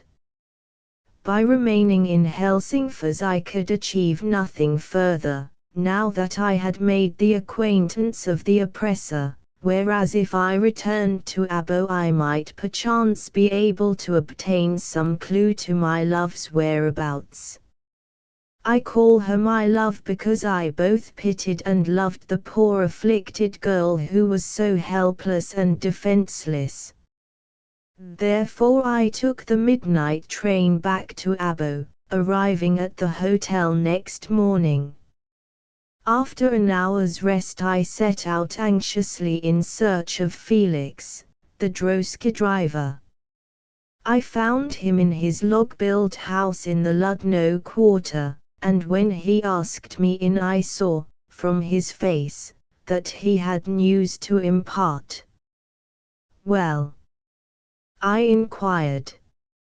"And what of the lady? Has she been found?" "Ah, Your Excellency! It is a pity you were not here yesterday," he said with a sigh. "Why? Tell me quickly. What has happened?" "I have been assisting the police as spy, Excellency, as I often do, and I have seen her." "Seen her? Where?" I cried in quick anxiety. "Here, in Abo. She arrived yesterday morning from Tammerfors accompanied by an Englishman. She had changed her dress, and was all in black. They lunched together at the Restaurant du Nord opposite the landing stage, and an hour later left by steamer for Petersburg." "An Englishman?" I cried. Did you not inform the chief of police, Boransky? Yes, Your Excellency. But he said that their passports being in order it was better to allow the lady to proceed. To delay her might mean her arrest in Finland, he added. Then their passports were vised here on embarking. I exclaimed. What was the name upon that of the Englishman? I have it here written down, Excellency. I cannot pronounce your difficult English names. And he produced a scrap of dirty paper whereon was written in a Russian hand the name, Martin Woodruff. Chapter 13 A double game and its consequences. I went to the railway station, and from the timetable gathered that if I left Abo by rail at noon I could be in Petersburg an hour before noon on the morrow, or about 4 hours before the arrival of the steamer by which the silent girl and her companion were passengers. This I decided upon doing. But before leaving I paid a visit to my friend, Boransky, who, to my surprise and delight, handed me my wallet with the Czar's letter intact, saying that it had been found upon a German thief who had been arrested at the harbor on the previous night. The fellow had, no doubt, stolen it from my pocket, believing I carried my paper money in the flap. The affair of the English lady is a most extraordinary one, remarked the chief of police, toying with his pen as he sat at his big table. She seems to have met this Englishman up at Tammerfors, or at some place further north, yet it is curious that her passport should be in order even though she fled so precipitately from Kajana. There is a mystery connected with her disappearance from the woodcutter's hut that I confess I cannot fathom. Neither can I said. I know the man who is with her, and cannot help fearing that he is her bitterest enemy, that he is acting in concert with the Baron. Then why is he taking her to the capital, beyond the jurisdiction of the Governor-General? I am going straight to Petersburg to ascertain, I said. I have only come to thank you for your kindness in this matter. Truth to tell, I have been somewhat surprised that you should have interested yourself on my behalf, I added, looking straight at the uniformed official. It was not on yours, but on hers, he answered, somewhat enigmatically. I know something of the affair, but it was my duty as a man to help the poor girl to escape from that terrible place. She has, I know, been unjustly condemned for the attempted assassination of the wife of a general, condemned with a purpose, of course. Such a thing is not unusual in Finland.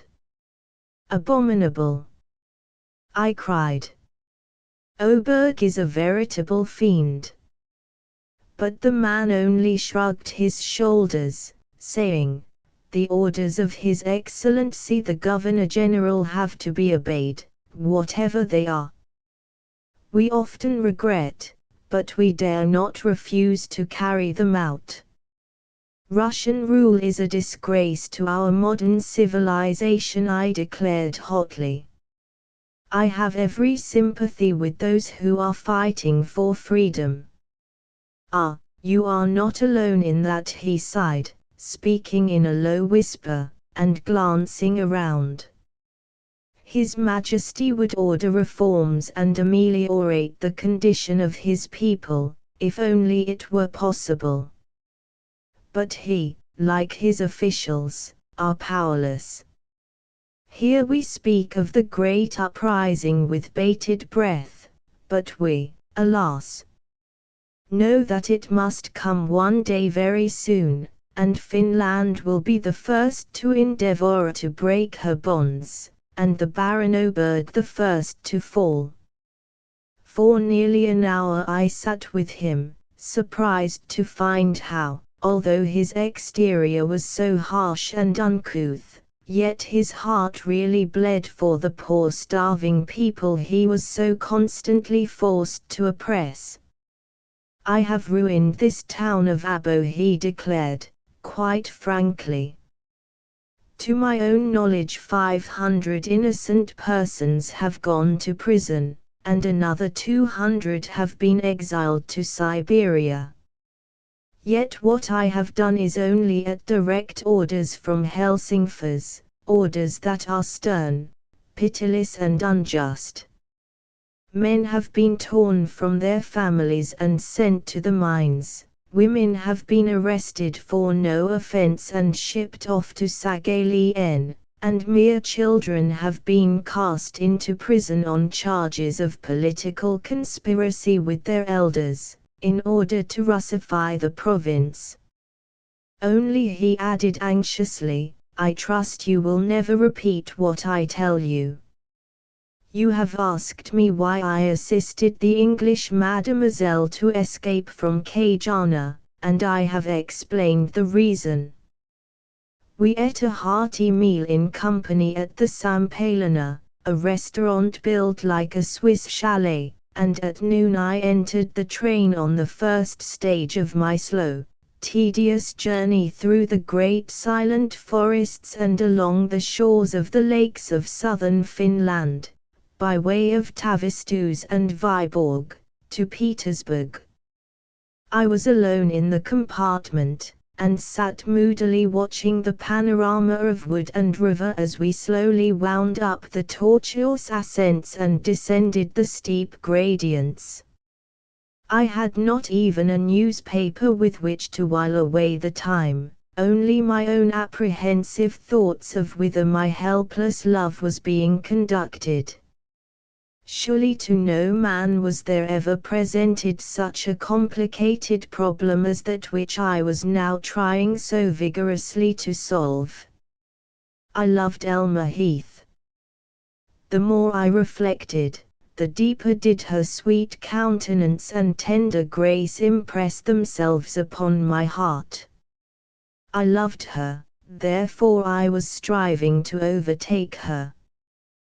The steamer, I learned, would call at Hango and Helsingfors.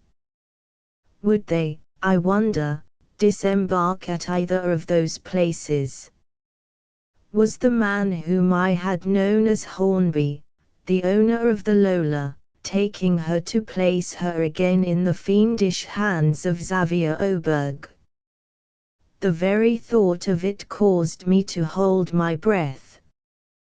Daylight came at last, cold and grey, over those dreary interminable marshes where game, especially snipe, seemed abundant, and at a small station at the head of a lake called Davidstadt I took my morning glass of tea.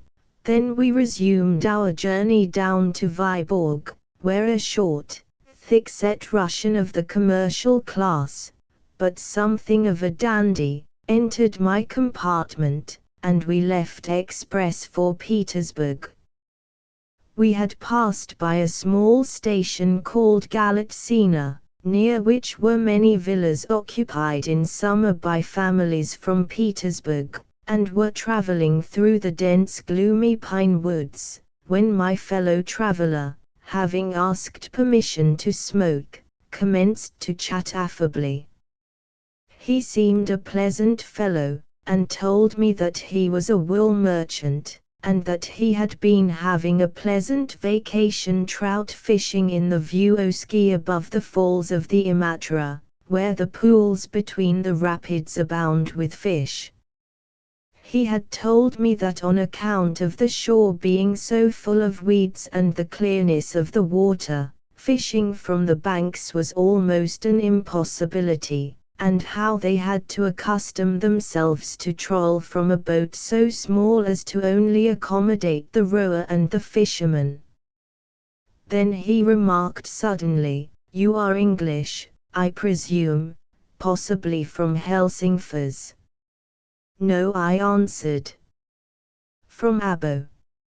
I crossed from Stockholm, and am going to Petersburg. And I also. I live in Petersburg, he added. We may perhaps meet one day. Do you know the capital? I explained that I had visited it once before, and had done the usual round of sightseeing. His manner was brisk and to the point, as became a man of business, but when we stopped at Belostrov, on the opposite side of the small winding river that separates Finland from Russia proper, the customs officer who came to examine our baggage exchanged a curious meaning look with him. My fellow traveler believed that I had not observed, yet, keenly on the alert as I now was, I was shrewd to detect the least sign or look, and I at once resolved to tell the fellow nothing further of my own affairs. He was, no doubt, a spy of the Stranglers who had followed me all the way from Abo, and had only entered my carriage for the final stage of the journey. This revelation caused me some uneasiness, for even though I was able to evade the man on arrival in Petersburg, he could no doubt quickly obtain news of my whereabouts from the police to whom my passport must be sent. I pretended to doze, and lay back with my eyes half closed watching him. When he found me disinclined to talk further, he took up the paper he had bought and became engrossed in it, while I, on my part, endeavored to form some plan by which to mislead and escape his vigilance. The fellow meant mischief, that I knew. If Elma was flying in secret and he watched me, he would know that she was in Petersburg. At all hazards, for my love's sake as well as for mine, I saw that I must escape him. The ingeniousness and cleverness of Oberg's spies was proverbial throughout Finland, therefore he might not be alone, or in any case, on arrival in Petersburg would obtain assistance in keeping observation upon me. I knew that the Baron desired my death, and that therefore I could not be too wary of pitfalls. That fatal chair so cunningly prepared for me in Lambeth was still vividly within my memory. As we passed Lanskaya, and ran through the outer suburbs of Petersburg, my fellow traveler became inquisitive as to where I was going, but I was somewhat unresponsive, and busied myself with my bag until we entered the great echoing terminus whence I could see the Never gleaming in the pale sunlight and the city beyond. The fellow made no attempt to follow me, he was too clever a secret agent for that. He merely wished me's Draftsvoot, raised his hat politely and disappeared. A porter carried my bag out of the station, and I drove across the bridge to the large hotel where I had stopped before, the Europe, on the corner of the Nevsky Prospect and the Michael Street. There I engaged a front room looking down into the broad Nevsky, had a wash, and then watched at the window for the appearance of the spy. I had already a good 4 hours before the steamer from Abo was due, and I intended to satisfy myself whether or not I was being followed. Within 20 minutes the fellow lounged along on the opposite side of the road, just as I had expected. He had changed his clothes, and presented such a different appearance that at first sight I failed to recognize him. He knew that I had driven there, and intended to follow me if I came forth. My position was one of extreme difficulty, for if I went down to the quay he would most certainly follow me. Having watched his movements for 10 minutes or so, I descended to the big salle manger and there ate my luncheon, chatting to the French waiter the while. I sat purposely in an alcove, so as to be away from the other people lunching there, and in order that I might be able to talk with the waiter without being overheard. Just as I had finished my meal, and he was handing me my bill, I bent towards him and asked, "Do you want to earn 20 rubles?" "Well, Monsieur," he answered, looking at me with some surprise. "They would be acceptable. I am a married man." "Well, I want to escape from this place without being observed. There is a disagreeable little matter regarding a lady, and I fear a fracas with a man who is awaiting me outside in the Nevsky." Then, seeing that he hesitated, I assured him that I had committed no crime, and that I should return for my baggage that evening. "You could pass through the kitchen and out by the servants' entrance," he said, after a moment's reflection. "If Monsieur so desires, I will conduct him out. The exit is in a back street which leads on to the Catherine Canal." "Excellent," I said. "Let us go. Of course you will say nothing."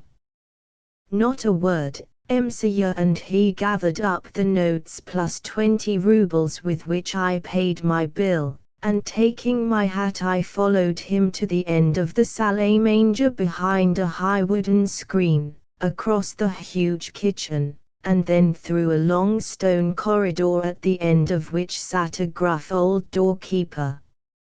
My guide spoke a word to him, and then the door opened and I found myself in a narrow back slum with the canal beyond. My first visit was to a clothier's, where I purchased and put on a new light overcoat, and then to a hatter's for a hat of different shape to that I was wearing. I carried the hat back to a quiet alley which I had noticed, and quickly exchanged the one I was wearing for it, leaving my old hat in a corner. Then I entered a cafe in order to while away the hours until the vessel from Finland was due. At 4 o'clock I was out upon the quay, straining my eyes seaward for any sign of smoke, but could see nothing. The sun was sinking, and the broad expanse of water westward danced like liquid gold. The light died out slowly, the cold grey of evening crept on. A chill wind sprang up and swept the quay, causing me to shiver. I asked of a dock laborer whether the steamer was usually late, whereupon he told me that it was often 5 or 6 hours behind time, depending upon the delay at Helsingfors. Twilight deepened into night, and the rain fell heavily, yet I still paced the wet flags in patience, my eyes ever seaward for the light of the vessel which I hoped bore my love. My presence there aroused some speculation among the loungers, I think. Nevertheless, I waited in deepest anxiety whether, after all, Elmer and Hornby had not disembarked at Helsingfors. Soon after 10 o'clock a light shone afar off, and the movement of the police and porters on the quay told me that it was the vessel. Then after a further anxious quarter of an hour it came, amid great shouting and mutual imprecations, slowly alongside the quay, and the passengers at last began to disembark in the pelting rain.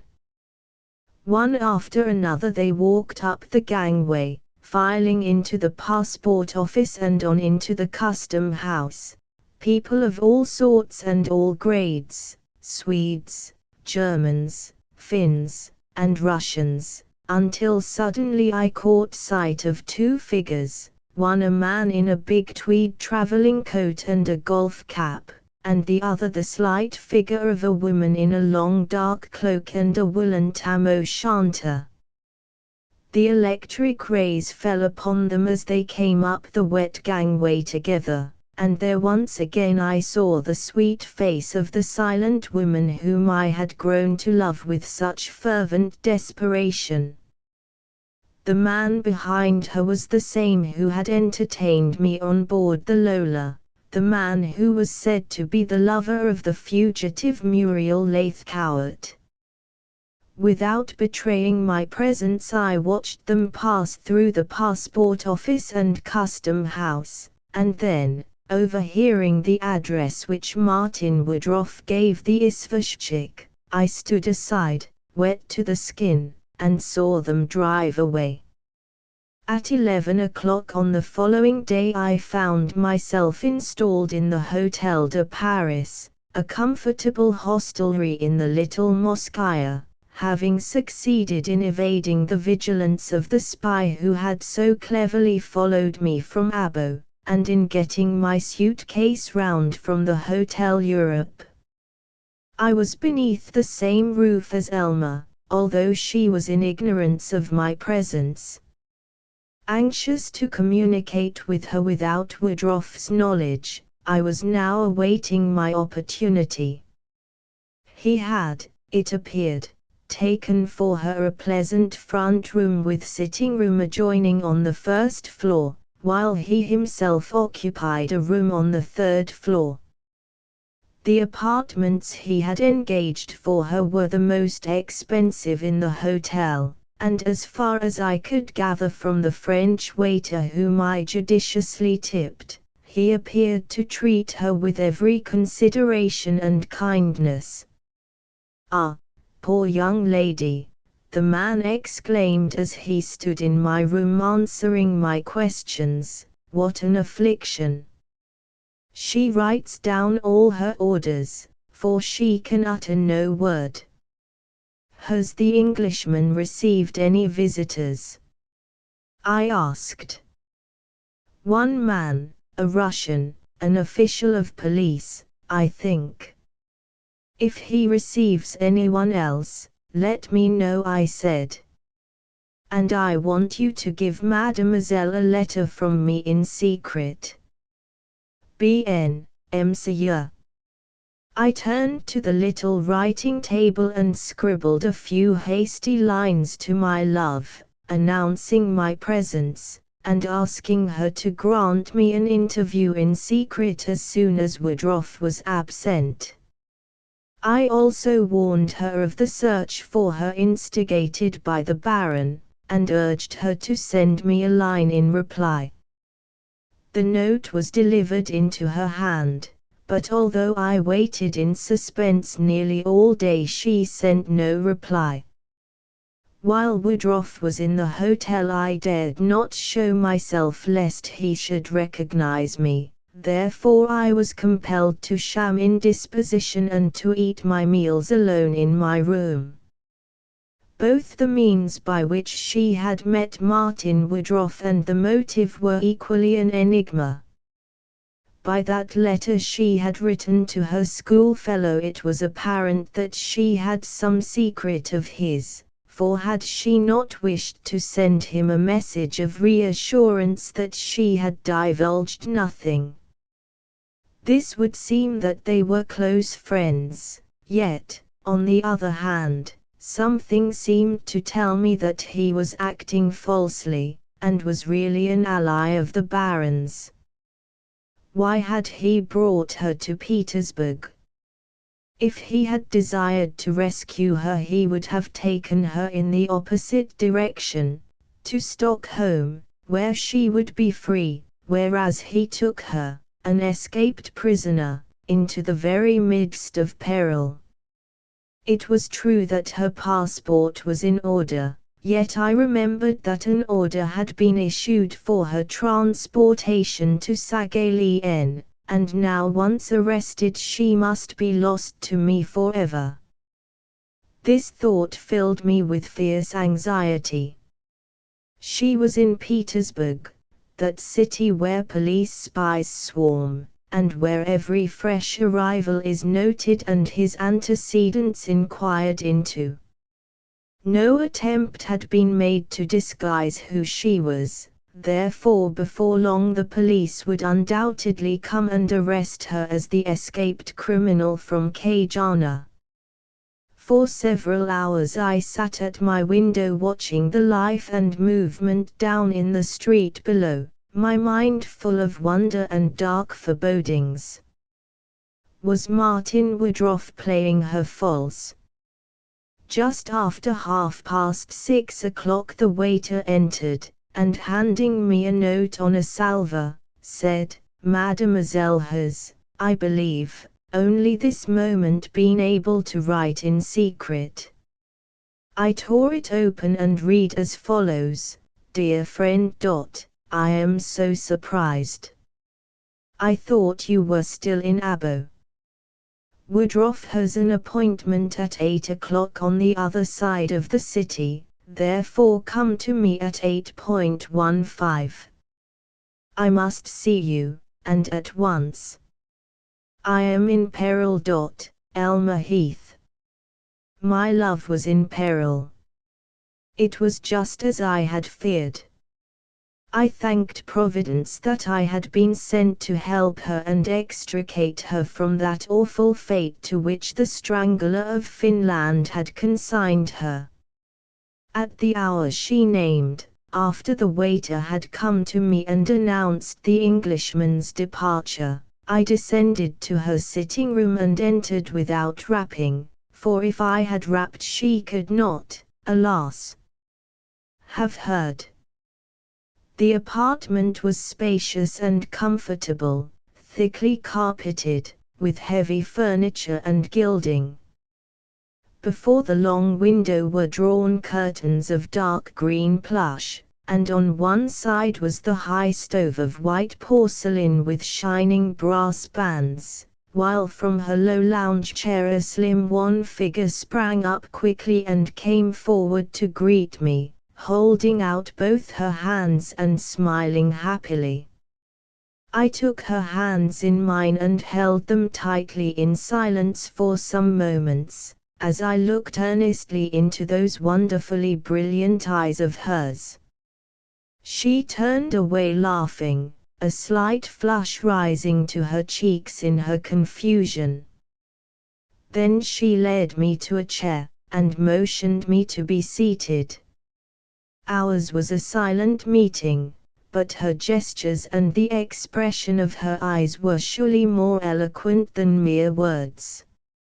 I knew well what pleasure that re-encounter caused her, equal pleasure with that it gave to me. Until that moment I had never really loved. I had admired and flirted with women. What man has not? Indeed, I had admired Muriel Leithcourt. But never until now had I experienced in my heart the real flame of true burning affection. The sweetness of her expression, the tender caress of those soft, tapering hands, the deep mysterious look in those magnificent eyes, and the incomparable grace of all her movements, combined to render her the most perfect woman I had ever met, perfect in all, alas, save speech and hearing, of which, with such dastard wantonness, she had been deprived. She touched her red lips with the tip of her forefinger, opened her hands, and shrugged her shoulders with a sad gesture of regret. Then turning quickly to some paper on the little table at her side she wrote something with a gold pencil and handed to me. It read, "Surely Providence has sent you here. Mr. Woodruff must have followed you from England. He is my enemy. You must take me from here and hide me. They intend to send me into exile. Have you ever been in Petersburg before? Do you know anyone here? Then when I had read, she handed me her pencil and below I wrote, I will do my best, dear friend. I have been once in Petersburg. But is it not best that we should escape at once from Russia? Impossible at present, she wrote. We should both be arrested at the frontier. It would be best to go into hiding here in Petersburg. I believed Woodruff to be my friend, but I have found only this day that he is my enemy. He knew that I was in Kajana, and was in Abo when he learned of my escape. He went with 2 other men in search of us, and discovered us that night when we sought shelter at the woodcutter's hut. Without making his presence known, he waited outside until you were asleep, and then he came and looked in at my window. At first I was alarmed, but quickly I saw that he was a friend. He told me that the police were in the vicinity and intended to raid the hut, therefore I fled with him, first down to Tammerfors and then to Abo, and on here. At that time I did not see the dastardly trap he had laid in order to get me out of the Baron's clutches and wring from me my secret. If I confess, he intends to give me up to the police, who will send me to the mines.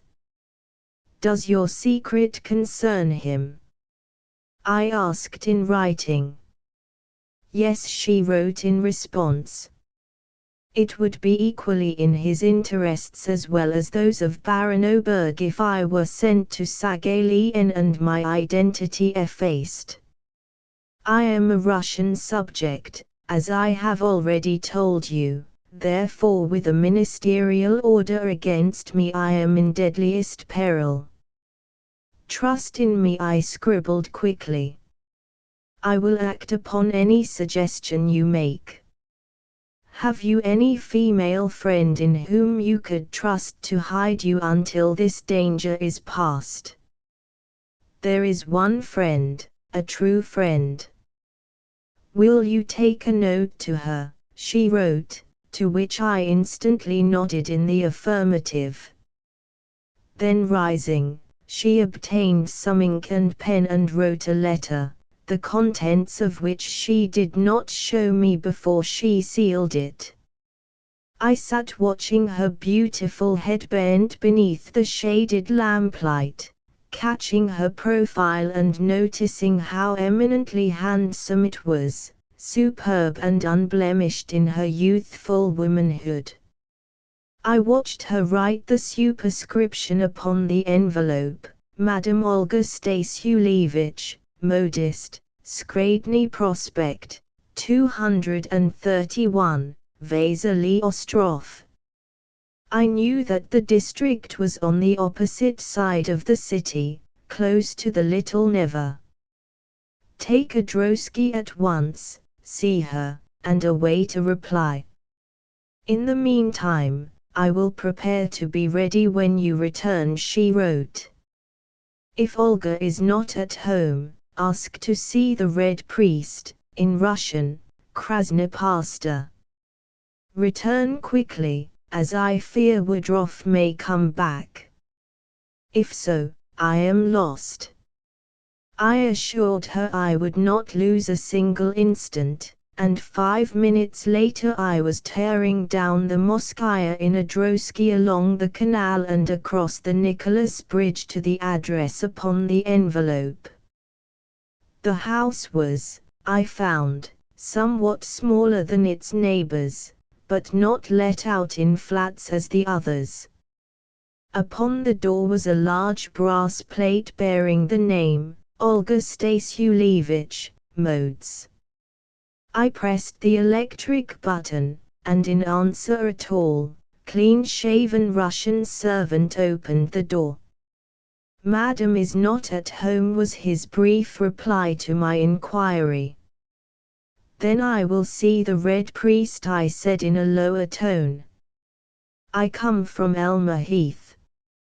Thereupon, without further word, the man admitted me into the long, dark hall and closed the door with an apology that the gas was not lighted. But striking a match, he led me up the broad staircase and into a small, cozy, well-furnished room on the second floor, evidently the sitting room of some studious person, judging from the books and critical reviews lying about. For a few minutes I waited there, until the door reopened, and there entered a man of medium height, with a shock of long snow-white hair and almost patriarchal beard, whose dark eyes that age had dimmed flashed out at me with a look of curious inquiry, and whose movements were those of a person not quite at his ease.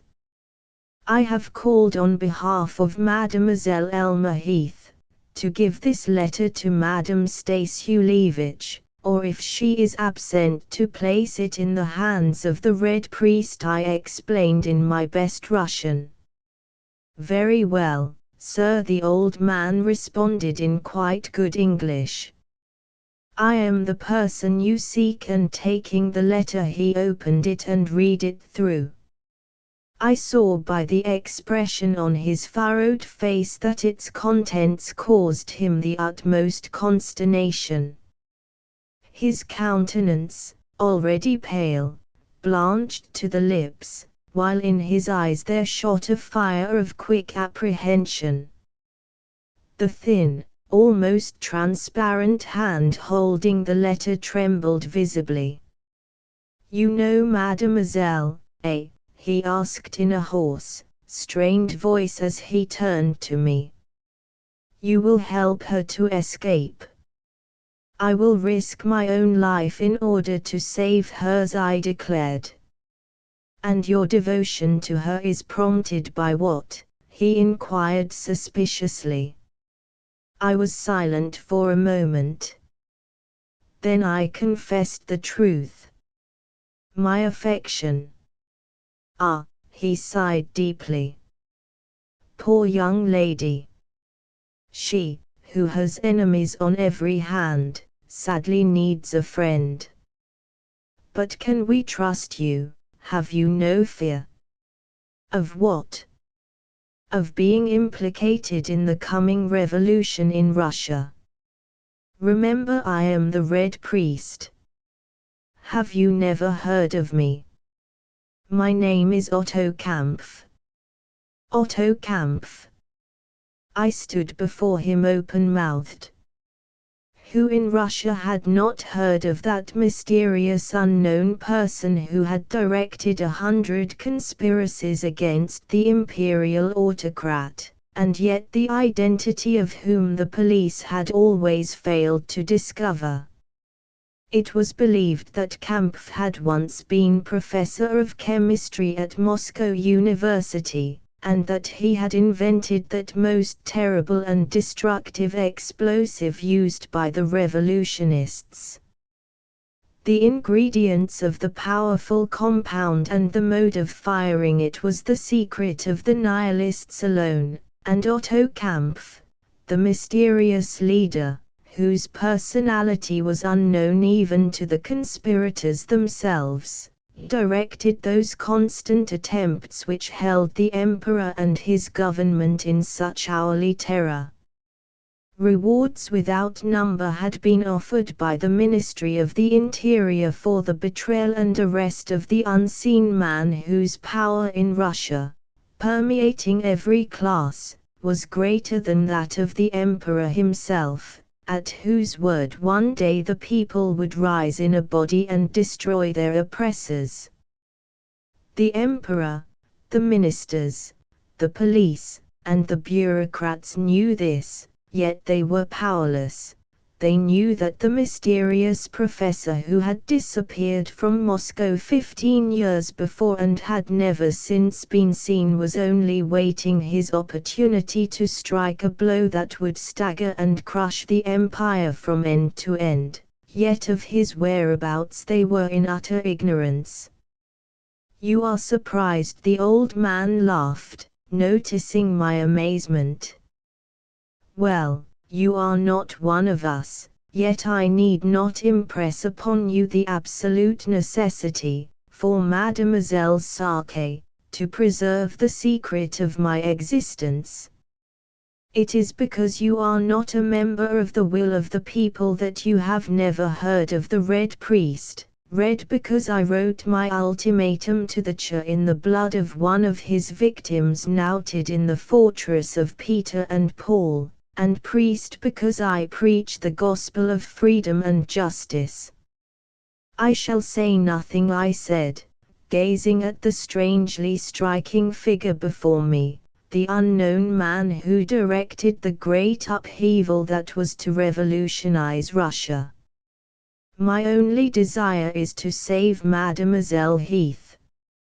And you are prepared to do so at risk of your own liberty, your own life." "Ah! You said you love her. Would not this be a test of your affection?" "I am prepared for any test, as long as she escapes the trap which her enemies have set for her. I succeeded in saving her from Kajana, and I intend to save her now." "Was it you who actually entered Kajana and snatched her from that tomb?" he exclaimed, and he took my hand enthusiastically, adding, "I have no further need to doubt you." And turning to the table he wrote an address upon a slip of paper, saying, "Take Mademoiselle there. She will find a safe place of concealment.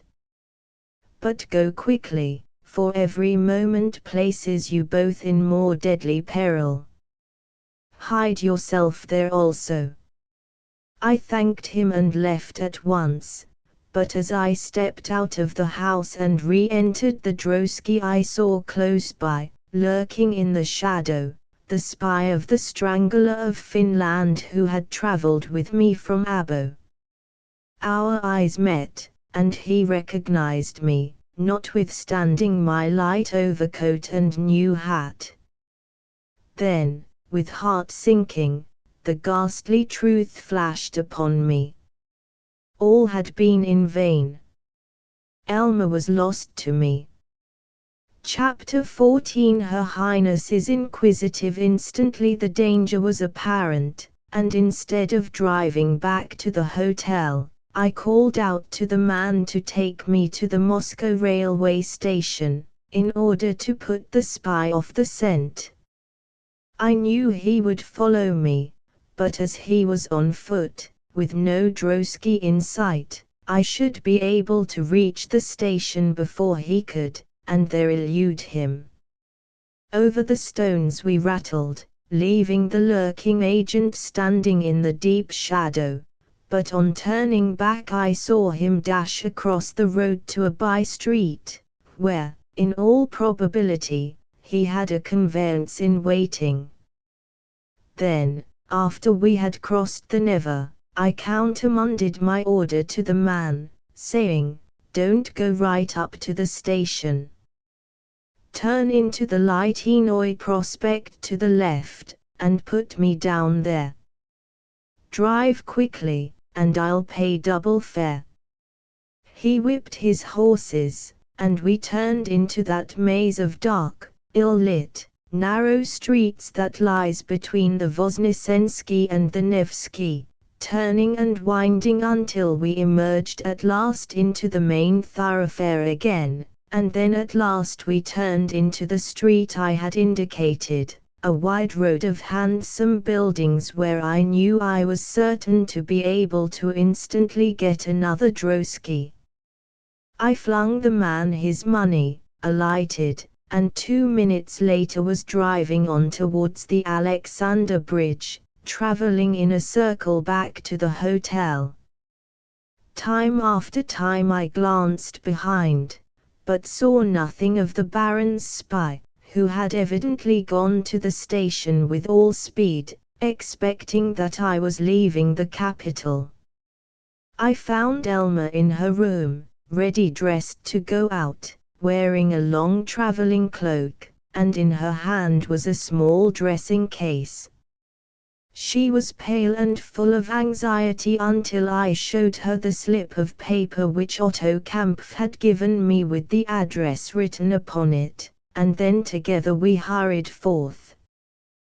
The house to which we drove was, we discovered, a large one facing the Fontaine-Car Canal, one of the best quarters of the town, and on descending I asked the liveried dvornik for Madame Zerloff, the name which the Red Priest had written. "You mean the Princess Zerloff," remarked the man through his red beard. "Whom shall I say desires to see her?" "Take that," I said, handing to him the piece of paper which, beside the address, bore a curious cipher mark like 3 triangles joined.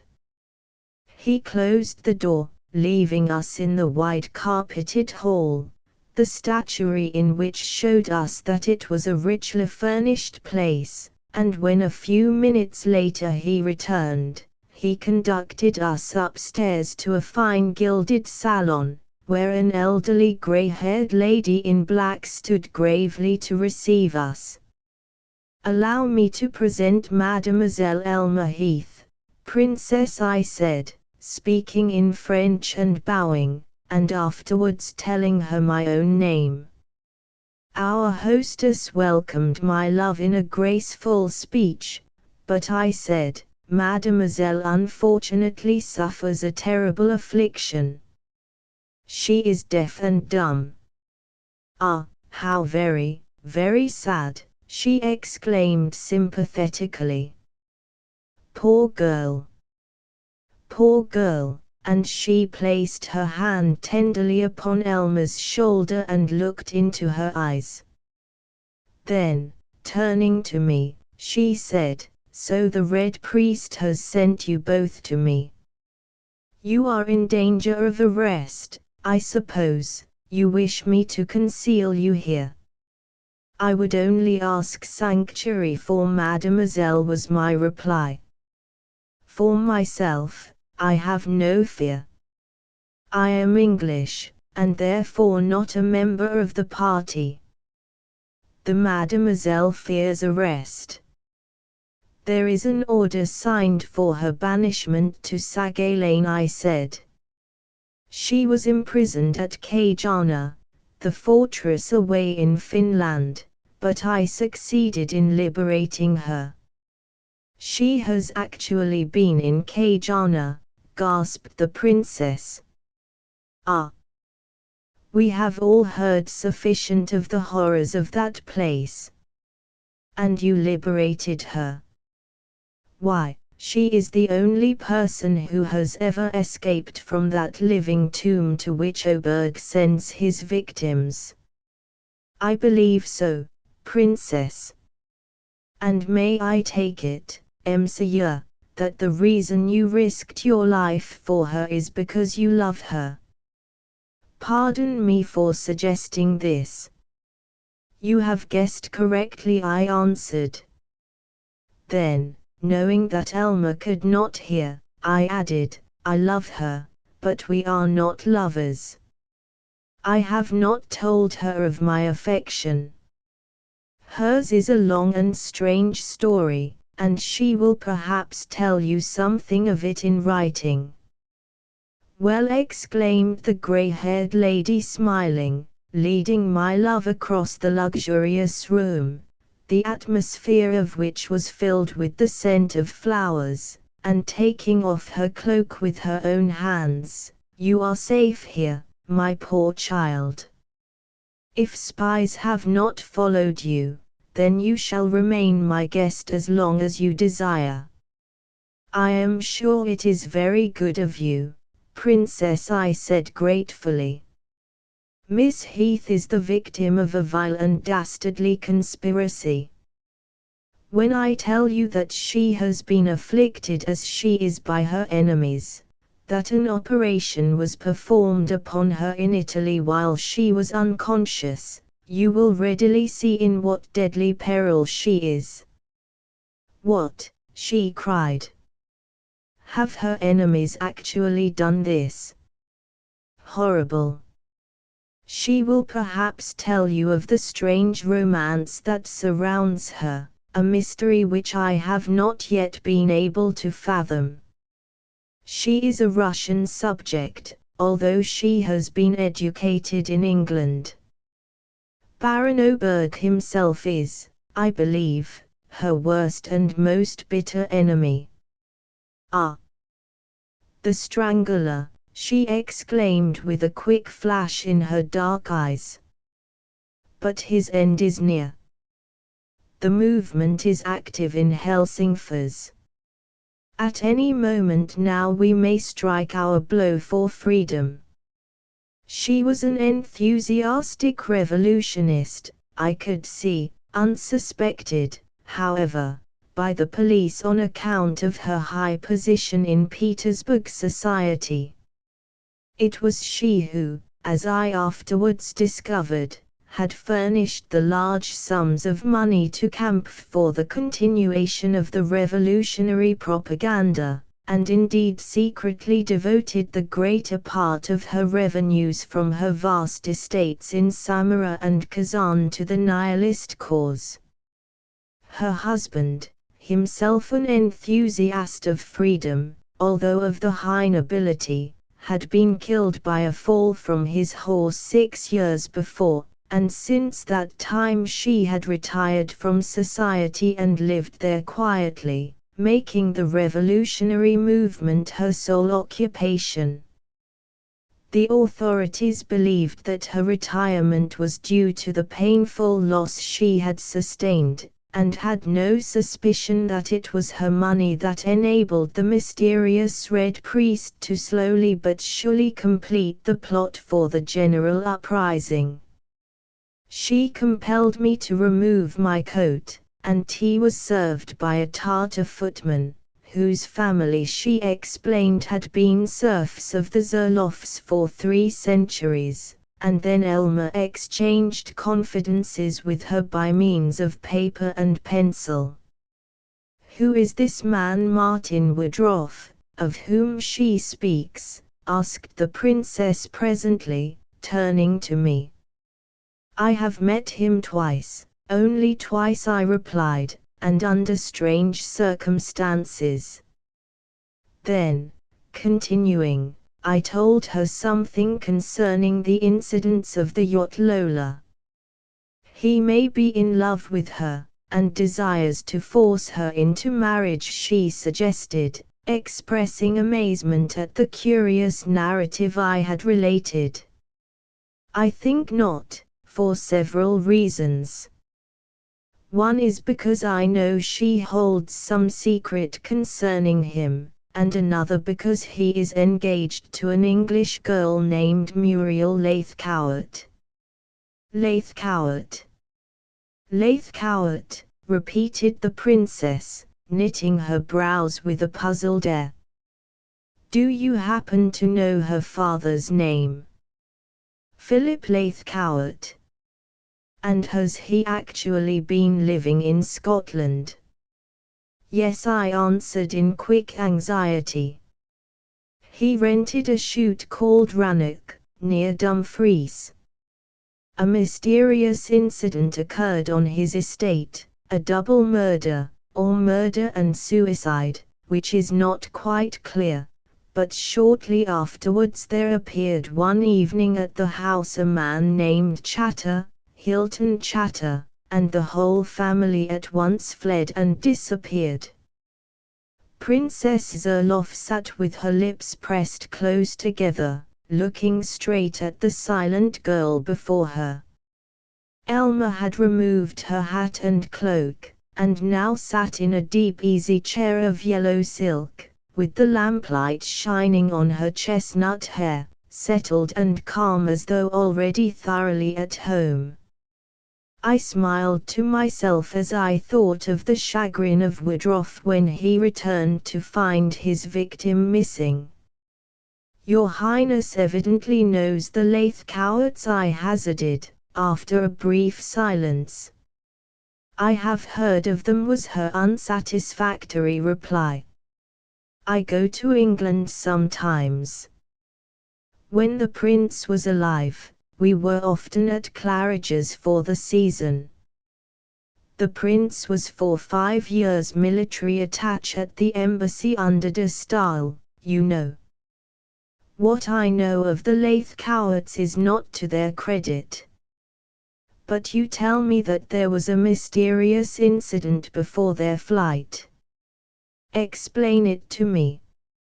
At that moment the long white doors of the handsome salon were thrown open by the faithful Tartar servitor, and there entered a man whose hair fell over the collar of his heavy overcoat, but whom, in an instant, I recognized as Otto Kampf.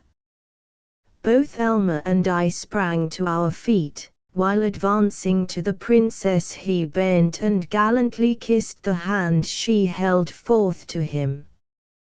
Then he shook hands with Elmer, and acknowledging my own greetings, took off his coat and threw it upon a chair with the air of an accustomed visitor.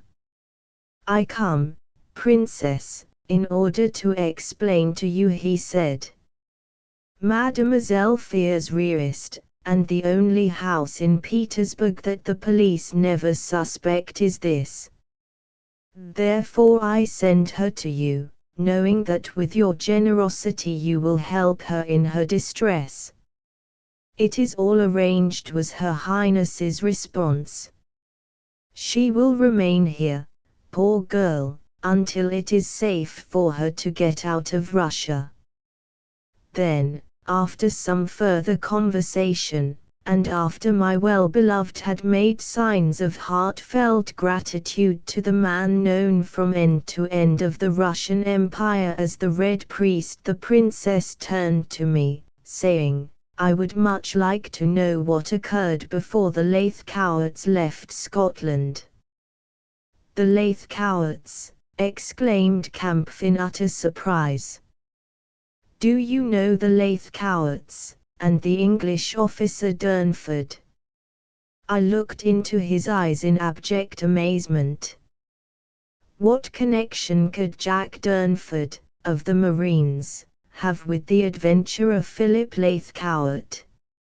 I, however, recollected Jack's word, when I had described the visit of the Lola to Leghorn, and further I recollected that very shortly he would be back in London from his term of Mediterranean service.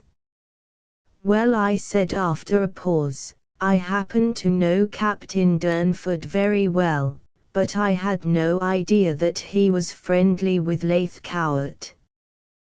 The Red Priest smiled, stroking his white beard. "Explain to Her Highness what she desires to know, and I will tell you." My eyes met Elmer's, and I saw how intensely eager and interested she was, watching the movement of my lips and trying to make out what words I uttered. "Well," I said, "a mysterious tragedy occurred on the edge of a wood near the house rented by Laithcowart. A tragedy which has puzzled the police to this day. An Italian named Santini and his wife were found murdered." "Santini," gasped Kampf, starting up. "But surely he is not dead." "No. That's the curious part of the affair.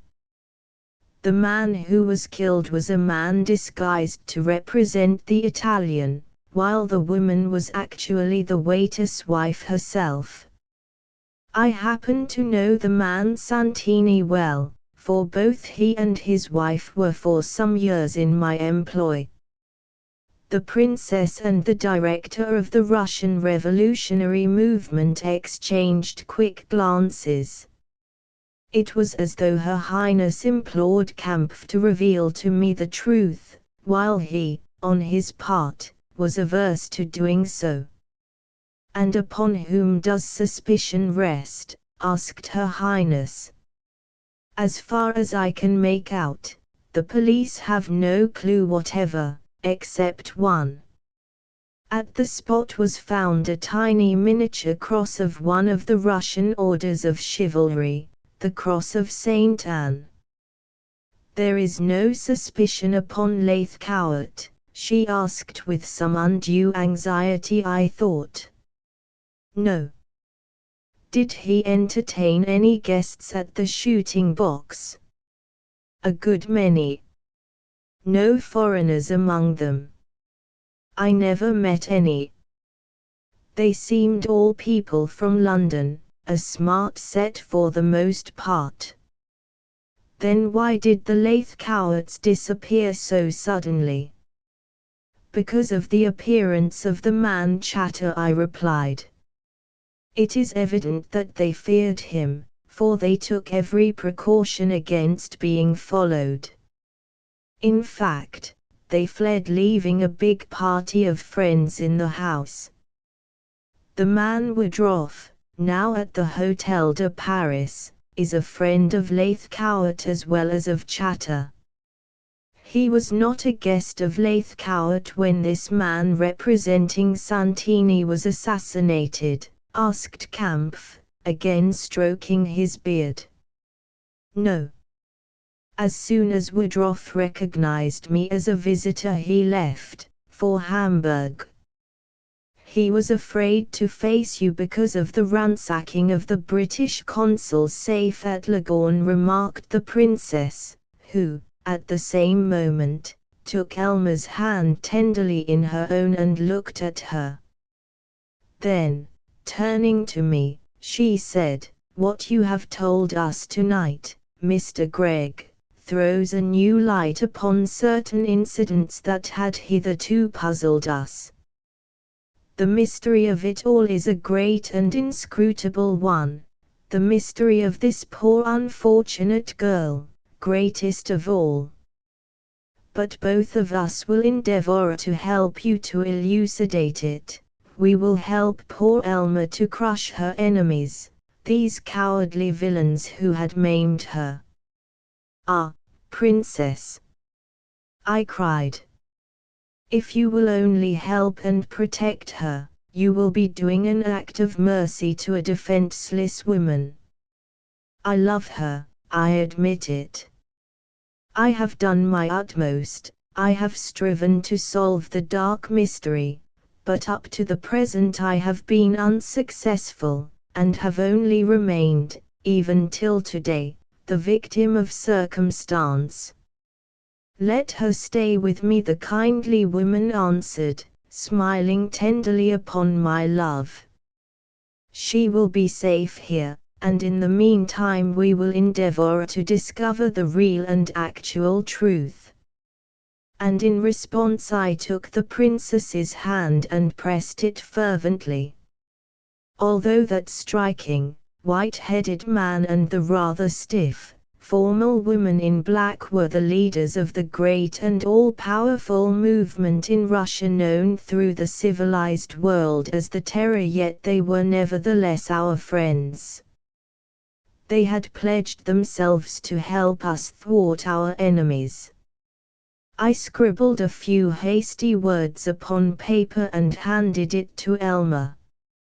And for answer she smiled contentedly, looking into my eyes with an expression of trust, devotion and love. Chapter 15. Just off the Strand a week had gone by. The Nord Express had brought me post-haste across Europe from Petersburg to Calais, and I was again in London.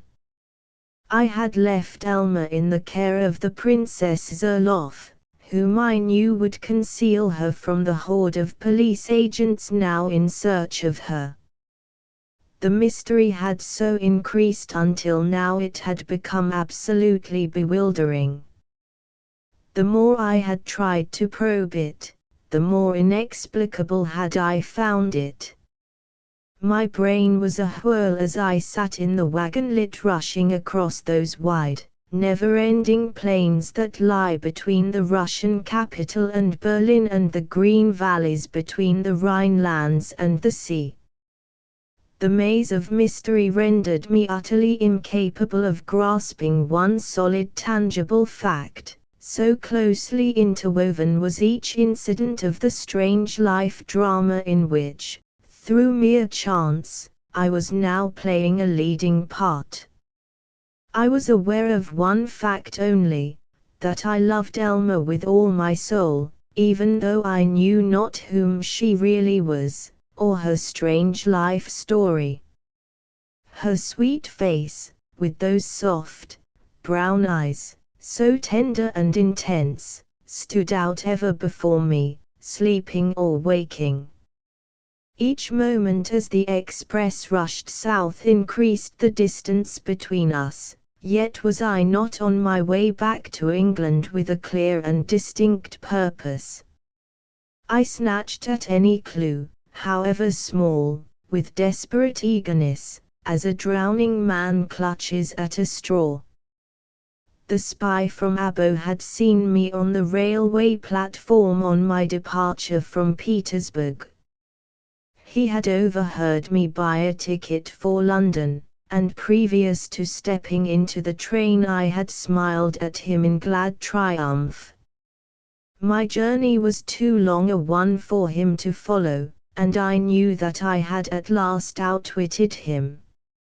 He had expected to see Elma with me, no doubt, and his disappointment was plainly marked. But of Woodroffe I had neither seen nor heard anything. It was a cold but dry November night in London, and I sat dining with Jack Durnford at a small table in the big, well-lit room of the Junior United Service Club. Easygoing and merry as of old, my friend was bubbling over with good spirits, delighted to be back again in town after 3 years sailing up and down the Mediterranean, from Gib to Smyrna, maneuvering always, yet with never a chance of a fight. His well-shaven face bore the mark of the southern suns, and the backs of his hands were tanned by the heat and the sea. He was, indeed, as smart an officer as any at the Junior, for the Marines are proverbial for their neatness, and his men on board the Bulwark had received many a pleasing compliment from the Admiral. "Glad to be back," he exclaimed, as he helped himself to a peg. "I should rather think so, old chap. You know how awfully wearying the life becomes out there. Lots going on down at Palermo, Malta, Monte Carlo, or over at Algiers, and yet we can never get a chance of it. We're always in sight of the gay places, and never land. I don't blame the youngsters for getting off from Leghorn for 2 days over here in town when they can. 3 years is a bigger slice out of a fellow's life than anyone would suppose.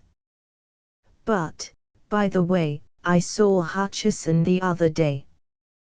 We put into Spezia, and he came out to see the Admiral, got dispatches for him, I think. He seems as gay as ever. He lunched at mess, and said how sorry he was you'd deserted Leghorn. I haven't exactly deserted it, I said. But I really don't love it like he does. No, a year or 2 of the Mediterranean blue is quite sufficient to last any fellow his lifetime. I shouldn't live in Leghorn if I had my choice. I'd prefer somewhere up in the mountains, beyond Pisa, or outside Florence, where you can have a good time in winter. Then a silence fell between us, and I sat eating on until the end of the meal, wondering how to broach the question I so desired to put to him. "I shall try if I can get on recruiting service at home for a bit," he said presently. "There's an appointment up in Glasgow vacant, and I shall try for it. It'll be better, at any rate, than China or the Pacific." I was just about to turn the conversation to the visit of the mysterious Lola to Leghorn, when two men he knew entered the dining room, and, recognizing him, came across to give him a welcome home. One of the newcomers was Major Bartlett, whom I at once recollected as having been a guest of Laithcowart's up at Rannoch, and the other a younger man whom Durnford introduced to me as Captain Hanbury. "Oh, Major!" I cried, rising and grasping his hand. "I haven't seen you since Scotland, and the extraordinary ending to your house party." "No," he laughed. "It was an amazing affair, wasn't it? After the Laithcowarts left it was like pandemonium let loose. The guests collared everything they could lay their hands upon. It's a wonder to me the disgraceful affair didn't get into the papers." "But where's Laithcowart now?" I asked anxiously. "Haven't the ghost of an idea," replied the Major, standing astride with his hands in his pockets. "Young Pager Tavowers told me the other day that he saw Muriel driving in the Terminus Road at Eastbourne, but she didn't notice him. They were a queerish lot, those Laithcowarts," he added. "Hullo! What are you saying about the Laithcowarts, Charlie?" exclaimed Durnford, turning quickly from Hanbury. "I know some people of that name, Philip Laithcowart, who has a daughter named Muriel." "Well, they sound much the same. But if you know them, my dear old chap, I really don't envy you your friends," declared the Major with a laugh. "Why not?" "Well, Greg will tell you," he said. "He knows, perhaps, more than I do." "But," he added, "they may not, of course, be the same people." "I first met them yachting over at Algiers," Jack said. "And then again at Malta, where they seemed to have quite a lot of friends. They had a steam yacht, the Iris, and were often up and down the Mediterranean." "Must be the same people," declared the Major. "Laithcowart spoke once or twice of his yacht, but we all put it down as a non-existent vessel, because he was always drawing the longbow about his adventures." "And how did you first come to know him?" I asked of the Major eagerly. "Oh, I don't know. Somebody brought him to mess, and we struck up an acquaintance across the table. He seemed a good chap, and when he asked me to shoot I accepted. On arrival up at Rannoch, however, one thing struck me as jolly strange, and that was that among the people I was asked to meet was one of the very worst blacklegs about town. He called himself Martin Woodroffe up there, although I'd known him at the old Corinthian club as Dick Archer. He was believed then to be one of a clever gang of international thieves. When I first met him he gave me the name of Hornby," I said. "It was in Leghorn, where he was on board a yacht called the Lola, of which he represented himself as owner." "He left Rannoch very suddenly," remarked Bartlett. "We understood that he was engaged to marry Muriel." "If so, I'm sorry for her, poor girl." What? Cried Durnford, starting up. That man to marry Muriel Laithcowart? Yes, I said. Why?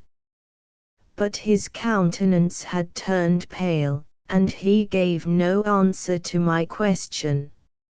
If these same Laithcowarts are really friends of yours, Durnford, old fellow, I'm sorry I've said anything against them, the Major exclaimed in an apologetic tone. Only the end of my visit was so abrupt and so extraordinary, and the company such a mixed one, that, well, to tell you the truth, the people are a mysterious lot altogether. Perhaps our Laithcowarts are not the same as those Jack knows, I remarked, in order to escape from a rather difficult situation, whereupon Durnford, as though eager to conceal his surprise, said with a forced laugh, "Oh, probably not," and reseated himself at table.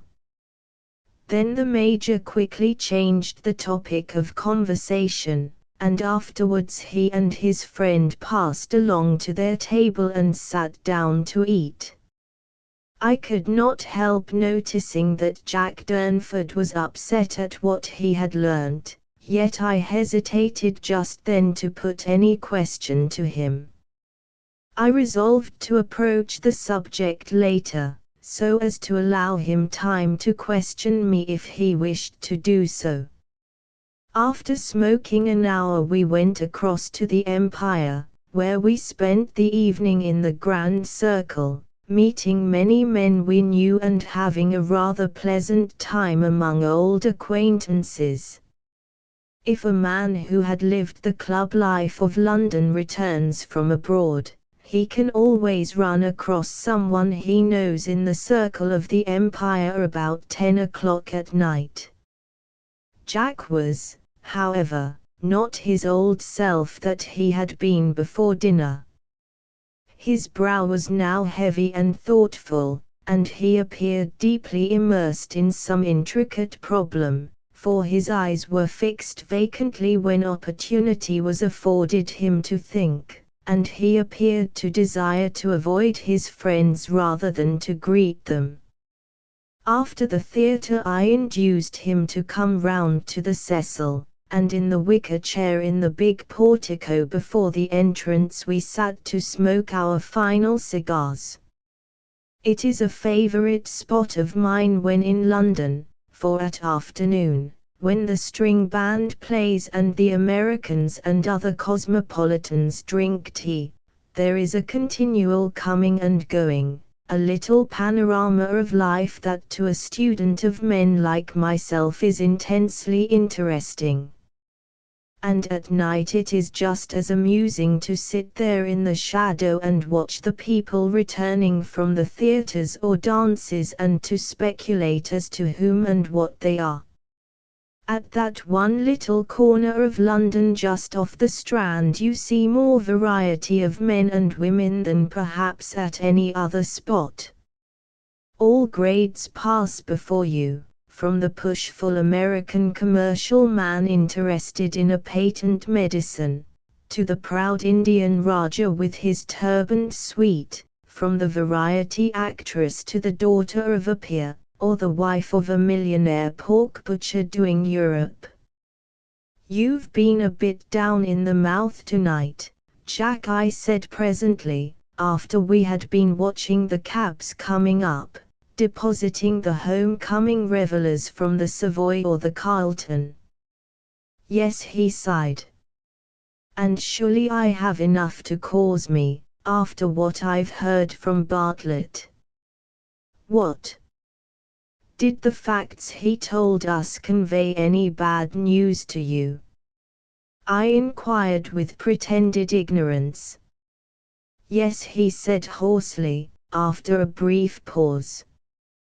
Then he added, "Bartlett said you could tell me what happened up in Scotland, where Laithcowart had shooting. Tell me everything," he added with the air of a man in whom all hope is dead. "Well," I began, the Laithcowarts took Rannoch Castle, close to my uncle's place, near Dumfries. I got to know them, of course, and often shot with his party. One day, however, I was amazed to notice in one of the rooms the photograph of a lady, the exact counterpart of that picture which, I recollect, I told you when in Lagorn I had found torn up on board the Lola. You recollect what I narrated about my strange adventure, don't you? I remember every word, was his answer. Go on. What did you do? Nothing. I held my tongue. But when I discovered that the fellow who called himself Woodroffe, the man who had represented himself as the owner of the Lola, and who, no doubt, had had a hand in breaking open Hutcheson's safe in the consulate, was engaged to Muriel, I became full of suspicion. Well, Woodroffe, after meeting me, disappeared, went to Hamburg, they said, on business. Then other things occurred. A man and woman were found murdered up in the wood about 1.5 miles from the castle. The man was made up to represent my man Olinto. I believe you've seen him in Lagorn. What? They've killed Olinto, he gasped, starting from his chair. No. The fellow was made up very much like him. But his wife Armida was killed. They killed the woman, and believed they had also killed her husband, he said bitterly through his teeth, and I saw that his strong hands grasped the arms of his chair firmly. And Martin Woodroffe is engaged to Muriel Laithcowart. Are you certain of this? Yes, quite certain. And is there no suspicion as to who is the assassin of the woman Santini and this mysterious man who posed as her husband? None whatever. For some time Jack Durnford smoked in silence, and I could just distinguish his white, hard face in the faint light, for it was now late, and the big electric lamps had been turned out and we were in semi-darkness. That fellow shall never marry Muriel, he declared in a fierce, hoarse voice. What you have just told me reveals the truth. Did you meet Chatter? He appeared suddenly at Rannoch, and the Laithcowarts fled precipitately and have not since been heard of. Ah, no wonder, he remarked with a dry laugh. No wonder. But look here, Gordon, I'm not going to stand by and let that scoundrel Woodroffe marry Muriel. You love her, perhaps?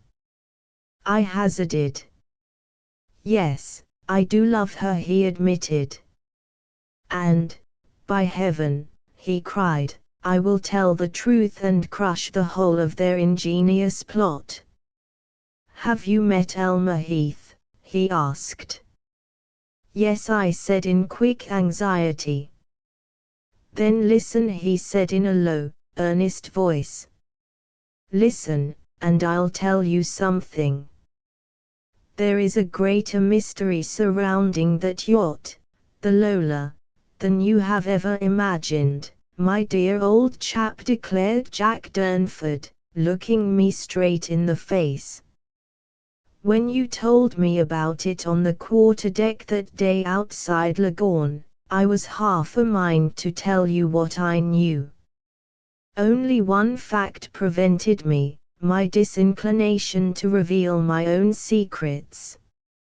I loved Muriel Laithcowart, yet, afloat as I was, I could never see her, I could not obtain from her own lips the explanation I desired. Yet I would not prejudge her, no, and I won't now, he added with a fierce resolution. I love her, he went on, and she reciprocates my love. Ours is a secret engagement made in Malta 2 years ago, and yet you tell me that she has pledged herself to that fellow Woodroffe, the man known here in London as Dick Archer. I can't believe it, I really can't, old fellow. She could never write to me as she has done, urging patience and secrecy until my return. Unless, of course, she desired to gain time, I suggested. But my friend was silent, his brows were deep knit. Woodroffe is at the present moment in Petersburg, I said. I've just come back from there.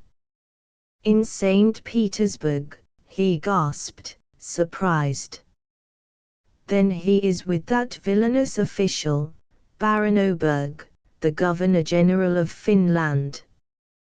No, Oberg is living shut up in his palace at Helsingfors, fearing to go out lest he shall be assassinated, was my answer. And Elma? What has become of her? She is in hiding in Petersburg, awaiting such time as I can get her safely out of Russia, and then, continuing, I explained how she had been maimed and rendered deaf and dumb. What? He cried fiercely. Have they actually done that to the poor girl? Then they feared that she should reveal the nature of their plot, for she had seen and heard. Seen and heard what? Be patient, we will elucidate this mystery, and the motive of this terrible infliction upon her. Muriel wrote to me saying that poor Elma, her friend, had disappeared, and she feared that some evil had also happened to her. So Oberg had sent her to his fortress, his own private Bastille, the place to which, on pretended charges of conspiracy against Russia, he sends those who thwart him to a living tomb. I have seen him, and I have defied him, I said. You have? Man alive! Be careful. He's not a fellow who sticks at trifles, said Jack warningly. I don't fear, I replied. Elma's enemies are also mine. Then I take it, old fellow, that notwithstanding her affliction, you are actually in love with her. I intend to rescue, and to marry her, I answered quite frankly. But first we must tear aside this veil of mystery and ascertain all the facts concerning her, he said. At present I only know one or two very vague details. The Baron is certainly not her uncle, as he represents himself to be, but it seems certain that she is the daughter of Anglo-Russian parents, and was born in Russia and brought to England when a child. But from whom do you expect I can obtain the true facts concerning her, and the reason of the Baron's desire to keep her silent? Ah, he said, twisting his mustache thoughtfully. That's just the question. For a solution of the problem we must first fathom the motive of the Leith cowards and the reason they fled in fear before that fellow Chatter.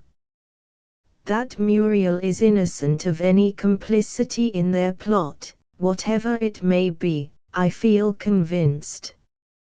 She may be the victim of that blackguard Woodroffe, who, as Bartlett has told you, is one of the most expert swindlers in London, and who has already done 2 terms of penal servitude.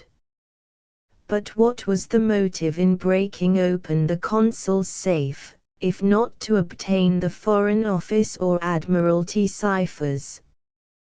Perhaps they wanted to steal them and sell them to a foreign government. No, that was not their object.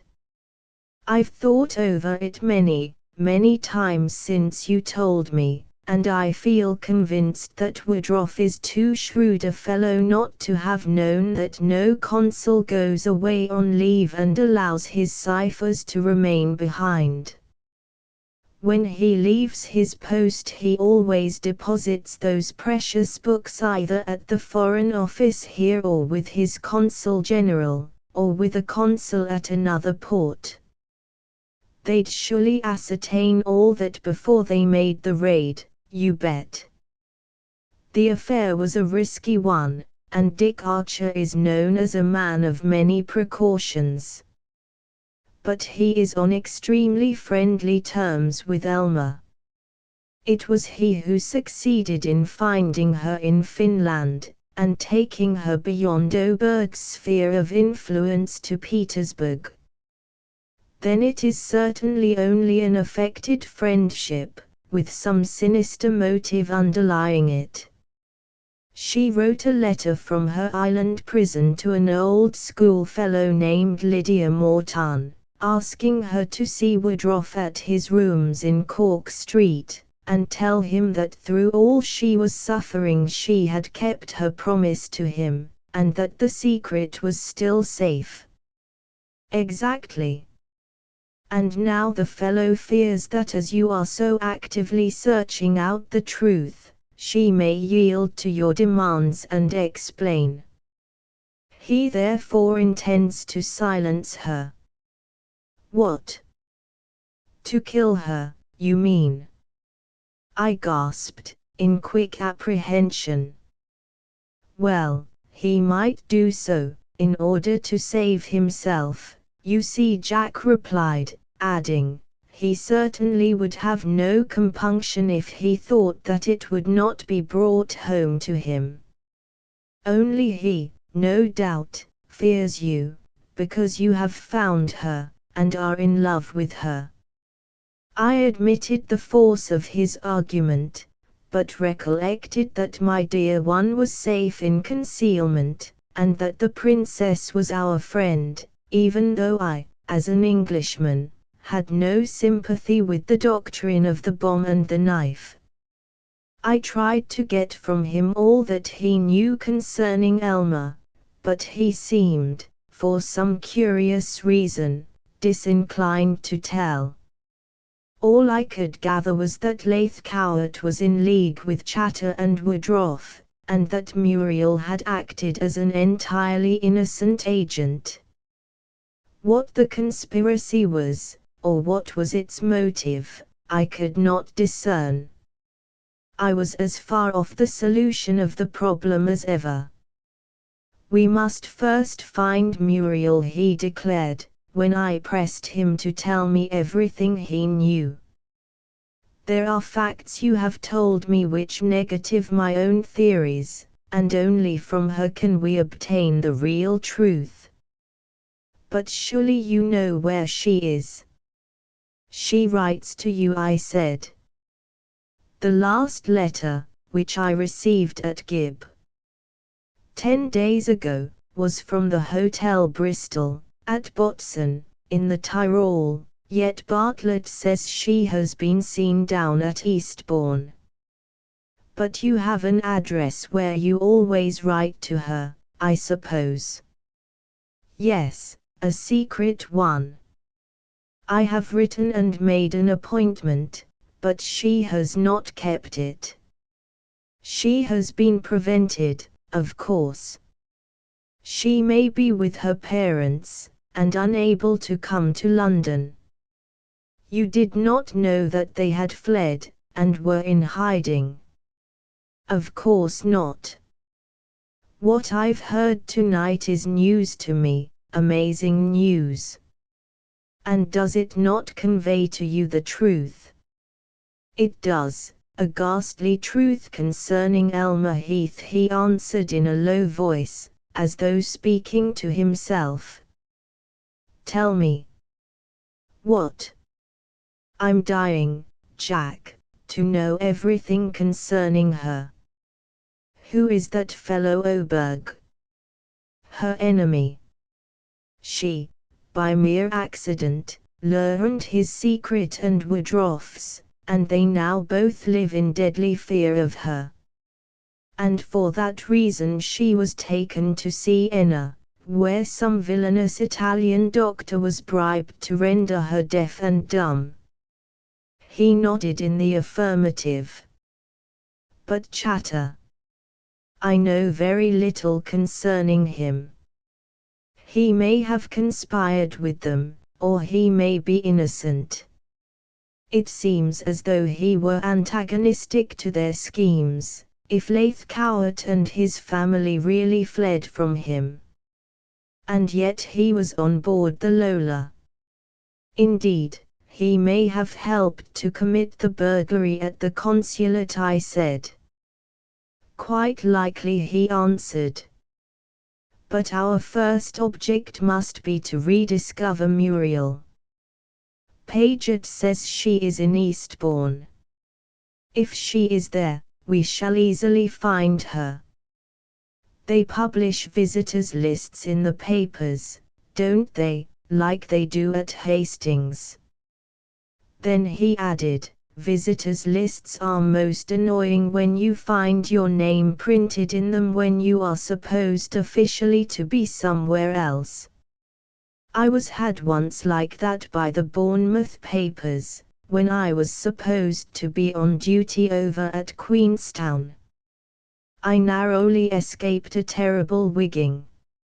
Shall we go to Eastbourne? I suggested eagerly. I'll go there with you in the morning. Or would it not be best to send an urgent wire to the address where I always write? She would then reply here, no doubt.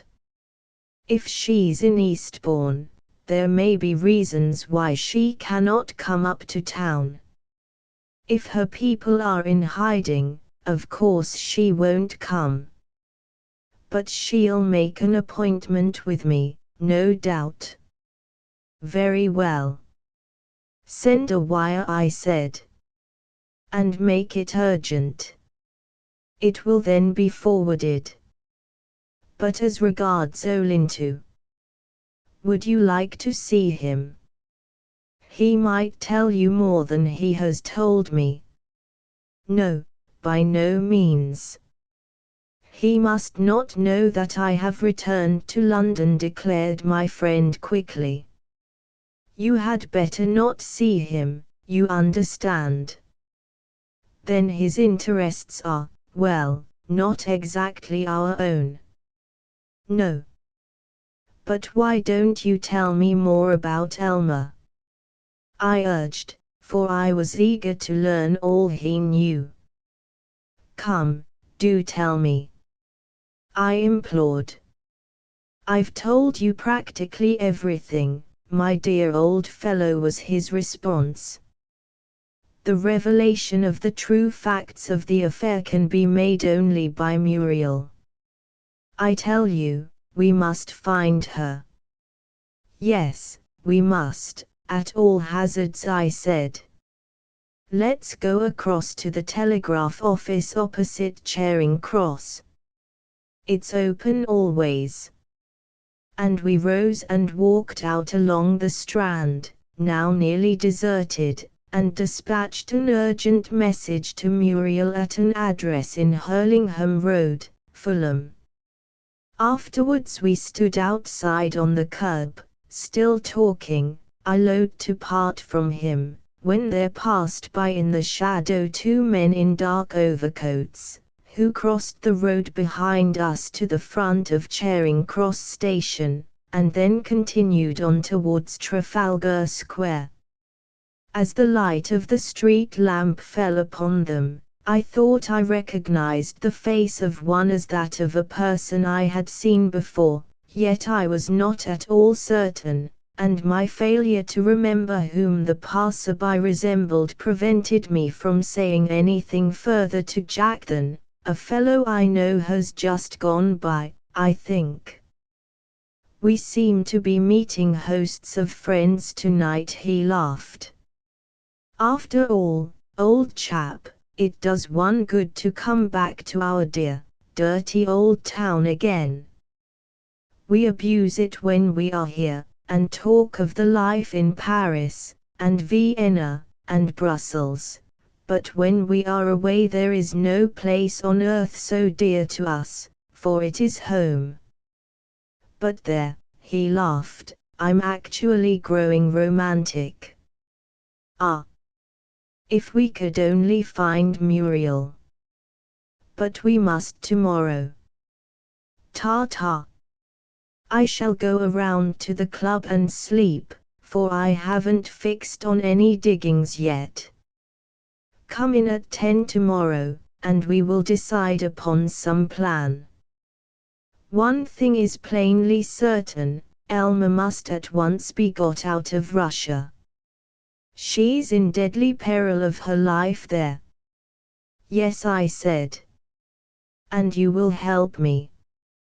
With all my heart, old fellow, answered my friend, warmly grasping my hand, and then we parted, he strolling along towards the National Gallery on his way back to the Junior while I returned to the Cecil alone. Chapter 16 Marked Men. Captain Durnford. I inquired of the hall porter of the club next morning. Not here, sir. But he slept here last night, I remarked. I have an appointment with him. The man consulted the big book before him, and answered, Captain Durnford went out at 9:27 last night, sir, but has not returned. Strange, I thought, but although I waited in the club nearly an hour, he did not put in an appearance. I called again at noon, and he had not come in, and again at 2 o'clock, but he had not even then made his appearance. Then I began to be anxious. I returned to the hotel, resolved to wait for a few hours longer. He might have altered his mind and gone to Eastbourne in search of Muriel, yet, had he done so, he would surely have telegraphed to me. About 4 o'clock, as I was passing through the big hall of the hotel, I heard a voice behind me utter a greeting in Italian, and turning in surprise, found Olinto, dressed in his best suit of black, standing hat in hand. In an instant I recollected what Jack had told me, and regarded him with some suspicion. Signor Commendatore, he said in a low voice, as though fearing to be overheard, may I be permitted to speak in private with you? Certainly, I said, and I took him in the lift up to my room. I have come to warn you, Signor, he said, when I had given him a seat. Your enemies mean harm to you. And who are they, pray? I asked, biting my lips. The same, I suppose, who prepared that ingenious trap in Lambeth. I am not here to reveal to you who they are, Signor, only to warn you to have a care of yourself, was the Italian's reply. Look here, Olinto, I exclaimed determinedly, I've had enough of this confounded mystery. Tell me the truth regarding the assassination of your poor wife up in Scotland. Ah, Signor, he answered sadly in a changed voice, I do not know. It was a plot. Someone represented me, but he was killed also. They believed they had struck me down, he added, with a bitter laugh. Poor Armida's body was found concealed behind a rock on the opposite side of the wood. I saw it. Ah, he cried, shuddering. Then you are ignorant of the identity of your wife's assassin? Entirely. Tell me one thing, I said. Did Armida possess any trinket in the form of a little enameled cross, like a miniature cross of Cavalier? Yes, I gave it to her. I found it on the floor at the mansion house, where I was engaged as odd waiter for a banquet. I know I ought to have given it up to the Lord Mayor's servants, but it was such a pretty little thing that I was tempted to keep it. It probably had fallen from the coat of one of the diplomatists dining there. I was silent. The faint suspicion that Oberg had been at that spot was now entirely removed. The only clue I had was satisfactorily accounted for. "Why do you ask, Signor Commendatore?" he added. "Because the cross was found at the spot, and was believed to have been dropped by the assassin," I said. The police had, it seemed, succeeded in discovering the unfortunate woman after all, and had found that she was his wife. "You know a man named Leithcourt?" I asked a few moments later. "Now, tell the truth. In this affair, Olinto, our interests are mutual, are they not?" He nodded, after a moment's hesitation. "And you know also a man named Archer, who is sometimes known as Hornby, or Woodruff, as well as a friend of his called Chatter?" "Si, Signor," he said. "I have met them all, to my regret." "And have you ever met a Russian, a certain Baron Oberg, and his niece, Elma Heath?" "His niece? She isn't his niece." "Then who is she?" I demanded. "How do I know? I have seen her once or twice." "But she's dead, isn't she?" "She knew the secret of those men, and they intended to kill her. I tried to prevent them taking her away on the yacht, and I would have gone to the police, only I dare not." "Why?" "Well, because my own hands were not quite clean," he answered after a pause, his eyes fixed upon mine the while. "I knew they intended to silence her, but I was powerless to save her, poor young lady. They took her on board Leithcourt's yacht, the Iris, and they sailed for the Mediterranean, I believe." "Then the name and appearance of the yacht was altered on the voyage, and it became the Lola," I said. "No doubt," he smiled. "The Iris was a steamer of many names, and had, I believe, been painted nearly all the colors of the rainbow at various times. It was a mysterious vessel, but she exists no more. They scuttled her somewhere up in the Baltic, I've heard." "And who is this Oberg?" I inquired, urging him to reveal to me all he knew concerning him. "He stands in great fear of the poor young lady, I believe, for it was at his instigation that Leithcourt and his friends took her on that fatal yachting cruise." "And what was your connection with them?" "Well, I was Leithcourt's servant," was his reply. "I was steward on the Iris for a year, until I suppose they thought that I began to see too much, and then I was placed in a position ashore." "And what did you see?" "More than I care to tell, Signor. If they were arrested I should be arrested, too, you see." "But I mean to solve this mystery, Olinto," I said fiercely, for I was in no trifling mood. "I'll fathom it if it costs me my life. If the Signor solves it himself, then I cannot be charged with revealing the truth, was the man's diplomatic reply. But I fear that they are far too wary. Armida has lost her life.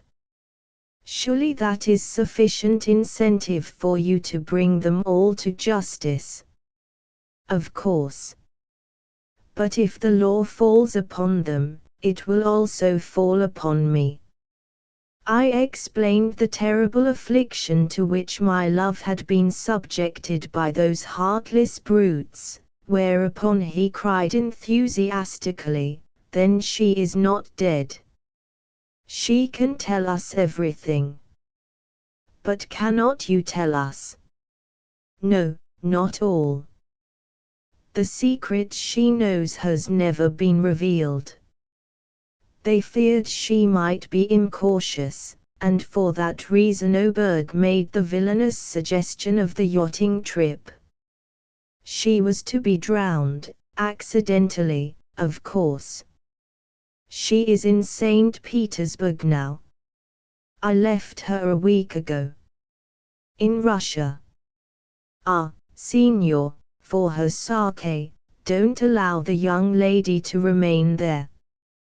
The Baron is all-powerful. He does what he wishes in Russia, and the more merciless he is to the people he governs, the greater rewards he receives from the Czar. I have never been in Russia, but surely it must be a strange country, Signor. Well, I said, sitting upon the edge of the bed and looking at him. Are you prepared to denounce them if I bring the Signorina Heath here, to England? But what is the use, if we have no clear proof, was his evasive reply. I could see plainly that he feared being himself implicated in some extraordinary plot, the exact nature of which he so steadfastly refused to reveal to me. We talked on for fully half an hour, and from his conversation I gathered that he was well acquainted with Elma.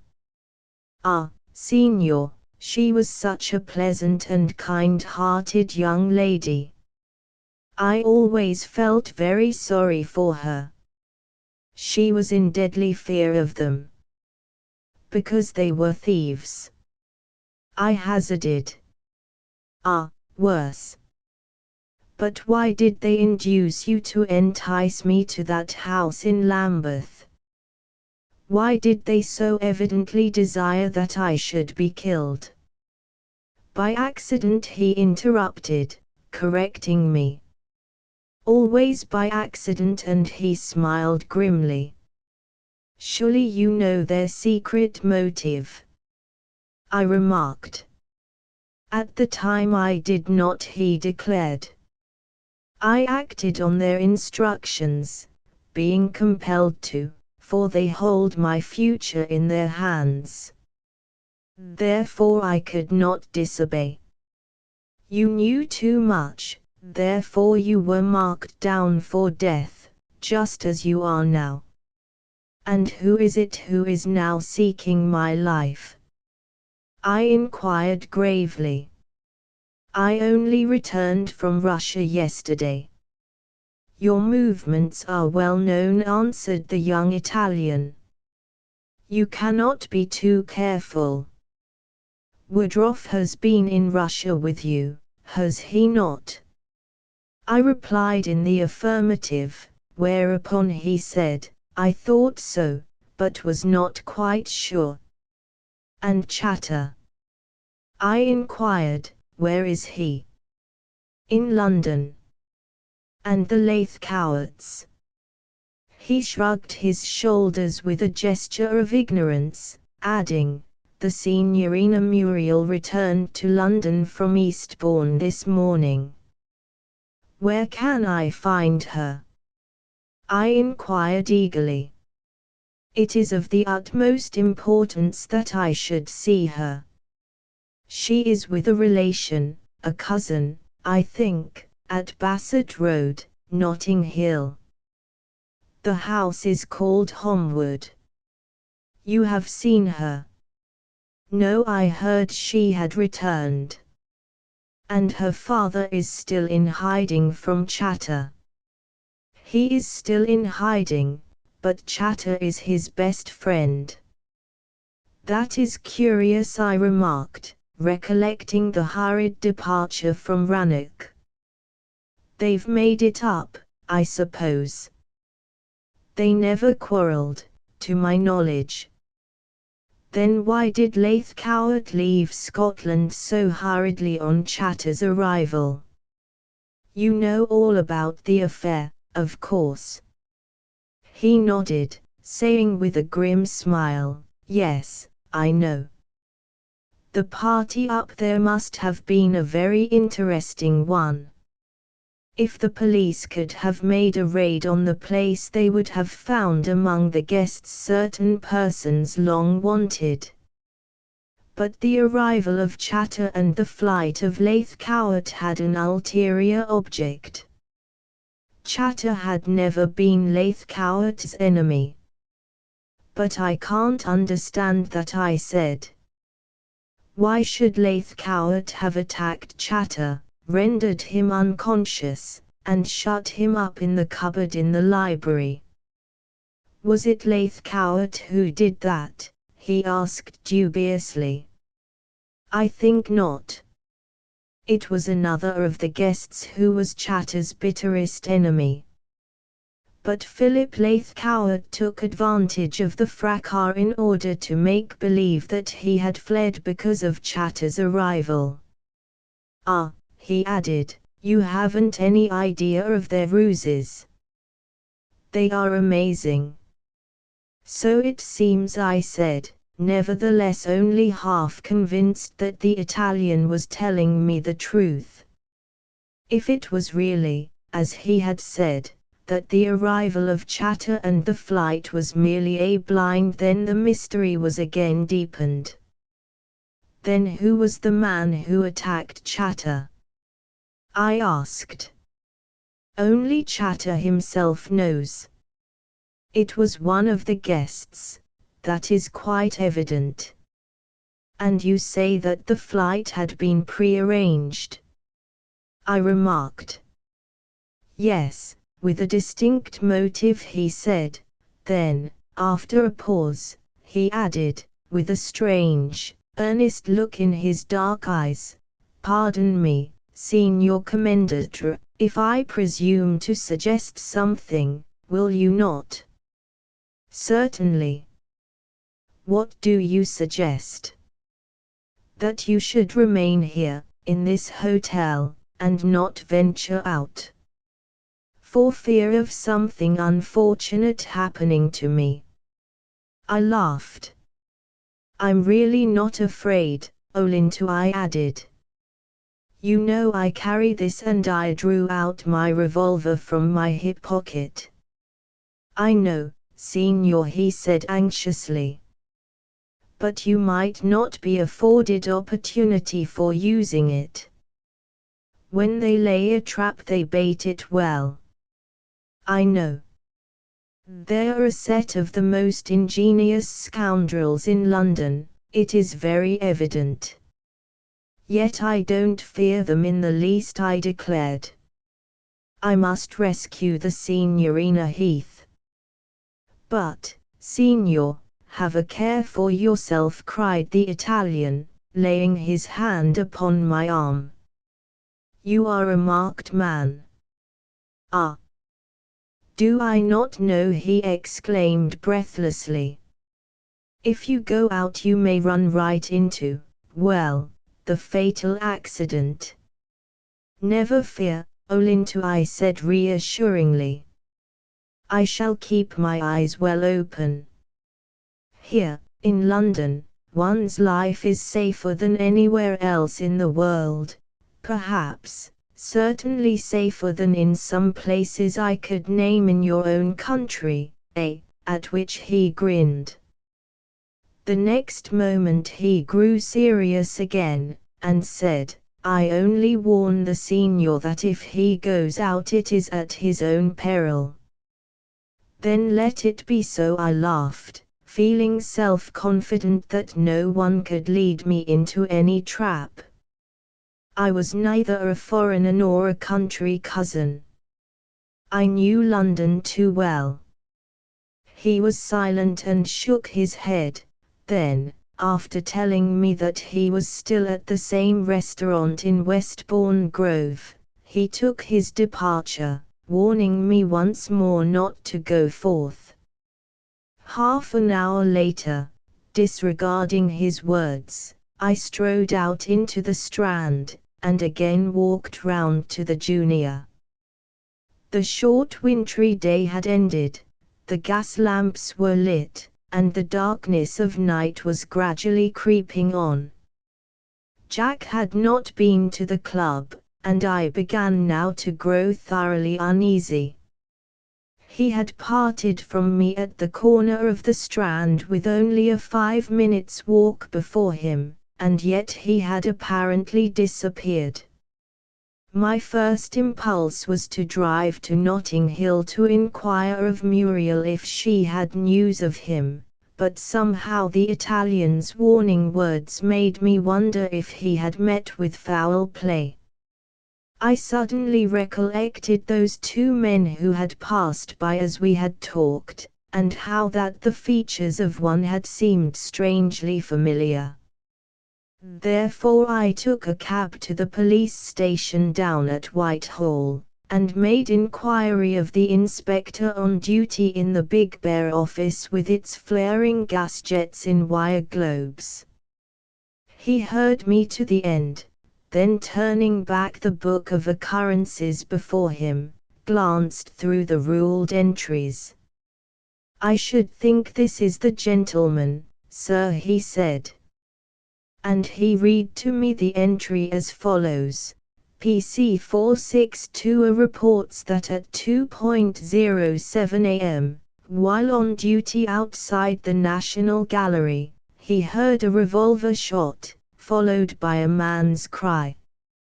He ran to the corner of Suffolk Street, where he found a gentleman lying upon the pavement suffering from a serious shot wound in the chest and quite unconscious. He obtained the assistance of P.CS 218 and 343, and the gentleman, who was not identified, was taken to the Charing Cross Hospital, where the house surgeon expressed a doubt whether he could live.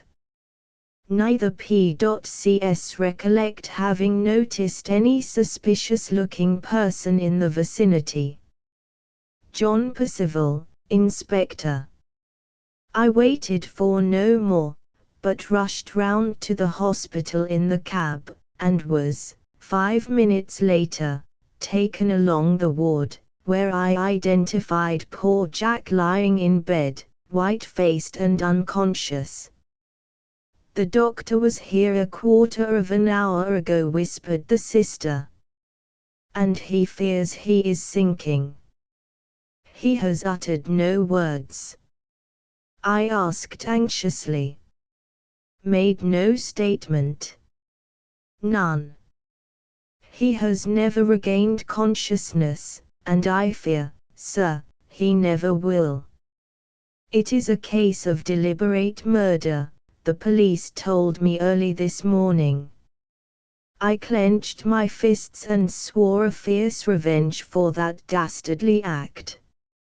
And as I stood beside the narrow bed, I realized that what Olinto had said regarding my own peril was the actual truth.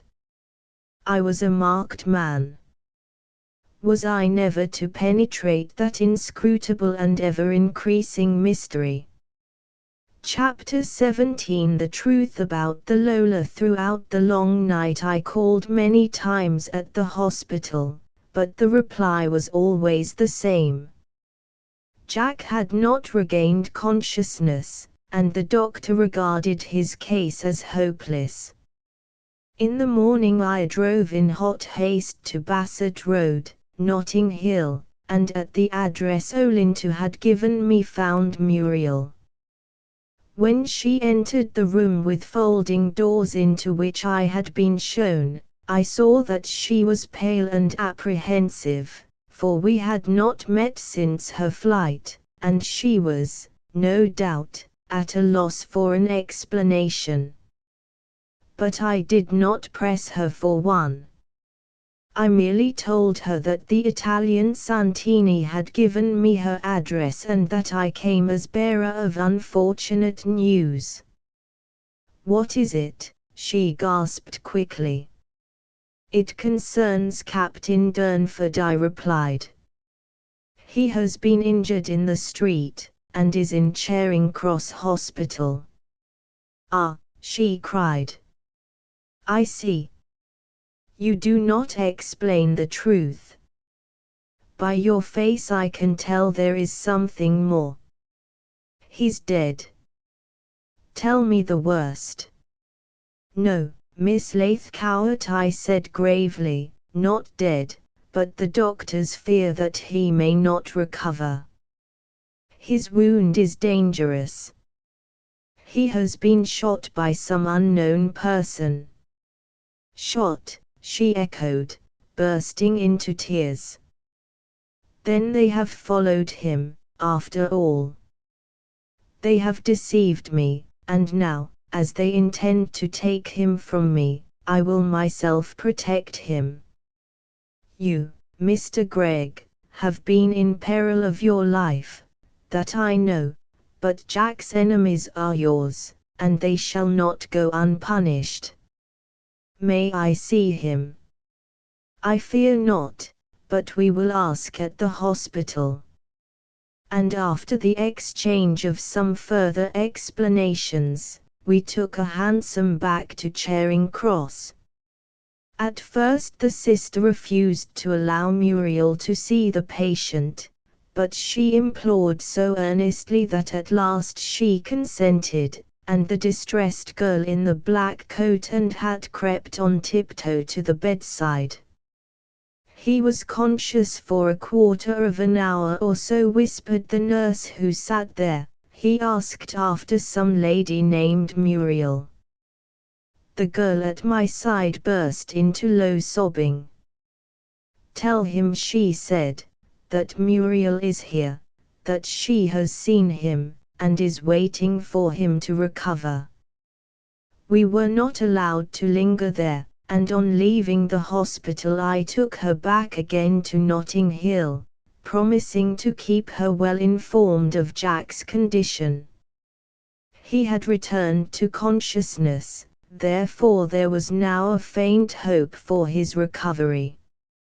Day succeeded day, and although I was not allowed to visit my friend, I was told that he was very slowly progressing. I idled at the Hotel Cecil, longing daily for news of Elma.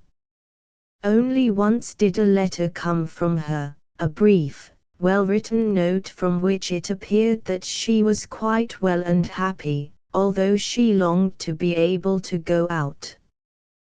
The princess was very kind indeed to her, and, she added, was making secret arrangements for her escape across the Russian frontier into Germany. I knew what that meant.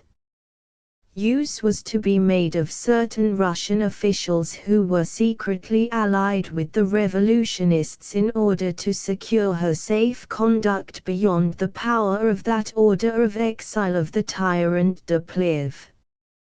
I wrote to her under cover to the princess, but there had been no time yet for a reply. I saw Muriel many times, but never once did she refer to Rannoch or their sudden departure. Her only thought was of the man she loved. "I always believed that you were engaged to Mr. Woodroffe," I said one day, when I called to tell her of Jack's latest bulletin. "It is true that he asked me to marry him," she responded. "But there were reasons why I did not accept. Reasons connected with his past, eh?" She smiled, and then said, "Ah, Mr. Gregg, it is all a strange and very tragic story. I must see Jack." When do you think they will allow me to go to him? I explained that the doctor feared to cause the patient any undue excitement, but that in 2 or 3 days there was hope of her being allowed to visit him. Several times the police made inquiry of me, but I could tell them nothing.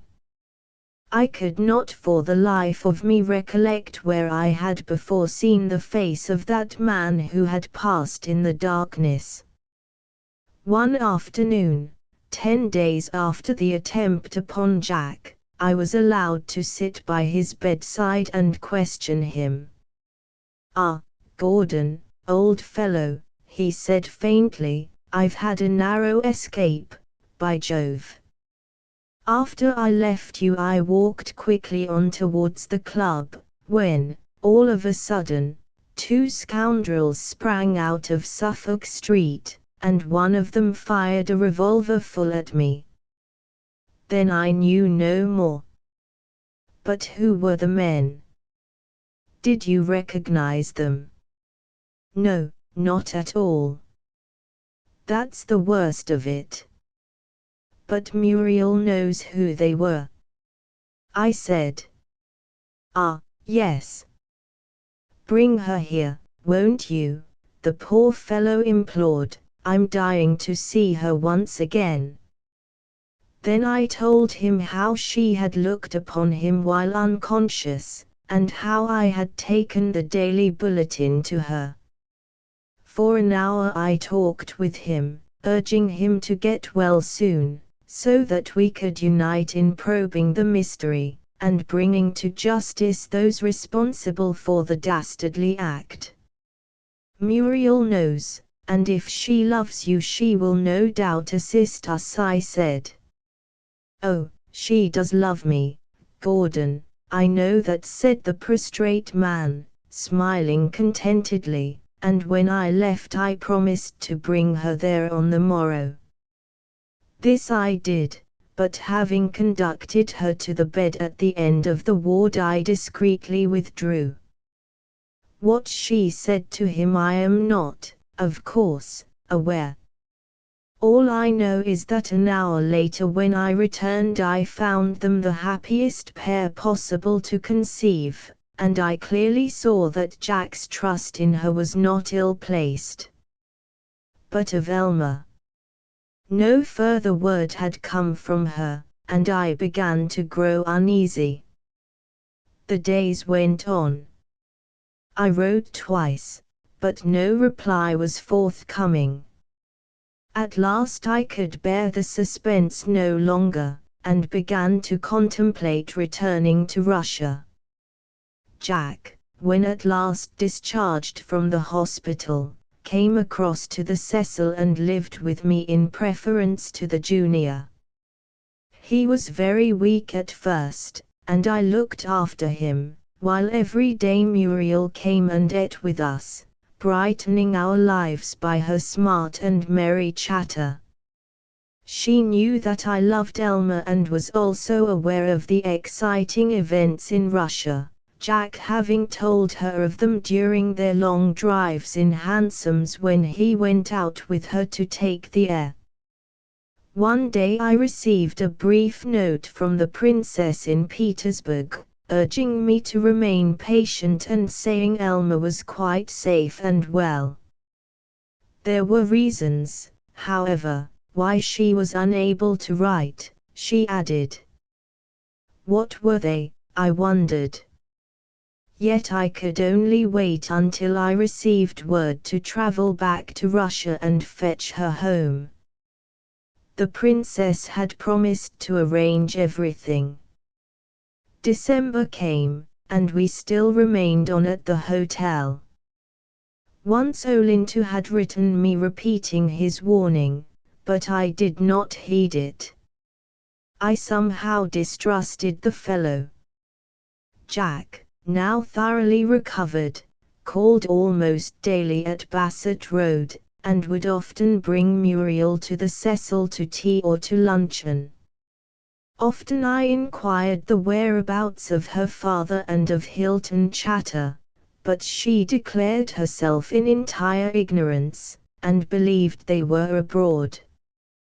One afternoon, shortly before Christmas, as we were idling in the American bar of the hotel, my friend told me that Muriel had invited us to tea at her cousin's that afternoon, and accordingly we went there in company.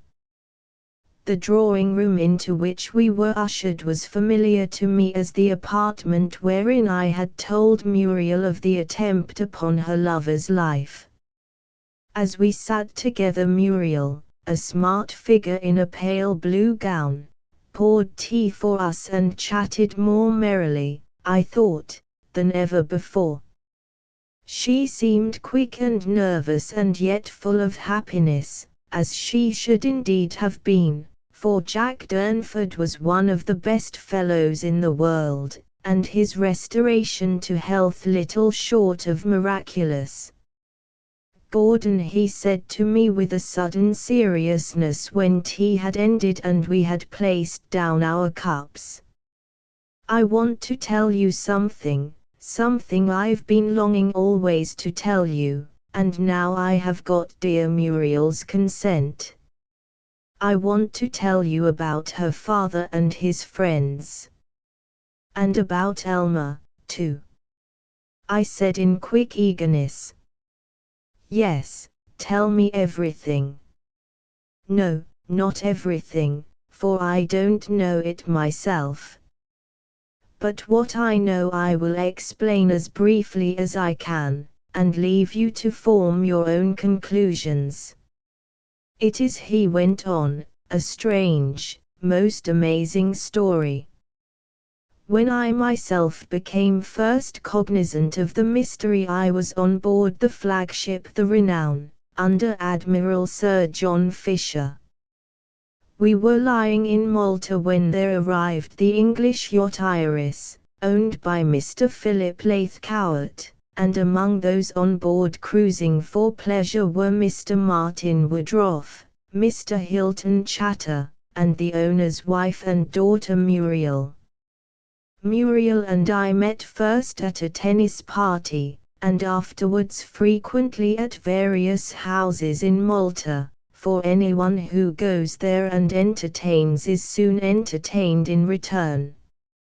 A mutual attachment sprang up between Muriel and myself," he said, placing his hand tenderly upon hers and smiling, "and we often met in secret and took long walks, until quite suddenly Lathcowart said that it was necessary to sail for Smyrna to pick up some friends who had been traveling in Palestine. The night they sailed a great consternation was caused on the island by the news that the safe in the Admiral Superintendent's office had been opened by expert safe breakers, and certain most important secret documents stolen." "Well?" I asked, much interested. Again, 2 months later, when the villa of the Prince of Montevecchi, at Palmero, was broken into and the whole of the famous jewels of the princess stolen, it was a very strange fact that the Iris was at the moment in that port.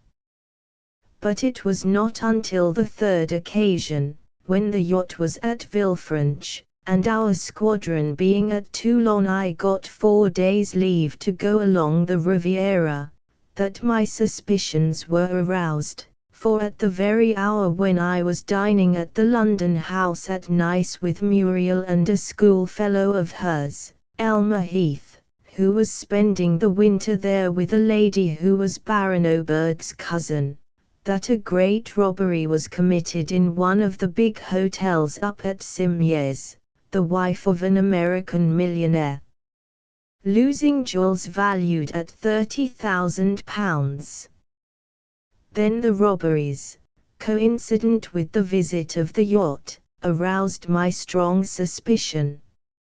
I remarked the nature of those documents stolen from Malta, and recognized that they could only be of service to a foreign government.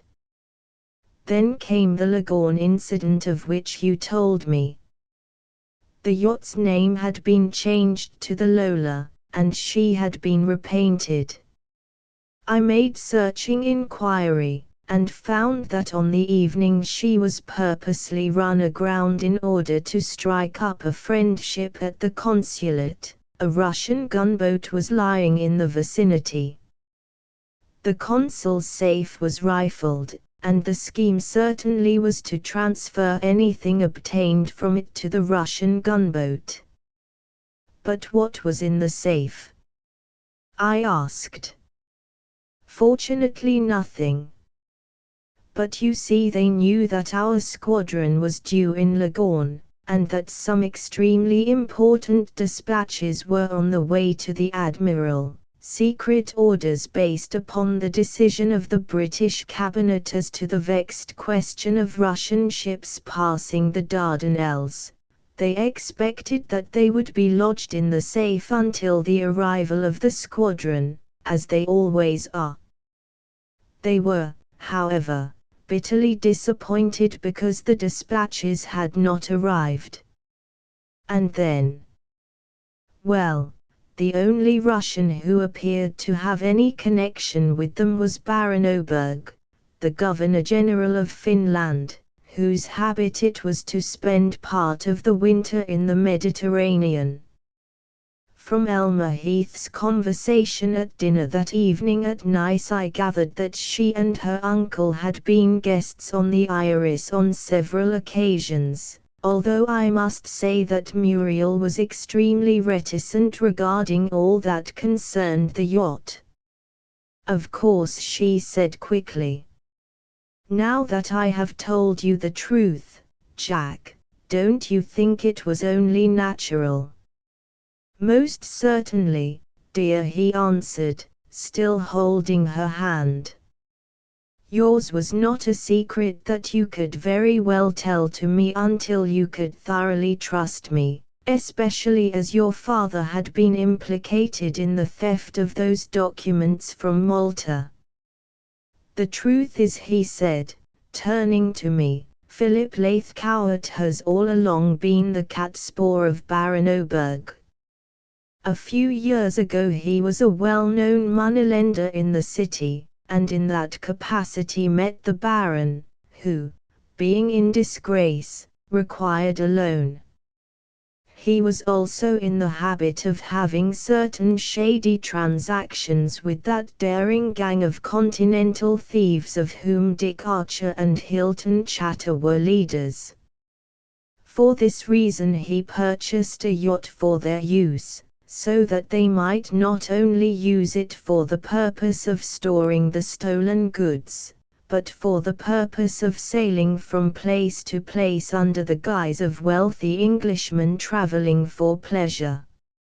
Upon that vessel, indeed, was stored thousands and thousands of pounds worth of jewels and objects of value, the proceeds of many great robberies in England, France and Belgium. Sometimes they travelled for the purpose of disposing of the jewels in various inland towns where the gems, having been recut, were not recognized, while at other times, Chatter and Archer, assisted by Mackintosh, the captain, and Olinto Santini, the steward, sailed for a port, landed, committed a robbery, and then sailed away again, quite unsuspected, as rich Englishmen. And the crew? I asked, after a pause. They were, of course, well paid, and were kept in ignorance of what the supposed owner and his friends did ashore. But Oberg's connection with it? I asked, surprised at those revelations. Ah, exclaimed Muriel. The ingenuity of that crafty villain is fiendish. Before he got into the Czar's favor he owed my father a large sum, and then sought how to evade repayment. By means of his spies he discovered the real purpose of the cruises of the Iris, for I was often taken on board with a maid in order to allay any suspicion that might arise if only men were cruising. Then he not only compelled my father to cancel the debt, but he impressed the vessel and those who owned and navigated it into the secret service of Russia. A dozen times did we make attempts to obtain secret papers from Italian, French and English dockyards, but only once in the case of Malta and once at Toulon did we succeed. Ah, Mr. Gregg, she added, you do not know all the anxiety I suffered, how at every hour we were in danger of betrayal or capture, and of the 100 narrow escapes we have had of custom-house officers rummaging the yacht for contraband. You will no doubt recollect the sensation caused by the theft of the jewels of the Princess Wilhelmine of Schaumburg-Lippe from the lady's maid in the rapide between Cants and Les Arcs, the robbery from the Marseilles branch of the Crédit Lyonnais, and the great haul of plate from the Chateau of Baden, the Paris millionaire, close to Arcachon. Yes, I said, for they were all robberies of which I had read in the newspapers a couple of years before. Well, she said, they were all committed by Archer or Woodruff and his gang, with accomplices ashore, of course, and never once did it seem that any suspicion fell upon us. While the police were frantically searching hither and thither, we used to weigh anchor and calmly steam away with our booty on board. We had with us an old Dutch lapidary, and one of the cabins was fitted as a workshop, where he altered the appearance of the stones, and prepared them ready for sale, while the gold was melted in a crucible and put ashore to be sent to agents in Hamburg. But that night in Leghorn, I said, what happened to poor Elmer? I do not know, was Muriel's reply. We were both on board together, and standing at the crack of the door watched you sitting at dinner that evening. Elma told me that she believed that there was a plot against your life, but why she would not tell me. She evidently knew of the proposed rifling of the safe at the consulate. Oberg himself was also on board, locked in his own cabin. Elma must have overheard some conversation between the Baron and one of the others, for she was in great fear the whole time lest they might injure you. Yet it seemed, after all, as though their idea was the same as always, to worm themselves into your confidence. The instant, however, you went ashore, Chatter, Woodruff, whom you called Hornby, and Mackintosh, the captain, who, by the way, was an old ticket of leave man, went ashore, and, of course, broke into the consulate. Then, as soon as they returned, Elmer came to my cabin, awoke me, and said that the Baron was taking her ashore, and that they were to travel overland back to London. She was ready dressed to go, therefore I kissed her, and promising to meet her soon, we parted. That was the last I saw of her. What happened to her afterwards only she alone can tell us. But she is not the Baron's niece, I said. No. There is some mystery, declared Muriel. She holds some secret which he fears she may divulge. But of what nature, I am in ignorance. Then you say that your father has never taken any active part in the robberies? I remarked. No. He commenced by lending money, and amassed a considerable fortune. Then avarice seized him, as it does so many men, and coming into contact with Archer and his friends, he saw that the idea of the yacht was a safe and profitable one. Therefore he purchased the vessel, and ran it at the disposition of the thieves, and subsequently under compulsion in the secret service of Russia, as I have already described to you. The profits were colossal. In 1 year my father's share was £80,000. And where is your father now? I asked. Ah, she exclaimed sadly, her face pale and haggard. I have heard that the vessel was scuttled somewhere in the Baltic. That is true. Oberg's purpose having been served, he demanded half the property on board, or he would give notice to the Russian naval authorities that the pirate yacht was afloat.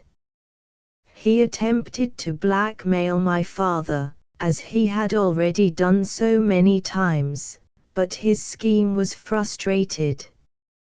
My father, because of his inhuman treatment of poor Elmer, defied him, when it appears that Oberg, who was in Helsingfors, telegraphed to the admiral of the Russian fleet in the Baltic. The crew from the Iris were at once landed at Riga, and only Mackintosh and my father put to sea again. Ah! My father was desperate, for he knew the merciless character of that man whose victim he had been for so long. They watched a Russian cruiser bearing down upon them, when, just as it drew near, they got off in a boat and blew up the yacht, which sank in 3 minutes with its ill-obtained wealth on board. And your father? She was silent, and I saw tears standing in her eyes. There was a tragedy, Jack explained in a low, hoarse voice. He and the captain did not, unfortunately, get sufficiently far from the yacht when they blew her up, and they went down with her. And I looked in silence at Muriel, who stood with her head bent and her white face covered with her hands. Almost at the same moment there was a low tap at the door, and the servant maid announced, "Mr. Santini, Miss." "Ah!" exclaimed Jack quickly, as Olinto entered the room. "Then you had my note. We have asked you here to reveal to us this dastardly plot which seemed to have been formed against Mr. Gregg and myself. As you know, I've had a narrow escape." "I know, Signor. And the Signor Commendator is also threatened." "By whom?"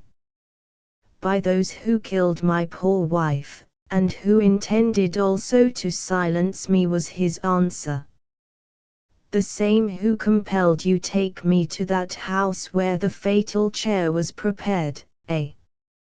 "It was Archer, who, fearing that you came to London in search of them, devised that devilish contrivance," he said in his broken English. Then continuing, he went on fiercely, "Now that I have discovered why my poor Armida was killed, I will tell the truth, and not spare them. Since you left Scotland, Signor, I have been up in Dumfries, and have discovered several facts which prove that for some reason known only to himself, Leithcourt, while at Rannoch, wrote to both Armida and myself separately, making an appointment to see us at the same time at that spot on the edge of the wood, as he had some secret commission to entrust to us. The letter addressed to me apparently fell into someone else's hands, probably one of the secret agents of Baron Oberg, who were always watching Leithcourt's doings, and he, anxious to learn what was intended, made himself up to look like me, and kept the appointment in my place. Armida, having received the letter unknown to me, went up to Scotland, and was also there at the appointed time. What actually transpired can only be surmised, yet it seems that Leithcourt was in the habit of going up to that spot and loitering there in the evening in order to meet Chatter in secret, as the latter was in hiding in a small hotel in Dumfries. Therefore those who formed the plot must have endeavoured to throw suspicion upon Leithcourt. It is plain, however, as both myself and Armida knew the gang, it was to their interest to get rid of us, because the suspicions of the police had at last become aroused. Poor Armida was therefore deliberately enticed there to her death, while the inquisitive man whom the assassin took to be myself was also struck down. By whom? Not by Chatter, for he was in London on that night. Then by Woodroffe. Durnford said. Without a doubt.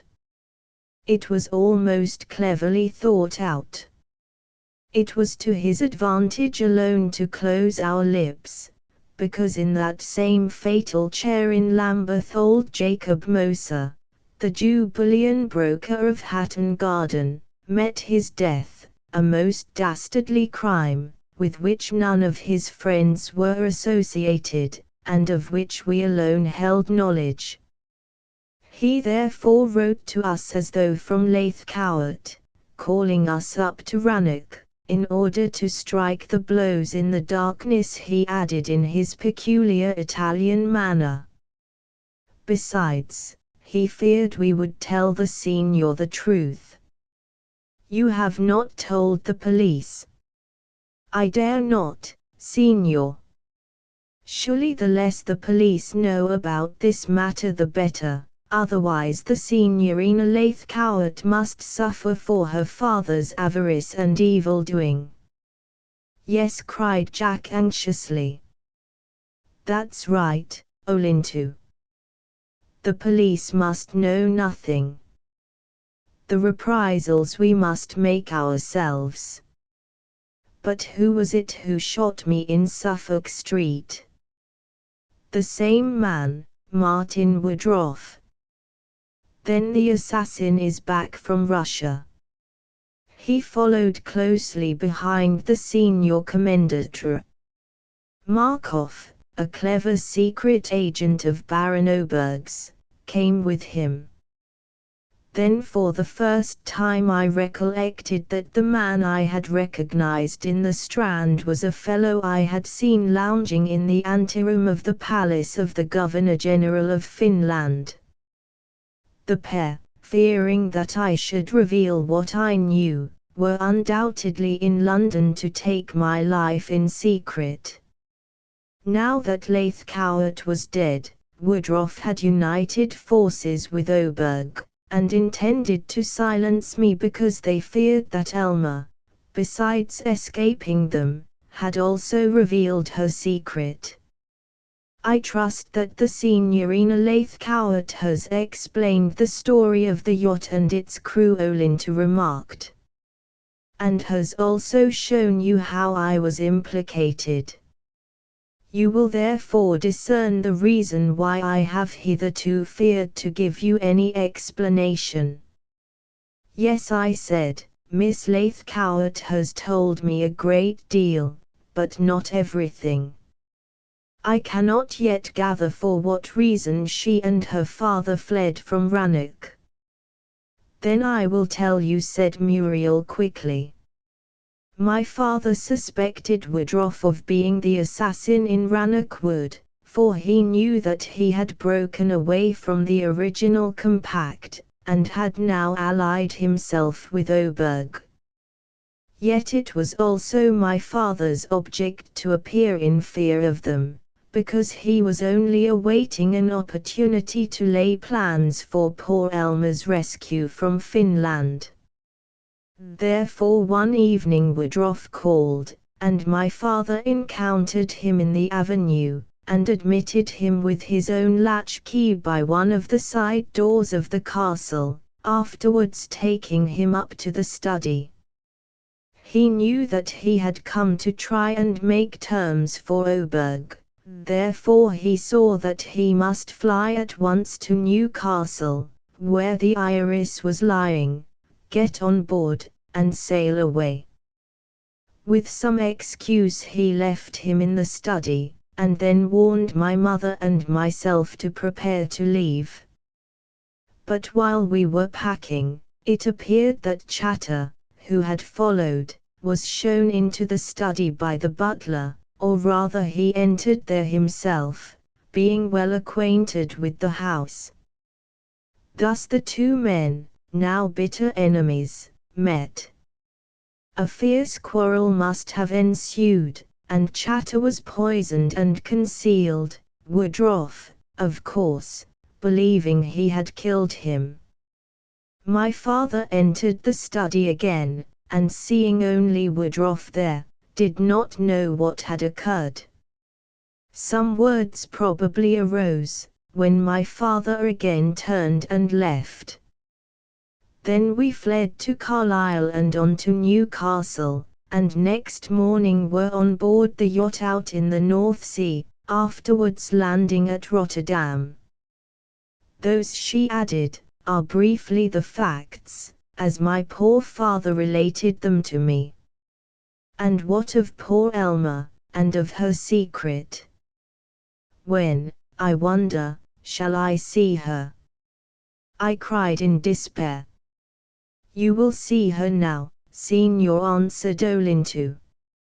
A servant of the Princess Zerloff brought her to London this afternoon, and I have just conveyed her from the station.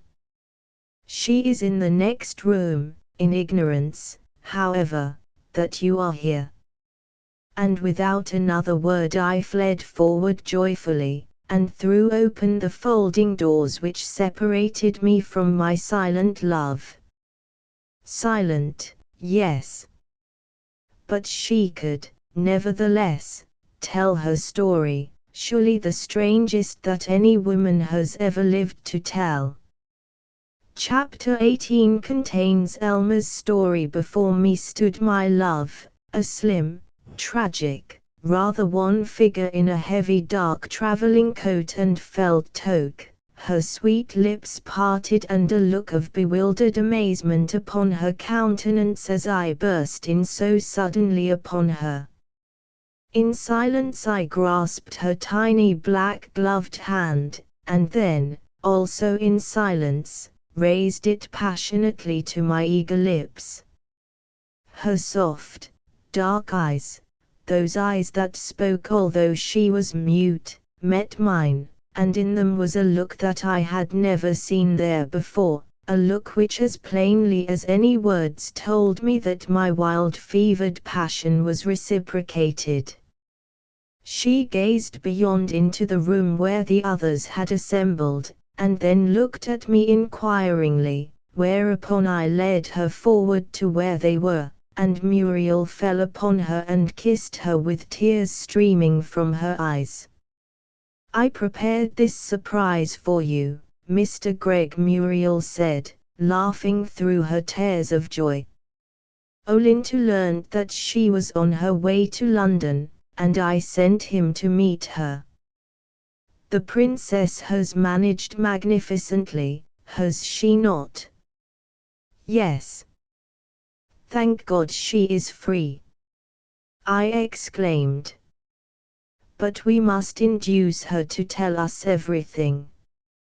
Muriel was already helping my love out of her heavy Russian coat, a costly garment lined with sable, and when, after greeting Jack and Olinto, she was comfortably seated, I took some notepaper from the little writing table by the window and scribbled in pencil the words, I need not write how delighted I am that you are safe, that the Almighty has heard my prayers for you. Jack and Muriel have told me all about Leithcourt and his scoundrelly associates. I know, too, dear, for I may call you that, may I not? How terribly you must have suffered in silence through it all. Lathcowart is dead.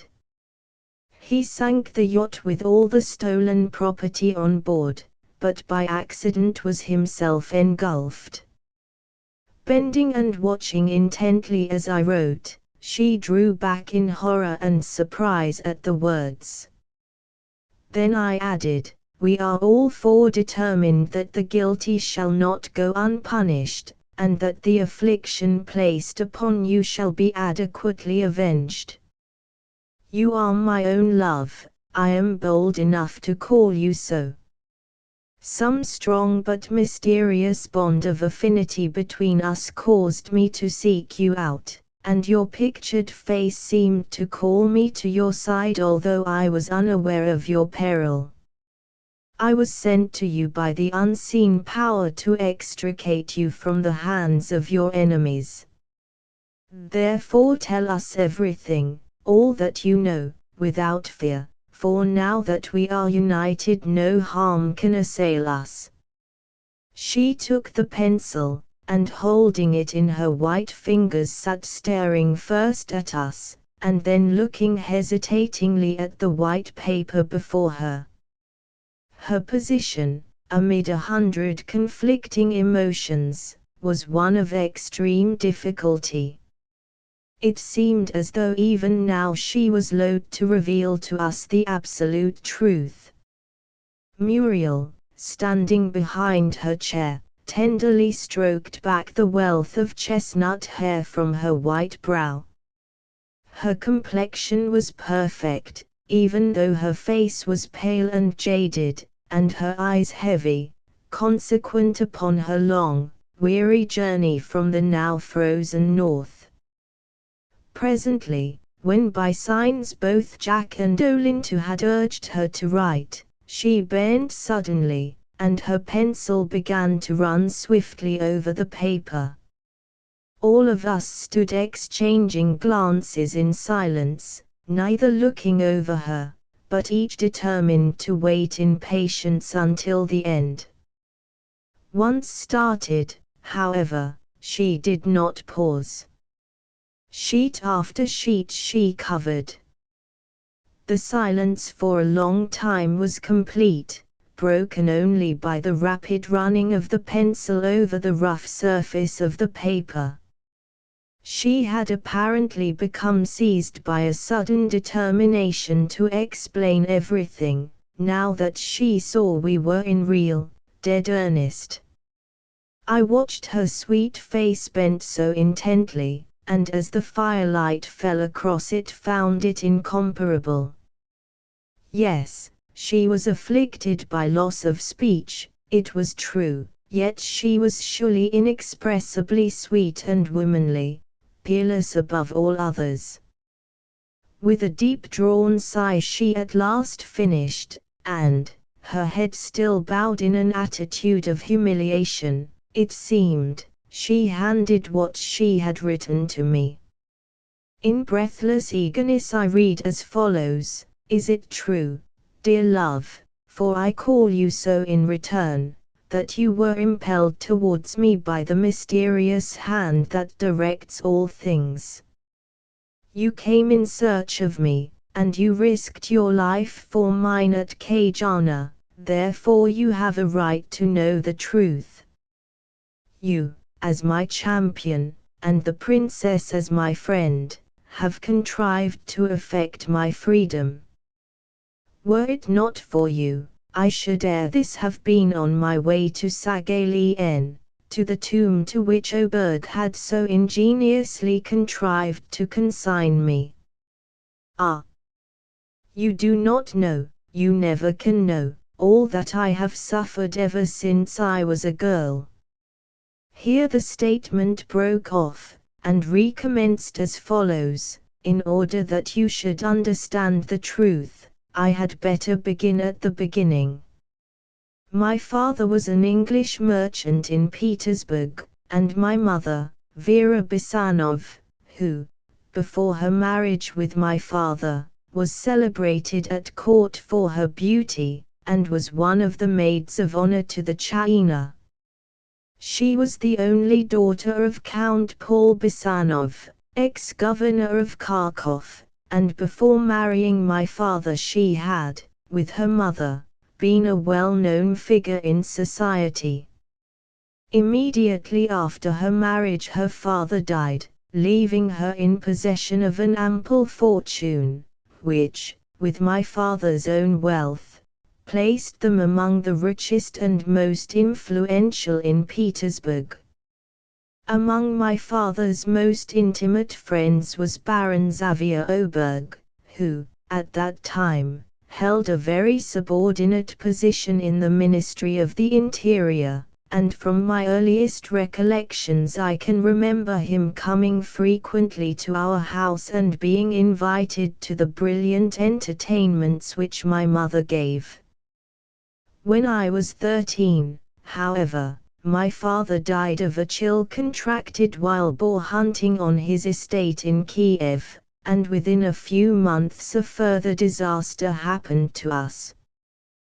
One night, while I was sitting alone reading aloud to my mother, two strangers were announced, and on being shown in they arrested my dear mother on a charge of complicity in a revolutionary plot against the Czar which had been discovered at Peterhof.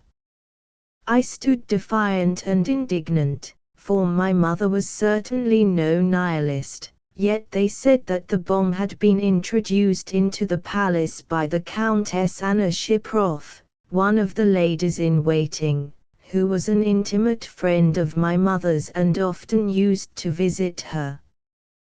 They alleged that the conspiracy had been hatched in our house, color being lent to that theory by the fact that a year before a well-known Russian with whom my father had had many business dealings had been proved to be the author of the plot by which the Czar's train was blown up near Lividia. They tore my mother away from me and placed her in that grey prison van, the sight of which in the streets of Petersburg strikes terror into the heart of every Russian. For a person once in that rumbling vehicle is, as you know, lost forever to the world. I watched her from the window being placed in that fatal conveyance, and then I think I must have fainted, for I recollect nothing more until I found myself upon the floor, with the grey dawn spreading, and all the horrible truth came back to me. My mother was gone from me forever. In sheer desperation I went to the Ministry of the Interior and sought an interview with the Baron, who, when I told him of the disaster,